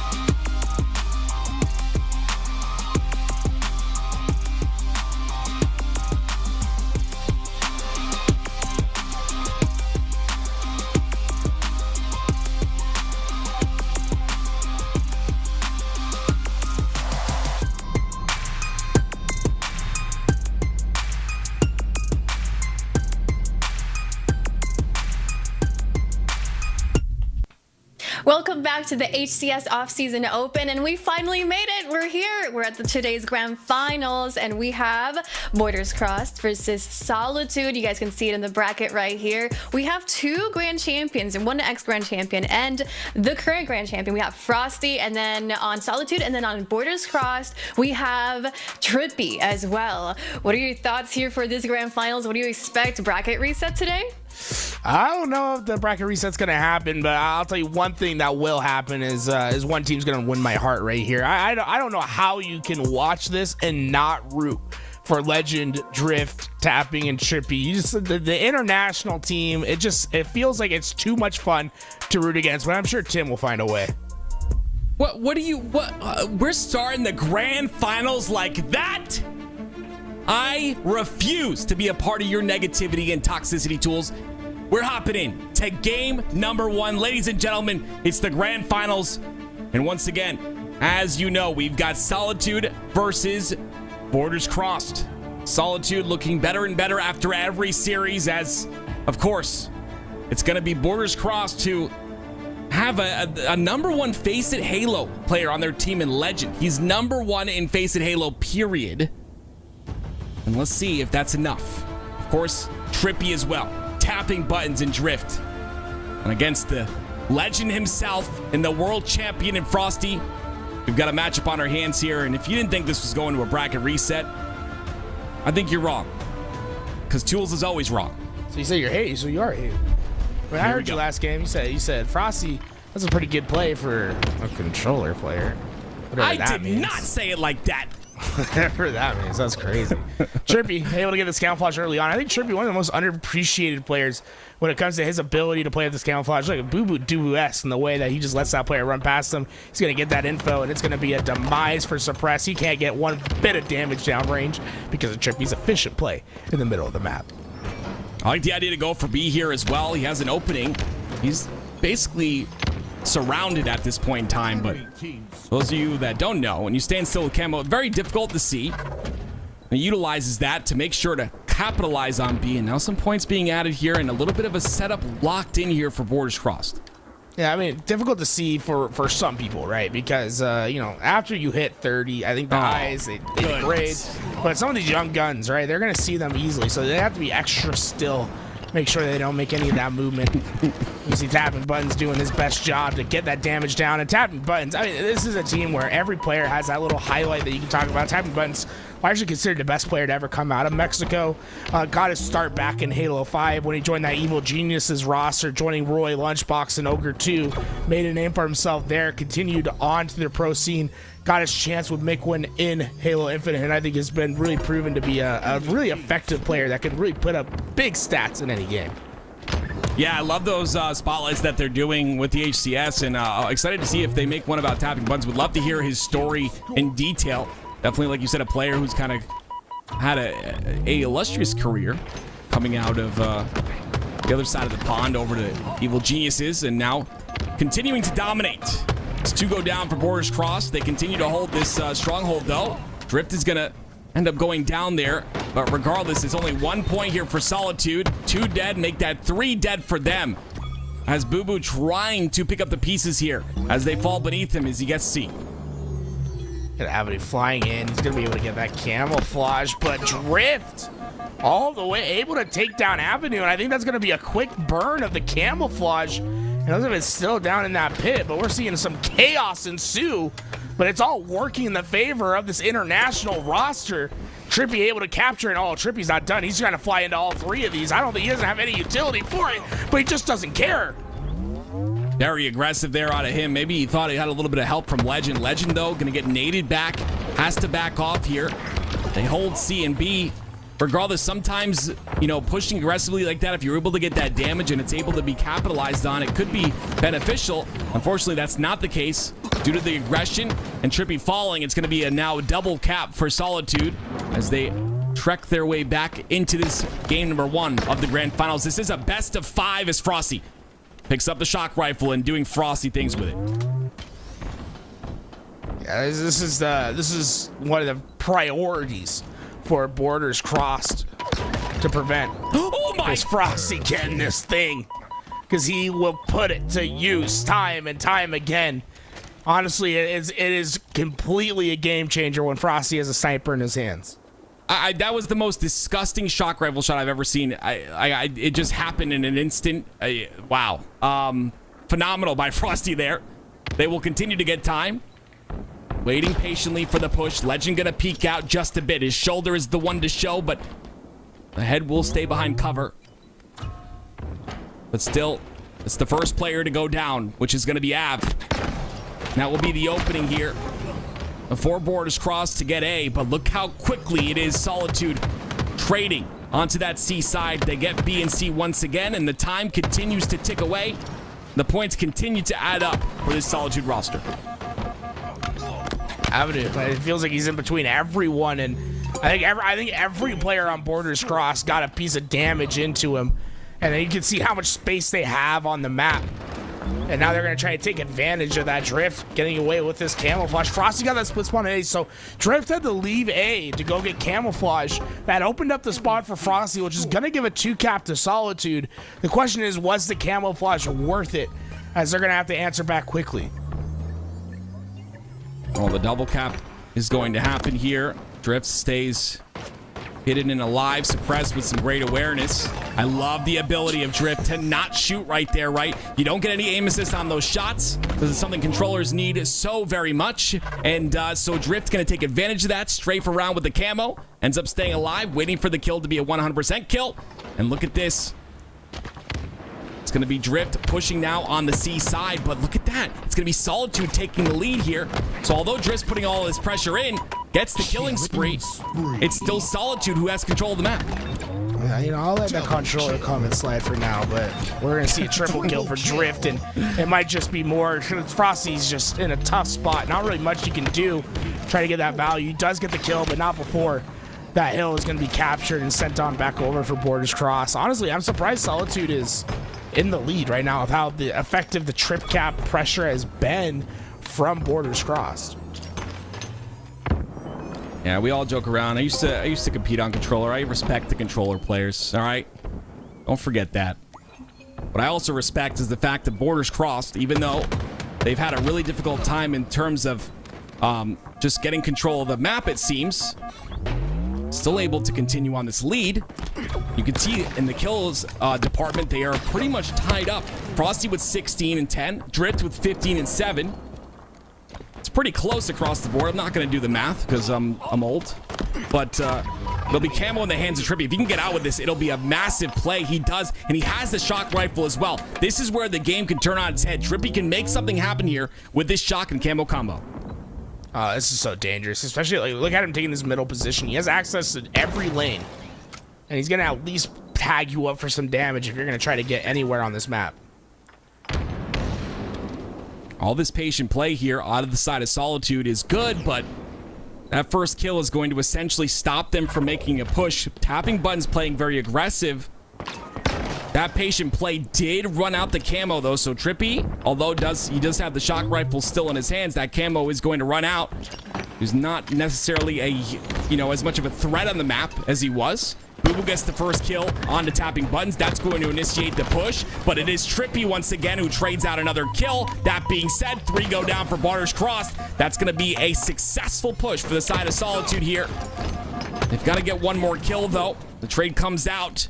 It'll be now 2 caps, and they'll climb back to essentially try and get these points back that they lost on that hole.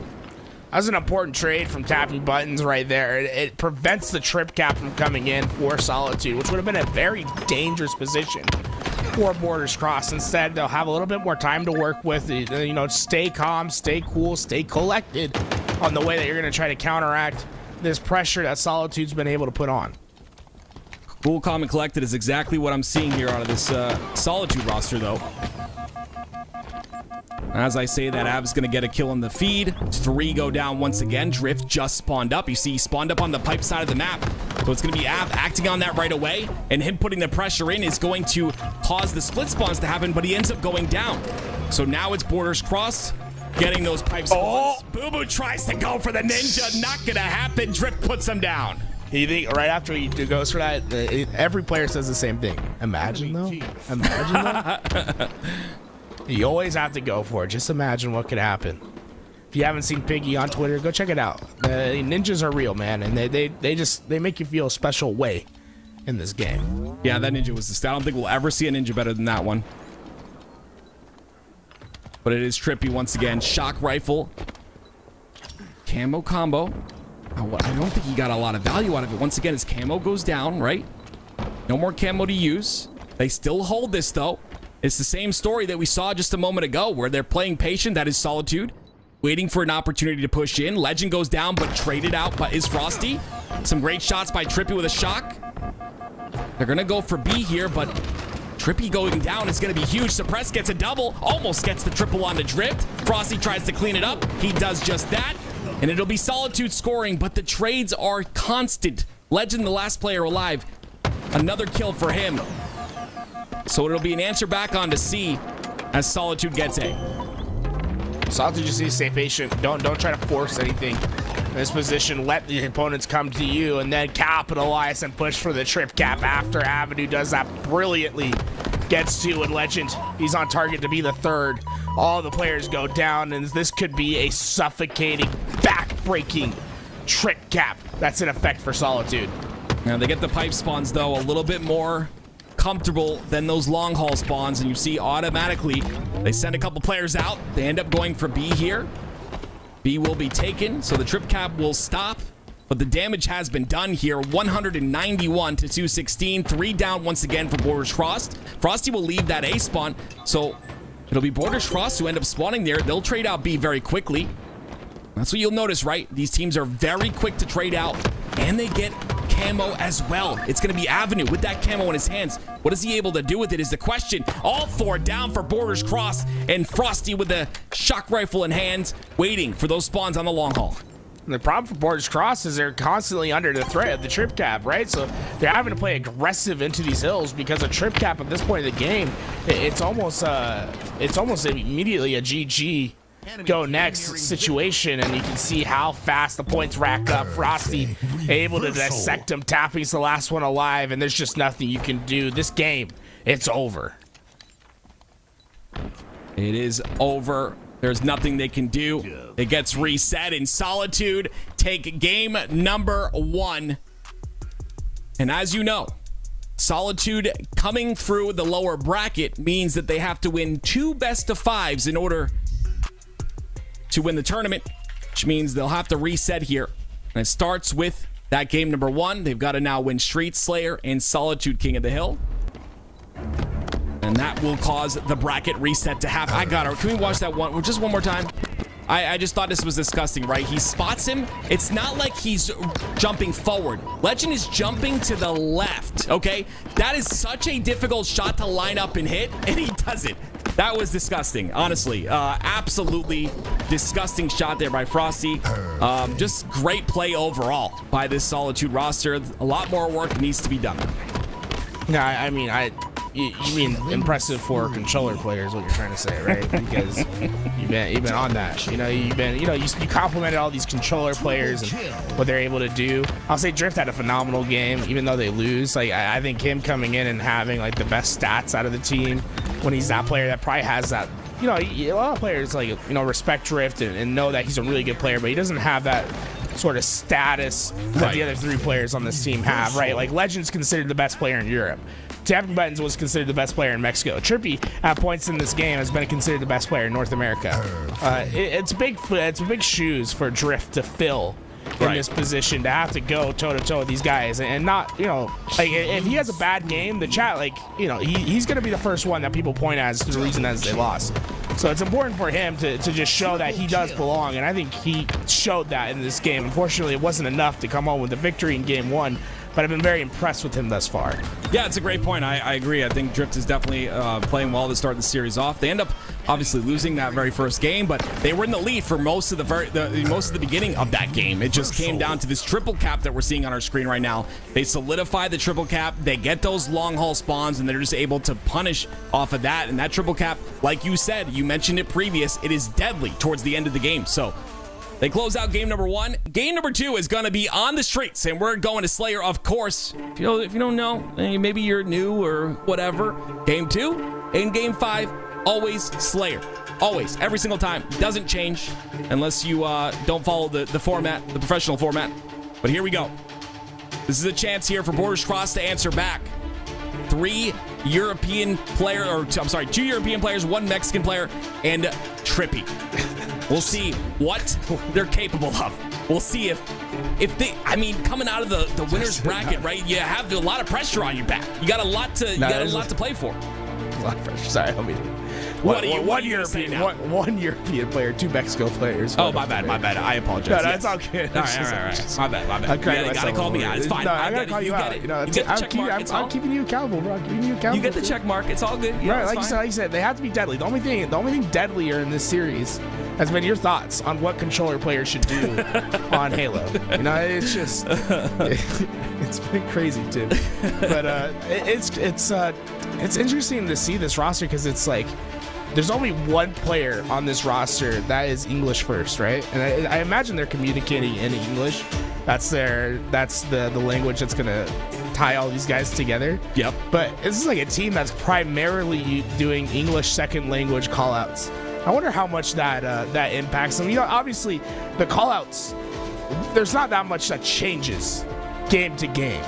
Yeah. With your callouts, right? It's like everyone knows what the callouts are in English because we watch a lot of streams. Like you can pick it up pretty fast, even if you didn't understand English that well. Like you can pick it up pretty fast just because of how consistent callouts are. They don't change that much. There's a lot of trends to them. But it really is respectable that this team has been playing so well and communicating that way. I just want to give it a shot. I love the international teams that have been coming out and competing today. We've had a couple of them in today's tournament. It's cool to see. Yeah, I have a lot of respect for anyone who can speak more than one language. I am 100% Portuguese and don't speak a lick of it. So 100% so much respect for anyone who can fluently speak 2 languages. Aliek is obviously our host, is someone who does just that. But here we go. Game number 2. It's going to be Slayer hopping on board with Frosty to start here. And like I said, this player gets better and better and better as the tournament goes on. And you can tell it continues on here for this game number 2. 2 go down for both sides. A little bit of an even split. Once again, another trade comes out as well. I'm not sure if anyone got the rockets, but Suppress does have that Bulldog in his hands, looking to put it to work. Flying around, Suppress taking a lot of this damage, but look, it's the cavalry that's there to keep him alive. All the players from Solitude playing tight to start this game, and I like how Suppress gets away on an island, right? You can play some isolation Halo with that Bulldog in the back pocket. Unfortunately caught out by Drift, but I like the concept, right? If you have that power weapon, if you can play that corners by yourself, do that 3-1 split and try to capitalize on those numbers. On the flip side, a very patient 3-shot beat down there from tapping buttons. Doesn't rush the melee, make sure to get the 3rd shot first. 8-8 now, trades back and forth. Frosty playing the sneaky angle there, gets a back smack onto 1. 4 dead for Borders Cross, and of course Frosty with the power weapon in his hands, watching the spawns on to C. Also has the radar, and utilize that. Not gonna get any information off of that, though. I believe it got stuck on the wall, so he'll have to use his Stalker rifle with what he can see. That's just enough, though, as once again the lead continues to grow here for Solitude. 13-10 now. Button's able to get away from Frosty. Frosty's desperately trying to hunt him down. He'll go to the ends of the earth to find tapping buttons. And well, here we go. The re-engagement comes in. Tapping buttons not going to be able to get away with that one. Frosty able to get the kill just in time, but the trade comes in. Once again, Drift doing a lot of cleanup duty in this game thus far, making sure that these kills don't go unanswered. Yeah, that was a beautiful quick drop by Frosty. Made himself so difficult to hit there on that B stairs. Ends up getting that kill. Av's gonna get a trade onto, or a kill onto Legend, I'm sorry, but it'll be an even match here. Trippy gets control of the rockets, though, ends up going down very quickly. I'm not sure if he was able to use both, but regardless, oh, such nice music. Regardless, though, those rockets may be down, maybe right for the picking. But again, very close to start this game. 7-4 for Booba, though. Having a great start thus far. And he's been quiet pretty much, I would say, not all tournament long, but pretty much this series so far he's been very quiet. It's good to see him starting to pick it up when it matters the most. I think Diamond Buttons wasn't expecting 3 nades to pop right into his face, but no way he was getting out of that situation. Drift, very aggressive, and he will find that first kill to help a Legend. I honestly, I've been really impressed with Drift. I think he's been really living up to the moment right now. And he's been playing exactly the way that Borders Cross has needed him to play in this series. Love to see that out of Drift. Trippy, though, the last player alive here. Av looking to push on that spawn that's coming out on the back A. You see all 3 of them from Borders Cross spawning on the back A. They split up, though. 2 of them go on the B side. 2 of them go on the purple side. A great pinch, but will it work out? 2 go down as Frosty trying to get as much damage as possible before he goes down, but Drift ends up staying alive. Almost gets the kill onto Suppress. Suppress cleans him up, though. A big kill there for Suppress because it means that he holds on to that ever so important and powerful Stalker rifle. Shots ringing true. Drift gonna have to push back for now. But Suppress, he's just going to be so dominant with that Stalker rifle. You have to deal with him. And so far, I don't really like the way that Borders Cross approached that gunfight. I think they should have swung together. It was a lot of individual gunfights to try to finish off Suppress coming in one after the other. And Suppress took advantage of that, was able to help his team get a couple kills. And well, the chaos isn't done yet as Boo Boo Doo was on that quick flank. Yeah, very aggressive play here by Solitude, and it just seems like Borders Cross is not really able to deal with it just yet. 3 go down once again. You're seeing consistently a 3 dead here for Borders Cross. Solitude doing a great job of picking apart the offense of Borders Cross. Frosty's going to lose the Bulldog there, but Boo Boo ends up getting the rockets once again. So that's another factor for me. Solitude have had control of the power weapons the entirety of this game. more damage downrange, and yeah, I think that's really what reflected in the score right now. Is I'd say if you added up all the power weapon usage on the side of Solitude and use that to show the difference, I think it's almost instantly that the differential we see in this game thus far has probably been from those power weapons. And well, it seems like there's not really much for Trippy to hide. I don't know how Trippy's alive, actually. I was gonna say Trippy's gonna get hunted down, but Trippy's alive, and that might just change his entire game. That 2-kill swing, it's gonna force us down just to a 5-kill game, but now Borders Cross has much more space to move upon on this map. Yeah, this next sequence is so important here.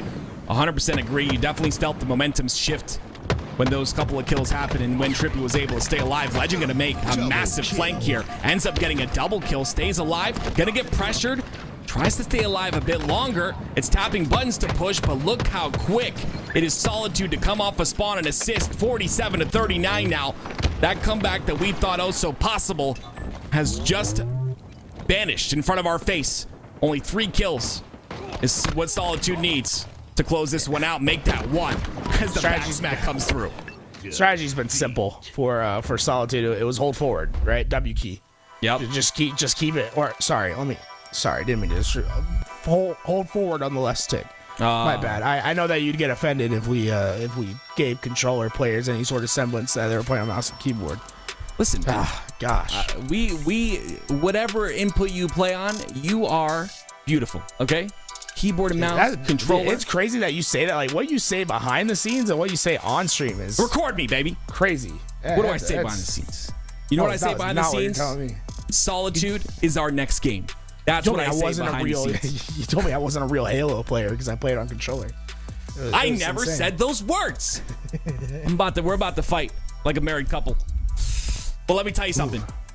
This looks like it's going to a reset like we pretty much predicted. It's going to be tough because that first game, like I said, a lot of energy went into that first game for the side of Borders Cross, and it looked like they were in control the entire time. But this second game comes, as they get into the second game, it was close again for the very beginning of the match, but then again, Solitude comes out and closes it out. It just, to me, doesn't look like there's a lot of energy left in the tank. I hope to be proven wrong here because I think this Borders Cross squad is incredible. But how do you face the likes of the last Open champion when they're playing like this, when they're playing on fire? Well, Frosty was really the difference maker. 4,700 damage in this Slayer game. Love that. Poor drift. That patient play is so important in this game. You see it used a lot. Making sure to kind of play off of the spawn knowledge. If you have a player that's going to be on that off timing and isolated, that player is out of the play. He has a chance to make a big play going into, coming from behind in a flank scenario or whatever, and taking him out is so important. And I love here the Legend ends up staying alive for a long period of time, almost stays alive with tapping buttons there, but he didn't jump. He maybe had it. He's trying to go for that massive slide where if you hit the slide just right, you can like go in the top. What is it called? Like benches. The pizza jump. Yeah, like above pizza jump. Where you land a pizza jump, right? You can like hit the jump from there, but he didn't end up hitting it. But if you want to stay low, I think he could have maybe gotten out of there. What I just noticed is that Louis has a lot of friends, and I don't have that many. That's crazy. Yeah, Solitude, game number 3. If Solitude are to win Solitude, is everyone following along here? Are you paying attention? If they are to win Solitude, we will go to a bracket reset. Wins? Yeah. Do you get it, Tools? What happens if Borders Cross wins on Solitude? Then we encounter an error, and then we have to replay. No, then we go to a game 4. But I mean, it's possible. But I mean, with the way Solitude's playing right now, this looks locked. We've seen them on their own map. I don't think they've lost this map yet. From when I started watching, at least. Not sure of the statistics for the whole day. But here we go. It's going to be game number 3. A chance at a bracket reset here for Team Solitude. Of course, with a former world champion in Frosty against our previous world champion in Trippy. Yeah, 2 world champs in this lobby, huh? Yeah. Aliak pointed that out earlier. Very good observation. Who will be the first future world champion in this lobby? Oh, okay. I see where you're going there. Here we go. The music is epic. The moment is epic, and Frosty is dead with the sniper. I was trying to build that up into something nice. Frosty goes down, Suppress goes down as well. 3 go down. Did Borders Crossed hear me talk about them? Are they going to give us a matchup here as Drift has the camo in the first hill? You can see the spawns coming over at Lift, and Drift is well positioned for it. Boo Boo Doo Boo immediately spots it out, but no reason to take that fight, right? Like, it's more valuable that you keep that sniper camo combination and you try to work on these flanks, right? Pushing through the middle of the map, and well, Drift immediately finds the important headshot. Those 100% kills, so very important here. They're about halfway through this hill. Very aggressive with camo still. It's going to run out, though. And as it runs out, Frosty is going to spot him, take him down to no shields. That's going to force him out of the play once again for another 5 seconds. Look at the cleanups that are happening here. Solitude on their back foot, getting outslayed by Borders Crossed right now. So far, this has been a phenomenal start, and we talked about the barrier, the language barrier of this team. I think let's focus in and see what it sounds like with this predominantly English second language Borders Crossed roster set to the first listening on Trippy's stream. In blue, glass guys. Big glass. First. Air glass. Absolute glass on me, guys. Dead. I'm pushing. I'm coming. One shot yard. Top. He went dead. Soda weak. One shot dead. Soda. Absolute. One shot in here. Absolute. Yeah, I got him. One get top here. I'm dead. Nice. One was Driver, I think. Not sure. Yo, camo, inhale. Yeah, Driver. Driver. One shot. Camo, guys. Nice. Camo. Yeah, I'll get camo. Inhale. And yard, guys. Yeah.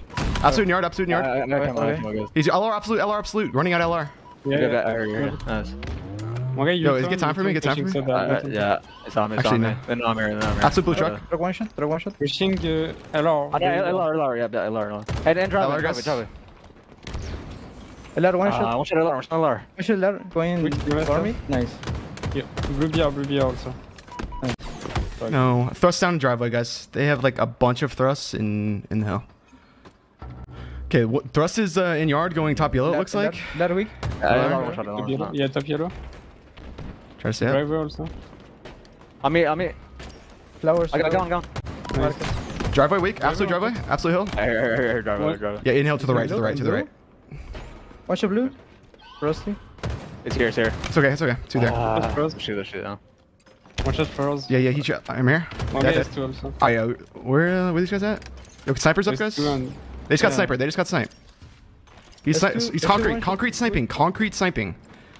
I can't remember that. Shit. Top yellow. Top yellow going floors now. No, he's going top yellow again. One shot driver. And top yellow, yeah. 2 1. Sniping in blue. One shot. Absolute. Nice. Free kill. We can go like shoot. Maybe need hill from bottom. If you can. Yeah, I'll do it in a second. Soda. We still got time on this hill, guys. Still got time on this hill. Top yellow. I shot hill. Top yellow kill me, I think. They're gonna get it. Stairs. Watch the blue. Flowers. Top middle, guys. One of me quick. Flowers. I got one, yeah. Flowers quick. On me, soda.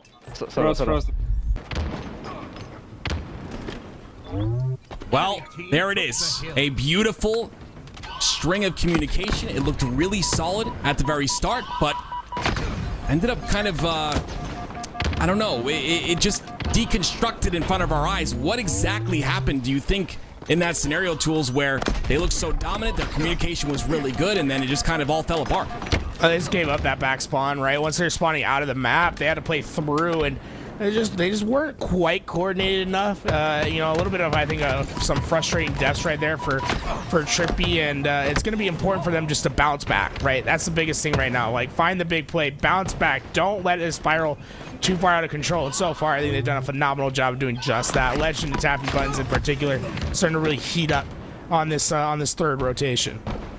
Boobadooboo using the disruptor there to get that player out of hill. On the side of Borders Crossed. We'll be continuing on. You can see there's so much damage going in to tapping buttons. And he'll continue on. Oh my word, the disruptor doing so much work here. And look, he'll continue to keep Trippy out of the hill You see that momentum that they just spent so much time getting, it's just destroyed by Boo in one little tiny disruptor.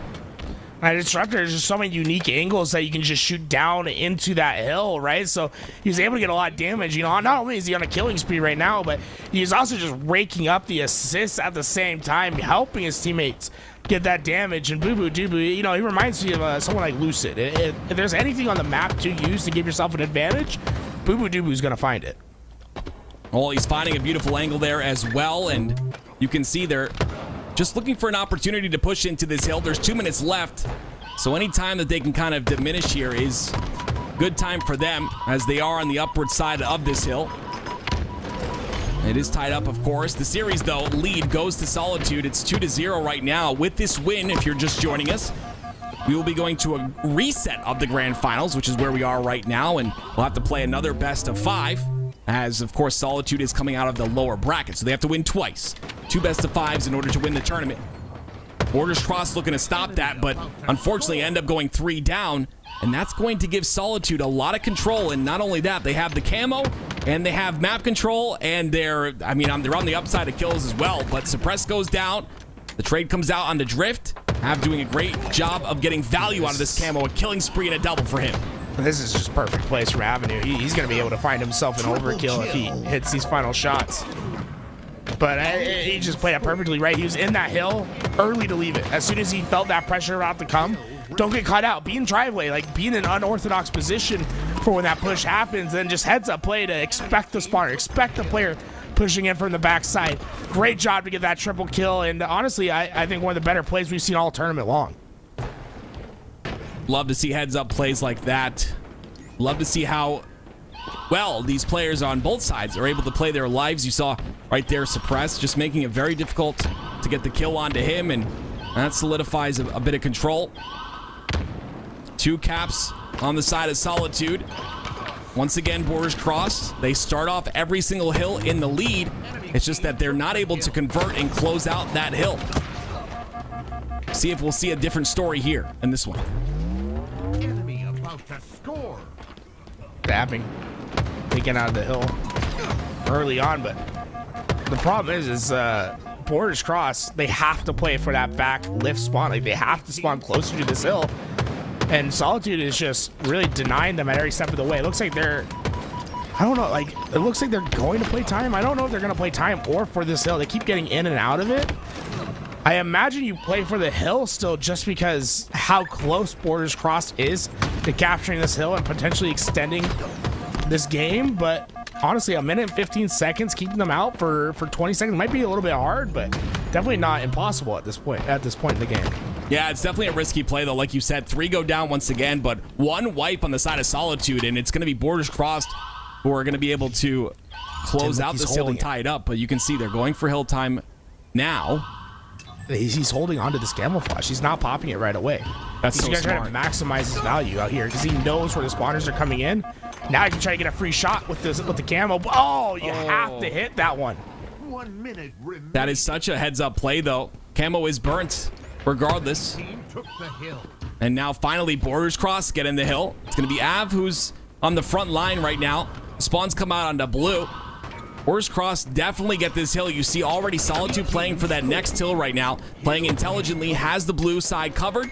You see Boo Boo extending for space here onto Yard. Has to get this kill onto Legend. A very big kill, but Legend comes out on top.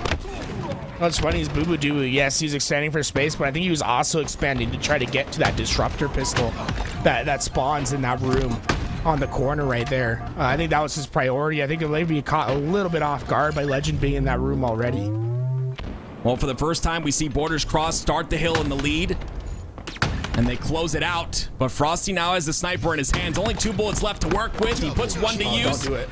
Not going to get the kill onto Trippy, though. Trippy closes him out. Sniper is out of the game now, though, for a couple of minutes. I don't think we're going to see another one. With only 30 seconds left, this will obviously go to overtime. So we may actually see it with 2 minutes being added to this clock. See a lot of patient play here out of both squads. 2 down for Solitude. Drift down on the side of Borders Cross. Suppressed has this snipe 4 angle and does stay alive as well, but the nade, the perfect nade, is going to take him out quickly. Boo Boo Doo trying to get that stick on the cankle of Trippy. not going to come to fruition. And now it's the question of who wins the spawn. Suppress got the spawn. I don't think Legend knows. He's going to try to stay slow.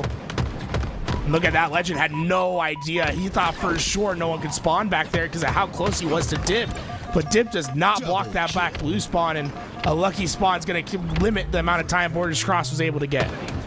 Well, into overtime we go, like we mentioned. 2 minutes added to the clock. Boo Boo in a big position here to get another kill. Drift shuts him down. You see all of Solitude stuck inside a yard. Have to make a push on through.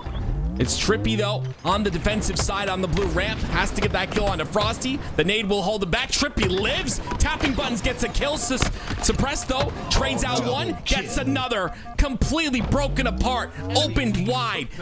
Is going to be Borders Crossed. Last player alive is Drift. Suppressed knows he has to prioritize Drift in this position. Cannot let him stay alive. The thruster's going to help, but Drift bought enough time for the teammates to come through. Frosty has to give up this hill time early once again because of how important it is to anchor out this spawn. And really, Solitude, they've been doing a great job getting the kills, getting this control, but because they've had to prioritize getting into this back position multiple times, they haven't really been able to get any hill time because of it. Well, Frosty's going to end up getting a trade there. 2 down on the side of Borders Crossed. It'll be, of course, Solitude in the hill. 1 minute and 13 left in overtime. Oh, Boo Boo finds an opening. He's gonna get 2. The killing spree for him. 1 minute is all that remains. The third player goes down as well. Trippy, the last player alive. Everything falling apart in this game number 3 of the Grand Finals. And everything looking like a Grand Finals reset here for Solitude. Yeah, just see where that spawn is so far away from the action. Not going to be able to get to this point in time, and it's a quick routing from Solitude in that final hill. Really impressive macro plays all the way till the end. Just prioritizing, making sure that they don't give up the spawn. They constantly put numbers into the back of blue, try to expand out to lift, and then eventually top gold to force those back loop spawns. Once it came into effect, there was no way to break out. Kills even on the side of both squads, but objective efficient is Solitude. And like we said, this is the Grand Finals, and we will be going to another best of 5 reset. And Tim, what's up? We gotta do it real fast. We only have a few minutes. I think let's get a quick break, get ourselves situated once again, and get them back stronger for our bracket reset.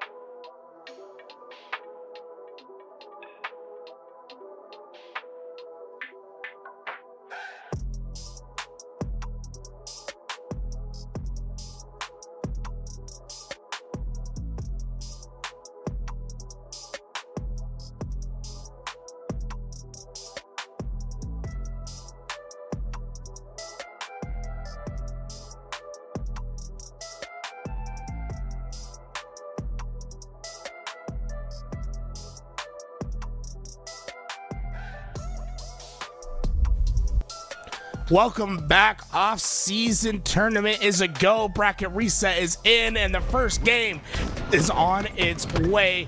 Starting right back, live fire extraction to start our series. Yeah, you don't want to take too much of a break in between these resets, especially if you're Solitude coming out hot here. It will be a big thing for you and your squad. So they're going to get right back into this one. Like I said, Grand Finals reset here. The winner of this best of 5 will win the entire tournament. So far, Solitude, they look unbeatable. The way that they played, it was a 3-0 sweep to get themselves here, and they will be the first one to put down this extraction point. Borders Cross, they need to coordinate their way through, and Frost is going to make that just one step harder. Tapping buttons removed from the equation, and it's a 2-man push to try to take care of Frosty with a sniper.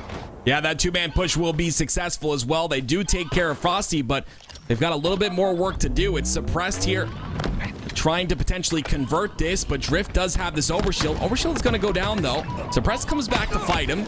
Suppress ends up falling. Boo Boo's got that tower control, but I don't know if that's going to be enough here as Trippy pushes on in. Here comes the Shroud Screen. That was a big Shroud Screen right there. They will attempt to convert this, and they will do just that. Wait a minute, no. The kill comes out. Screen. Wow, the kill comes out, and there it is. Solitude take a 1-0 lead.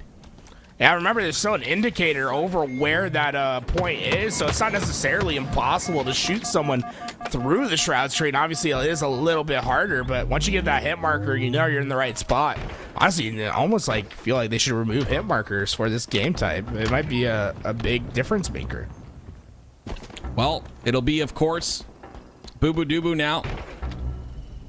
He's going to be in position to potentially stop this extraction point that's been placed here. Waiting for this overshield, though. Av does have that tower spawn covered, so Boo Boo Doo Boo doesn't really have to worry about that side of the map. You can see he plays safely on that side, gets the kill onto Trippy. No melee trade either. He's on a killing spree. He's got a full overshield to work with, and he's got 2 down on the side of Borders Cross, but his entire team is down as well, so has to play this real slow at the moment, and Borders Cross is very close to getting this conversion. I think Boo Boo Doo Boo is realizing it's just not worth it. Like, we're just going to try to rotate for the next one. Make sure that we beat them there and work on, make sure that we can go up 2-1 in the series. Oftentimes, you get up down first, like, you're basically guaranteed to get it, barring you making some sort of catastrophic mistake. Boo Boo Doo Boo is not making any mistakes right now. He's on a killing spree. He's 8-1, looking for that killing frenzy. Potentially will get it here. See, Solitude is going to be the one in control. Like you said, placed it first. Has a very good chance to convert. Frosty has an eye on that sniper here. Top tower control as well.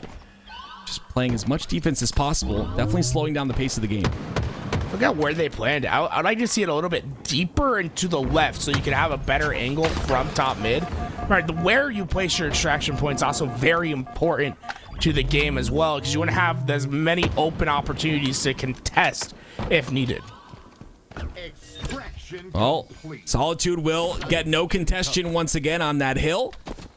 And it'll be Borders Cross looking to plant, but yeah, they didn't plant just yet. They didn't have time to do so as the hill didn't appear just yet. They get 2 kills though. Look how slow Boo Boo's playing with his sniper. He's still 8-1, has not died just yet, and continues to stay alive with his sniper in his hands. Has to hit the shot in the Drift. Drift takes him out finally and stops that momentum. Boo Boo really was in a strong position. The problem is his teammates went down and there was just too much space for Borders Cross to eventually find him. He was able to stay alive and stay hidden over at the back of Rat Tunnel. The second they started to try to convert, he would have been able to pop in and just headshot the conversion person and slowly buy more time for his teammates to try to contest onto this point. But Boo Boo Doo Boo, I mean, he's right in, and I don't think there's anyone there. No one's going to be able to stop him. The first conversion we've seen, dare I say, on stream today. Like, it's rare occurrence. Boo Boo gets a massive, Tapping gets a massive kill right there.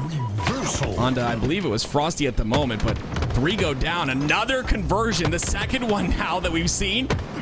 And it's going to be on the side of Borders Cross. Frosty almost goes down there. Enough damage is caused, though, for him to get traded out. In a 3v3 situation, as App pushes in with the Heat Wave. Definitely slow playing this, but Tapping Buttons is in trouble. He's going to get pressured from both sides of the map. Av's trying to play his life here. The Heat Wave comes out, but he did the damage that he was supposed to do, and that damage will cause Drift to back up. Legend has to back up as well due to the damage he took, and it'll be, oh, wait a minute. They stopped him in time, but the kills, oh my gosh, the kills are enough.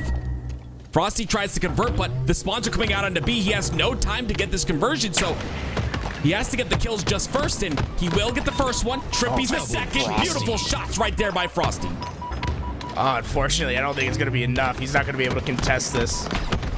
2 players in. Frosty was unbelievable, but not enough to stop that extraction point.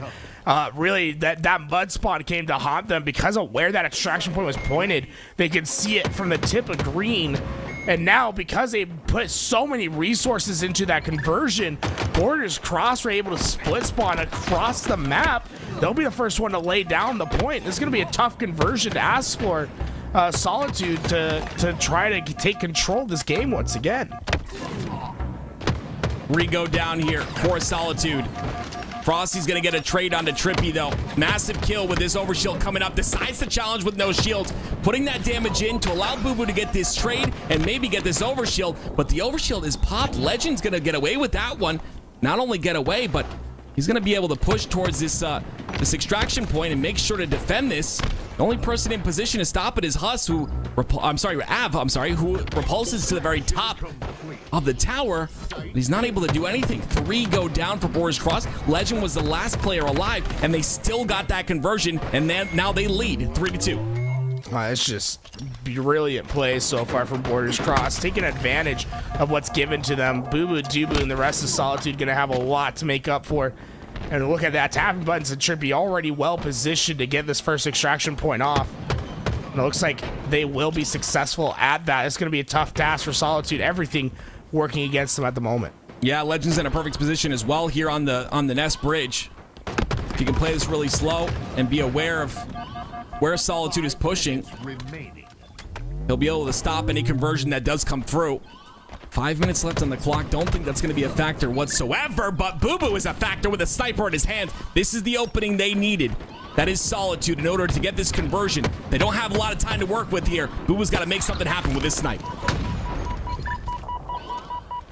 Boo Boo's got the first one down. That shroud screen should be enough cover to at least stop Legend from getting the easy kill. Oh my god, he just blamed Avenue in the back of the head. And oh no, the spawns come in at mud at the same time. It's disaster. Boo Boo Doo Boo can't do anything. Oh, wow. just a disastrous chain of events right there. I don't know how the mud spawn came to fruition. Hey, yo, DJ, replay that, Louis. Let's go take a look at the final minute of that game and really dissect how that one came to be. That's insane, honestly. And after that first, zoom in out of Boo Boo, I was like, oh no, don't shoot your teammate in the back of the head. That's exactly what he did.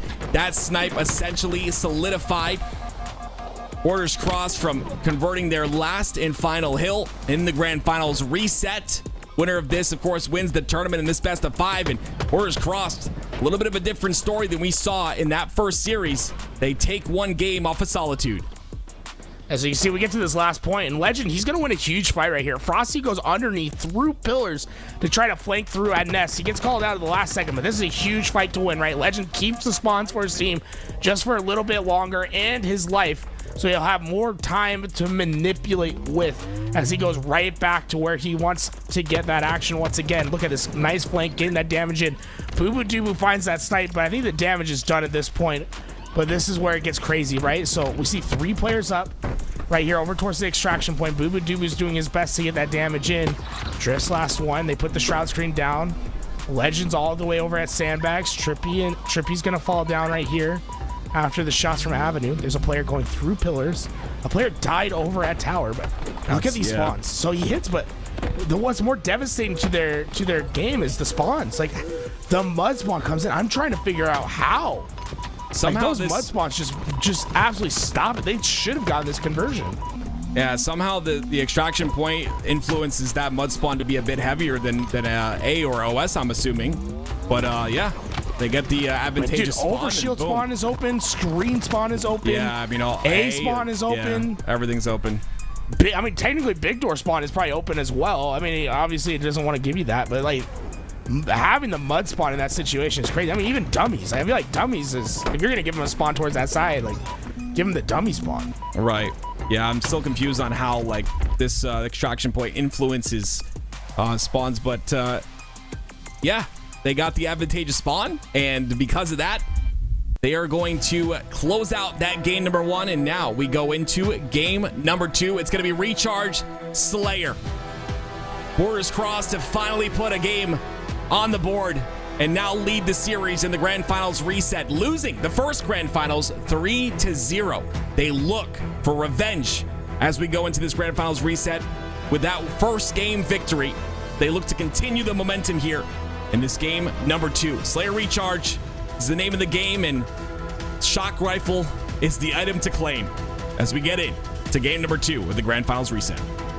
Yeah, all right, you got to ride this momentum if your Borders cross. Like, you did a great job to capitalize on the opportunities given, right? When you were able to stop that conversion over on Site 4 and continue on that, continue on those trends, like, this is your time. Do not let up at all whatsoever. Continue playing forward, continue playing aggressive, be confident, and try to really take over this series after a very strong, remember, it was a 3-0 sweep before we got to this point. All Solitude start off pretty strong here. They get the Shock Rifle. Drift trying to go for that camo. I believe it was burned, so will not be in the hands of Borders Cross. Avenue, get out of his way! Get out of the way! Get out of the way! Oh man, I think you woke up my neighbor with that one. He gets out of the way in time. Boo Boo's not going to hit him in the back of the head, but he will. Hey, you never know. You never know. You never know. It is a 2-kill lead, though. There's the perfect on the tapping buttons. A 3-kill lead, make that. Boo Boo stays alive as well. Decides to double back, and those are the unconventional plays that really can get you those wins at least at a high level. I wouldn't necessarily do that at a lower level of gameplay. Boo Boo still on the aggression here. Gets one, gets the second with an assist from Suppress. Beautiful shots. I'm sorry, Frosty. Frosty came in just in time to save Boo Boo Doo Boo, but Boo Boo Doo Boo's been playing phenomenal, getting this pressure down, understanding what he can't get away with, and if someone peeks, well, you have to imagine their head's gonna get ripped off, teammate or enemy. Oh man. Great patience by Boo Boo. Unfortunately, it's not going to pay off. Trippy ends up getting both. That's crazy. Oh my word. The double kill out of Trippy will make it an 11-9 game. Suppress pushing into a couple of players. He's going to go down, and it just seems staggered out of this Solitude roster. Not what we're used to seeing out of them. Great job getting in there. Oh, my drift. No. Oh, he knew exactly where to pre-aim. Took the shot, gets the kill, and now Suppress is trying to do his best to hold off, but the pressure's coming through. Camo is going to swap into the hands of Borders Cross. Now, Solitude did get an important kill. Suppress finding the kill over on the long haul side to give him some space, but Camouflage is roaming free. You have to be concerned, and that's why you're seeing how slow Solitude is playing in this position. There he is. Camo appears at the bottom center of the map. It's going to be tapping buttons. Waits long enough for his camo to dissipate. Comes back out. Gets the last shot. And now continues on the journey. The pistol in hand. Making things happen as they get the lead finally. It's a 16-15 lead here. Tapping buttons with that triple kill on the Boo Boo Doo Boo.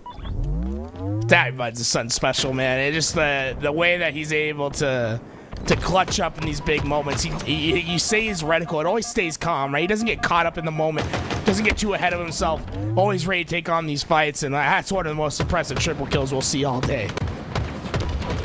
Able to put that damage in, but unfortunately does go down. Av looking to clean up as well. Suppress gets a kill, so that's 2 down now for Borders Crossed, and just like that, as hard as it was for Borders Crossed to get that lead, it is now a lead for Solitude, 20-18. Frosty looking for more, not satisfied with a 2-kill lead, wants a 3-kill lead. Stays alive as well, tapping buttons, doing his best to stay alive, but the teamwork out of Solitude coming alive here. Let's see where these spawns go. Oh my, is Frosty aware? He goes instantly for this push. He's in between 2 players, not able to get the kill in time, but almost see like Frosty was expecting that C-spawn, and he timed it perfectly. Just one too many players to deal with. Boo Boo Doo Boo with Shock Rifle again. It's a 6-kill lead now, just like that. That quickly. Solitude start to run away. Tapping buttons alone, or has some help on the tower side. He ends up going down, though. And it's a 3-for-1 trade here for Borders Cross. Not what you like to see as Trippy, the last player alive, gonna get into a 1v1 with, I believe it is Av.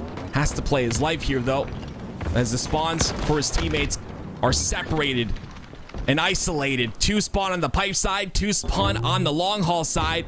Solitude taking full advantage of that. They left open the A spot, so the splits are coming in, but Borders Cross, these players are stuck over at long haul. There's no help to be found anytime soon. Boo Boo Jibu crosses over top. Does he know that timing button's to the left? Expect that sort of pressure, but right now Borders Cross, they're all over the map, right? There is no cohesive game plan right now. They're just trying to find a pick to have a little bit more space to move in with each other. This lead is growing and growing. As the time goes on, it's now to 10 kills, where Borders Crossed were looking real solid towards the beginning of this game. It's all falling apart as they continue to trade out here. Finally, Tapping gets a clean kill in the feed. It's not traded out just yet, but all the while, finally it does get traded out. So they're just not able to get any clean kills here, and that's gonna affect you, especially when Solitude is approaching 40. Oh, they knew essentially who Trippy was. Frosty was down low, like wishing he could shoot through the wall underneath the feet of Trippy, but at this point, I think it's going to be a little bit too much for Borders Cross to get back into this game.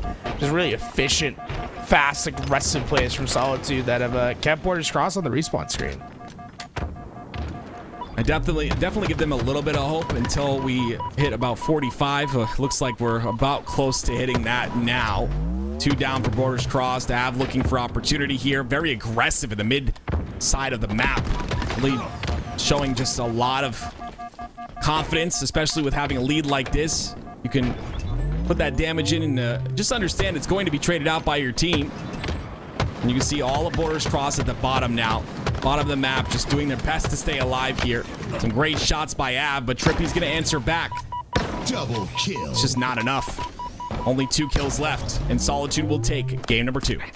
I like Frosty trying to hit the pre-buy. He wanted to get the triple kill. He's like, maybe someone will be pushing up here.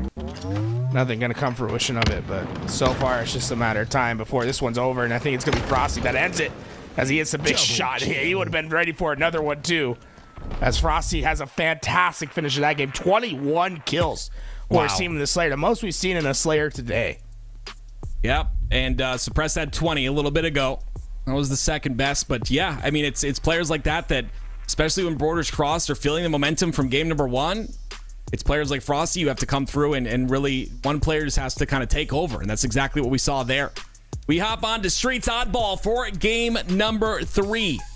All that momentum that Borders Crossed was able to build up is all but gone now. It's going to be very difficult for them to think about how to change this up. It's just one of those things where you work so hard to get that one victory on the board, and then it's all kind of shut down in the next game. And yeah, it's of course Solitude in this Slayer who's really just showcased dominance consistently time and time again.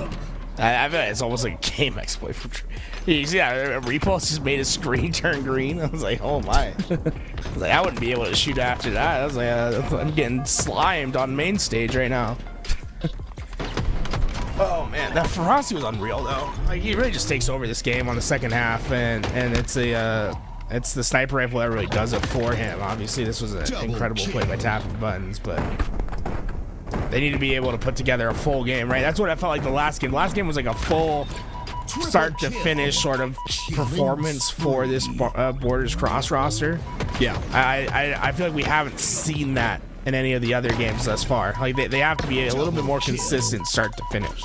Agreed, 100% agreed. Legend had a little bit of a rough game. You're seeing in the kills at the top right, and that's not something we're used to seeing out of Legend. So that could have played a little bit of a factor, especially if Frosty's just catching you off guard over and over again.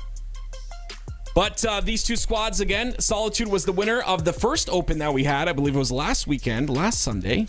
And they're looking to do it again. And both times, Tools, they came out of the lower bracket, which is incredible.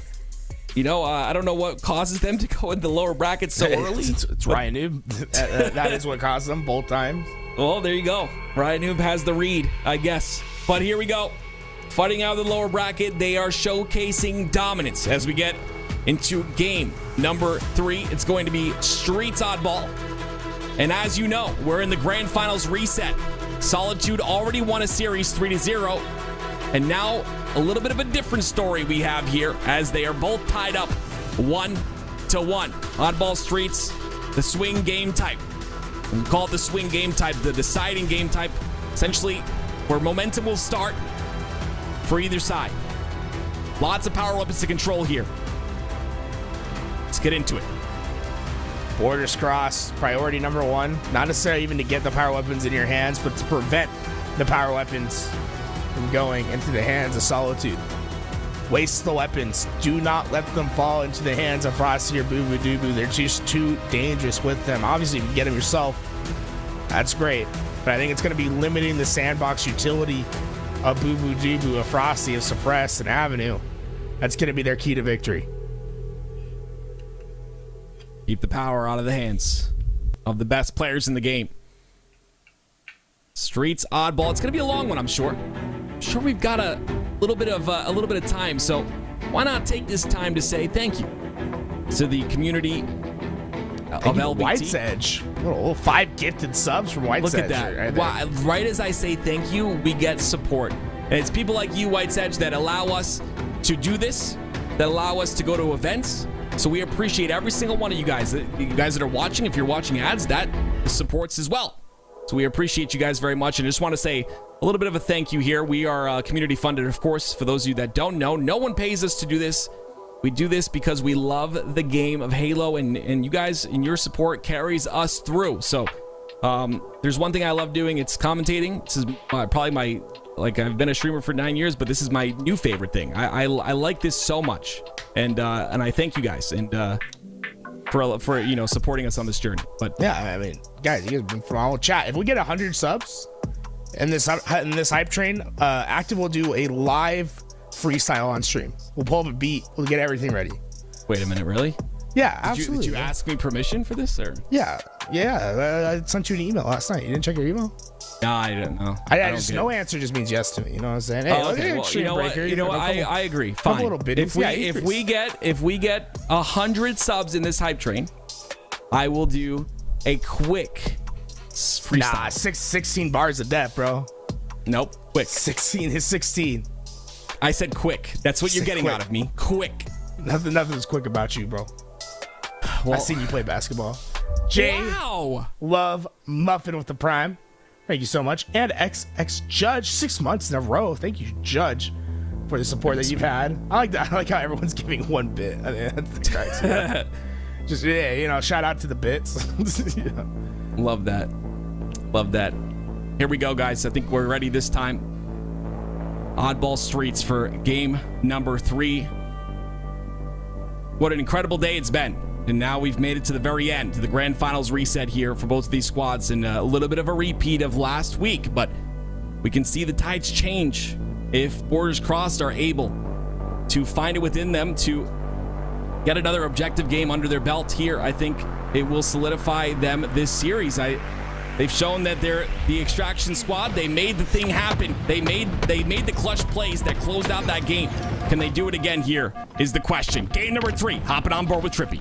Need all those clutch plays, just like how Kegonomics clutched up with the sub, keeping us one step closer to 100. Shout out. And we're seeing a lot of damage down through the middle of the map, right? Everything's going down for these rockets. Remember, it's more of an ounce of prevention's worth 100 pounds of cure, right? You know what I'm saying? Like, you got to make sure you do not let the rockets, do not let the power weapons switch hands. And so far, Borders Crossed doing a great job at that. Great shot there by Legend. Starting off the game 2-0.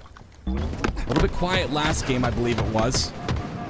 See if he's able to pick it up here. We know what an incredible player he is. Ends up going down. The ball now in the hands of Solitude. They have a back A set up here, and it's Suppressed at the front lines using the Stalker Rifle to take out the immediate threat there into Drift.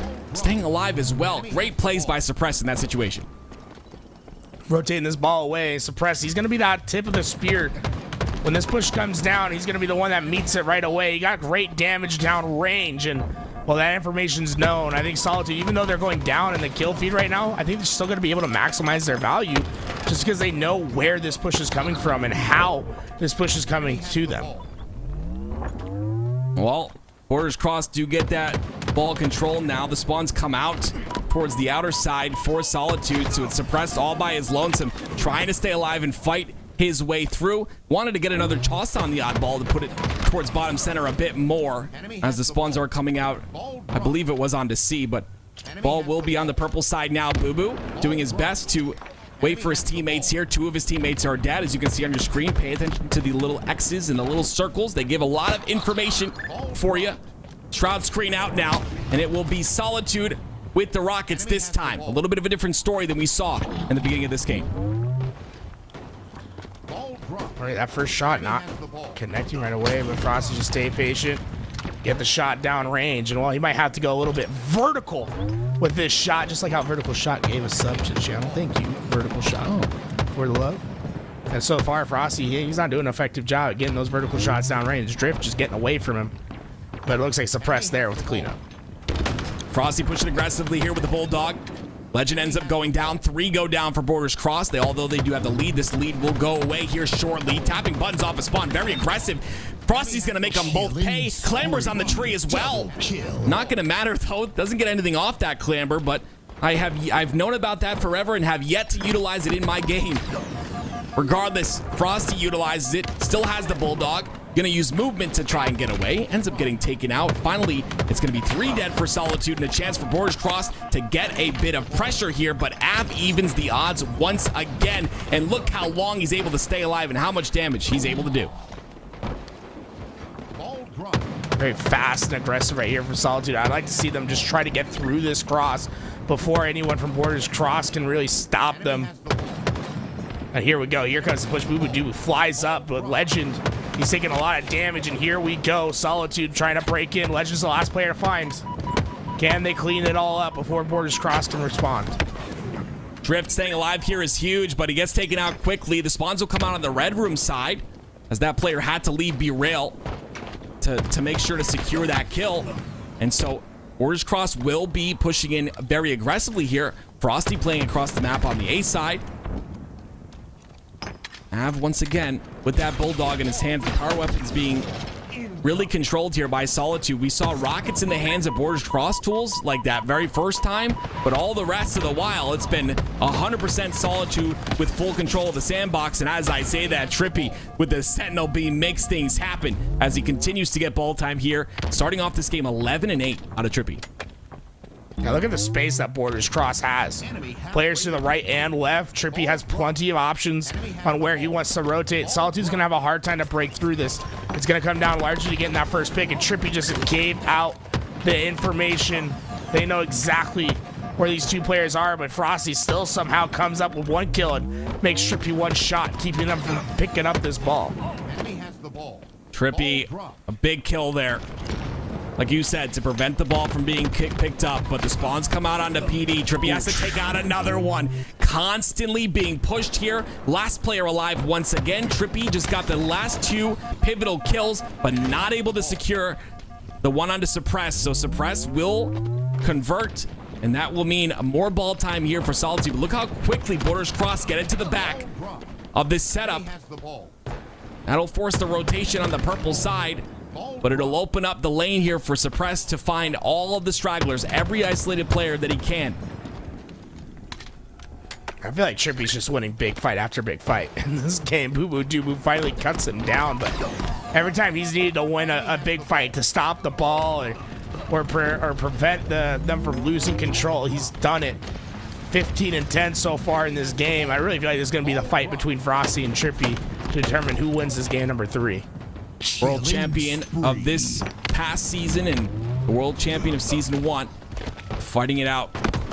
Right now it looks like Trippy taking the lead here, 16-11, but as I say that, it's going to be a perfect out of Suppressed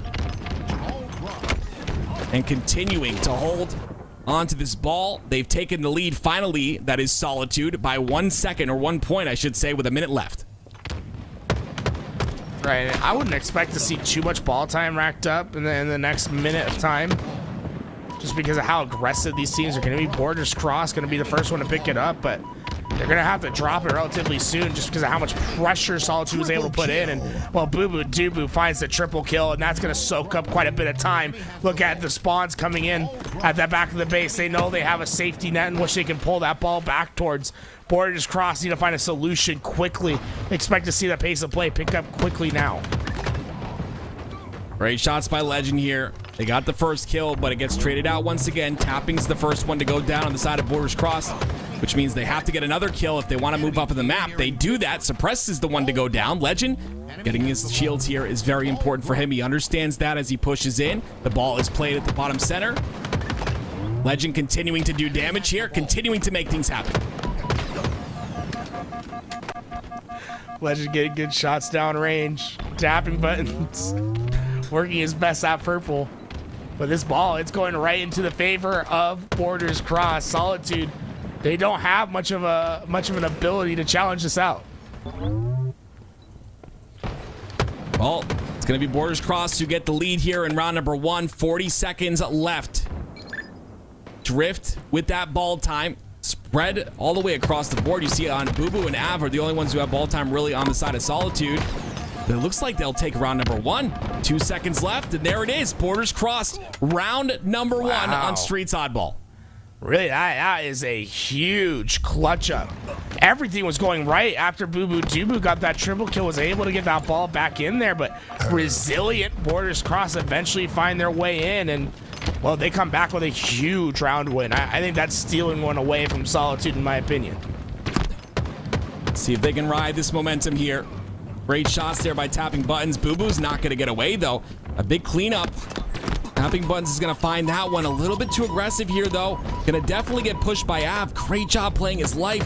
Rockets are coming up as well, so his ability to stay alive here is huge. Gets the perfect on a Frosty. Has the rockets, but immediately collapsed on as Solitude take control of those rockets that we ever so stress is a huge weapon on this game type. Not able to get away fully, but those rockets should stay in the hands of his team, as Frosty is going to be the next one to pick up the sticks. But I know Frosty's had the worst luck with the rockets today, Tim. Just a couple times where he's gotten the hit markers, set the kill, and well, that continues to be a trend for Solitude. Not able to get that full value that they're looking out for yet. Yeah, not being able to clean up those kills with the rockets is definitely going to add up. Little things like that will add up in this scenario. A great trade by Tapping Buttons, but that being said, that trade is going to allow that Bulldog to fall. No one really in position to grab that, but I'm sure it definitely is being called out. Solitude get a couple of seconds of ball time. Boo Boo's on the back end of trying to control the tram side of the map while the rest of his team tries to get kills on the outer perimeter. But as I say that, it's going to be 2 down for the side of Solitude. Borders Cross now have the numbers advantage. A Legend comes in and saves Drift at the last second. This ball is just in a position that's not really friendly to Borders Cross. They're going to have to bully their way into this point in order to get a better position to fight for this ball. And Tapping Buttons with the double. Not only is that going to open up ball, but more importantly, it opens up this rocket lane. Tapping Buttons wins the big fight, takes down the world champ. Rockets for Borders Cross, and, well, more kills to come. 2 down and no one going down here on the side of Borders Cross. So some clean kills make that 3 dead. 1 just spawned. Constantly on the respawn here is Solitude. And it's off the back of Trippy, who's having a phenomenal game. Slowed down just a bit, whereas Tapping Buttons is taking over here. 24 and 17 out of Tapping Buttons. Second most ball time on his team as well. Very slow game in terms of score here at the bottom center. Only 15 to 9. But 2 go down again for Solitude. You see the rotation of the ball, trying to play it out the front side of Tram. But look how quickly Borders Cross are able to get that ball back into Tram. They finally have a bit of a setup, but it's a little flimsy at the moment. Up until Drift ends up getting that kill on the Red Room. Oh, Drift's doing a fantastic job of staying alive and forcing Avenue to try to find him. He's just completely turned around, and Avenue, oh no, Avenue. Oh, he's gonna dream. That's a nightmarish situation for him. Not only does he lose that lane by himself, but now look at the expansion that Borders Cross has had. It's gonna set his team back so much by just losing that gunfight. set his team back a lot is exactly what we're seeing in the score here. 43 seconds now added up for the side of Borders Crossed. Frosty finds an opening, ends up getting the kill onto Trippy. You see tapping buttons in the feed though, ends up trading 1 for 1. It's a 2v2 situation now, but all the while it's going to be Solitude in control as they toss ball towards the C side. Frosty cleaning that one up.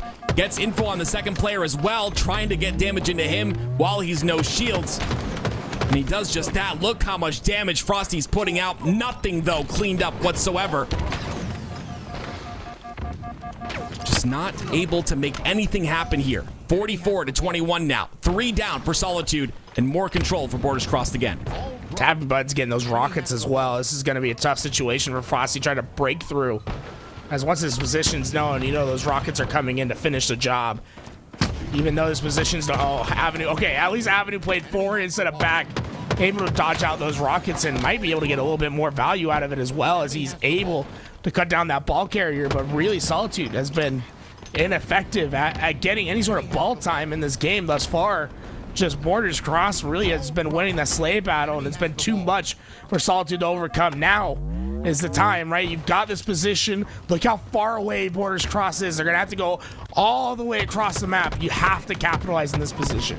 Yeah, they did a great job of getting 3 dead on the side of Borders Crossed and blocking that PD spawn, but look how quickly Borders Crossed puts them on the respawn screen. There's a player on the back of A Boo Boo has to deal with here. It's going to be Drift, but he has a shotty to deal with it. What that does is it opens up. No, it doesn't actually. I was going to say it opens up the PD spawns, but again, Borders Crossed are so quick to block those spawns.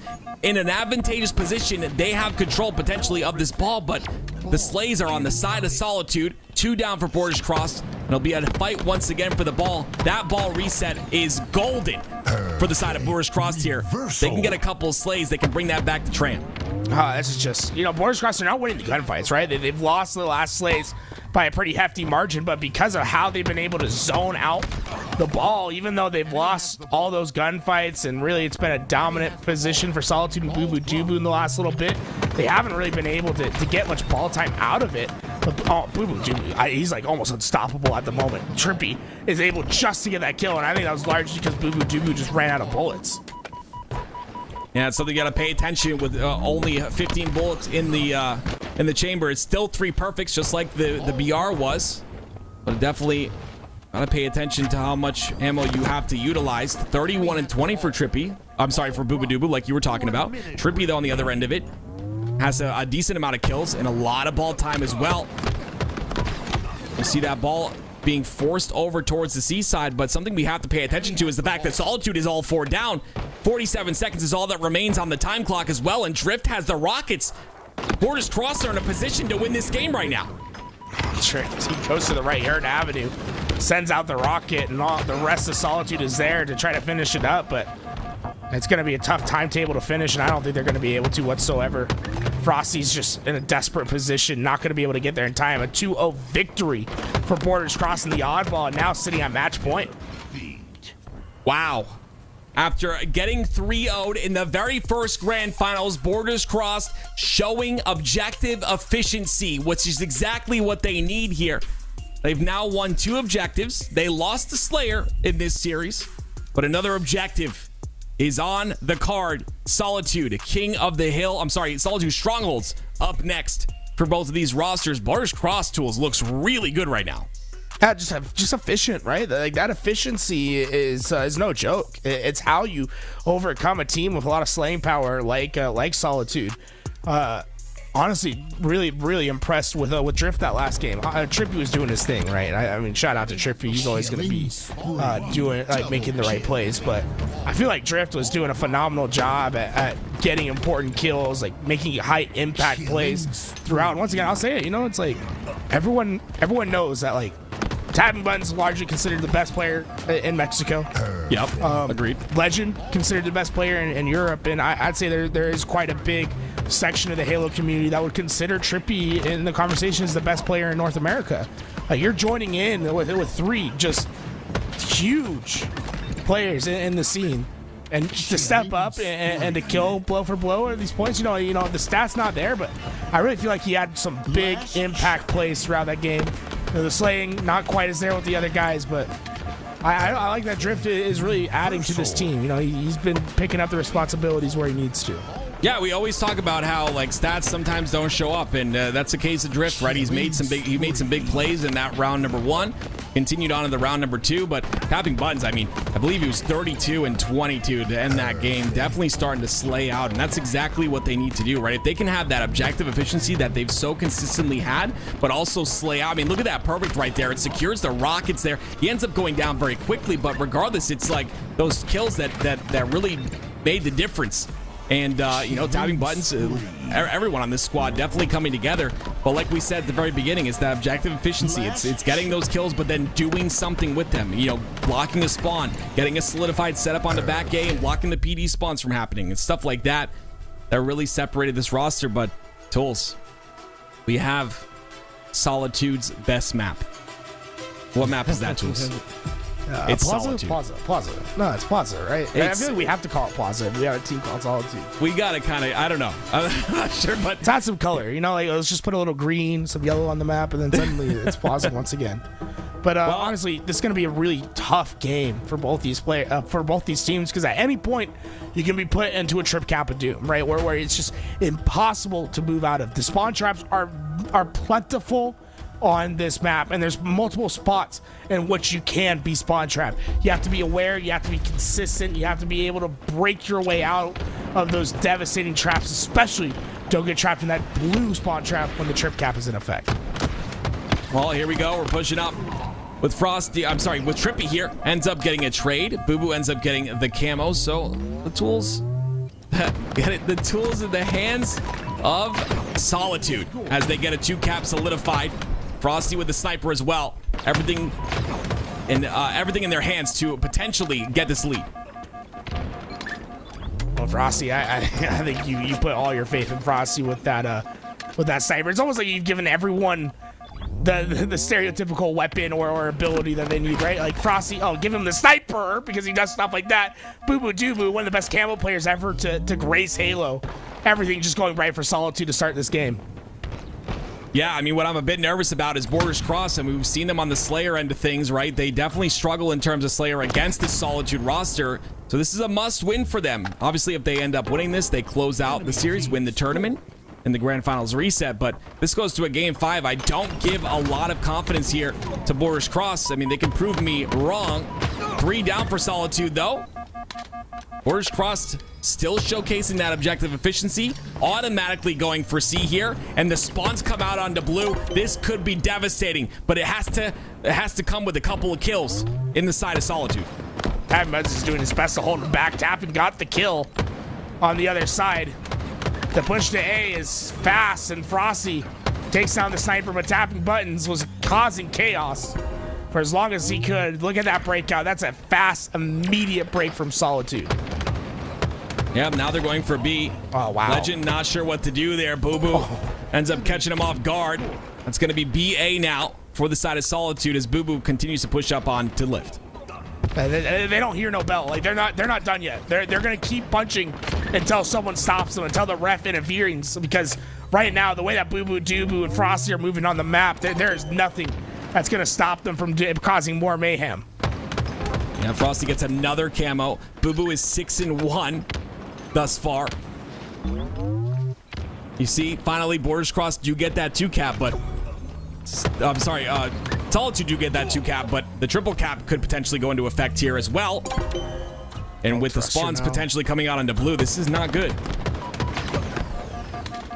Tapping takes some heavy damages, Boo Boo Doo Boo to finish off those kills, but even though Solitude gives up the 2-cap right here, they have a great position to fight back through and potentially play for another trip cap. If someone starts leaking through into C and starts overextending, they can start putting some pressure once again onto that trip cap while Frosty goes crazy in the middle of the map. Why are you doing that? Wow.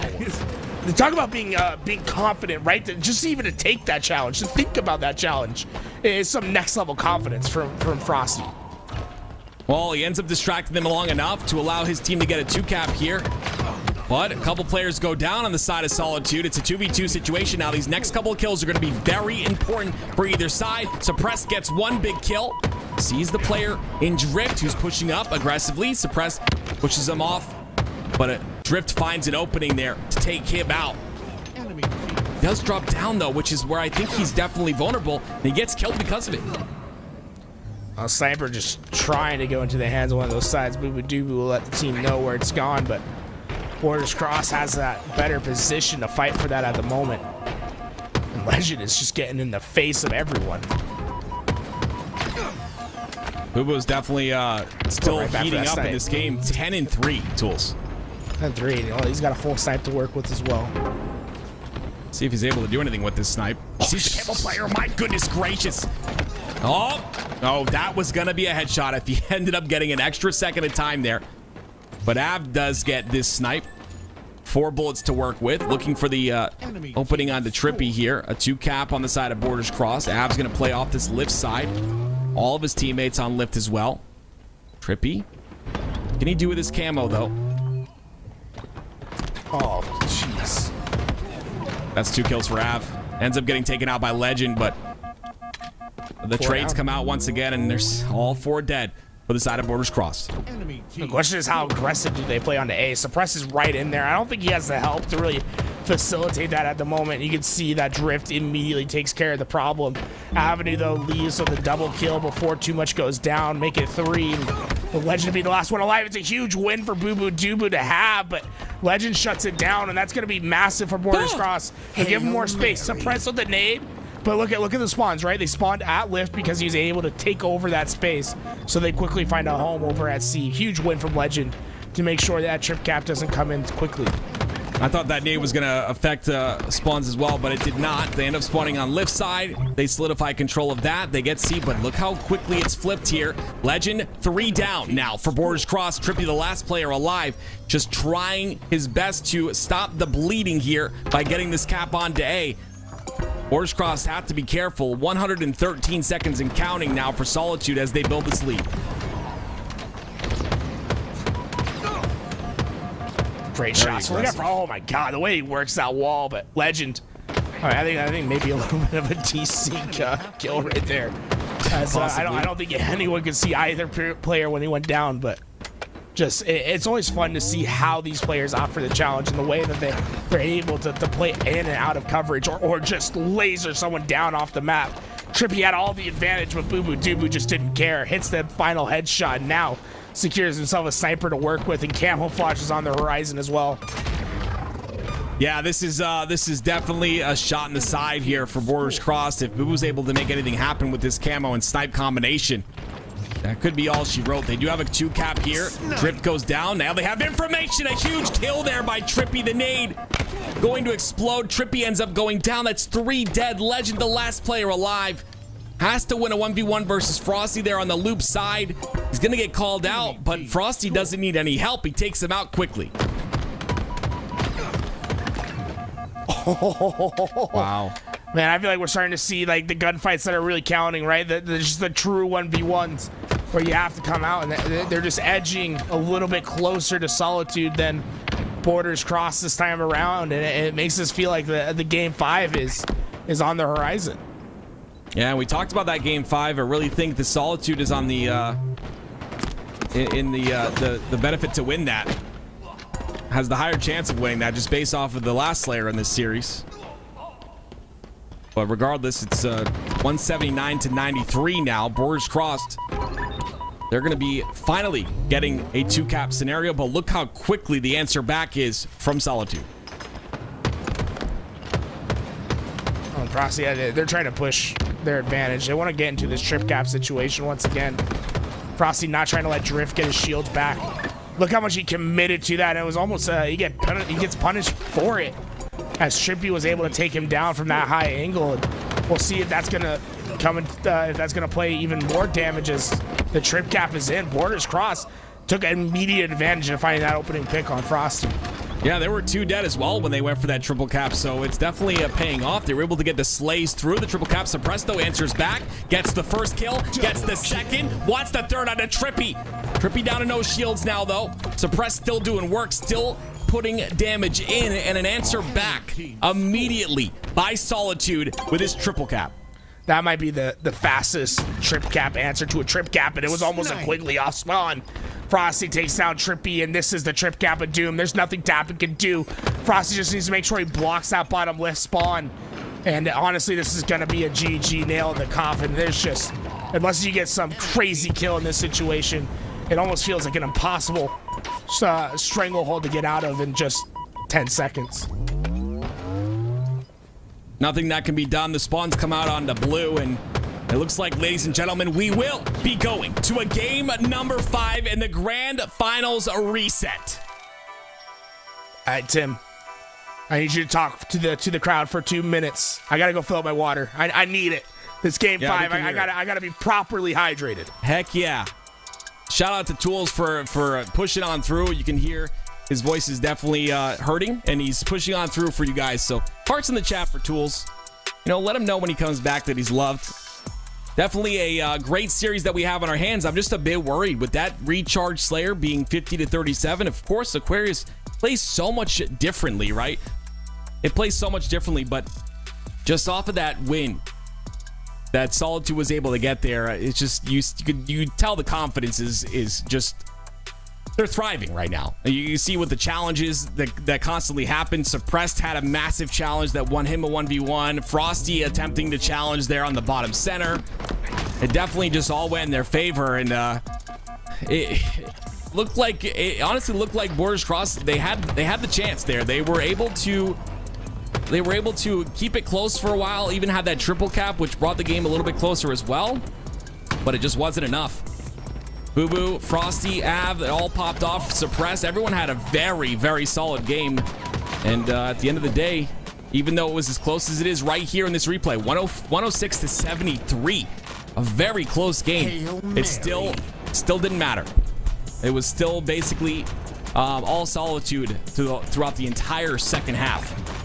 I think definitely that kill was huge on the Boo Boo. I think that nade was huge, and I thought that might have given them a bit of control. They even got this triple cap when they were 2 down, but the answer back was too quick. So here we go. That was the crazy part. Was the answer was literally immediate. The next gunfight, they were able to get that wipe, and then it was another trip cap that was in effect, all capping all 3 hills at once. It's something you just do not see on strongholds.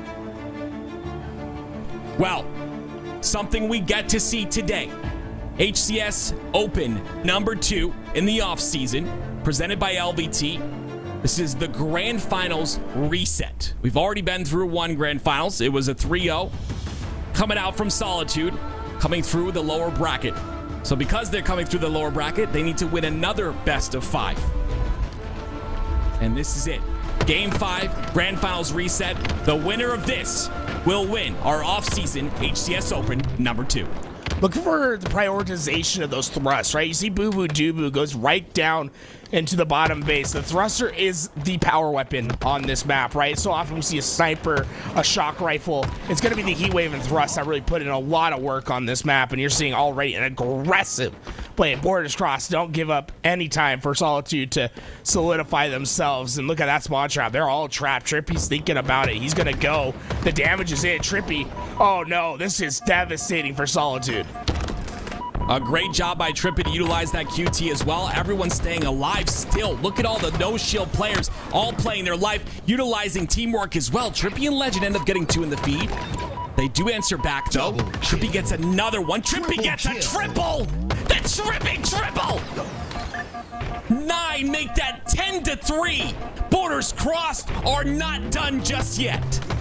Look at they are flying forward. Trippy's not going to let them respond back. You want to make sure you flip the spawns out while you have this timing. And Trippy, it's the 1v1, the lunge. Not going to be enough, but the trade comes in. But you can see Solitude, they're constantly splitting off of each other, and they haven't been able to find that solid foundation. And tapping buttons finds a devastating flank to get a double kill.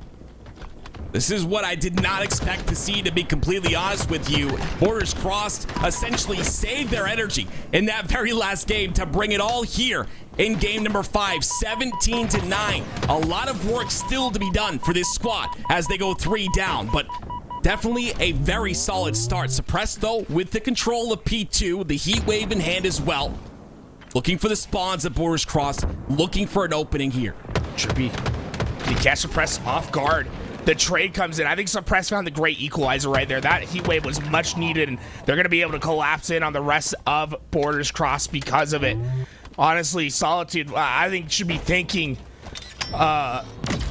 Suppress a little bit more for really saving them from a dire situation. Him getting those opening picks and really slowing this game down was priority number one. This is still within distance, but it was awfully close to being swept away by Borders Cross. Great cleanup there onto Av. Legend gonna try and escape, tapping buttons. It's able to get that trade on the pick from Legend. 15 to 22 now. Make that 17 as Av and Frosty get 2 kills in the feed. Still a 5-kill game. Borders Crossed still in the lead here. A massive 1v1 by Legend. He gets one. Looking for help from his teammate and tapping buttons. Gets another kill with the assist there. Turns around. The damage comes out, but Frosty once again comes out on top. And now only within 4 kills. Solitude starting to bring this back. I remember it was basically double digits at one point in this game, and a slow but sure process from Solitude to get themselves right back in it. Avenue needs to come back with both these kills. Oh, so close. Was in the right spot, but just could not get enough distance. And once again, you're going to see Solitude slow the pace down. Boo Boo Doo just wants the players to push through. They do that nade check. Nothing comes in. This could be a huge play by Boo Boo Doo. He just needs to catch these players by surprise. He's going to catch all of the players by surprise. Boo Boo Doo with a massive double kill. And that's going to cause the rest of Borders Cross to fall. 4 down. Boo Boo Doo, showing that you can make plays by being patient. The discipline and patience. That was the differential. In that fight, the 2 kills come out from Boo Boo Doo. Still a 2-kill lead here. Make that 3 as the heat wave comes out onto P2. It's Avenue on your screen right now. Drift trying to make that heat wave come to work for him, but unfortunately he does go down. Only within 2 now. 30 to 32. Borders Crossed on their back foot. Solitude full control of that top center side. Davin trying to get some value out of here. So many players around him. He's only going to go for a 1-for-1 trade. And suddenly, you know, even though those trades, they don't let this game get too far out of hand, they just feel frustrating when you had such a big lead. And suddenly you're starting to see it chipped away. The momentum has definitely shifted. And for the first time since we've been at 0-0, this game is tied up. And it could be the first lead for Solitude as Suppress flies into action. Ends up doubling back towards P1. Av gets a kill onto Legend. Av having a phenomenal game. 13-7 when it matters the most in game number 5. Av starting to come alive. But Drift gets a kill as well onto Boo Boo. Suppress pushing it a little bit too aggressively. Has the thrust. The clamber comes up. Gets killed, but Av trades out with the pistol.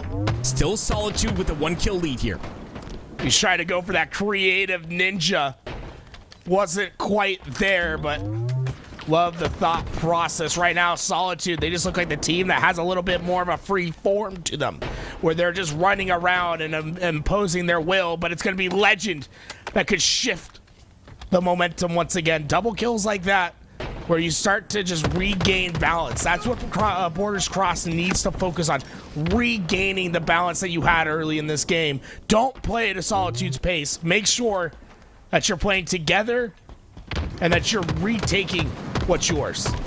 What's massive is Borders Cross has that top center control, and because of that, they're able to suffocate the side of Solitude inside of this red base. You see Trippy still pushing on their spawn, still using that aggression, also staying alive as well. Is the damage enough? No, it's a 2-for-1 trade on the side of Solitude, which gives them the lead. 41-41 now, actually, tied up as that kill comes out from Drift to the kill feed. It's Frosty on your screen, a player who we know can come alive in these situations, but I've got to point out Av, he's 16-9. The young player in Avenue, making things happen when the lights are the brightest as he pushes up onto P2, tapping buttons, gonna go down to a nade. Avenue still playing his life here. The lead now in the hands of Solitude once again. Oh no, Trippy goes down. That's a devastating blow. They're not gonna be able to clean up either of those one-shot players. Solitude get away with murder. The lead starts to spiral open. Borders Cross. They're looking for some sort of life raft, something to help them tread water. Frosty looking to close this out. like a shark, can smell blood in the water here. 3 kills now is all that remain. Borders crossed, a massive lead for such a long period of time. A story that we see for these European teams time and time again, but it's going to be a 48-42 lead. Borders crossed.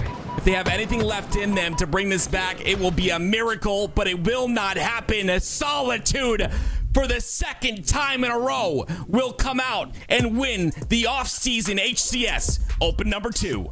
The pendulum swung back. Solitude make the comeback happen. Beat Resilient. And also, shout out to the player that made it happen, right? Avenue having a fantastic Game 5 for his team. The player that's probably the least known in this lobby. Avenue been a player that's been competing through the open bracket, gets with his brother, gets the comeback to happen. Aliek, welcome back. This was one hell of a series. They did it again. Do we call them the reverse sweepers? This is the second event that they've just reverse sweep completely. Team Solitude winning again, another off-season open. Honestly, fantastic job to stay resilient, right? When the other team's on match point, when they're down 2-1, to be able to have, I think, the 2 best performances they had all series, I think is a testament to their fortitude. And really, I just want to, once again, Avenue, I mean, playing extremely well. I just want to give that guy a specific shout out. Yeah, I'd love to see a player like that come out and, you know, maybe not having a series that would make him very happy. I don't think he played bad. I think he just really put it into gear at the very end when it mattered the most in the game number 5. So definitely a shout out to Avenue. Really came alive there. And, you know, what a great start here by Borders Cross, right? 16-6. That's a 10-kill lead for just a moment there. That's absolutely insane. And Solitude just fighting back, bringing this all the way back to the end to win by, I believe it was 9 kills.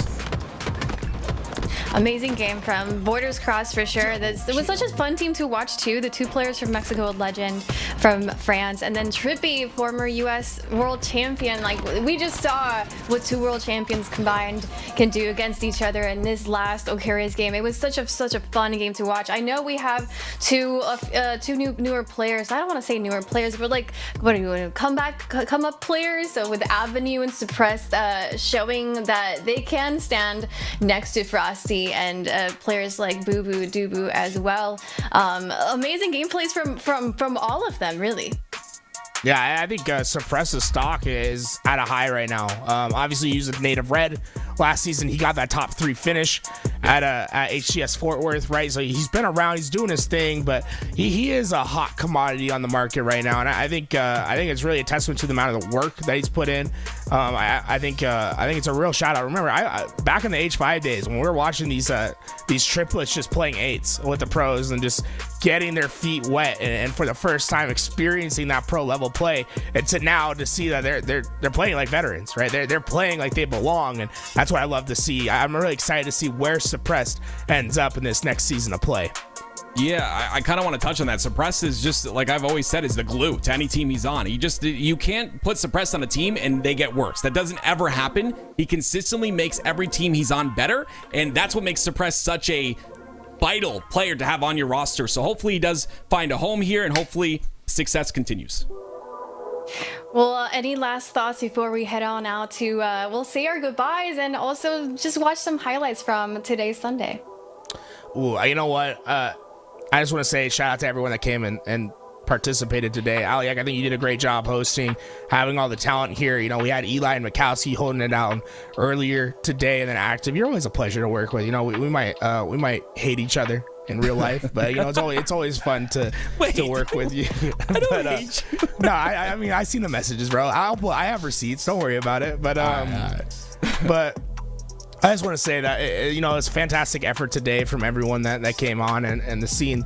And you guys that are watching at home, honestly, it's a pleasure that we're able to come in, even during the off season, and have a stream that's as popping as this one was, to have the viewership that we have, and to just appreciate Halo, even when it's in the downtime, even when it's not, you know, the most exciting. It's not Optic versus FaZe, right? We're still able to to experience some great matchups and to see international Halo. Like seeing international Halo the way it is, it reminds me of the old Halo 5 days when it was the esports arena tournaments, and it was seeing like, oh, this is the Funk 4, like the Funk 4 won this week, and it was like seeing the upcoming of like Druk, Talik, Manny, and all them, or seeing where the Legend and that EU crew, remember that those Europeans didn't lose a tournament for like 2 years back in the day when that international stuff was going on. It was insane stuff to watch. It just like makes me nostalgic for when I was starting this whole casting stuff, and I'm just really happy that we get to see international play once again.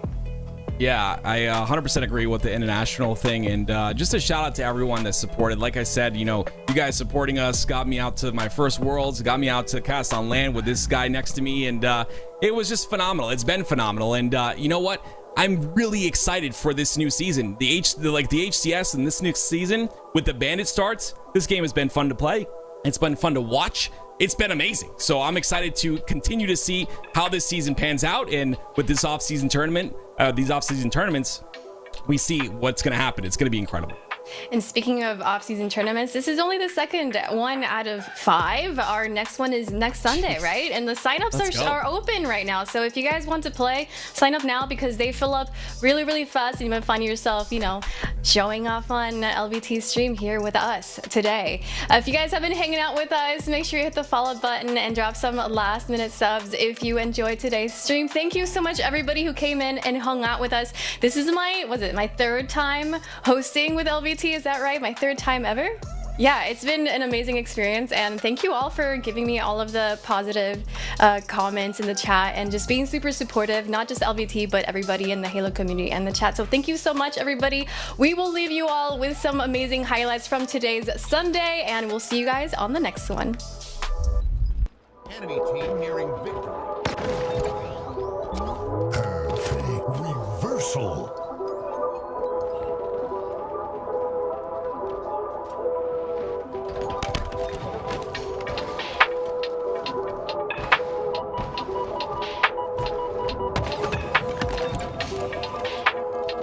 Double kill.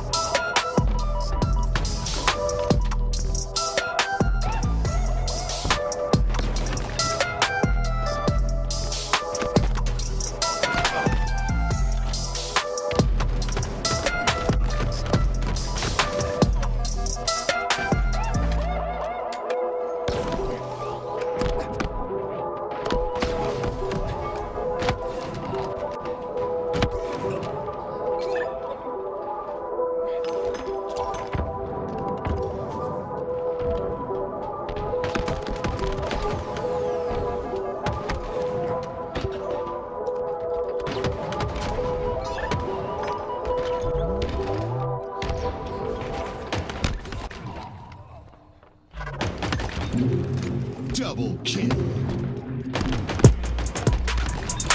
Triple kill. Killing spree.